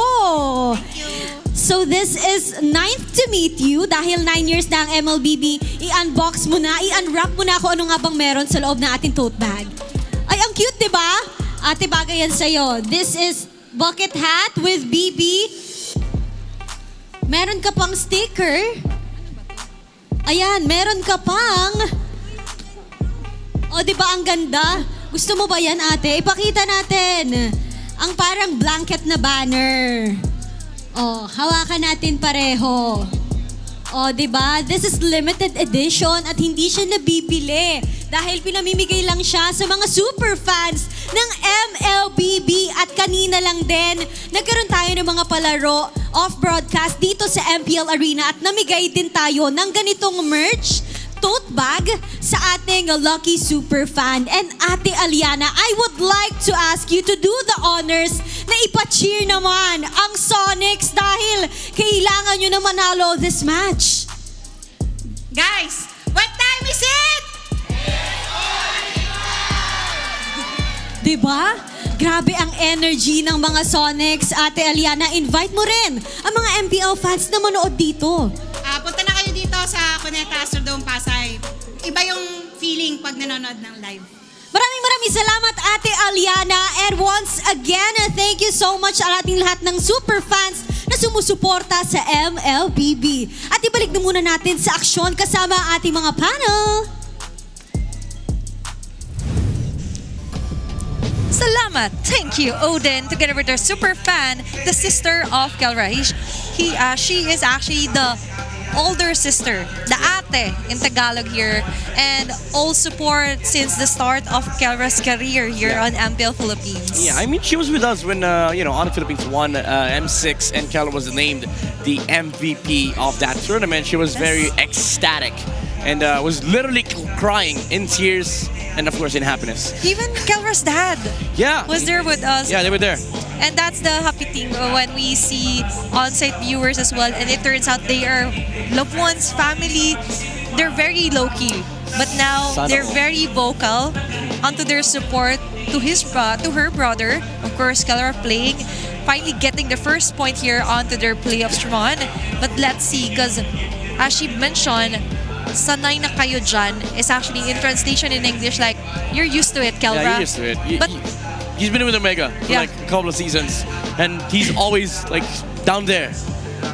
You know, they're always close to being eliminated and then getting a podium finish. And I don't know why that happens. And we went to the point like his sister actually isn't nervous at all. Like, you can do that. You're used to it. Come on, just let me know when you're flying to other countries. They're actually getting ready for the next round. And for the next round, it's going to be TNC Pro Team for our first pick onto the blue side. Okay, even though I said earlier, ONIC should stay in the blue side, them being on red side isn't that bad. Because TNC, again, at this point, if they don't flex, they're not even going to be able to capitalize this first pick. That's one thing, flexing is a requirement. Two is also like the ability to dictate the tempo such that in a way ONIC has to address all picks that are going to come up from TNC's side. So I think this Gatot pick, even if it's first pick, it's first pick worthy, I think should be relegated to blue 2 and 3. So far, we've seen some very locked-in Gatot Kacha picks from our previous seasons, our previous match rather. But for this matchup, would you think that they should just let the Lancelot go here, as you mentioned from game number 1 draft here for TNC Pro Team? It depends. If let's say they're on the blue side. Let's say they ban Yi Sun Shin on red, then you definitely take Lancelot on blue. If they don't ban Yi Sun Shin, just leave both open. Because honestly, if you're forced to sort of get Lancelot first pick, then you're kind of not dictating the draft, the tempo of the draft. But let's see if that will be the case as we move on ahead here on to our game number 2 drafting phase. Before that, let's check out on what will be our map. Broken walls? No. It's going to be flying clouds here for our round number 2. This does favor TNC. They've won some amazing games with it, and this is a map that usually tends to scale towards the late game because the ability to defend lanes is there. Now, ONIC Philippines, they removed CC and Hayabusa. Interestingly enough, TNC still removes the Fanny, respect to King Kong, but now both Yi Sun Shin and Lancelot are open, so this is definitely something that they're happy with on blue. Even if ONIC decides to ban one, they get they get one on blue. Even though they banned out the Kalea, as you mentioned, there are multiple heroes here available for Busco. They could go for the Grok route. They could go for the Catcher route because you only get one first pick here for TNC Pro Team. Nice ban onto the Yuzong here by Coach Why Not. Will they prioritize the Lancelot? Yes, indeed, for Zyda. So this is I think Gatot Yi Sun Shin for ONIC. If they don't want the if they don't want the Yi Sun Shin here, maybe Gatot Kimi, Gatot what's left for XP? Maybe not XP, maybe Marksman. Maybe. Or maybe you take the Kimi. Or get the Arlot all in all here for Kirk. Yeah, you could get it out the R. The problem is TNC is gonna play the Phobius Or on the blue Yusen-Shin, of side. course, here for King Kong. Or Yeah, that's the safest. I think you just go Yusen-Shin Gato. There's no point flexing the Yusen-Shin to red 3. yeah, and considering TNC Pro Team just could get the Kimi onto their hands. Are you good? We're here for Kirk and the Yusen-Shin. You Okay. mentioned no need to flex here for ONIC Philippines. I don't know if they're trying to bait the the Lunox. This is probably Lunox Gatot for TNC. If they don't take it, then some either Lunox or Gatot is gonna get taken and banned, or maybe both. Honestly, if they don't take both, so TNC, this is a little bit of a requirement, which is a problem because again they're not dictating the draft. This is all Onyx plan. Yeah, interesting though. Even though they are on the blue side, with the way that it went with the Uranus being the first pick here. Lunox. ONIC PH took the wheel out of their hands, but Hilda and then the Lunox you mentioned. Okay. It's a must for TNC. This one I like. They did this against Aurora, the Hilda Flex. Was it Aurora or was it Twisted? It was. I think it's Twisted. Either. Yeah. Like the game plan is there for TNC. Like they could flex this Hilda against the Uranus, and the Lunox could be played on both the mid and gold lane. So ONIC, they're gonna run into like flex problems down the line. So just maybe play it safe for ONIC. You get the you can't even take up the Kimi here. So Farsa is too tempting, honestly, if they wanna go that route, because it's a good hero against the Lunox. Could force the Order of Brilliance. You don't mind playing into the Hilda, honestly. So that might be the case, unless they want to go for the Selena again for Super Prince. Might be a possible option, or just go for Evo if you really don't want to have that firepower. But a Valentina this early for ONIC Philippines. Quite interesting take here for Coach Wynett and Hayes. Yeah, I mean you have a good ult, I guess, the Order of Brilliance, but that's about it. Other than that, you don't feel that much against the against the Hilda. They can also run into problems later on if TNC just decides to go for the Khalid Roam instead of the Grok. I think they're banking on the idea that this Valentina pick is gonna block the Grok, and then they can get the Grok red 4. They're just giving that option, of course, with a Gatot Catch also. Still open here for TNC Pro Team, considering that 3 more so far is the main user of the Hilda here for TNC Pro Team. And Alice ban for ONIC PH, not really overlooking the flex part of Hilda as well. Full respect. So for TNC, I think you just ban the Grok. No point in risking giving ONIC Philippines the Grok here. Even though Grok is too tempting to have on TNC, just accept the Khalid and Gato trade, honestly. But interesting though, we still yet to see what the hero will be for Kelra. Will this be a Kelra ban or a Kelra ban hero here for TNC Pro Team? I think it's wise to ban Kelra here, honestly. There's a lot of good heroes. The Grok. But there's also another Chaknu on the crowd here. Yeah, it's a multiverse. He looks like super red, by the way. Oh yeah, the moment that they brought down the poster of Chaknu, especially on the eyebrow part. So it's super Chak. This is actually the crowd and supporters of TNC Pro Team, the Phoenix Army. And so far, they're very supportive of each other. I'm loving this crowd. For now, TNC needs their support as well. Yeah. Maybe this is going to be the time we finally hear the cheer for Phoenix Army, but we would not be hearing and seeing Esmeralda for game number 2. What are they cooking for ONIC? Why ban Esme? That's 3 heroes. They could have gotten Esme, by the way. 4 heroes. Considering the CC is a flex onto the XP lane as well. Wait, are they going for a Lapu Gold? Are they going for a Lapu Gold? For Kelra? I don't know. That's probably last pick material, so maybe ONIC just gets either Gato, Khalid, or Hylos Red 4, and then they look at the TNC's last 2 picks, and then maybe pick up a Lapu last pick. Maybe. For now, for TNC Pro Team, it's going to be the show. Wipe out all the injustice in the world. Very nice housekeeping here for Coach Adamax, because Brusco really is good with catch heroes, setup heroes, and the show is one of them. Yeah, Khalid's good here, honestly. Sand rises when I give the It's going word. to be a Khalid right on cue here for Brusco. Okay, TNC. We're still missing the roam and gold part, right? Yeah. We don't know if it's Rome the or Hilda. Hilda. There's a flex. Honestly, there's a 3-way flex going on for the side of TNT. Safest bet would be to go Lapu. For 3 more and then put the Hilda onto Chaknu? I wanna say put the Lapu in gold, honestly. Oh. Well, to be fair, you could just go Lapu 3 Mar and then call me crazy, but Obsidia last pick for TNT, or even the carry. It worked actually. Yeah, that's true. He's a very phenomenal Obsidia user. The Phobius is possible here for TNC Pro Team. And a Bane Gold here for Benny Cutie. Okay, the Bane Gold I like. Now it's up to ONIC PH to get the hero for Kelra. Is it going to be a fighter gold or the traditional route of a marksman? Probably Claude, carry, Aerith. Yeah.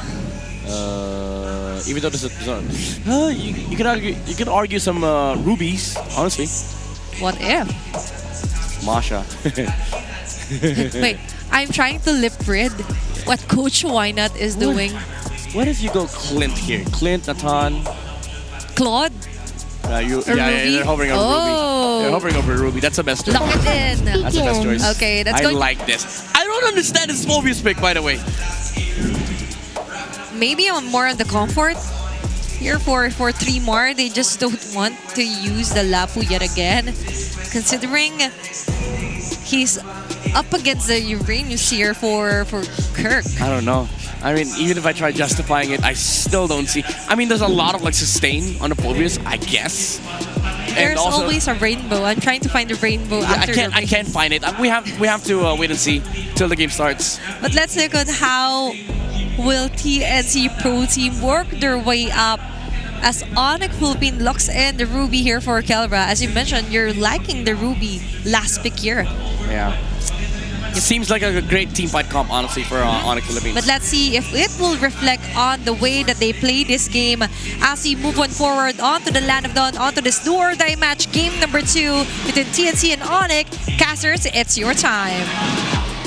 If Midnight likes that Ruby, I love that Bane. Welcome to game number 2. It's Leo and Bring It Up, bringing you the chance for TNC to maybe get back on the board as they're down 0-1 against ONIC Philippines. Welcome to Mobile Taking Legends. game 2s or maybe alternate games isn't something new to TNC, and they were able to accomplish that even against the top team of the regular season just yesterday. That's Aurora.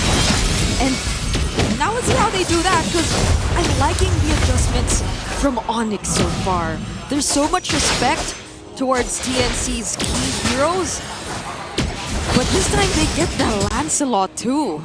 I think that's another surprise, because they've been making sure Zyda doesn't get a hold of any in game number 1. Yep, so you see our TNC just put their foot on the gas and say, yeah, just get Zyda something, because that joy was a little too much in game number 1. A lot of action in mid here. Almost getting taken down is Lancey, but he's caught up. King Kong on that usage shit. Oh no, Chaknu! Wait, this is a Hilda! But at least she got to flicker in the bush. Trigger that passive, get a little bit of shields on healing. Looking at the initial item builds, you'll see that both junglers get a little bit of extra damage to beat up that farm. What's the gold lane situation like? Again, a Bane versus a Ruby, both have some level of added sustainability. Yeah, I guess you gotta time the skills very well if you're the Bane. Because a Ruby can jump from or blink every now and then, that's the passive, but if you get to time it so well, or maybe even right after the passive, then there's no choice, or there's no other option but for the Ruby to receive majority of the damage. And I'm probably talking about mostly the deadly catch, if that's the case. But it's not like that's the goal for our gold laners. It's not like they want to kill each other in lane. They want to leave the lane and join this turtle fight, and that's what Kelra is doing. Look at how fast he's going. Brusco jumps on him, Turtle gets pulled slightly over to TNC.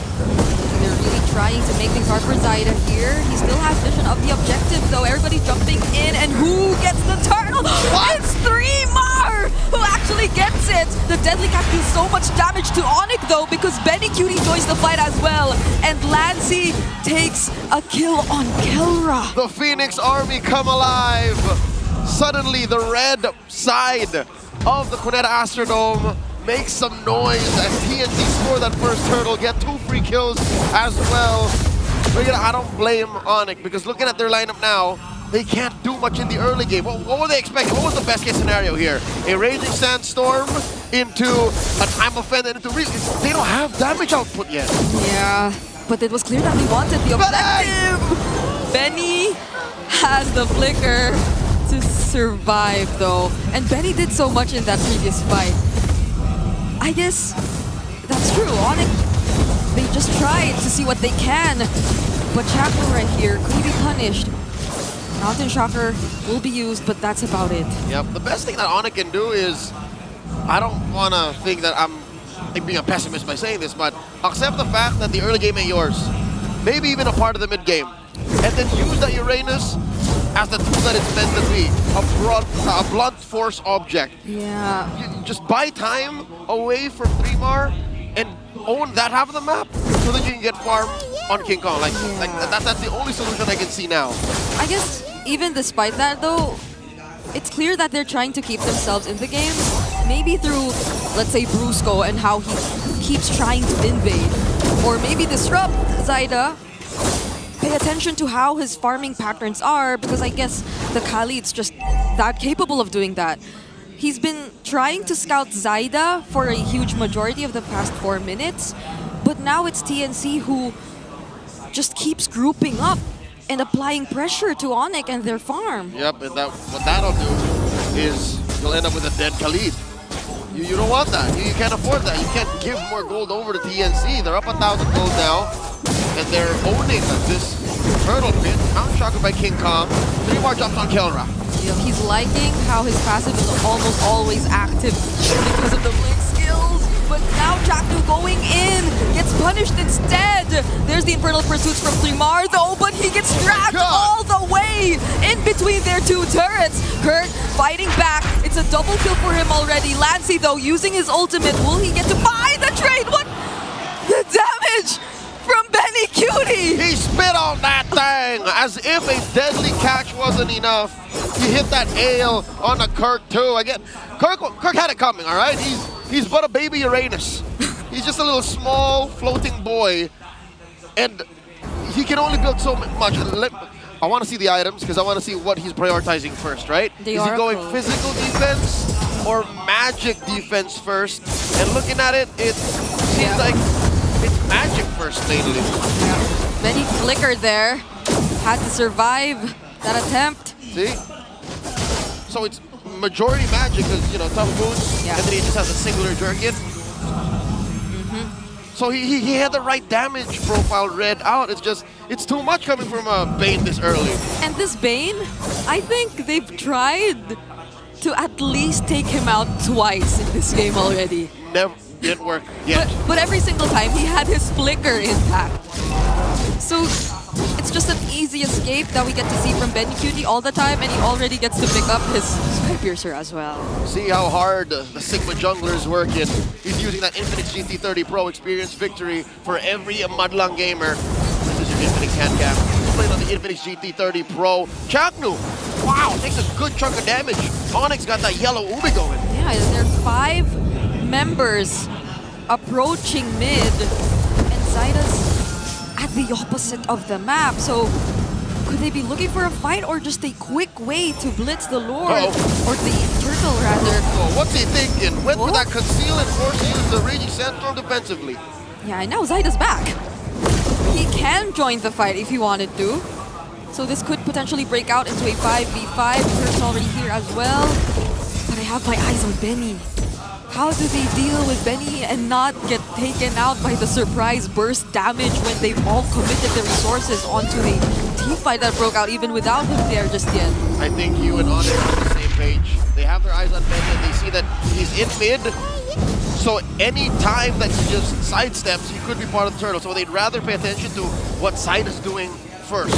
And if some way, somehow, TNC walk away with both the turtle and the turret, that's all losses for ONIC. So they're just mitigating the damage covering up what holes need to be covered up so the sink doesn't completely ship.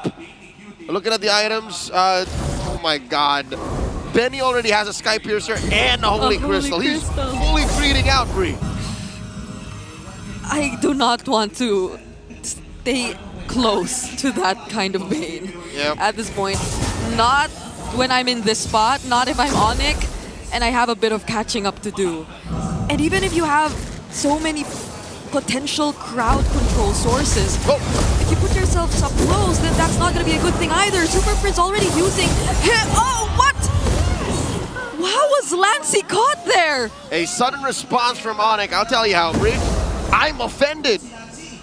He went in too close. I think there was a window between that move, that dash in, and him clicking the Brilliance, and Kelra clicking that I'm offended. Bruce going the gang around Chaku's tail.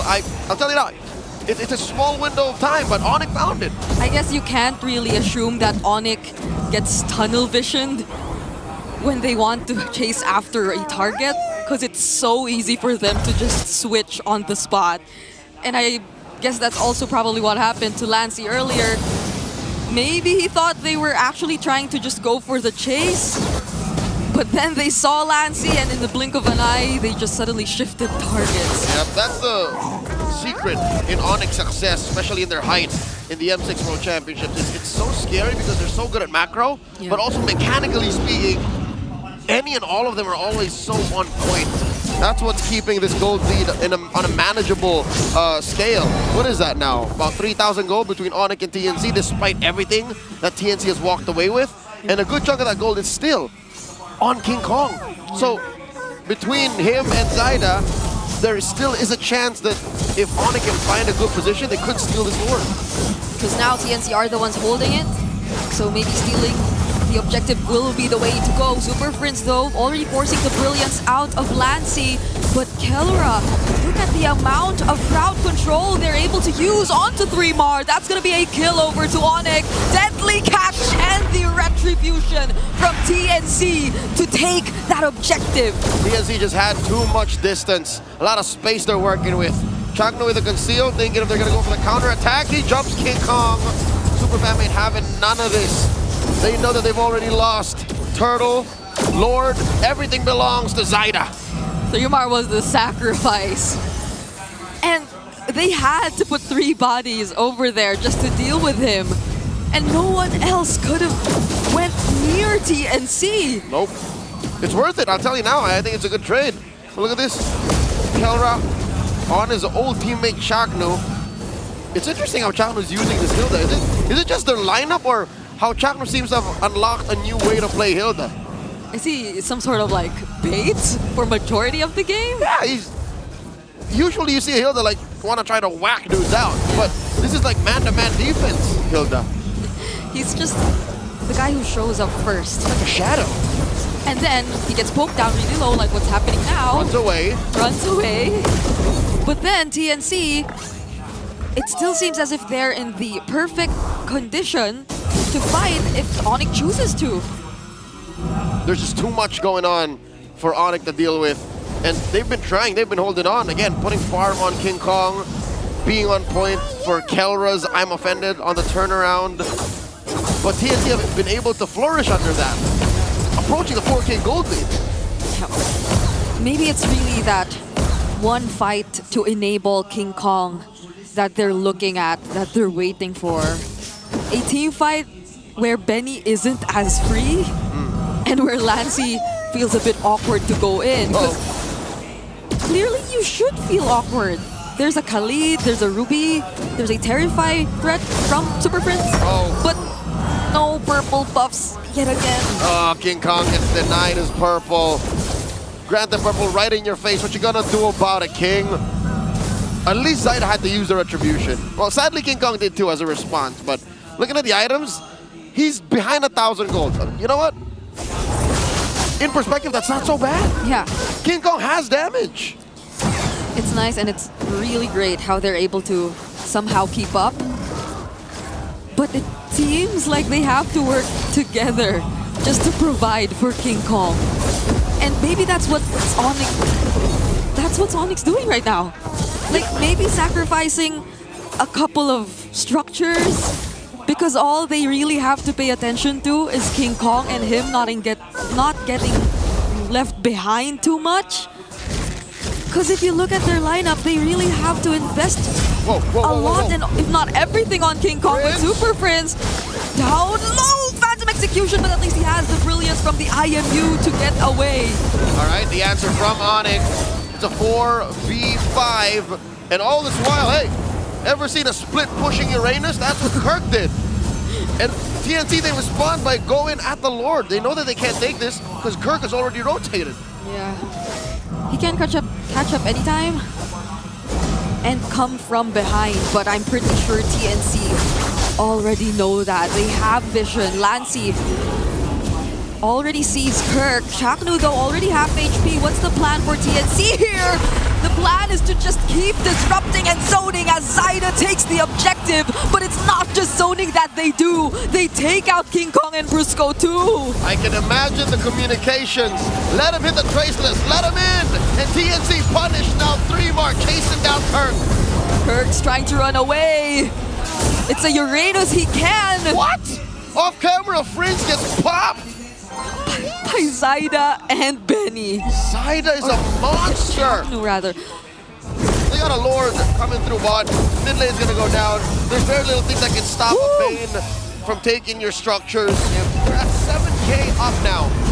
3mar actually went in there. Zyda's going to provide the follow-up. 3mar gets traded out, and they finally take the base turret. But Lancey will have to say goodbye as well.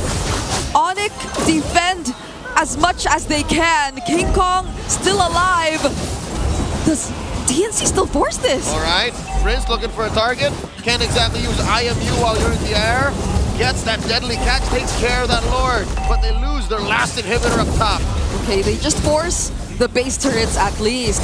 Magic Sentry revealing Chaknu, but there's the conceal play still. ONIC might want to look for something, and it's Benny Cutie that they're trying to go after. But they spot Zyda, and they have to back away.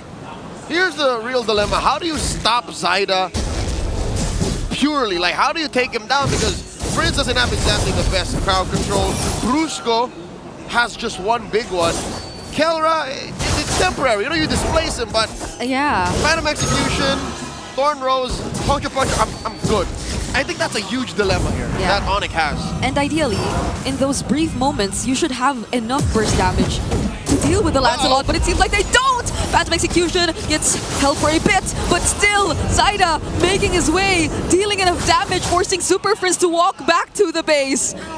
See, it's even in those small openings that you don't get to see the damage coming from ONIC just yet. And that's when he was already serving himself up on a silver platter. You see how he punctured into the rest of ONIC, and none of them could stop him. That is the real issue here. Zyda has gone unfettered. He is running through ONIC's side of the jungle and through their lineup with impunity. 7-6, a bare base. ONIC haven't even broken through the tier 2s. I mean, I'd like to see them come back to that tier 2 up top. I'd like to see somehow maybe Kirk set it up, because that seemed to work. And he's had a looking at the stats, Brigida, he's had the best game out of all the Super Fam right now at 3-2-1. Yeah, that's true.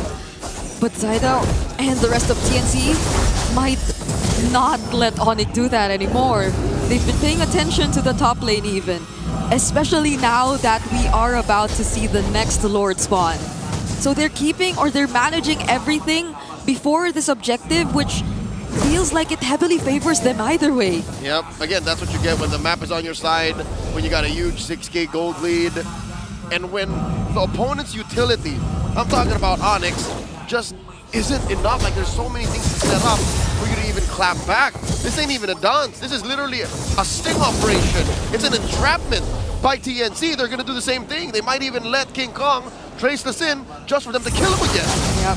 But look at how Prince and Brusco are holding this rush. Oh no, the Flicker Raging Sandstorm doesn't connect, and Keller actually gets targeted by Zyda over here. King Kong is looking to be next. Another Thorn Rose successfully takes him down, and Chaknu's blocking everybody. They use Benny as bait, and Zyda gets a triple. He's on Brusco.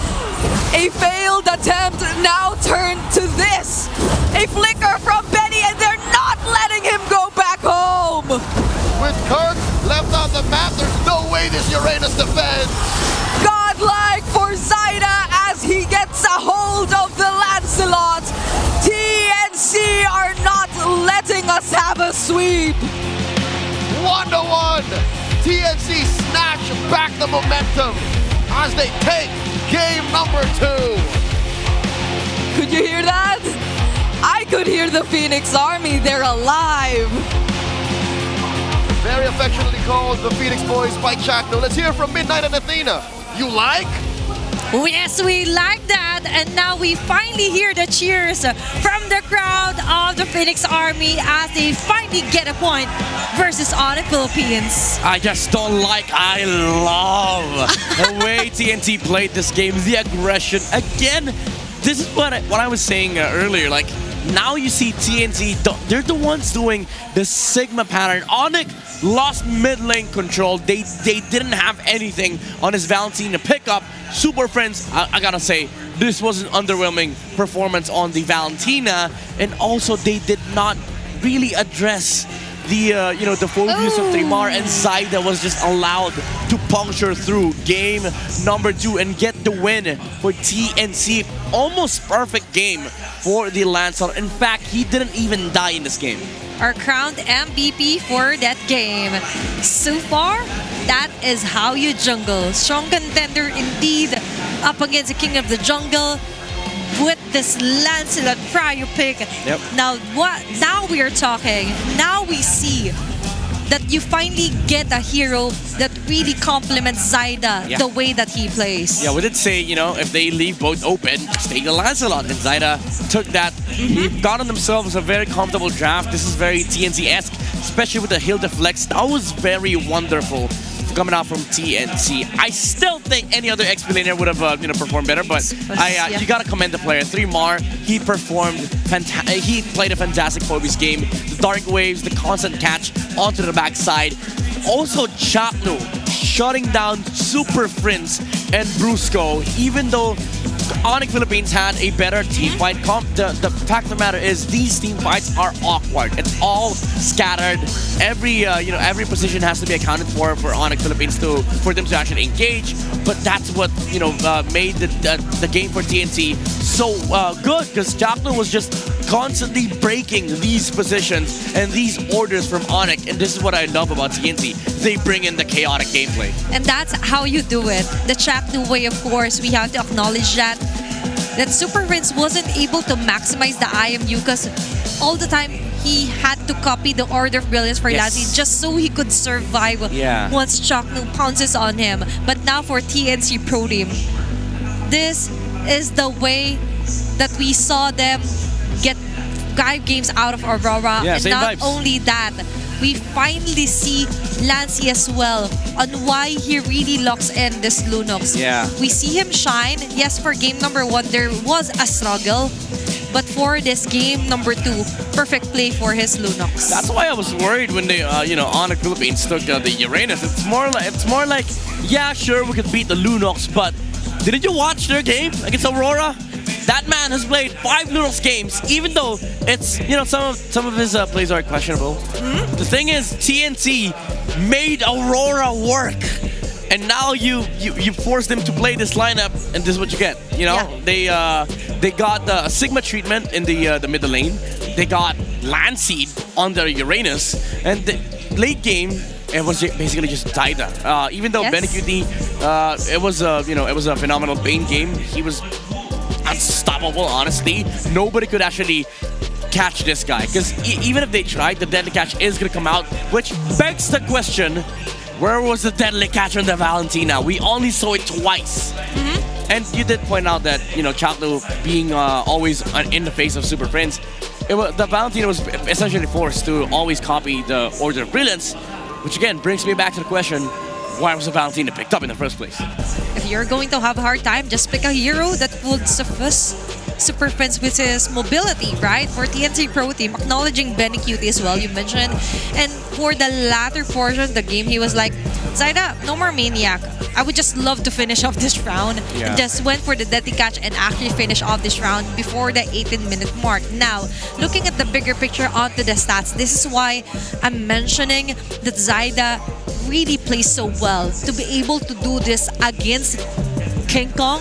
He's actually using one of his comfort picks here for the season. 3 straight turtles, then 2 lords here for game number 2. And not only that, he actually was able to deny the jungle against the Sigma jungler. It's very poetic because like you match these two, they came from the same team. King Kong left TNC, got the championship with ONIC Philippines, but now TNC, Zaida is sending a different message. I don't need to leave my team. Let me carry my team, and Zaida did just that. Phenomenal gameplay all across the board for the boys, the Phoenix boys, and TNC as Chaknos rightfully claimed so. But ONIC Philippines, again, there's a lot of problems on their draft, in their execution as well. And so far, the Ruby Gold Lane Fighter has not worked for anybody, even in the regular season. So I think, even though I did say, in the draft, it looked good, I just think that, it's such a risky pick, honestly. I do agree with you. It looked promising. Yeah. Okay, it looked promising. But looking at this one, full of hopes for this guy, the carry in both the rich guy is going to be Zaida's. The Sandbag Kirk, of course, really defended a lot of the damages, but still, the setup just isn't there. And the damage here, as you mentioned, Super Prince wasn't able to maximize copying the deadly catch or whatsoever he wanted to copy. But for this round, the BPI rich guy, Zaida, did a spectacular. He not only carried the game, he ate. Yeah. Arguably one of the best players in Season 16, honestly. Like, this guy just continues to impress so many people. Again, commended by so many, prominent names in the MLBB scene. Oh My Venus, even Kel VJ yesterday. And now, he's actually out jungling the Sigma jungler. Now, I want to call him Sir Zaida. Sir Zaida? Yes, because he used the Lancelot. He's a knight. Sir Lancelot. Sir The knight in shining armor here is going to be Zaida here for TNC Pro Team. You mentioned numerous KOLs, pro players, even analysts as yourself. Zaida is not really at the prime, but is at his best this season. And acknowledging the fact, of course, that this is still a do-or-die match, and to be able to recover from the game number 1 and for game number 2, a total reset for the draft, of course. Props to Coach Etomax and Coach Hito, of course. Yeah. And so far, Hito. always acknowledge Hito. And even though we've seen the Selena being picked up for game number 1, for game number 2, the Valentina right now for Superfest just isn't it. It wasn't it. It wasn't it. There are multiple heroes that we could finally see if ever. This is just a game number 2 for the second match of the day. Still elimination match. Only one can survive. Only one will be able to face TLPH tomorrow. Yeah, it's going to be a tough potentially 4 games for these two teams, because it's going to go back and forth in draft and gameplay. And to go back and forth onto what happened onto game number 2, let's dive in deeper and get to know what happened there together with our analyst. Let's head on over to Wolf. Isa sa mga criticism ko sa TNC is yung kanilang box. Sinama ko yan sa keys to victory na pwedeng i-unbox ng ONIC Philippines yung ginagawang formation ng TNC, but it wasn't true in this game. Particularly dun sa last clash na nakita natin. And nakakatuwa kasi reminiscent siya ng mga ginagawa ng TNC in their match going up against Aurora. Pag titignan natin dito, exact the same spot. And dahil merong konting triggers para sa side ng TNC na malaman nila na walang nag-shove ng side lanes para sa side ng ONIC Philippines. Tapos etong si Uranus ay nakita nila dun sa may gitna. Ang kailangan lang gawin ni Chakno ay check itong L-Bush, pati na rin itong tinatawag na New-Bush. Nung nakita niya si Keltra na walang kasama, dito na nagpanik yung ONIC Philippines. Hinawakan ng Lord ang TNC at unti-unting nagpakita itong si Benny QT, pero nakaramdam siya para ba talagang may senses bilang isang carry ng team. At nung pagtalon dito ni Brusco, nakita natin na nagmintis na. And if you're looking at the positioning ng ating dalawang teams, mukhang hindi na nga talaga na forma ng side ng ONIC Philippines so kanilang box. And in the other side, ito namang TNC, napakaganda ng pwestuhan nila dito sa mapa. Nahanap nila yung crucial na mga heroes. Keldra for example, safe. Etong si Kirk ay hindi makakaabot dun sa laban dahil mabilis din namang kumilos etong TNC. That eventually gave them the advantage. Nauna pa ni Zaidang makuha itong kill kay Keldra at sunod-sunod na nga yung pag-snowball dito. Di na natin kailangang i-explain, kailangan na lang natin panoorin because at this point, dahil walang tamang formation ang side ng ONIC Philippines, TNC literal na nag-kolekta na lang ng kanilang mga kills at syempre, etong triple kill mula doon kay Zaida. Tinahi pa nga yung mga minion wave that actually was not in favor of ONIC Philippines. Etong laban na to ay napaka-importante ang draft pero mas importante pa rin ang formation sa ating mapa. In this Lord Dance, na alam nating lugi ang ONIC Philippines, mas lalo pa nilang pinalugi yung sarili nila by isolating Keldra at pinunish siya ni Chacto. Hindi pwede yan kay Chacto. The improvements from TNC are great at nandito na nga tayo papunta sa game number 3. Back to the panel. Thank you so much, Will, for dissecting onto what happened for game number 2, specifically pointing out key moments here for TNC Pro Team, eliminating the box, the circle, or whatever shape it is that ONIC was trying to form for game number 2. But you could also form and be featured as the next MPL Philippines Super Fan of the Month. All you have to do is join the MPL Philippines official group, engage with the community, and just keep those interactions positive. Share any MPL related news and updates to the group for your chance to be named as the MPL Philippines Super Fan of the Month. And so far, we featured numerous super fans here on our MPL Philippines official group. And you could also get to know the players and interactions with our audience analysts there onto our official groups. And you could also showcase your esports skills and passion for gaming by organizing your own local tournaments through eProject Esports for Everyone. Participants in this program will be provided with special access to tournament modes, in-game items, styles, and many more. Visit the MPL Philippines website for more information and, of course, how to apply. And that's also a start. If you want to grind, you have the tournament access. Yep. You want a community of your own. If you're actually willing to make an effort and create your own tournaments, this is a big help. The esports project for everyone. And for all the communities out there, we have interesting booths here on our MPL Super Fan CTR and MPL Festival. You could also see your favorite players. MDL teams, of course, are visiting here, and the merches from different teams across MPL Philippines. Yeah, there's a lot of things to look at here. So I think we have a surprise for these guys. We will be able to see what's happening on our MPL Festival. So let's all watch this. Magandang gabi and welcome back to Super Fan City. This is your very own Odin in another episode of Adding Merchandise to My Collection. And we are here at TNC Pro Team's booth with Miss Sophia. Ano po ba ang mga bestseller natin dito? Actually, ang bestseller namin is jacket at Season 16 na jersey. Napakaganda talaga nitong jersey na to. Ano ba yung kakaiba dito sa booth nyo? Meron kami ditong light stick. Parang gusto ko yan mga ganyan kumikinang. Maraming salamat! Next up, the Minds booth with Kuya Jerome. Ano bang meron dito sa booth nyo? Mga merch po natin na may jacket po, tsaka jersey. And then yung cap. Parang bagay sa akin to, Kuya. Bagay ba sa akin to? Patingin nga kung bagay. Ay, parang oo nga, no? Thank you, ah. Next landing, Falcon's Nest. At makikita nyo dito may dice sila na may corresponding prizes kapag ni-roll nyo yan. And Miss Jenny, ano ba ang bestseller natin dito? For the Falcons booth po, we have the best our hoodie po. Do you wanna try the hoodie po? Ay, ako pa yung tinanong mo talaga. Maraming salamat, Miss Jenny. Sa'yo na yung hanger, akin na yung hoodie. Maraming salamat. Let's go to our next stop.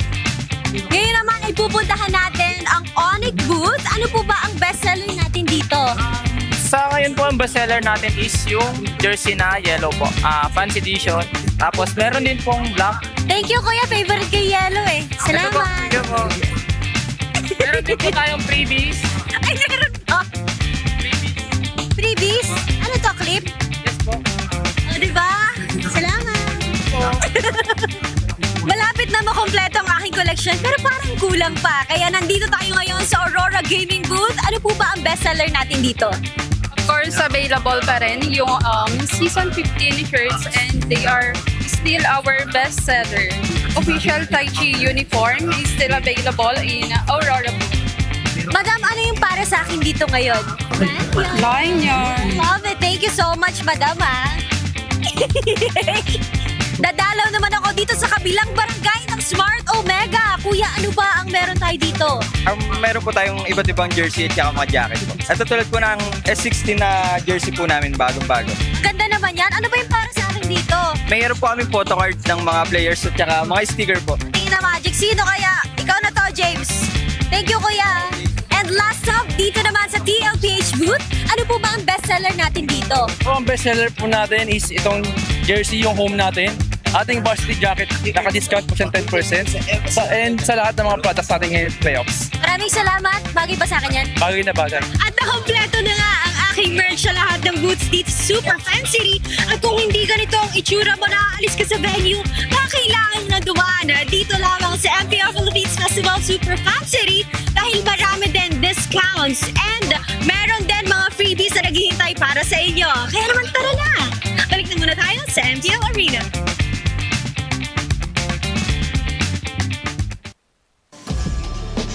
What a refreshing sight to see with our very own Odin touring us around on our MPL Super Fan City. Yep. Featuring different booths of our team, and I already eyeing out some jerseys from our team right there. Yeah, that actually made me want to count how much money I have because I want to buy some of the merch. I think I have 6 pesos. I have 5. So we're kind of poor here if you're willing to donate. Just kidding. But yeah, you do check out the the stuff that are available in the MPL Festival. Yeah. A lot of things going on there, activities, and also merches that you can buy. And that's so convenient. If you want to support the team, you could also buy the merch and wear it. Yes. While cheering In the for your venue. favorite teams. And you could also win a merch, just like Kelra's sister earlier. Oh. Just because she was also wearing the merch of ONIC Philippines, like a lucky super fan. So be on the lookout. Yeah. Maybe tomorrow you would be the next super fan who will be able to get the 9th anniversary Yeah, this MLBB tote bag with featured blanket, bucket hat, sticker, and everything else. But so far for game number 3, let's head on over and check out on what will be the heroes the TNC and ONIC Philippines will be using. But before that, walls. Give me walls. Grass. Give me walls. Okay, grass. Give me walls. Okay. Cloud. Now they give us cloud. Yeah, we're unlucky now. Looking at the win rates on a 50 and 57 here for TNC and ONIC Philippines. Not bad. Not But bad. for the sides, I think it's going to be ONIC Philippines onto the blue side and red side here for TNC Pro Team. Ban out Lancelot and even Yusin Shin Hayabusa Fanny. Oh no. Okay, wait. ONIC? There's a chance. They trapped themselves. Now? What do you put King Kong on? Joy? And then TNC just straight up picks utility junglers. Or, yeah, the utility Fredrin Baksha. Will we be able to see that? Okay. And Jushin, by the way, is open here for both of our teams. Is this first pick Yuzong for Kirk? Oh yeah, the Yuzong. So far, Yeah, it got left behind. So wait, ONIC? Or the back. I'm seeing a back shot in the mouth of Coach Wynot. Yeah. Is this CC first pick Or yeah, for ONIC? flexible. Karatkacha? Or maybe the CC. Just get the CC overall Just get here. CC, honestly, because it could flex on both XP and That's it. gold. So now TNC, it's time to just get the Yuzong here, honestly. I think they shouldn't let go of the Karatkacha in my opinion. Yeah, maybe Gatot Yuzong. They don't have to pick up the jungler here. They have Fred and Fred and Baksha. Or even a Karat good Jushin, as I've seen that combos numerous size. And it's not that hard to execute, but might be an overkill. That's if you're convinced that Kirk doesn't play the Yuzong. Maybe. What? Wait. Joy and Jushin, Midnight. I don't know, man. There's something when they're on the red side here. Yeah, I think TNC is convinced that okay, let's just take away the Joy because it's still one of the still one of King Kong's signature picks. Just give him utility jungle. If he's on Fred, if he's on Baksha, TNC's happy. I think that's the game plan here. So that's why they picked up the Zushin too. Maybe. But is it enough of a reason here for King Kong to be threatened? Because remember, he could just go for a debut like a Suyo here. Mentioned that. That's hard against Zushin and Joy though. But let's see, he's the king of the jungle. Bikinian got a catch here for ONIC Philippines. Then the Yuzong for TNC Pro Team. Matter of fact, add Hilda to the mix. You're complete for TNC. Hilda or Hylos last phase. So, ONIC, they have to clear those out. Those two heroes are just gonna be problematic for them. But let's see. Now we're heading on to the banning phase. Now you ban a hero again for King Kong if ever, or even for Kirk. Because I'm convinced that this is going to be a Keldra CC from basing on the games that we've seen so far. Yeah.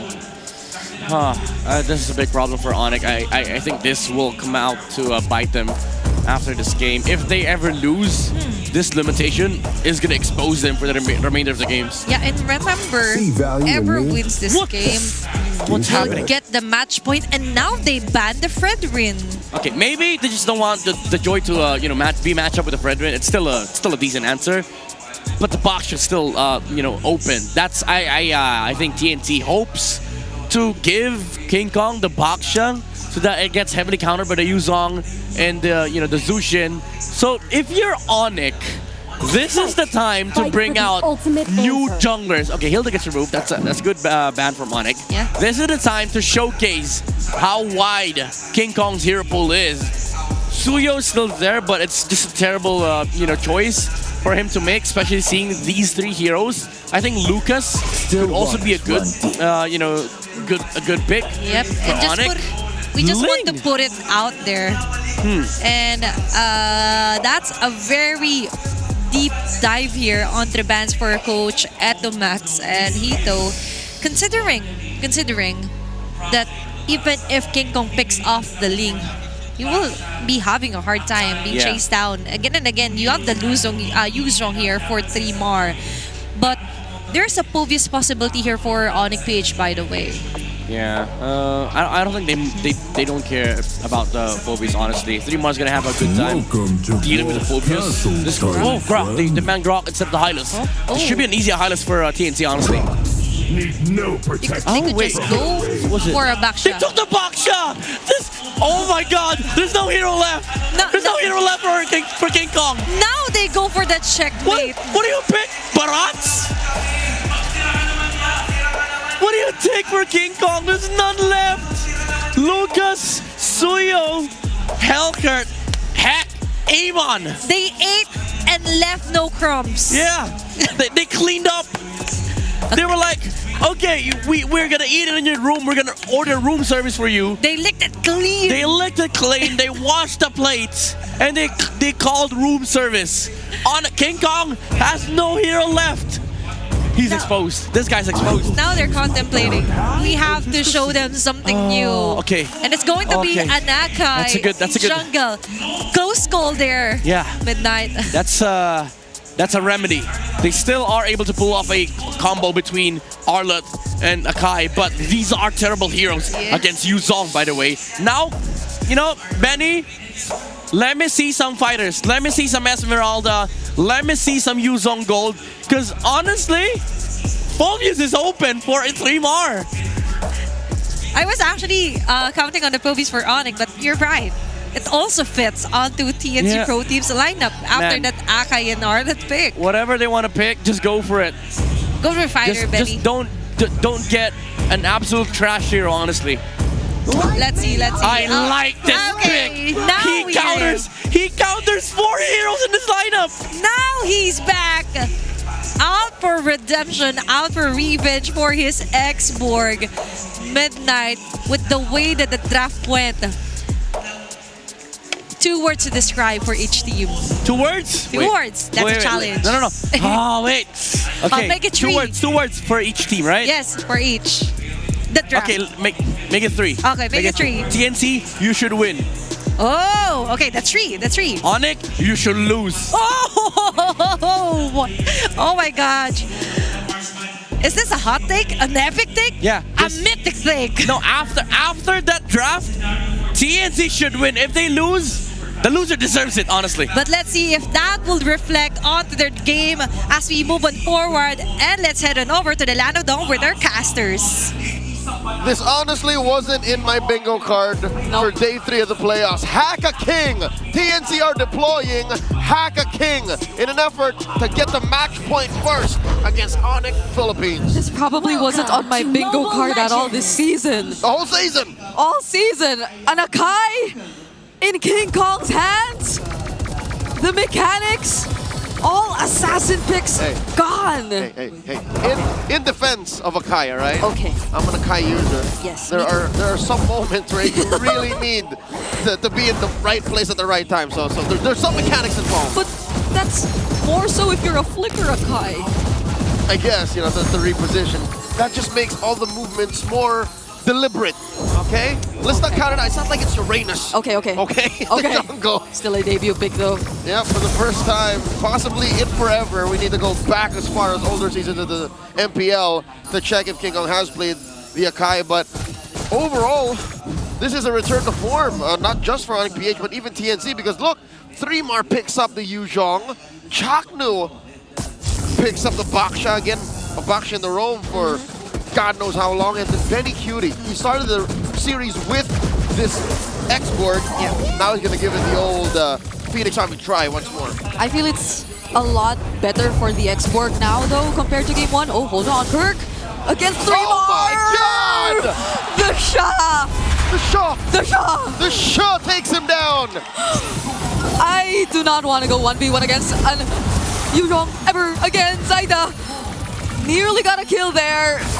It's a 0-2 for this Joy, but so far it's looking good. Okay, Brigida, tell us exactly why that X-Borg was good going in an ONIC lineup again. Because you don't get to see any form of burst damage from ONIC's lineup. That's right. And it feels like if he was struggling to always have his Faraga armor in the beginning of a team fight in game number 1, that might not be a problem at all now that we're in game 3. Black Dragon form coming in. Spots Brusco, pushes away King Kong. Ooh. No dice, TNC get it for free. This is looking like a really good start if you're TNC. You can hear the Phoenix Army really hyped up. Earlier, ONIC have successfully choked out a lot of Zyda's resources as the Joy. But look at where Zyda's farming now. He's farming on their side of the jungle. Even Kelra's struggling. One more thing to add. Oh my God, they catch Jackal heavy spin. Oh, their Vitalize is there, but those were endless vengeances from Kirk. It's the MSC Akai Arlot all over again.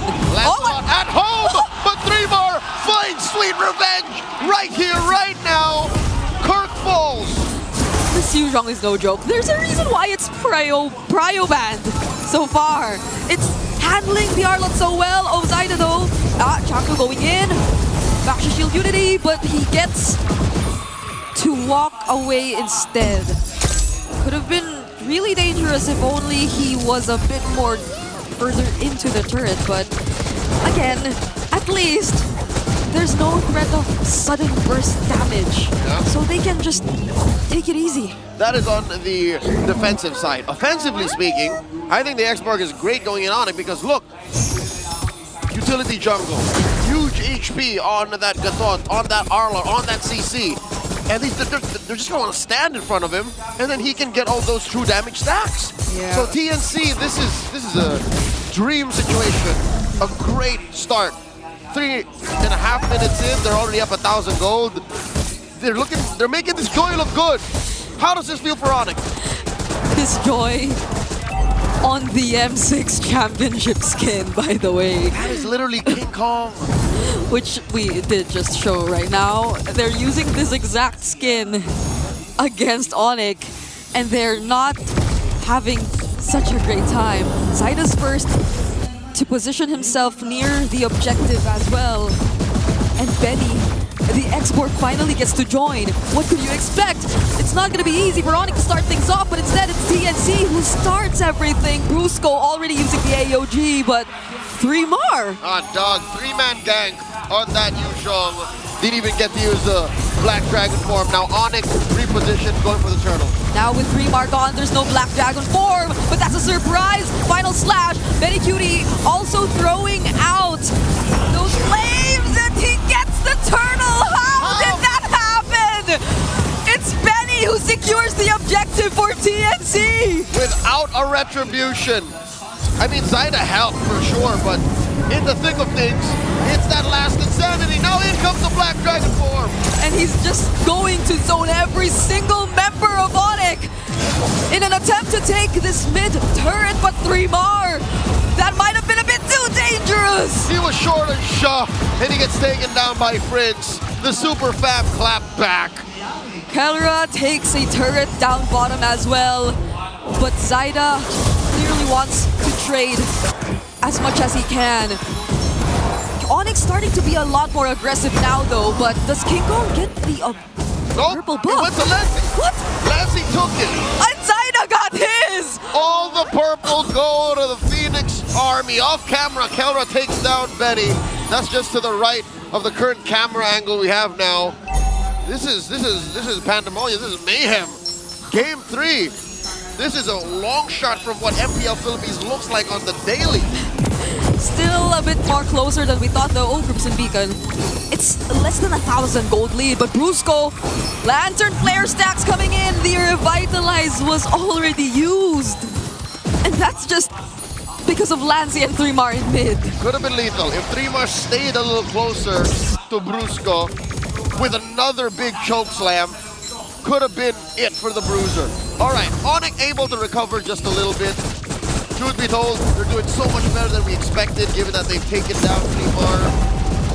And I'd like to think that it's not over just yet. Just because King Kong did not get a favorable hero doesn't mean the rest of the team can't pivot.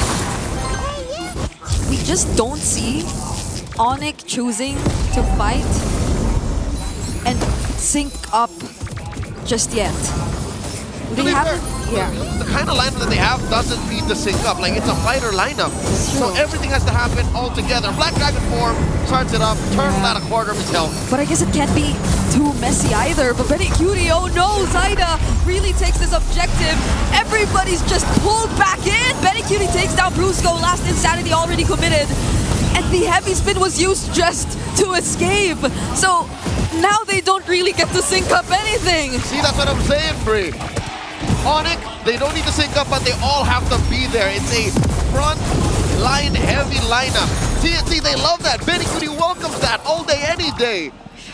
Specifically today, on Friday, he might actually get the match point against ONIC first. They're up now 2K. But it's not like they could choose not to just walk up front. I guess maybe for Kirk, he could try and come in from weird angles, and maybe you could see the same from Kelra, but King Kong, based on how great of a map control we're seeing in TNC's hands right now, I don't think they can actually take the Phoenix Army by surprise as much as they want. No, it has to be an honest approach or a clean pickoff, like one or the other. And I think it's the latter that's more possible. A passive push up top by TNC. They're slowly building up this lead. If there would be a pickoff for free from ONIC, I think it's off of, as you mentioned, Kirk. He has to feed these skills over to Kelra, feed these skills over to Prince. But that damage profile, I'm not so sure if Athena or Midnight talked about this, but this is weird. We were so honed in on that Akai pick that we never considered, is ONIC doing the right kind of damage? And I guess that's why TNC took out all remaining possible junglers who could have dealt much more damage than this. Because right now we're looking at probably just Super Prince as the main source of damage for ONIC. And they're playing around Super Prince clearly. But But if Super Prince is out of the picture, then I can't imagine how ONIC deals with everything. And TNC have that foil. They can send Trimar to go Prince hunting and just stop him from firing back. Like, it's that simple, a one-to-one solution. So now Chaknu goes ahead. Baksha Unite spots Brusco, forcing him out of that river brush. And the front line belongs to TNC. Like, Benny Cutie is that bad over the turret. Actually, even Zaida can just go Super Prince hunting if he wanted to. That's true. There are so many ways for TNC to deal with ONIC's main damage. And right now, every single one of them can efficiently zone out ONIC if they want to. Brusco couldn't even come close. Zaida takes the Lord, but they trade Chaknu. Both roamers are down, but could they get more? Because this is Last Insanity from Benny Cutie! Bang! Finds two! Prince and Kelra full! 3 for 1, the Mamba for all that, and the Lord! Very much worth it. That's super worth it if you're part of the Phoenix Army. You can even try and take much more. They're definitely gonna go for this tier 1 in mid, and Kirk can only watch. Kirk tried, all right? I think he knows, he understands the way that we see this picture as spectators, that it's on me. I have to somehow stop this forward momentum from the Phoenix Army. And he came from that weird angle. Like, at best, what was he gonna do? Stop Zaida from coming in and blasting the softies from ONIC? Because Trimar's job was done. Again, they'll always have the initiative. They will always be first to say, Trimar, go jump someone. Go jump Prince. And as we've mentioned, ONIC are looking to lose a huge majority, or if not all, their outer turrets at this point. I am wondering if the flying clouds can actually help them. We did see King Kong use one just now. I think even casters, we've been talking about maybe flying clouds favoring those who are on the defense a bit more. Yep, you can kind of catapult your way towards a advantageous angle, but here's the thing, Bree. Your opponent see that coming. Sure, you can't interact with them, but still honest. You see that little head in your mini-map. These are pro players we're talking about. These people do it for a living. Some of them have become world champions. So you have to know that, wait, that's not right. we can't let that fly. So I see what King Kong was trying to do. It's just, you won't let that fly by, not by the Phoenix Army. Not if they stay careful.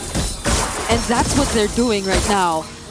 It's TNC who played a lot more aggressively in the beginning, and now they're being a lot more calculated. And this is where they're comfortable. Again, in a state of constant conflict, a team like TNC flourish.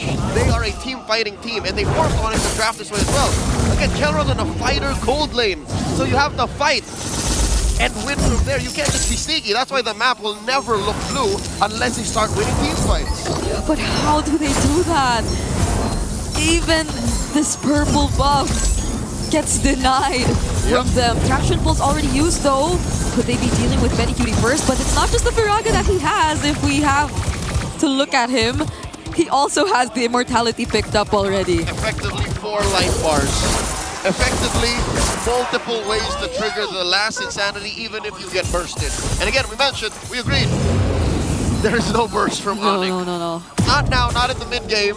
We're approaching the late game. Maybe there is a way. If Kirk can somehow find that miracle angle. Yeah, I think just now too, the Traction Pulse and the Solar Beam dealt a decent amount of damage, but again, I guess that's the keyword. It's just a decent amount of damage.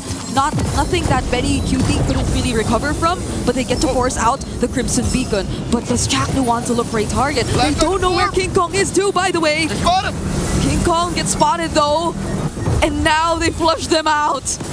ONIC could not come any close, and Chaknu is willing to be the sacrifice. The same play. King Kong, 3, 2, 1, go shoot. Gets a heavy spin. Benny Cutie still has his immortality. Kirk finding the setup onto 2. The damage might just be enough right now, but 3 more knocks up so many. But TNC, with 2 members down, might not force the fight anymore, not unless they actually want to. Benny Cutie, no Firaga armor, in comes Zaida. Enough damage to disincentivize ONIC from pushing forward.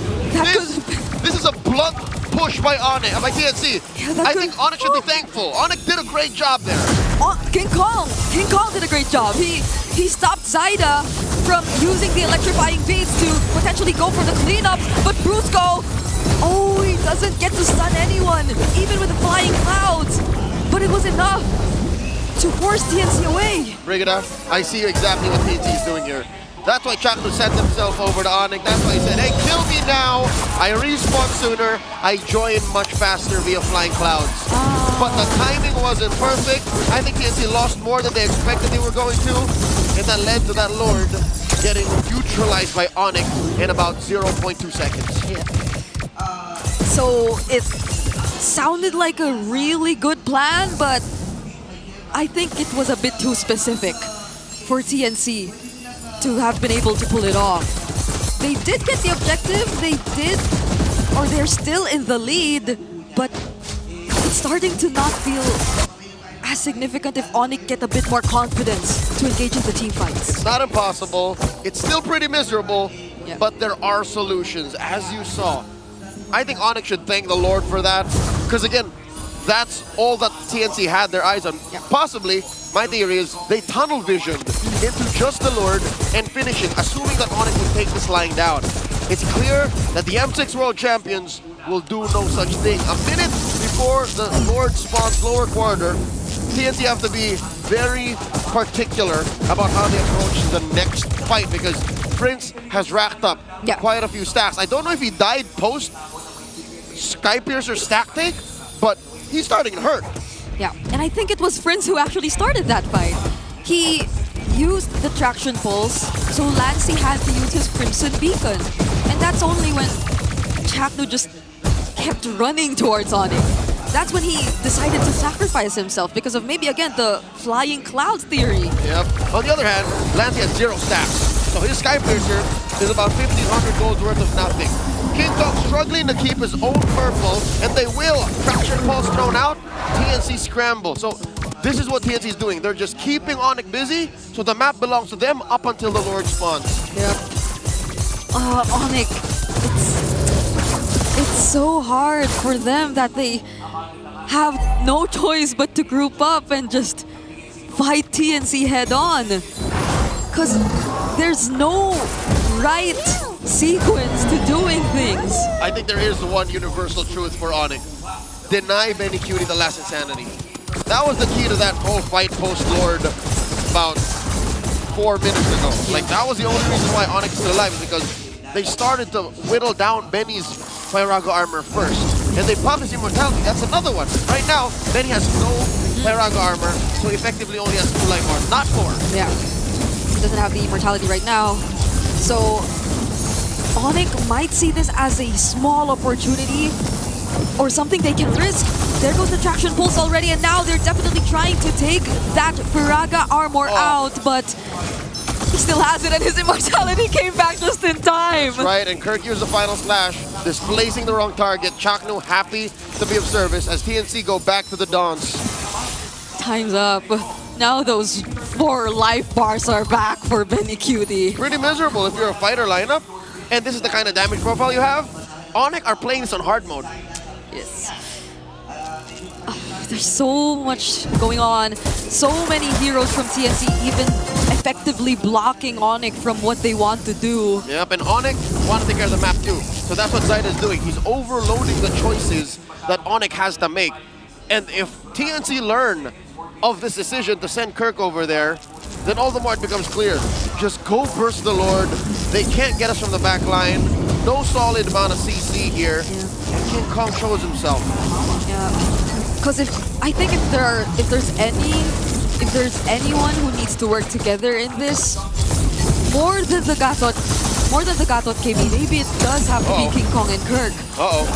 But they don't seem to find anyone. Not at least Benny Cutie, who we mentioned is the important target. Traction pulse already used. Chaknu rolling around. 3 more holding on to the Black Dragon form. Checks in on that long brush. Chaknu pops that Baksha ult. Puissance. Oh wow, these 2 are just holding out. Lord at half health. They're fighters, and they keep fighting. No one's going down while Zyda just keeps holding the objective. That's the final slash finally committed onto Benny Cutie, though he still has a bit of the Pyraga armor, but he will use the 3 as 3 more and Lancey just go for the chase and take down ONIC 1 by 1. 2 for 1, and Brusco will not survive 2 kills for Lancey. It's just King Kong and Kelra left. You were looking for the stacks and now he got 2 kills. TNC, they want to take down the base turrets. We're 19 minutes in and they might just go straight for the base. They can't do this. It's not enough firepower to defend. Virag Armor's back. Last Insanity, Kelra's bursted down. King Kong takes out Chaknu, but he's next. The Phoenix Army are at match point. The fires burn bright on a Friday night as they go to 2-1. The Super Fam are sweating free. Not like this. Oh my goodness, I wonder how the panel's feeling about this. Let's hear from Athena and Midnight.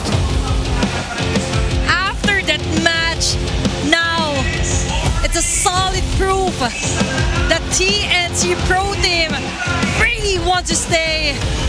They're on a match point.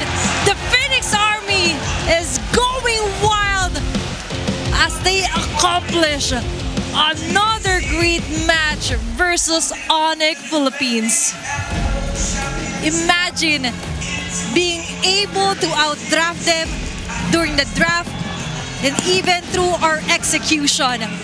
What a play here for TNC Pro Team, and now we see Lancey having enough of the charades. Now we finally see the true dragon form from him. Yeah, it's again TNC knowing the draft, playing the draft, and Lancey being the MVP. Lights for the doubters and the haters, and as the Lantern player was able to shut down the Super Family. Now I imagine what our analysts, viewers, and even our casters have to say about this performance.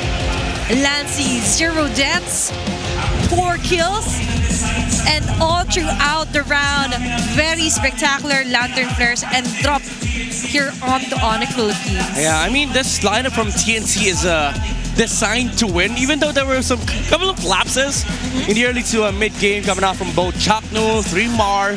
But the gist of this game was it came down to the team fighting skills of these two teams. Even though there were a lot of like cheeky plays coming out from ONIC, TNC had full control because they had the better front line, they had the Black Dragon form, they had the Bastion Shield Unity, they also have the Viraga Armor coming out from Benacuti, and the amazing zoning coming out from Lancey. Matter of fact, late game, they kept giving the Zushin the purple buff. So there were unlimited mana for Lancey, unlimited resources for the Zushin to work with, and they finally found the Onyx, for Onyx mistake. After they tried contesting for the Lord, 3mar found a very good Black Dragon form zone and forced ONIC away, but Zaida was able to chase down some of the members of the Super Family.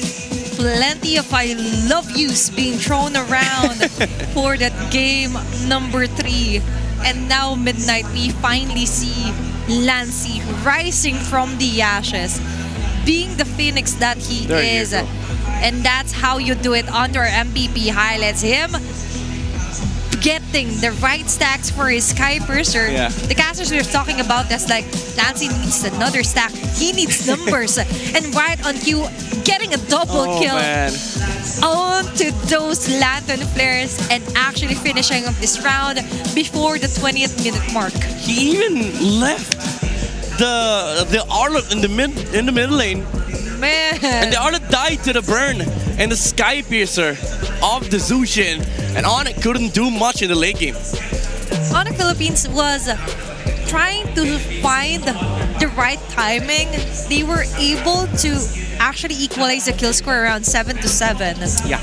But after that, what's missing is King Kong isn't in his truest form. Just because, yeah, you have the Akai, it's somewhat of a perfect fit versus onto getting a hero he's not really that familiar with. But we have to consider the fact that now TNC found the right hack against ONIC Philippines, and that is to target King Kong's hero pool. It's Hack a King, as Leo has mentioned earlier. Yep. King Kong was not able to play this game, even though, let me say this though, he had a decent game on the Akai. He was able to like find good skirmishes for ONIC Philippines, but it's just again the nature of the comp. They couldn't do much against TNC. I'm gonna be honest, Saida didn't do much on the Joy. They had failed many Lord resets, but it's just the nature of the composition. Sometimes you have to flesh out the player, but the problem was, even if ONIC was performing at their 100%, one Black Dragon form that is expelled already. Final Slash as much as you want, Final Slash as much as you want on the Baksha, but the problem is there's the X-Borg zoning the other members of ONIC. There's no follow-up damage. There's blade armors coming out from TNC. Even the Kimi couldn't do much damage. Kelra couldn't really latch onto anybody. That's why at some point he stopped dealing damage, because who do you use your Yo-Yo Blitz on? Chapnu? He has Revitalize. He has also the Tortoise Poisons, which is gonna heavily reduce your damage, and then you're gonna chase down. You're gonna be chased down by the Yuzong. The answer is no one. But the answer to our BPI rich guy, the carry, the sandbag, and the women will be coming from the Phoenix Army, TNC Pro Team, topping off our charts here, and the BPI rich guy, Zaida, as you mentioned. Yeah, I think the key still here for TNC is the ability to flex. Not just flex picks, but also flex counter picks. I like the fact that they stole the Baksha from ONIC Philippines. Very perfect word for that, Midnight. Yeah. Yeah, and considering Zaida for the first game Joy didn't really get much of it, but for game number 3, it's the redemption. Yeah. It's a good redemption though, but I still am not convinced. Like, this Joy pick is, I mean, it serves the sole purpose of blocking King Kong. That's all what this Joy pick is. But I think it suffices. Like, if you remove King Kong from the equation, you don't need to overperform. You just need to play the game. If it works, it works, It right? works, yeah. For TNC Pro Team. What a game, Crazy. what a draft, and what an execution here. Props to Lancy, of course, not getting killed. Any single death didn't come from him here from the side of TNC Pro Team. I just want to put it that. Because so far, for this whole series, Lancy has been slowly developing and now developing onto our head-to-head, our XP laners for this round. Kirk with his Arlot and 3 more with his Yuzong. I want to say this. 3 Mar was having a fantastic time for the first 2 minutes. He had a kill against the Arlot, but Kirk still showed up. Like, he was still playing okay as the Arlot. The problem was 3 Mar had TNT. Kirk had, what, an Akai who's forced to use a heavy spin because 3 Mar used the Black Dragon form. He was basically left to his own devices. And even if he finds a good set, he's met with revitalizes, damage reductions, Firaga armors. There's so much layer for Kirk to go through, and he played a good Arlot game, but it's just, again, the difference between how 3 Mar was able to perform even under mistakes, while Kirk had to play a perfect game while having to rely to his teammates. Hey guys, don't beat. Stop fighting. Just look for the objectives. Let's push towers. Now, Black Dragon form, cancel. He was forced to be the one calling the shots here for game number 3. And it's like showing out on a gunfight using a knife, right? Yeah. That's how it felt here for Kirk. But looking at their previous drafts here for game 1, game 2, and game 3. The first game went to the hands of ONIC Philippines, and the game 2 simultaneously went to TNC Pro Team. Yeah. Now, all of the wins was onto the blue side, but suddenly for the third game, Midnight, it's on the red side, and they made a hell out of it. They did a damn good draft for this one. First order of business, clean up the draft for ONIC Philippines. You stay blue for the sole purpose of you get King Kong's hero first phase. That's a golden rule that they've learned from Season 15 and throughout the regular season of Season 16. That's a hard truth. You do this Fanny, Haya, Yi Sun Shin ban, you leave Yuzong open as well to a team that plays Yuzong. you get results like this. This draft is absurd, honestly, for TNC. And props again to the coaching staff for finding this. This was a steak, a medium rare steak served to TNC on a silver platter with a golden spoon and pork. With a mashed potato on the side. Mashed potato on the side, red wine, fine dining tables. I don't honestly, I don't know. It's complete with the appetizer, even with a dessert here. Yeah. For TNC Pro Team and the cherry on top.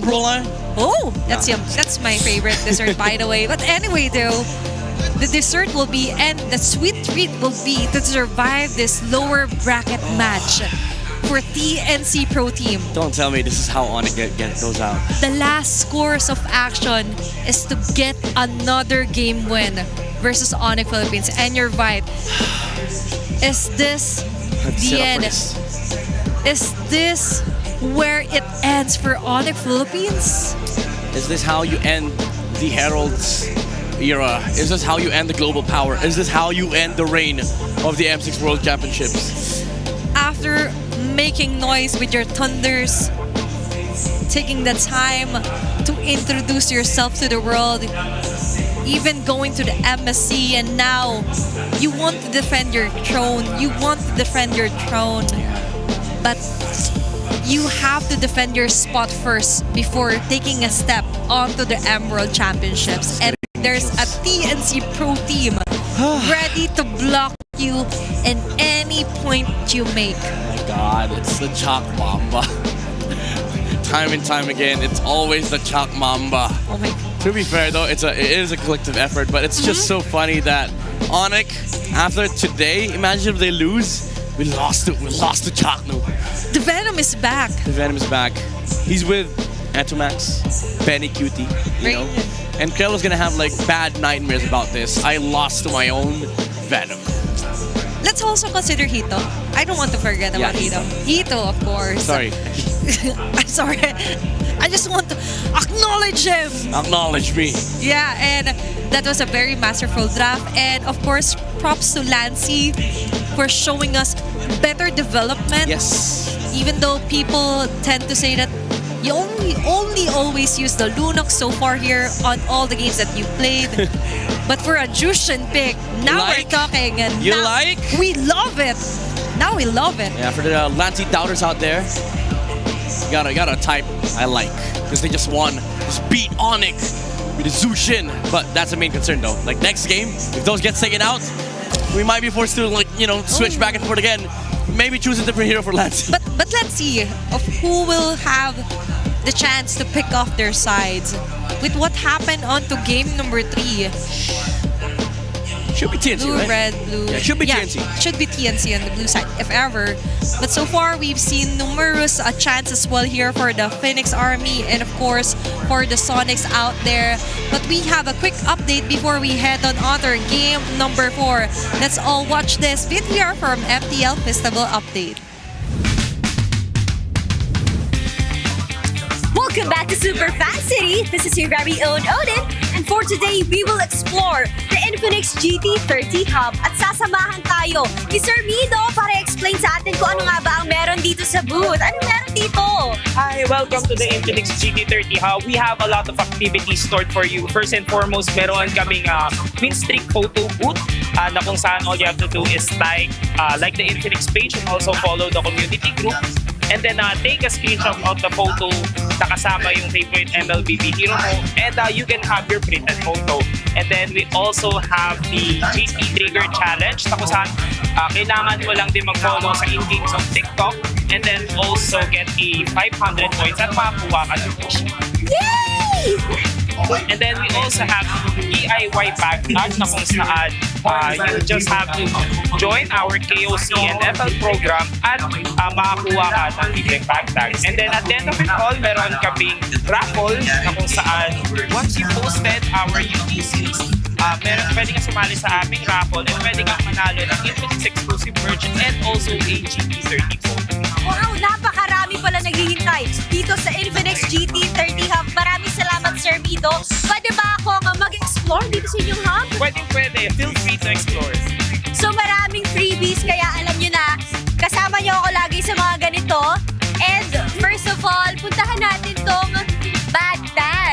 customized wherein we can style our own.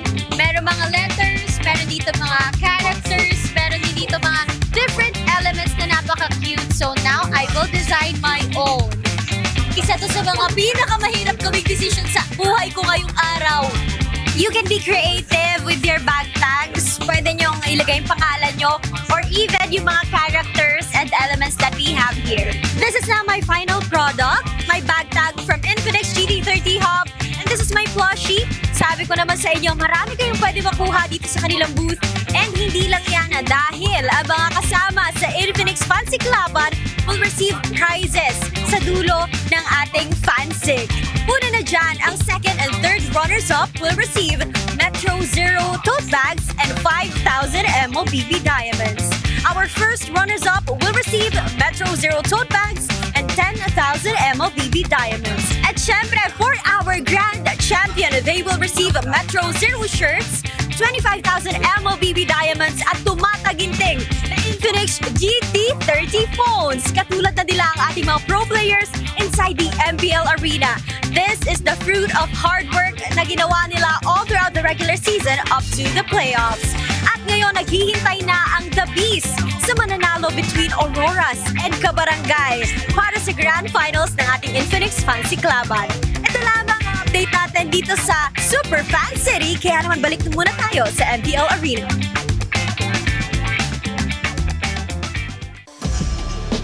Very exciting prizes and merch awaits you when you visit our MPL Super Fan City. What a great effort and a refreshing sight to see our very own Odin touring us around on what we could do or what you could do if you watch here live at Cuneta Astrodome. Yeah, that's why you get your tickets, you go to the venue and enjoy the show, enjoy the festival, and enjoy the amazing MLB games. By the way, we're right. TNT goes first pick.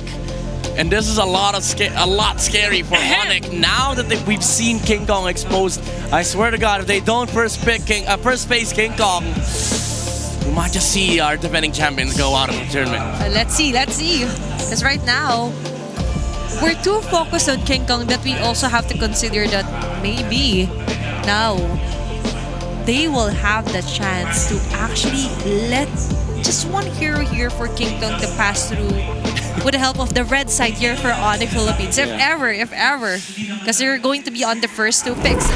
We'll see. Let's all check that out as we move on forward and get to know our game. And let's see on what our map will be moving forward here on to our game number 4. Honestly, I don't care about the map anymore. I just don't want to see a higher ban. I don't want to see a higher ban. I don't want to see a Yisenshin Lancelot ban on any side.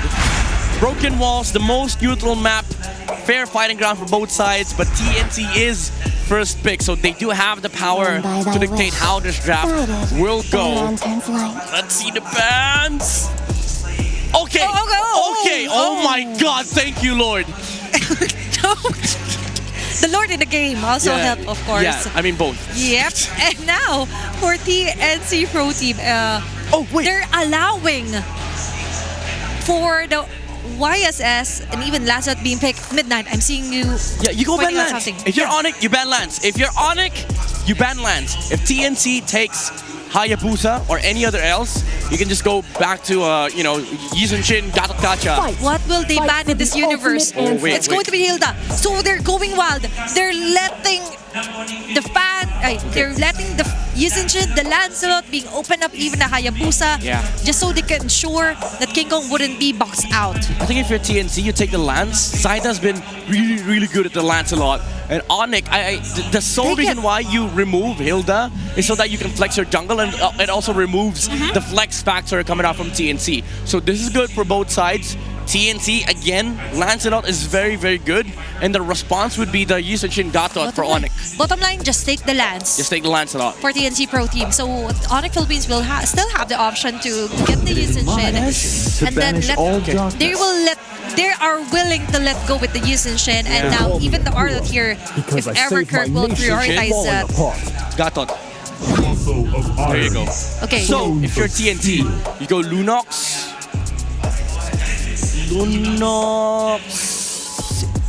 Is this the time to get the Lunox? I think Lunox Alice works here, honestly. Give me Alice. Just give me an Alice, honestly. They shouldn't let go of that. You're right. Yeah. Because there's still a possibility for it to be picked off here for Kirk. Although the Uranus is actually still open here for ONIC Philippines, but on this very nail-biting round, you would want more firepower here for a TNC Pro team. Lancy, just get the Lunox. Yeah, just get a Lunox. You don't need to flex anything else unless they want a Valentina. It's valid. Rises when I give the word. Oh, they steal the Khalid. Okay, we forgot this one, and Alice. Chatnos. I like this. I like this from TNC. It's still a flex. This Khalid could be played XP Rome Gold. Everywhere. That's super flex here for TNC Pro Team, and very sustainable heroes here for the Alice and Khalid pick. Now for ONIC PH. What route do you go if you're Super Friends? I think they're going to pick off a Super Friends hero here. You need a mobility hero. I think Valentina's okay. Selena, not too bad. I mean, it's kind of bad, but... Selena will have a hard time, actually. Even if he manages to land those arrows up against Alice and Khalid, they will just brush it off. Yeah, Kimi's crazy here, but ONIC might just be crazy enough to pick it. Yeah. Valentina's the safest one, I think. In my dream world. They steal will get it. All right. Okay, this is okay. At least he has a way to dodge, and they can just ban the Kimi. But even then, if you wanna go down the Lancy route, you have to commit 2 bans on Mage. It's the Kimi and the Valentina.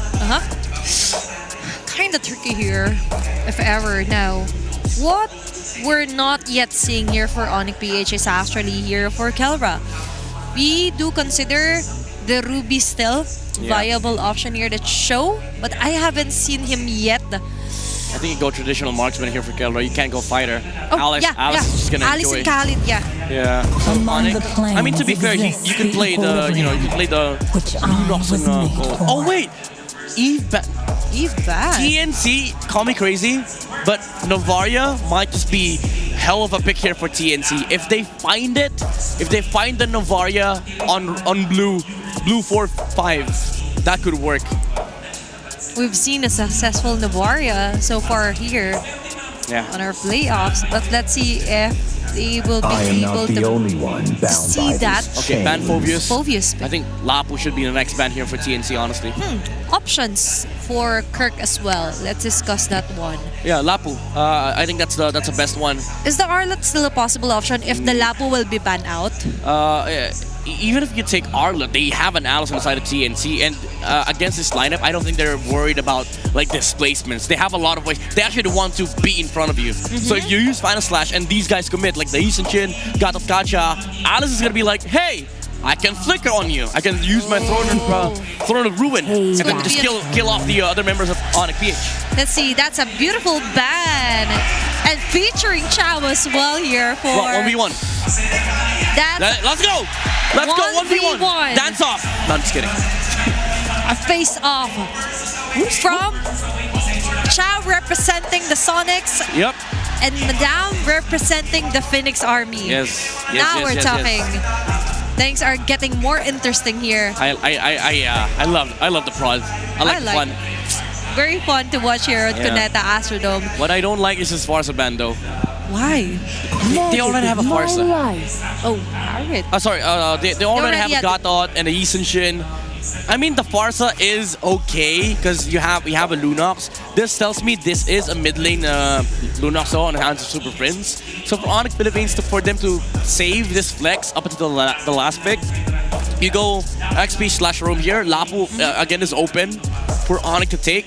Maybe the KB is open here for Lancy if he wants to. But a Cho, as I mentioned, will be picked off here for ONIC. That's probably a Cho Gold 8. I don't like this though. It made the draft for ONIC very funnel-esque. Like they rely heavily on the Isenchin, and then you have a Khalid and Alice problem, which does not solve anything. You're right. Even if you build up more physical attack damages here for a Cho, it doesn't eliminate the fact that the Isenchin will still be the sole funnel here or damage dealer here for ONIC Philippines. Now for TNC, what do we see 1-1? is the possibility here for Lancy as well? Yes, the 1-1 for Benny is I think still the Warrior open. 1-1. The Warrior 1 was good. End of one game. Oh, Espico. Oh. They And they take a are Valentina. switching up. Yeah. Valentina for Lancy. Now we're talking. Now they won't lack onto the crowd controls. They have the firepower. Oh no. They have the setup. ONIC Philippines, is this a flex show? No, Kelra, you don't go Nathan. This is so greedy. This is so greedy. You have a YSS, the niche protection. You don't go Nathan. We see some reaction. We hear some reactions, of course, across the other broadcasts. No, you go something else. You go something else. You go Lunox Gold, I believe. You take a different mid. No! He locks it in. It's going to be a Nathan Gold lane. Is this the hero that will turn things around into the favor of ONIC Philippines? But for this draft, Wolf, I see some frustration in your face, especially onto that last pick for ONIC PH. I mean, it shows that the draft is equal, but TNC dominates early to mid game, and ONIC is greedy as hell. They need all the farm that they can get, but how could you against Alice, Khalid, and Esmeralda? But let's see on how will they ride the tide. Is it time for them to bow down as ONIC slowly crumbles down? TNC waiting for the final point. Let's head on over to the land of Dawn-casters. It's your turn. We are approaching the point of no return as TNC go into Game 4 at match point. ONIC PH have one chance, one more game to turn this around, to take us all the way. Mobile Legends. Who would have thought we'd actually arrive at this point? And who would have thought we'd be seeing the M6 World Champions in this dilemma? Not me, Brigada, not me, I'll tell you that.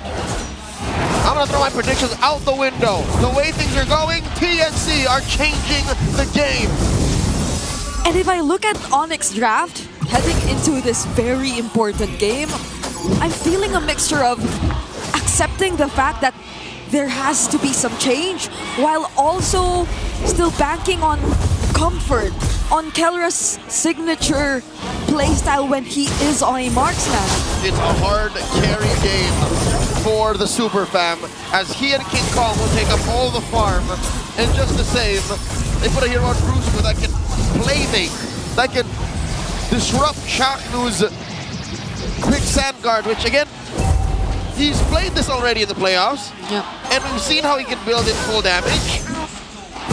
I think TNC have to watch their steps here. They can't overheat. Yeah. Good thing for ONIC though is that given that they have this, well, as Midnight may call it, very greedy lineup, which you can somehow depend on for some damage, even when we are just in the early stages of the game. They're playing it with just the right amount of aggression. So we don't see any lanes really that far behind or losing out completely. It's a small lead for the Super Fam, and the conservative play from Super Friends allows Zaida to feed out and take the small camp. Chaknu on his back, the knock by Brusco. Oh, that's a flicker already forced out from the Mamba. So ONIC might have a slight upper hand here, but Kurt doesn't have his level 4 yet. There's a Mount Shocker, kick off them all.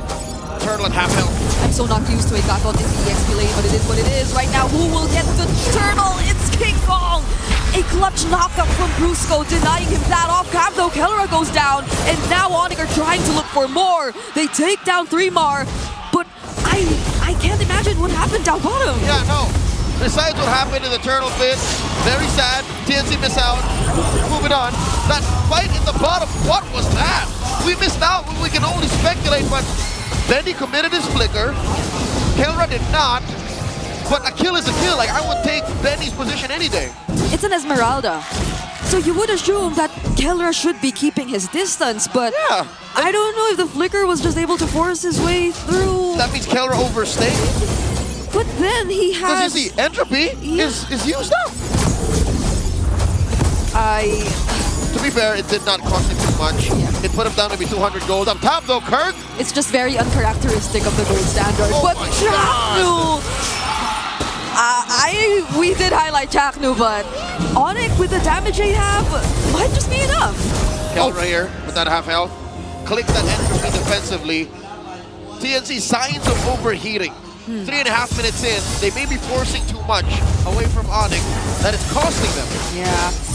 Chakno might have to be a bit more careful in the rotations that he does. Because in as much as you'd like to think that he's just doing it on his own and he's just gathering information for TNC, it's like ONIC are the ones following him. And it's not just them following Chakno, it's them being able to poke him all the while they're doing that. That's right. Because they have ways to deal slow damage towards this Khalid. And the Khalid can play proactively. It's one of its main strengths. Rotate where I want to, fight where I want to, engage on who I want to. He's being very reactive. He's forced to be reactive. The push by Kelra, shredding through that gold lane shield. TNC, they're down 2,000 gold now. And forcing an AOG from Kirk. What's the plan here for TNC? How do they farm in a situation like this? Yeah, because so far everything's working out for ONIC. Their farm-heavy heroes are getting the farm that they need. Kirk trying to disrupt another knockup. Oh! Zaida doesn't get to use his retribution. He's the first one taken out from TNC. Brilliance already committed by Lancy. And they're forced to hug their mid lane tier 1, but Super Friends! He's the one on the Lunox this time, but look! It's the impure rage, Brock. Oh my lord, Lancy. He's still got that brilliance, but it was too little too late. TNC, they have to respect what ONIC is bringing. Yep. Folks, a gold lead across the board, roll per roll. Looking at the items now, this is not where you want to be at 5 minutes as a Lancelot. He is so underfarmed. Zaida is starving. It's not the Zaida we're used to seeing at all. I don't even think ONIC have been doing much to disrupt his farming. It's just whenever they meet at the objectives, they have this way of dealing with Zaida head on. Is it really just Brusco? It's Brusco. I think it's also partly Kirk. And the vision that King Kong provides, it allows for ONIC to just be super macro-centric. Then bullies Kelra out. The rest of ONIC collapse on him. Oh, King Kong's able to deal with Benny. Throne of Ruin catching King Kong. Nobody has the traceless, but the fast execution from Zaida. But he gets to receive the way of the dragon.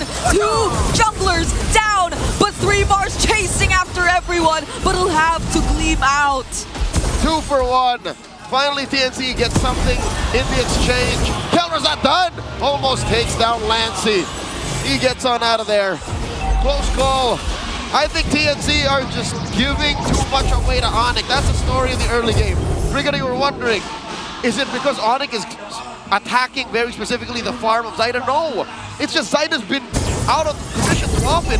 2 deaths on a Lancelot early on. That's not how you want to start. Yeah, he just has his Varax right now. He used to be a much faster jungler in terms of getting what's needed, but another kick from Brusco turns into a casualty for TNC. 3mar as a tanky Alice can't stand long. Not as tanky just yet. I think at some point he just understood that he done messed up and he didn't even use the flicker. Didn't even have a moment to gleam away. So ONIC will secure that final turtle. 3 for 3, 100% over to the super fam. And they're gonna stop Zaida from split pushing. Like, it's that bad. They honestly feel so locked in right now. ONIC, something might have just awakened in them. Yeah, again, we talked about how in the draft, it seemed like they just focused on themselves first. Yeah. And then on a secondary note, allowed for the synergies to find themselves. That's why we see this odd Gatot Gacha XP lane. They just decided, hey, Kirk, just ruin their backline. Just go find a way to stop them from doing what they're doing. Yeah, it's odd, but it's what ONIC wants to play. And now they find another kill. Chaknu couldn't get things done. Mountain Shocker still not used by King Kong. He's waiting for the right opportunity. Brusco goes in, but that's just about it. He doesn't need to do much. He just shows himself there. And it felt like an effortless way for ONIC to win that team fight. Brigadier, you know what this reminds me of? What? TNC versus Twisted Minds in the play-ins. in this very same spot, game number 4. It looked like TNC had a great draft. TNC was almost poised to take him down, but they stumbled and 3-mark comes in. Kelra predicted the Flicker Throne of Ruin and still had the entropy to get out. It's not the first time we've seen these reflexes from Kelra. He knows when there's such an attempt coming in. That's what he did earlier with Lancey's Lunox while he was on the Ruby. He just found that perfect. I'm offended. 7.5 up are ONIC. 9 minutes in. King Kong, Kelra, and Super Friends have found a way to make this very greedy lineup work. 3 cores, all sharing enough resources on the map, given that it is at the expense of TNC. First core spawns in the upper quarter, and that's it. TNC have no outer turrets left. Right now, the most they've been able to do in terms of turrets was just damage the top lane tier 1. Another kick from Bruce! Goal! AOG helping secure the kill on Chaknu. The Mamba is a non-factor in game 4. Blink and you'll miss it. ONIC, take the Lord. This is not favorable. Suddenly, a whole section of the Phoenix Army go quiet. Maybe Chaknu should not show himself alone anytime soon again.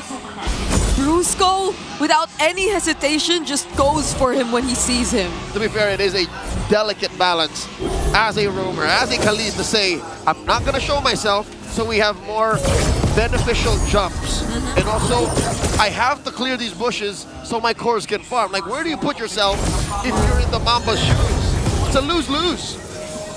Such a struggle for the Mamba right now. We don't even get to see a successful Raging Sandstorm come in just yet.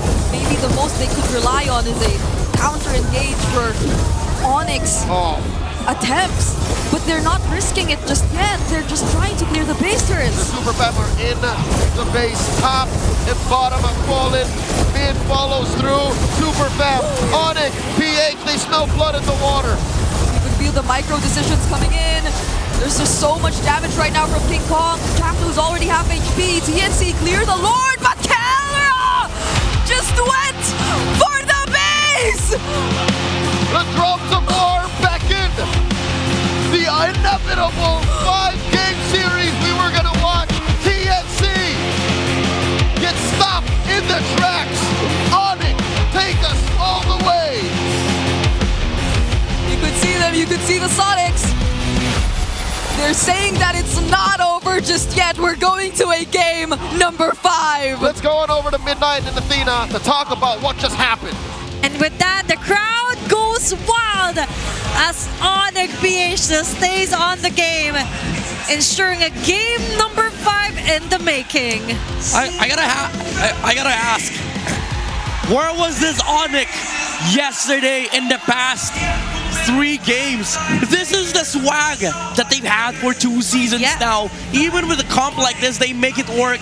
The micro, the swag from Brusco, I miss this.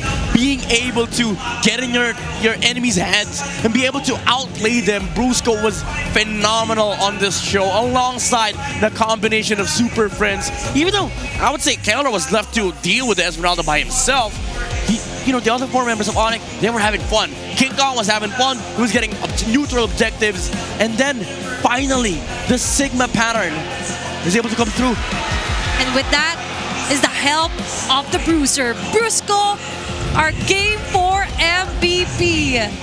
Getting those kicks in, ensuring a perfect setup here for ONIC. You see how laser-focused ONIC are. They don't even care about MVP. He didn't even realize it. They're straight discussing Game 5. They don't care. They were like, okay, Game 4, we're done. One last game. If we win this, we're gonna get we fight against TLPH, and then maybe we don't talk about M7. We just focus on this match. Yeah, and so far, that's how laser focused they are, that he didn't even realize there was a camera right in front of him. But what he did realize, what right in front of him is a show that is still open. And now that he got this show, it opened up a huge horizon here for ONIC Philippines to totally maneuver their way around. Early game, let's take that lead. Early game, let's take those numbers in. Yeah, This is how ONIC used to play in Season 15.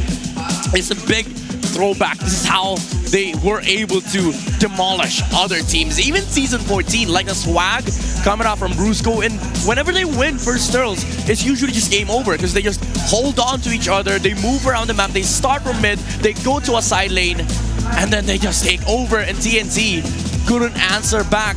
And the problem with this comp is that if you lose early game, you lose steam in the mid game, you essentially have no late game. That's why it feels like it's a stop. Even though ONIC, they still need time to farm.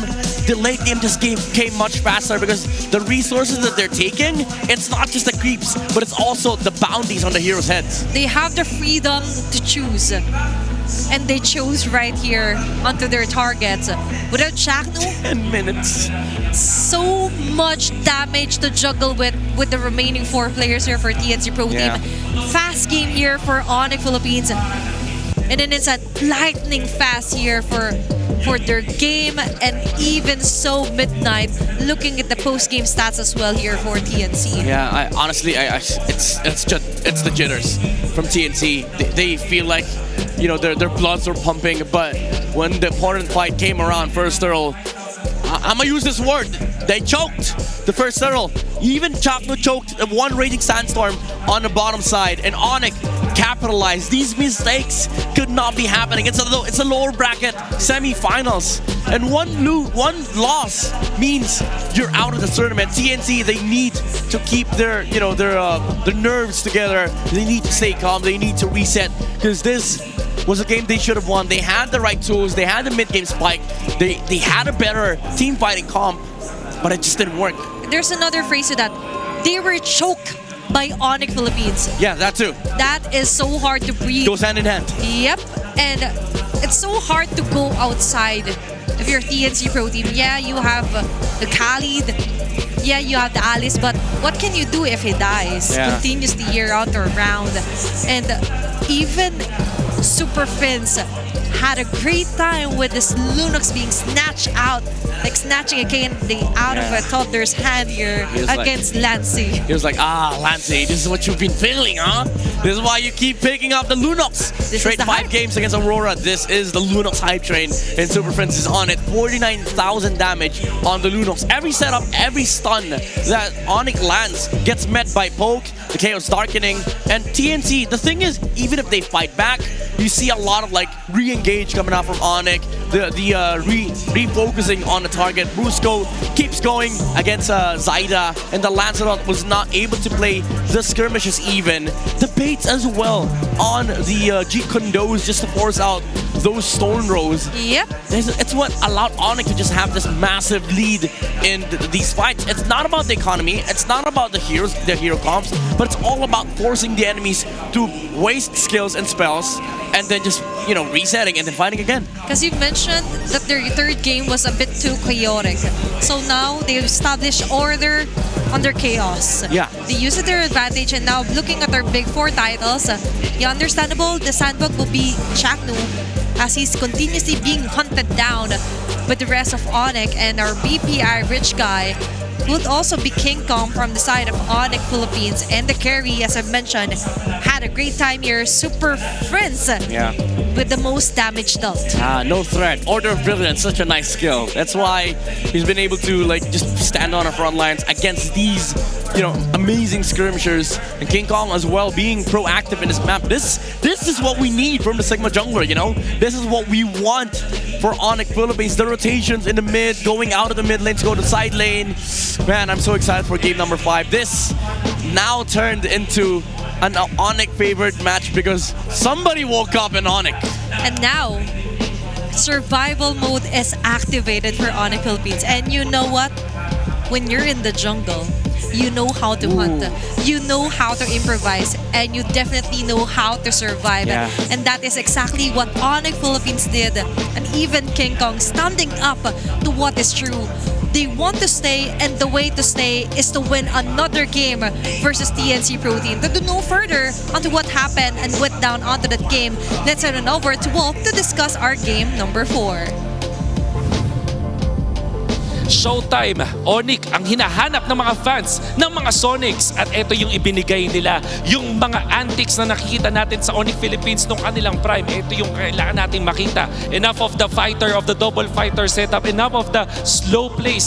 This time, kailangan maging aggressive ng ONIC Philippines. At sinimulan yan syempre ni Brusco with this Way of the Dragon into the flicker play para naman makakuha agad ng advantage, followed up by the next turtle fight. So imagine nyo kung gaano kaaktibo ang mga members dito ng ONIC Philippines. In just a span of a minute, makagawa sila ng back-to-back plays na hindi talaga makakahinga ang TNC. Itatry ng TNC na kumuha ng sneaky na turtle fight, ngunit hindi man lang sila makakabuo ng kanilang box dahil ganito kabilis mag-react yung mga members ng ONIC Philippines. Isama mo na dyan yung sipa mula doon kay Brusco na tinarget yung Lancelot at tuloy-tuloy na nga sila nakakuha ng kills. Ang pinakahuli pa dito, etong si Super Fritz, abante dito sa laban, nakahanap pa ng kill doon sa kanyang katapat na Valentina.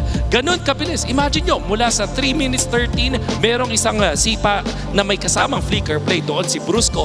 Afterwards, nag-clear lang sila saglit, nilabanan sa turtle yung TNC. Hindi talaga nila pinayaang makakilos dito ang Phoenix Army, kaya naman sila'y nakakuha ng advantage sa larong ito. I think that this is gonna be the theme sa upcoming game number 5. Mababalik ang site selection sa ONIC Philippines. It is recommended that they take the first pick. Pero kung ganito ang gagawin nilang klase ng draft order, kung saan bigla silang magsuswing ng Sangcho doon sa kanilang room, tapos kukuha sila ng marksman, mukhang ito yung pwedeng advantage ng red side. At the same time, kapag ibinalik ng ONIC Philippines yung ganitong klaseng kabilis na playstyle, makakounter nila yung relatively slower na playstyle ng TNC. TNC likes to set up. TNC gusto nilang medyo mas mabagal, naghihintay ng tamang openings for the perfect box scenario that eventually will give them the advantage. TNC nagtitiwala sila dun sa kanilang laning prowess. Tingnan natin kung makikita natin yan sa game number 5. Let's look at this game. Back to the panel. Thank you so much, Will, for dissecting that game number 4. Wonderful explanation as well onto the antics of ONIC Philippines. They didn't just wait for the timing, they created one. Yeah, no hesitation. That's what I really love to see from ONIC Philippines. Again, Season 14, Season 15. Heck, even the world saw that in M6. They see a play, they just go for it. And now we finally see their truest form and recap for our previous drafts here. So far, for the first 2 games, blue side wins. For the third and fourth, red side wins. I'm gonna be honest though, there are 3 games that TNC won the draft out of all 4 games. Considering, even counting the last game, I still think TNC won that draft. But now, what was right? Priority goes back to ONIC Philippines, and they should take blue because now they get to dictate the draft. There's no assassin, bans, and no 3 jungle bans. Enough of those. Enough of those. No jungle shenanigans, and also just ban the Yuzong. Don't leave it open. And so far for TNC Pro Team, they also have to somewhat consider nurturing the hero here.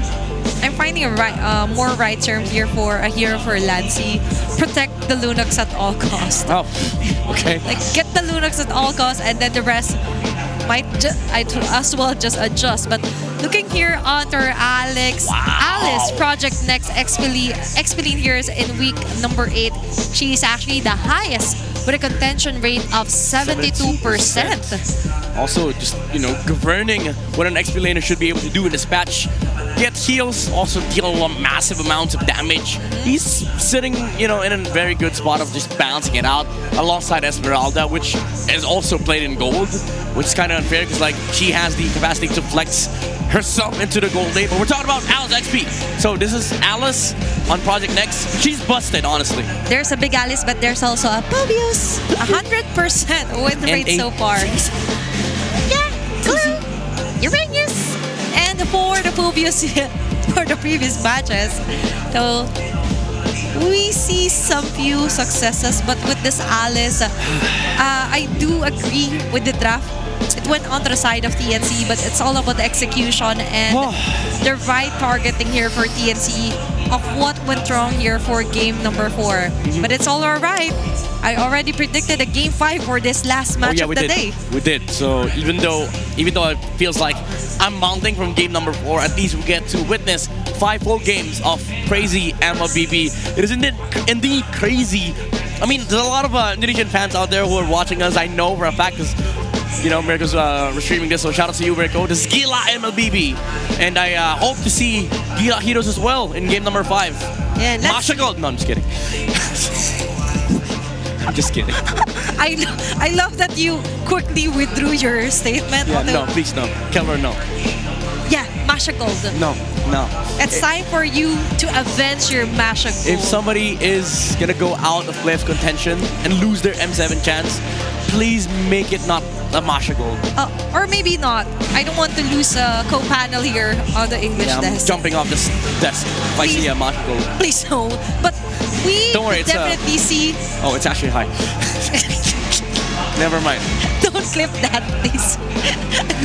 That's a challenge. But anyway, so for our 5th match or 5th game, the last game for our lower bracket today, we might look like we're having fun and joking around, but there's a certain sad reality that after this game, one team will say goodbye to us and say goodbye to the dream to move forward and eventually go to the grand finals.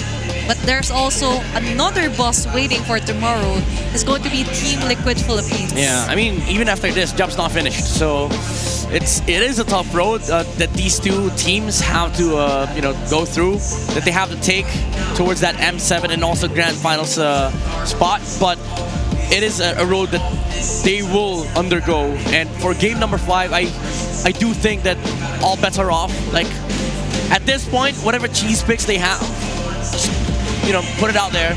If Lancy somehow has a 5th hero in his arsenal, put it out. I think just stick with the Jushin Lunox if you would really want to somehow cement a more stable pick here for Lancy. Safe pick. I'm not saying that he's not able to use other heroes on the mid lane. I'm just saying that they want a safer bet, a safer option here for TNC Pro Team. Just stick on what hero works best for Lancy. But also, they need to readjust onto their playstyle here with Chakno. And right on cue, let's check out Chakno's 9 playoffs history so far. This is indeed the return of the Mamba. Chakno coming out from execration, consistently being placed at a 2nd to 4th place, and even with Omega, 2nd to 3rd place, able to represent the Philippines under Omega's banner twice in MSC. Well, not twice in Omega, but once in Omega, once in execration, twice MSC reps. But after that, he had a downfall. But now he's back with TNC Pro Team after one season. Well, not yet over. In this one season, he might just go back, but this time around, he's forging his path towards the M Series. But ONIC takes 2nd pick. They're going on the red side here, Midnight. Okay. Are they planning to replicate Game 4's draft? Because at this point, TNC, if you see Lance, Gatot, Yisun Shin, you go straight for the Alice Lunox. You don't give Run Super for the Fritz hills. Lunox. Oh, I thought run for the hills. Yeah, you go run for the hills. Go take that Lunox. Just lock it in, man. Might as well take it first pick. I don't care. As a matter of fact, it's an option. Yeah. But it's a final draft here for our last match of the day. Let's head on over and check out what our map will be. Reverse. Give me reverse. Flying clouds. I want to see 5v5 first turtle. There you go. I am feeling lucky. Now, finally we see the Rivers and a 50-50 for both of them. It's an even match in terms of win rate. Oh my! All right. The perfect map to end the game. Okay. I like this. Perfect drop 2. No Zushin, no Kalea, no Fanny, no Yuzong, no CC. Now, ONIC, Vandahilda, there you go. Remove the flex. TNT, Yisun Shin is open. If you want to take it, you can take it. You can also take the lands. What if? Force the Yisun Shin Gatot. There you go. Yeah. Same set. Just take the Lunox, blue 2, blue 3. Is that the plan here for ONIC Philippines? Now they let it go. Gatot Kacha and Yisun Shin. Alice, Lunox. Alice, Lunox. Lancey, game 5. Come on, brother. Come on. Okay, Grok. That's good. That's good. Lunox. Lunox. Lunox. Because if not, Lunox. Oh! All right. The world is celebrating. Highest MMR of Lunox in MPL Philippines Season 16. Red 3 though, Valentina is a good option. By the way, I'm not rooting for any team. I'm just rooting for the Lunox. Yeah, no, we're rooting for Game 5. We're rooting for Cinema. We're rooting for a better gameplay here for Lance, giving his one of his best picks here for this season, for this playoffs. It's like what they say. If you go out with guns blazing. You can take the Lunox out of Lancey. But you cannot take Lancey out of Lunox. Yeah. Oh, Prince, go Valentina. It starts with the L, but right now. Valentina? Where's a pick here for ONIC PH? Okay, it is one of his signature picks though. I would have loved to see a stolen Tectonic Charge though on the side of ONIC, but this Farsa is also sort of an answer against the Lunox. It is going to stop Lancey from playing aggressive in the front lines. Super Friend is like, you're shouting, you're too hyped up onto the Lunox of Lancey. You forget, I also have my signature Farsa here. Now, Hal is banned out midnight. Because they went with a Grok, so this is very obvious for ONIC Philippines. Choban removing Bruce goes Cho and also the flex on the Gotcha. Now, I think it comes down to the battle of Arlets. Who gets Arlet, who gets Svovius, and who flexes Lawful Uranus? I think ONIC PH might get the chance to get the Arlet because they're going to be the first pick after this draft, right? But I don't think you want Arlet Red 4 because if you go Arlet Red 4, there's Phobius you're letting for 3 go. more. Yeah, you're letting go of the Phobius, right? Yeah. And the thing is, you also can't rush Phobius Red 4 because if you do that, then TNT just goes, Lapu, Esmeralda. For Benny. This land is our home. Here for Benny. Here. Okay. Lapu ban. What's remaining here to ban out or eliminate from Kirk? I don't think you limit Kirk, you limit Kelra, honestly. Just remove the Povius all over. I think you remove Harith, honestly. Harith or Povius is the best option here. Yeah. If you're TNC Pro Team, but will they have the same thoughts as the same of us here on the panel? I hope so. If they don't ban the Harith, at least maybe they're prepared to pick up the Obsidia for Benny. Because these three, I mean, the Farsa is kind of okay against Obsidia, but it's still hard to hit the Predator Strike with the Phantom Shadow Mel, but they remove the Claude. Interesting choice. They're willing to part ways and to go up against a possible Povius, or you mentioned the Obsidia, and Benny Cutie have seen some success with it, but now for ONIC PH, Kirk Hero. You can't rush Phobius. Is this the time for that? Yeah. You can't. You could be easily countered out, but they are taking that route here. Povius 4th pick here for ONIC PH. Yeah, they know. 3 Mars appearing already. He has a hero in mind. It's the Uranus. I know it! There's a Granger here! Uranus, and they steal the Granger. Harith. You go Harith. Now you go Harith if you're Kelra. You go Harith or you go Bane. Only 2 heroes. Harith! Best draft of the series. Even for both sides. Now we're talking for the final game. Both of them managed to get a very nice draft. We see their coaches hugging out onto the arena and even onto the PH broadcast. I'm hearing some agreement onto this draft midnight. Yeah, they're talking about the same thing. This is how unified the entire stadium is. It comes down to execution. It comes down to who is better at MLBB. And it comes down to this final game on who will survive, who will have the chance to crawl their way up to the grand finals as we move forward on to the last game of TNC and ONIC Philippines. Now it's time to shine! No turning back, no regrets, no surrender. Only one of these teams make it to the lower bracket finals in hopes of being the next M7 representative from the Philippines. It's ONIC PH versus TNC Pro Team for one last time tonight. And I love how we're headed into this game number 5 with a draft approved by our panelists with considerably, in their words, the best we've seen all series long from both of these coaches, from both of these teams. It took them 5 games.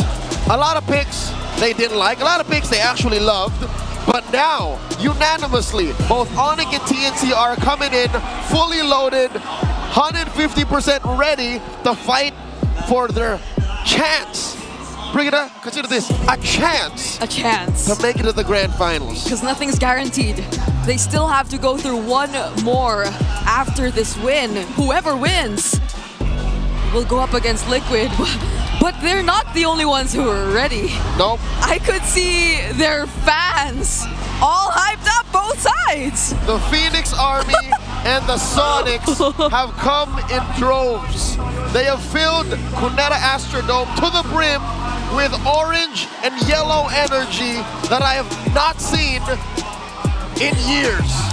I'm loving it. Look at them. Just look at them. Every single time the camera pans towards either of these two teams' fans, they're either standing up, dancing, or being Sigma. Stardom young. Oh, wow. Look at this kid. 2-3. He believes that ONIC will take it. Oh, my But we got fans of TNC. You know what this reminds me of? What does it remind you of? Those TNC fans, they look like they've been fans for years. It's like they've been waiting for this moment for how many seasons long? The last time we've seen TNC this far, make it this far, was it that season 9? Our panelists mentioned it, but wow. That guy's from the Phoenix Army side. Quick translation, it says, we let him reach game 5 and they want to win the series. I like this, I like this. Waifu, Brusco's Paramore is not entertained. She's joining it. Oh my God. Why do they have... The Phoenix Army are ready to donate tissues. I'm not sure if that's tissue or wet wipes. For all the tears. That's not part of the two teams, but you know. All right, back to reality. Okay. Welcome to the land of Dawn. It all comes down to this. The winner goes on to the next stage. The loser says goodbye. It's an elimination on the line. We've said it in as early as game number 1, but now we're in game 5. We've made it this far, and this feels like a very comfortable draft for both of these teams. Those are the things we set in stone or set in place before we entered this game, and now we're finally in it. Of course, Lancy had to play his signature Lunox. Of course. 6-6, 12 games in total, going up against Kelra's Harris, who, by the way, was a final pick. It took a while, but this is some sort of homecoming. Yeah. Kelra picking the Harris, puts him in, oh my God, Super Prince almost gets taken down. Woo, that was calculated for sure. He did not burn the flicker. He knew he would survive just through the wings by wings. But it still makes you so nervous. You know what's on the line for this game. A single mistake could lead to a small lead for the opponents. And if you give your opponents these little inches, they could walk away with a mile. Look at that, an early Mount Shocker. Here comes Kick Off. Now that's a flicker from Fritz. He can't escape Zaida. And Zaida had his eyes on him. No one could save Prince. No one could save Prince. He spent the flicker. And Zaida, the killer instinct on this young man. Chaknu staying in mid has put so much pressure on ONIC. Talk about a homecoming. This is a hero he's played mid-season 16 after the rework on Grok, and he was one of the few to actually get a win on it. Chaknu on the Grok helping lead Zaida to a first turtle secured. They're They're crowding the orange. King Kong get more. They're not happy with the turtle. Now they want to deny King Kong of his orange buff, but they might not force it anymore. All right, Zyda's holding on to that retribution. ONIC can't fight this. They don't have their level 4s just yet. Zyda steals it away. A flicker from 3mar. He'll try to walk to safety. ONIC tries to punish him. That's the Mountain Shocker. Oh my goodness! Off-cam kill from Lansy onto Prince. Lansy with the help of Chakno kills Prince, but we saw 3mar flicker and yet still die. I'll tell you now, I think TNC are still in the lead. We're brawling right now. Everywhere is a fight. Everywhere is a brawl. But this is how TNC likes it. I'm not sure if ONIC feels the same. Constant fighting, no sense of safety. A Phoenix flash from any corner of the map. That's exactly what the first 3 minutes of this game was. ONIC feels very uncomfortable right now. You could feel it. You could see how desperately they need some breathing room for King Kong just to focus on farming, to catch up.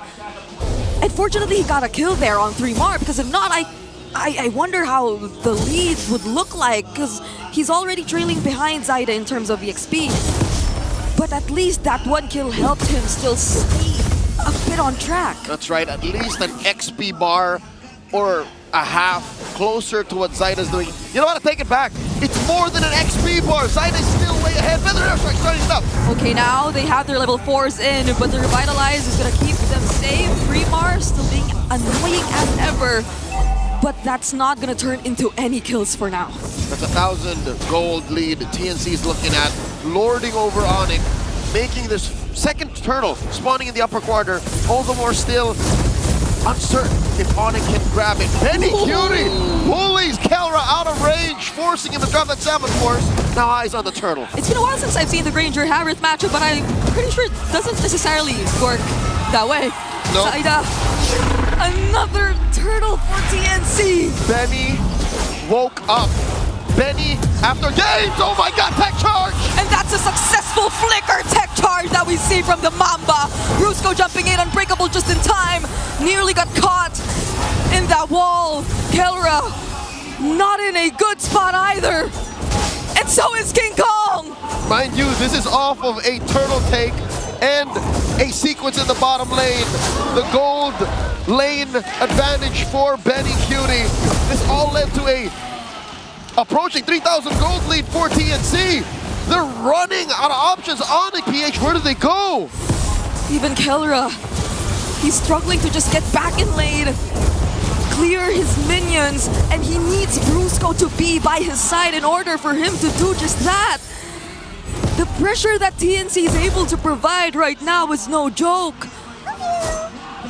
ONIC probably did not want this kind of grok from Chaknu, not in this moment, not in this game. Something had to give when you decide to go red.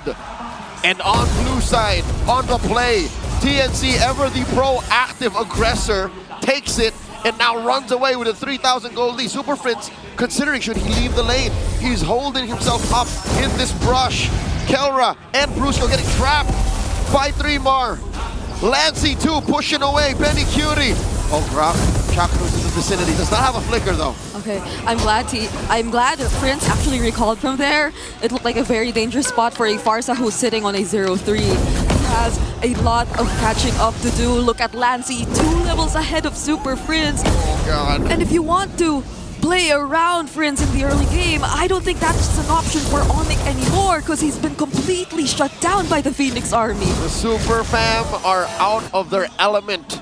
TNC are flushing them out, even their own side of the jungle as early as 6.5 minutes. It's a miracle that King Kong is able to get his own purple. Chakno has been more than menacing. He is intimidating. He is a walking Terminator. He is Arnold Schwarzenegger, and he's back. Chakno doesn't land the tech charge, but because of that, King Kong has no way to go. Zyda picking up his 3rd kill of the game, and all ONIC could settle for is a turret down bottom.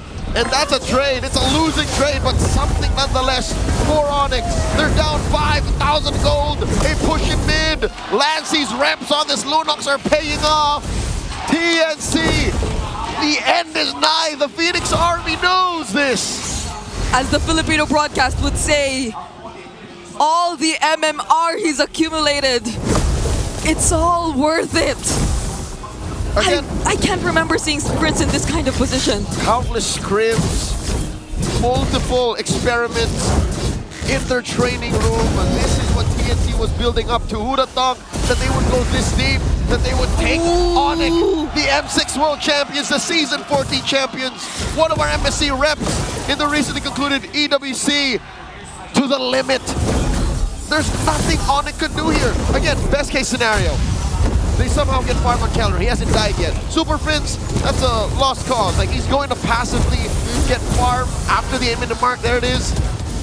But really, my money's on Keller. Like, he has to channel his old Omega days, his old execration days where he was the only carry. We gotta see the gold standard in action to save this game for ONIC. I'll get you one better. We need more than the gold standard now. We need the Filipino savage. Keller needs to unlock that, but he can't do it alone. They're gonna have to get nothing short of a miracle.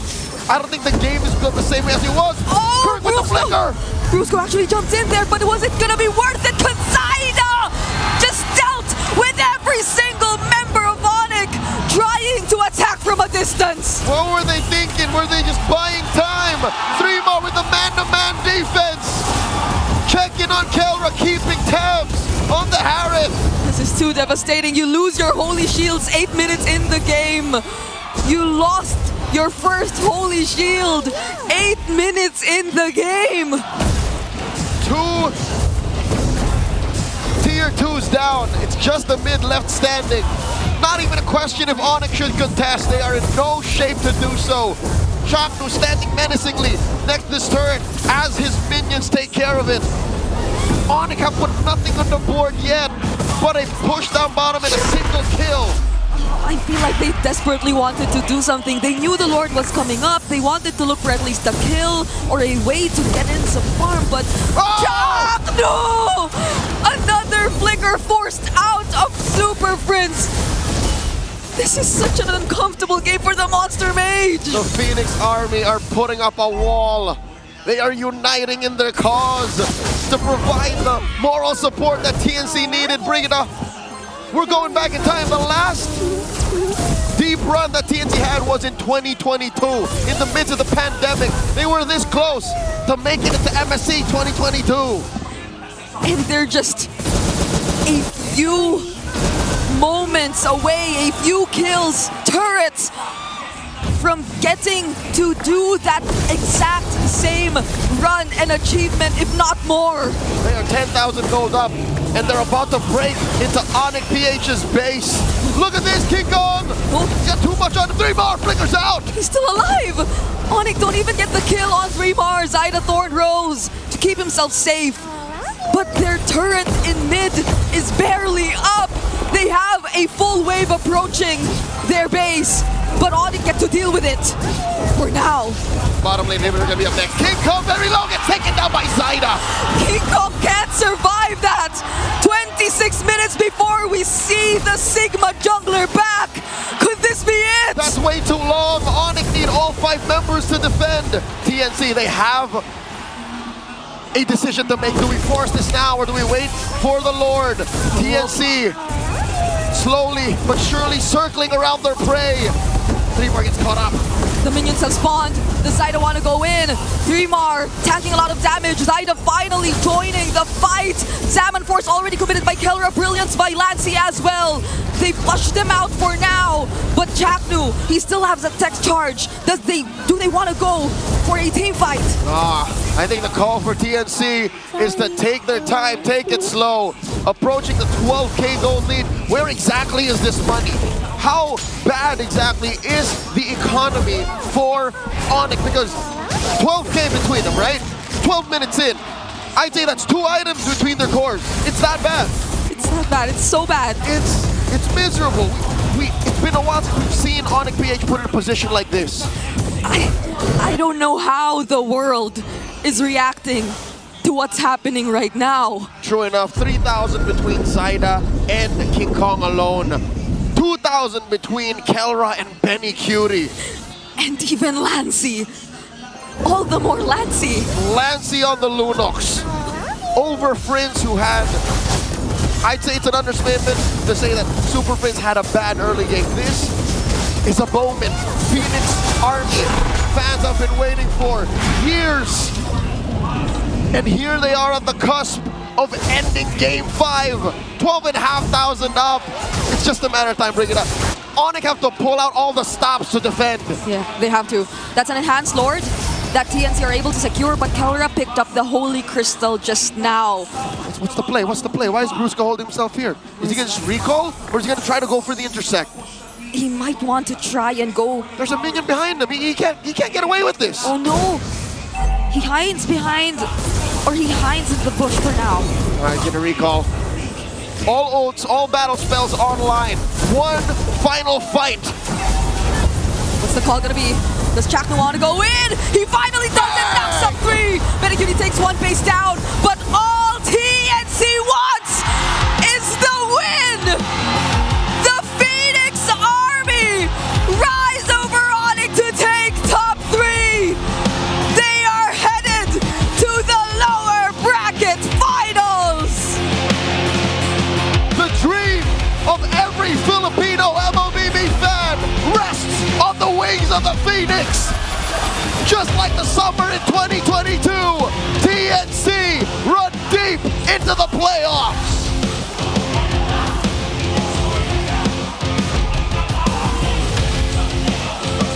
Forget a prediction. TNT have burned it all to the ground.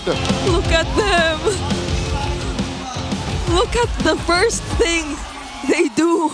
Tears in their eyes. They can't believe what they've done. Brigida, they've eliminated ONIC PH. ONIC no longer get a shot at defending their title in the M Series. And TNC, they've accomplished this feat that no one would have ever thought possible. They changed the game, they tightened up their play, and they have dropped the Super Fam. The game has changed before our eyes, and ONIC PH are gonna have to take their bow. We'll never forget this night in Cuneta Astrodome. It's been Leo and Brigida, it's been a pleasure. Let's go to the stage with ONIC PH. Super Family, it was one hell of a series, but ONIC Philippines, unfortunately, their time is up in Season 16. Still commentations, napakarami ang nanood, Kelra. You've been going up against your former teammates. There's a lot of memories wrapping that up back when you were still in Omega. Chaknu, Etomax, they were really hugging you all throughout. What was the feeling like that you had to go up against them dito mismo sa sitwasyon na to? Unang-una malungkot kasi dito pa kami nagkatapat. Since gusto ko rin sila makasama, sana sa international kami magsama nila. Eto Max kasi syempre former teammate ko nga. Kaya panalo na lang nila para sa amin. That is the reminder for Kelra. King Kong, I know this is not the result that you've wanted, pero sigurado ko na manalo o matalo, the Sonics, the super fans, your community is there to back you up. Tama ba? They have confirmed that 100%. And from your heart, what is your message to every single super fan from ONIC Philippines that have supported you from day one? Sa lahat ng Sonics, thank you so much sa walang sawang suporta since day one. Pangako namin sa inyo na babalik kami next season na better versions ng bawat isa namin. Thank you so much. Champions Arena, please give it up once more for ONIC Philippines! You may now make your last walk of the season. It was quite an undeniable effort from the Super Family. Struggled, but still persevered. And now, their best finish since Season 9. Phoenix Rising, give it up for your winners, TNC Pro Team! Oh my goodness, what an effort, Zaida. Almira, I cannot process things right now. You go ahead. Zaida, you did a good job. Nasasabihan kang king of junglers ng mga casters. Ano ang masasabi mo? You are king of the King of junglers junglers. ng mga casters. Ano ang masasabi mo? Tingin mo ikaw na ba yun? King of the junglers. Do you accept that? Yung mga coaches ko yung dahilan kaya naging ganito yung performance ko ngayon. Tas pati sa mga kampi ko na rin, sa tiwala nilang binibigay sa akin. Alam mo, Zaida, absolute cinema ang lahat ng mga naging series nyo dito. 3 series in the playoffs, lahat dumating sa 5 games. Paano nyo nakokontrol to? Hindi ba kayo napapagod? Saan nyo hinuhugot yung lakas nyo para magpatuloy? Siguro, Chuck Mamba effect kasi andito sa amin si Bunak. And I think the Phoenix Army agrees. I'm gonna toss it over to Benny Cutie. Benny, congratulations. Tinanong ko si Kelra kanina, your former teammate. I know you, Chaknu, eto Max, there were some times na kayo talaga yung magkakasama but now you had to go up against them. Pero sa susunod nyong laban, ang makakalaban mo naman ay yung mga dati mong kakampi sa Team Liquid Philippines. How are you feeling about that? Or are you just happy that you made it here right now? Hello.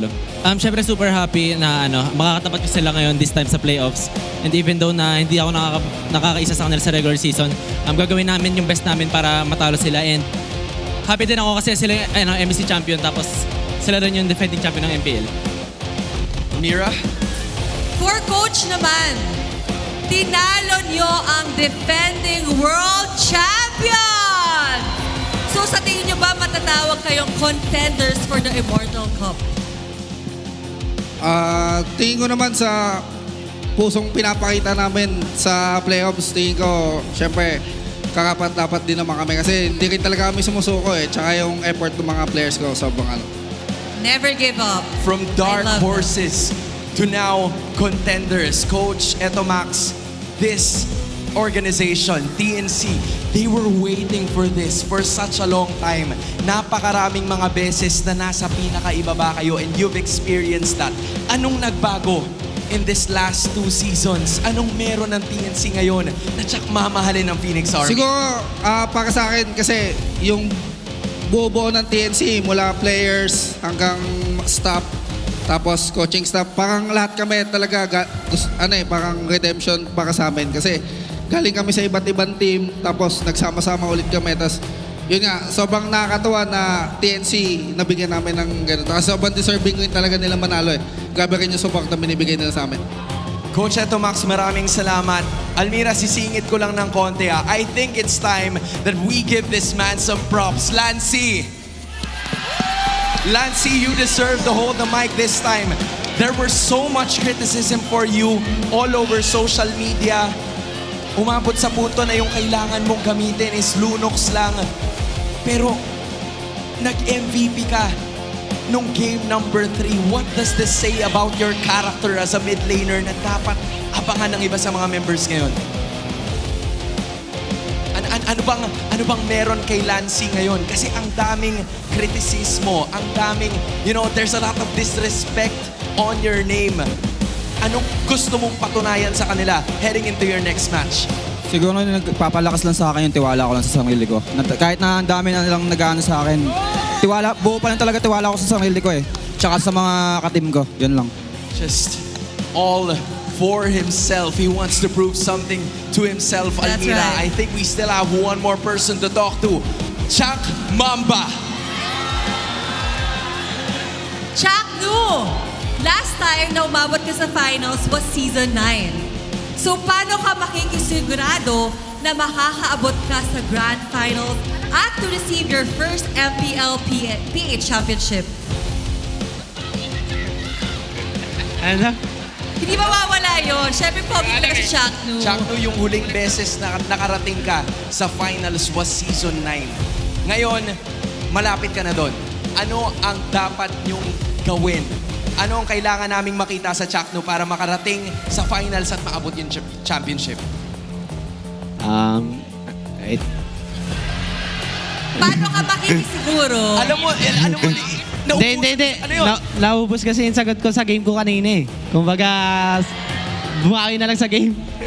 Alam mo, Chuck, ito ang hindi naubos. Ang suporta ng Phoenix Army. Chuck Nu, they were here with you. Sinusundan ka nila kahit saan ka man magpunta. Ano ang masasabi mo sa suporta and supporters of TNC? Yan, thank you sa lahat ng tao dito, pati sa ONIC, lahat. Pati yung cameraman. Thank you sa inyo. I love that! You love to see the charisma once more. Moving on to the next stage of the playoffs. Give it up for your winners, TNC Pro Team! Oh, Mira, what a day. What a series and what a time to be alive for MLBB. At ginulat talaga tayo ng TNC. Laging may Game 5. Alright, the Phoenix has risen to face another day at the playoffs. Marami pa tayong makikita na mga laban not only from TNC but also from Team Liquid Philippines. The matter at hand is iba na ang magiging tema ng ating kwento mula sa ngayon kasi from a best of 5, it's gonna be a best of 7 tomorrow. But that's for another conversation. Sa ngayon, ibalik muna natin sa ating panel. Absolute cinema for that last match. TNC Pro Team finally locking in their spot for our lower bracket finals. All applause and all praises, but all praises, of course, to our MVP, none other than Zaida, My goat. with his Lancelot play onto that last fight and last game. Quote me on this. Today, October 24. October 24, Zaida, best jungler of season 16 playoffs. Dude, this man has been really crazy on the jungle role. Of course, there's still 2 days left. I'm saying this because as of today, in my list, he's the best jungler. He's been very consistent. Given games that are very hard, he still shows up. And given games that he can dominate, he fully just displays dominance and assumes confidence, even against ONIC. In this particular game, he was just dashing through so many stuff against ONIC, just making sure that the pressure was relentless from the Lancelot. And that's why there were a lot of available plays from all of the players on TNT. If I need to show one game to introduce Zaida to a new MPL fan, this is the game that I will be showing to showcase his skills. This is the perfect Zaida-coded game. The perfect balance of kills, objectives, and smart mechanics. Yeah, matter of fact, all game 5s the TNT played in the playoffs, Zaida showed up. And it's not just Zaida who's, okay, he's a good jungler. No, it's the king of junglers in the playoffs that showed up, demolishing all these doubts that was cast upon him on regular season. Maybe the Lancelot, maybe the Joy, the Eason Jin, the Fredrin. Hell, I still don't think the Joy was good, but you know, whatever is needed for Zaida, he just steps up. And I think the best thing happened to Zaida the moment that he stepped out of his comfort zone. He spread out his wings, able to conquer the world champions, locking in their spot towards his former teammates, former Team Liquid Philippines tomorrow. But that's another conversation for later. But looking at the post-game alone, Midnight, it's a total massacre here for TNC versus ONIC. 2 kills in ONIC Philippines, a lineup that wants to fight, a lineup that wants to break the early game of TNC. They fell short to the tankiness of the Uranus. We did mention that this was going to be fleshed out after the Lapu Lapu ban. It was basically Phoveus and Uranus at that point. And I did say you could not rush the Phoveus, and they did so. And what do we got? TNC just picked up the Uranus for themselves. Honestly, I think ONIC was just scared to pick up the Uranus because Lancey was on Lunox. This man is a walking threat. Whenever you see Lancey on Lunox, he changes up the draft. Yep. This is the perfect I told you so moment here for Midnight, especially on the it all started with there. It's the root cause of all the problems that piled up here for ONIC Philippines. And to be honest, the force of here for Super Friends was somehow one of the main and key factors that TNC Pro Team took advantage of. Early game, that was an almost first blood here accomplished by Lancy, but that wasn't enough, so Zaida came in and got the kill. Plus, you also have the mastery here from our wingman, Shaknu. Even utilizing the tech charge, even if it didn't hit, but that's the thing. He is covering the escape route here for King Kong and the members of ONIC Philippines. Now focusing on our BPI rich guy Zaida, it's really reflecting that now he's in a happy environment where he's shining, where he's taking the right angles and the right heroes that fits him best here for our game. To be honest, I never understood why there were so many doubts, why there were so many... Why doubt him? On Zaida, he was amazing when he debuted in Season 10 under Echo. Yep. He was amazing in Season 14, Season 15, sorry, not 14, 15. He was amazing in Season 16. And now, he could be amazing tomorrow in the lower bracket finals against TLPH. Oh, Zaida versus Carl, that's absolute cinema. There came a time where they go hand in hand on strategies, late night talks, played with each other, probably scrimmed each other.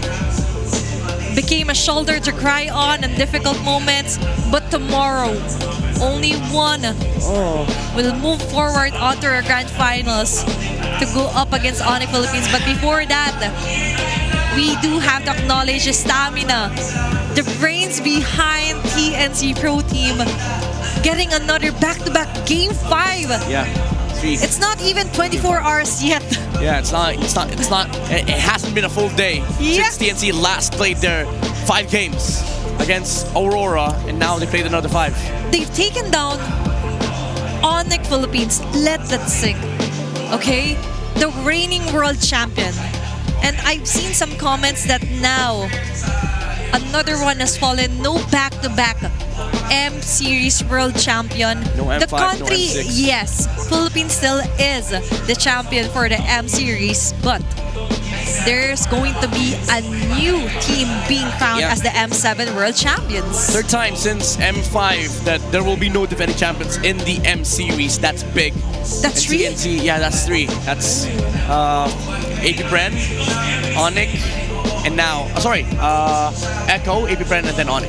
And with that, let's move forward and let's check out on what happened onto that last game as we move forward, and we'll watch our Infinix mic check.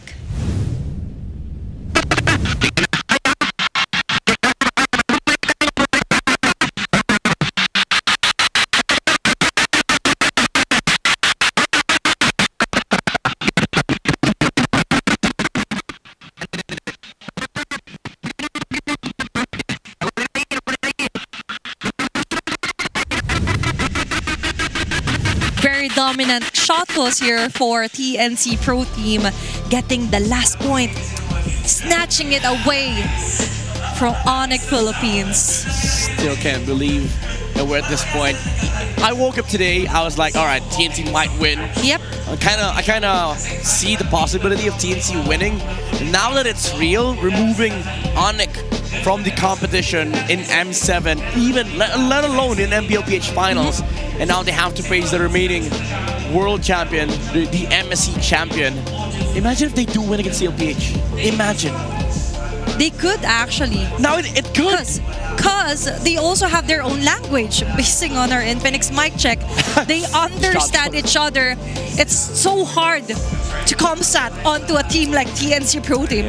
But kidding aside though, I do like that they're on the same wavelength. I'm observing their faces, their body language of course, but we would also be seeing our updated playoffs bracket now.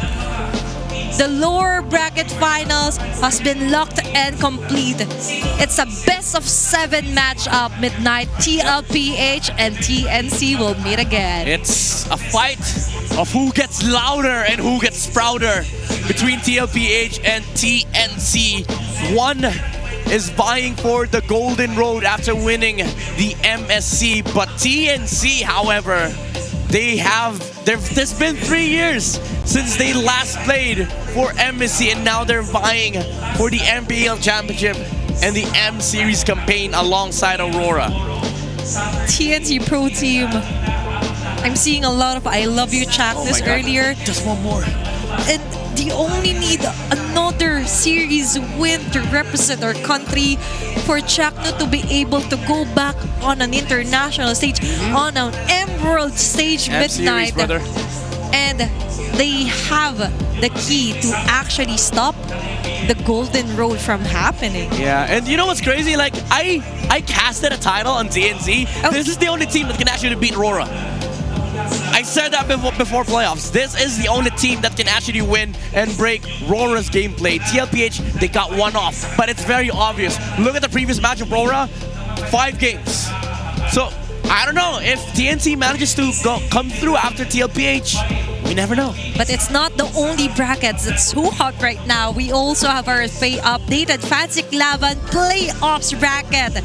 So far, the Bees are waiting on the championship finals, and this is actually the first time in a while that the Cavalry will not be able to defend their Fansik or Fansik Laban title.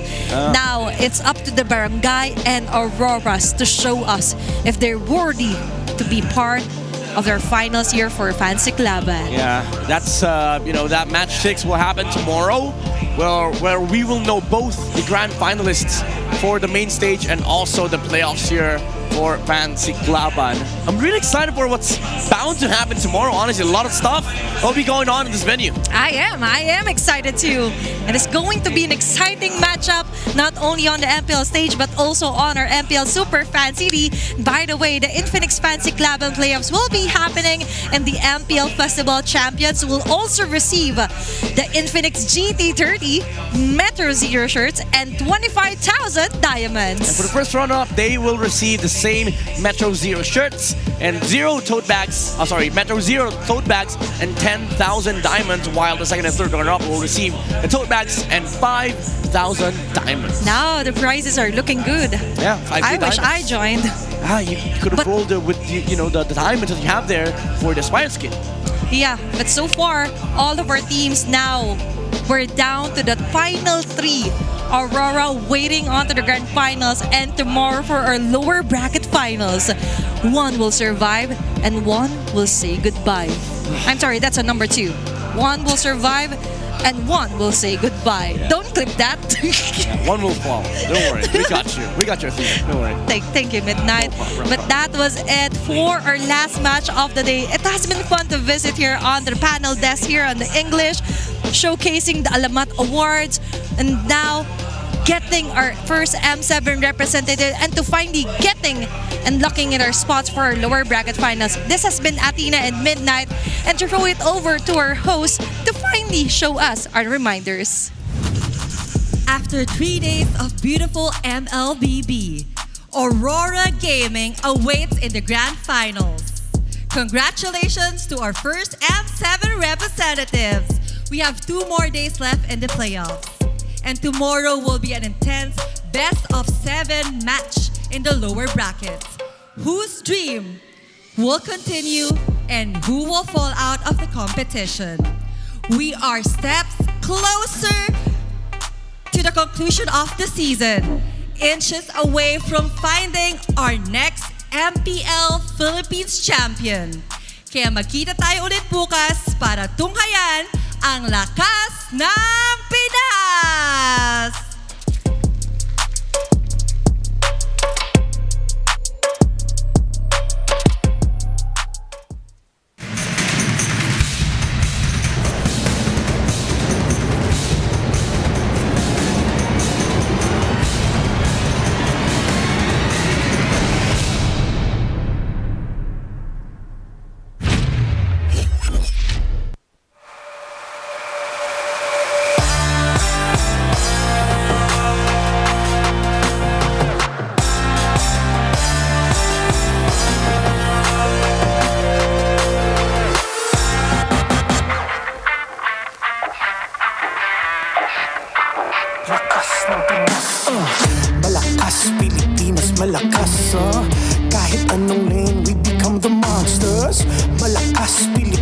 malakas face to become the monsters.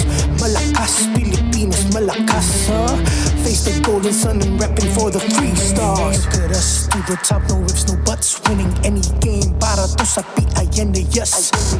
Di mo matitinag aming boses sa new level. Nasa kalye man o mobile, you know I become a legend. Listen, open fire, we cannot be winners, but with pressure like diamonds are made of. Switching the lane, made a setup, but like a tank buhat ni Hill.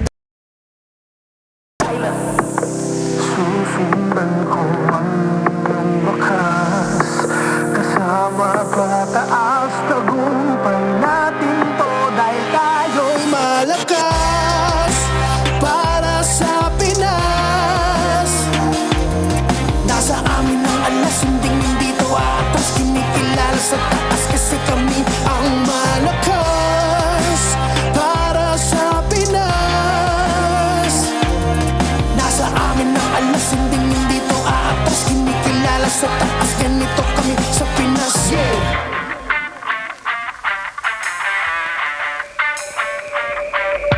Laging MVP, no surrender, no retreat. Pag nagsama-sama, just imagine what we can achieve. Laging MVP, no surrender, no retreat. Giving 100 on my all, cause we just cannot be defeated. We are unstoppable, immune and invulnerable. Ready ang equipment, lahat frozen, mala, crowd control. Pakita on the jab, beast to the southeast. Taas ang watawat, proud and loud, cause every enemy we devour. Susundan ko ang iyong wakas, kasama pataas.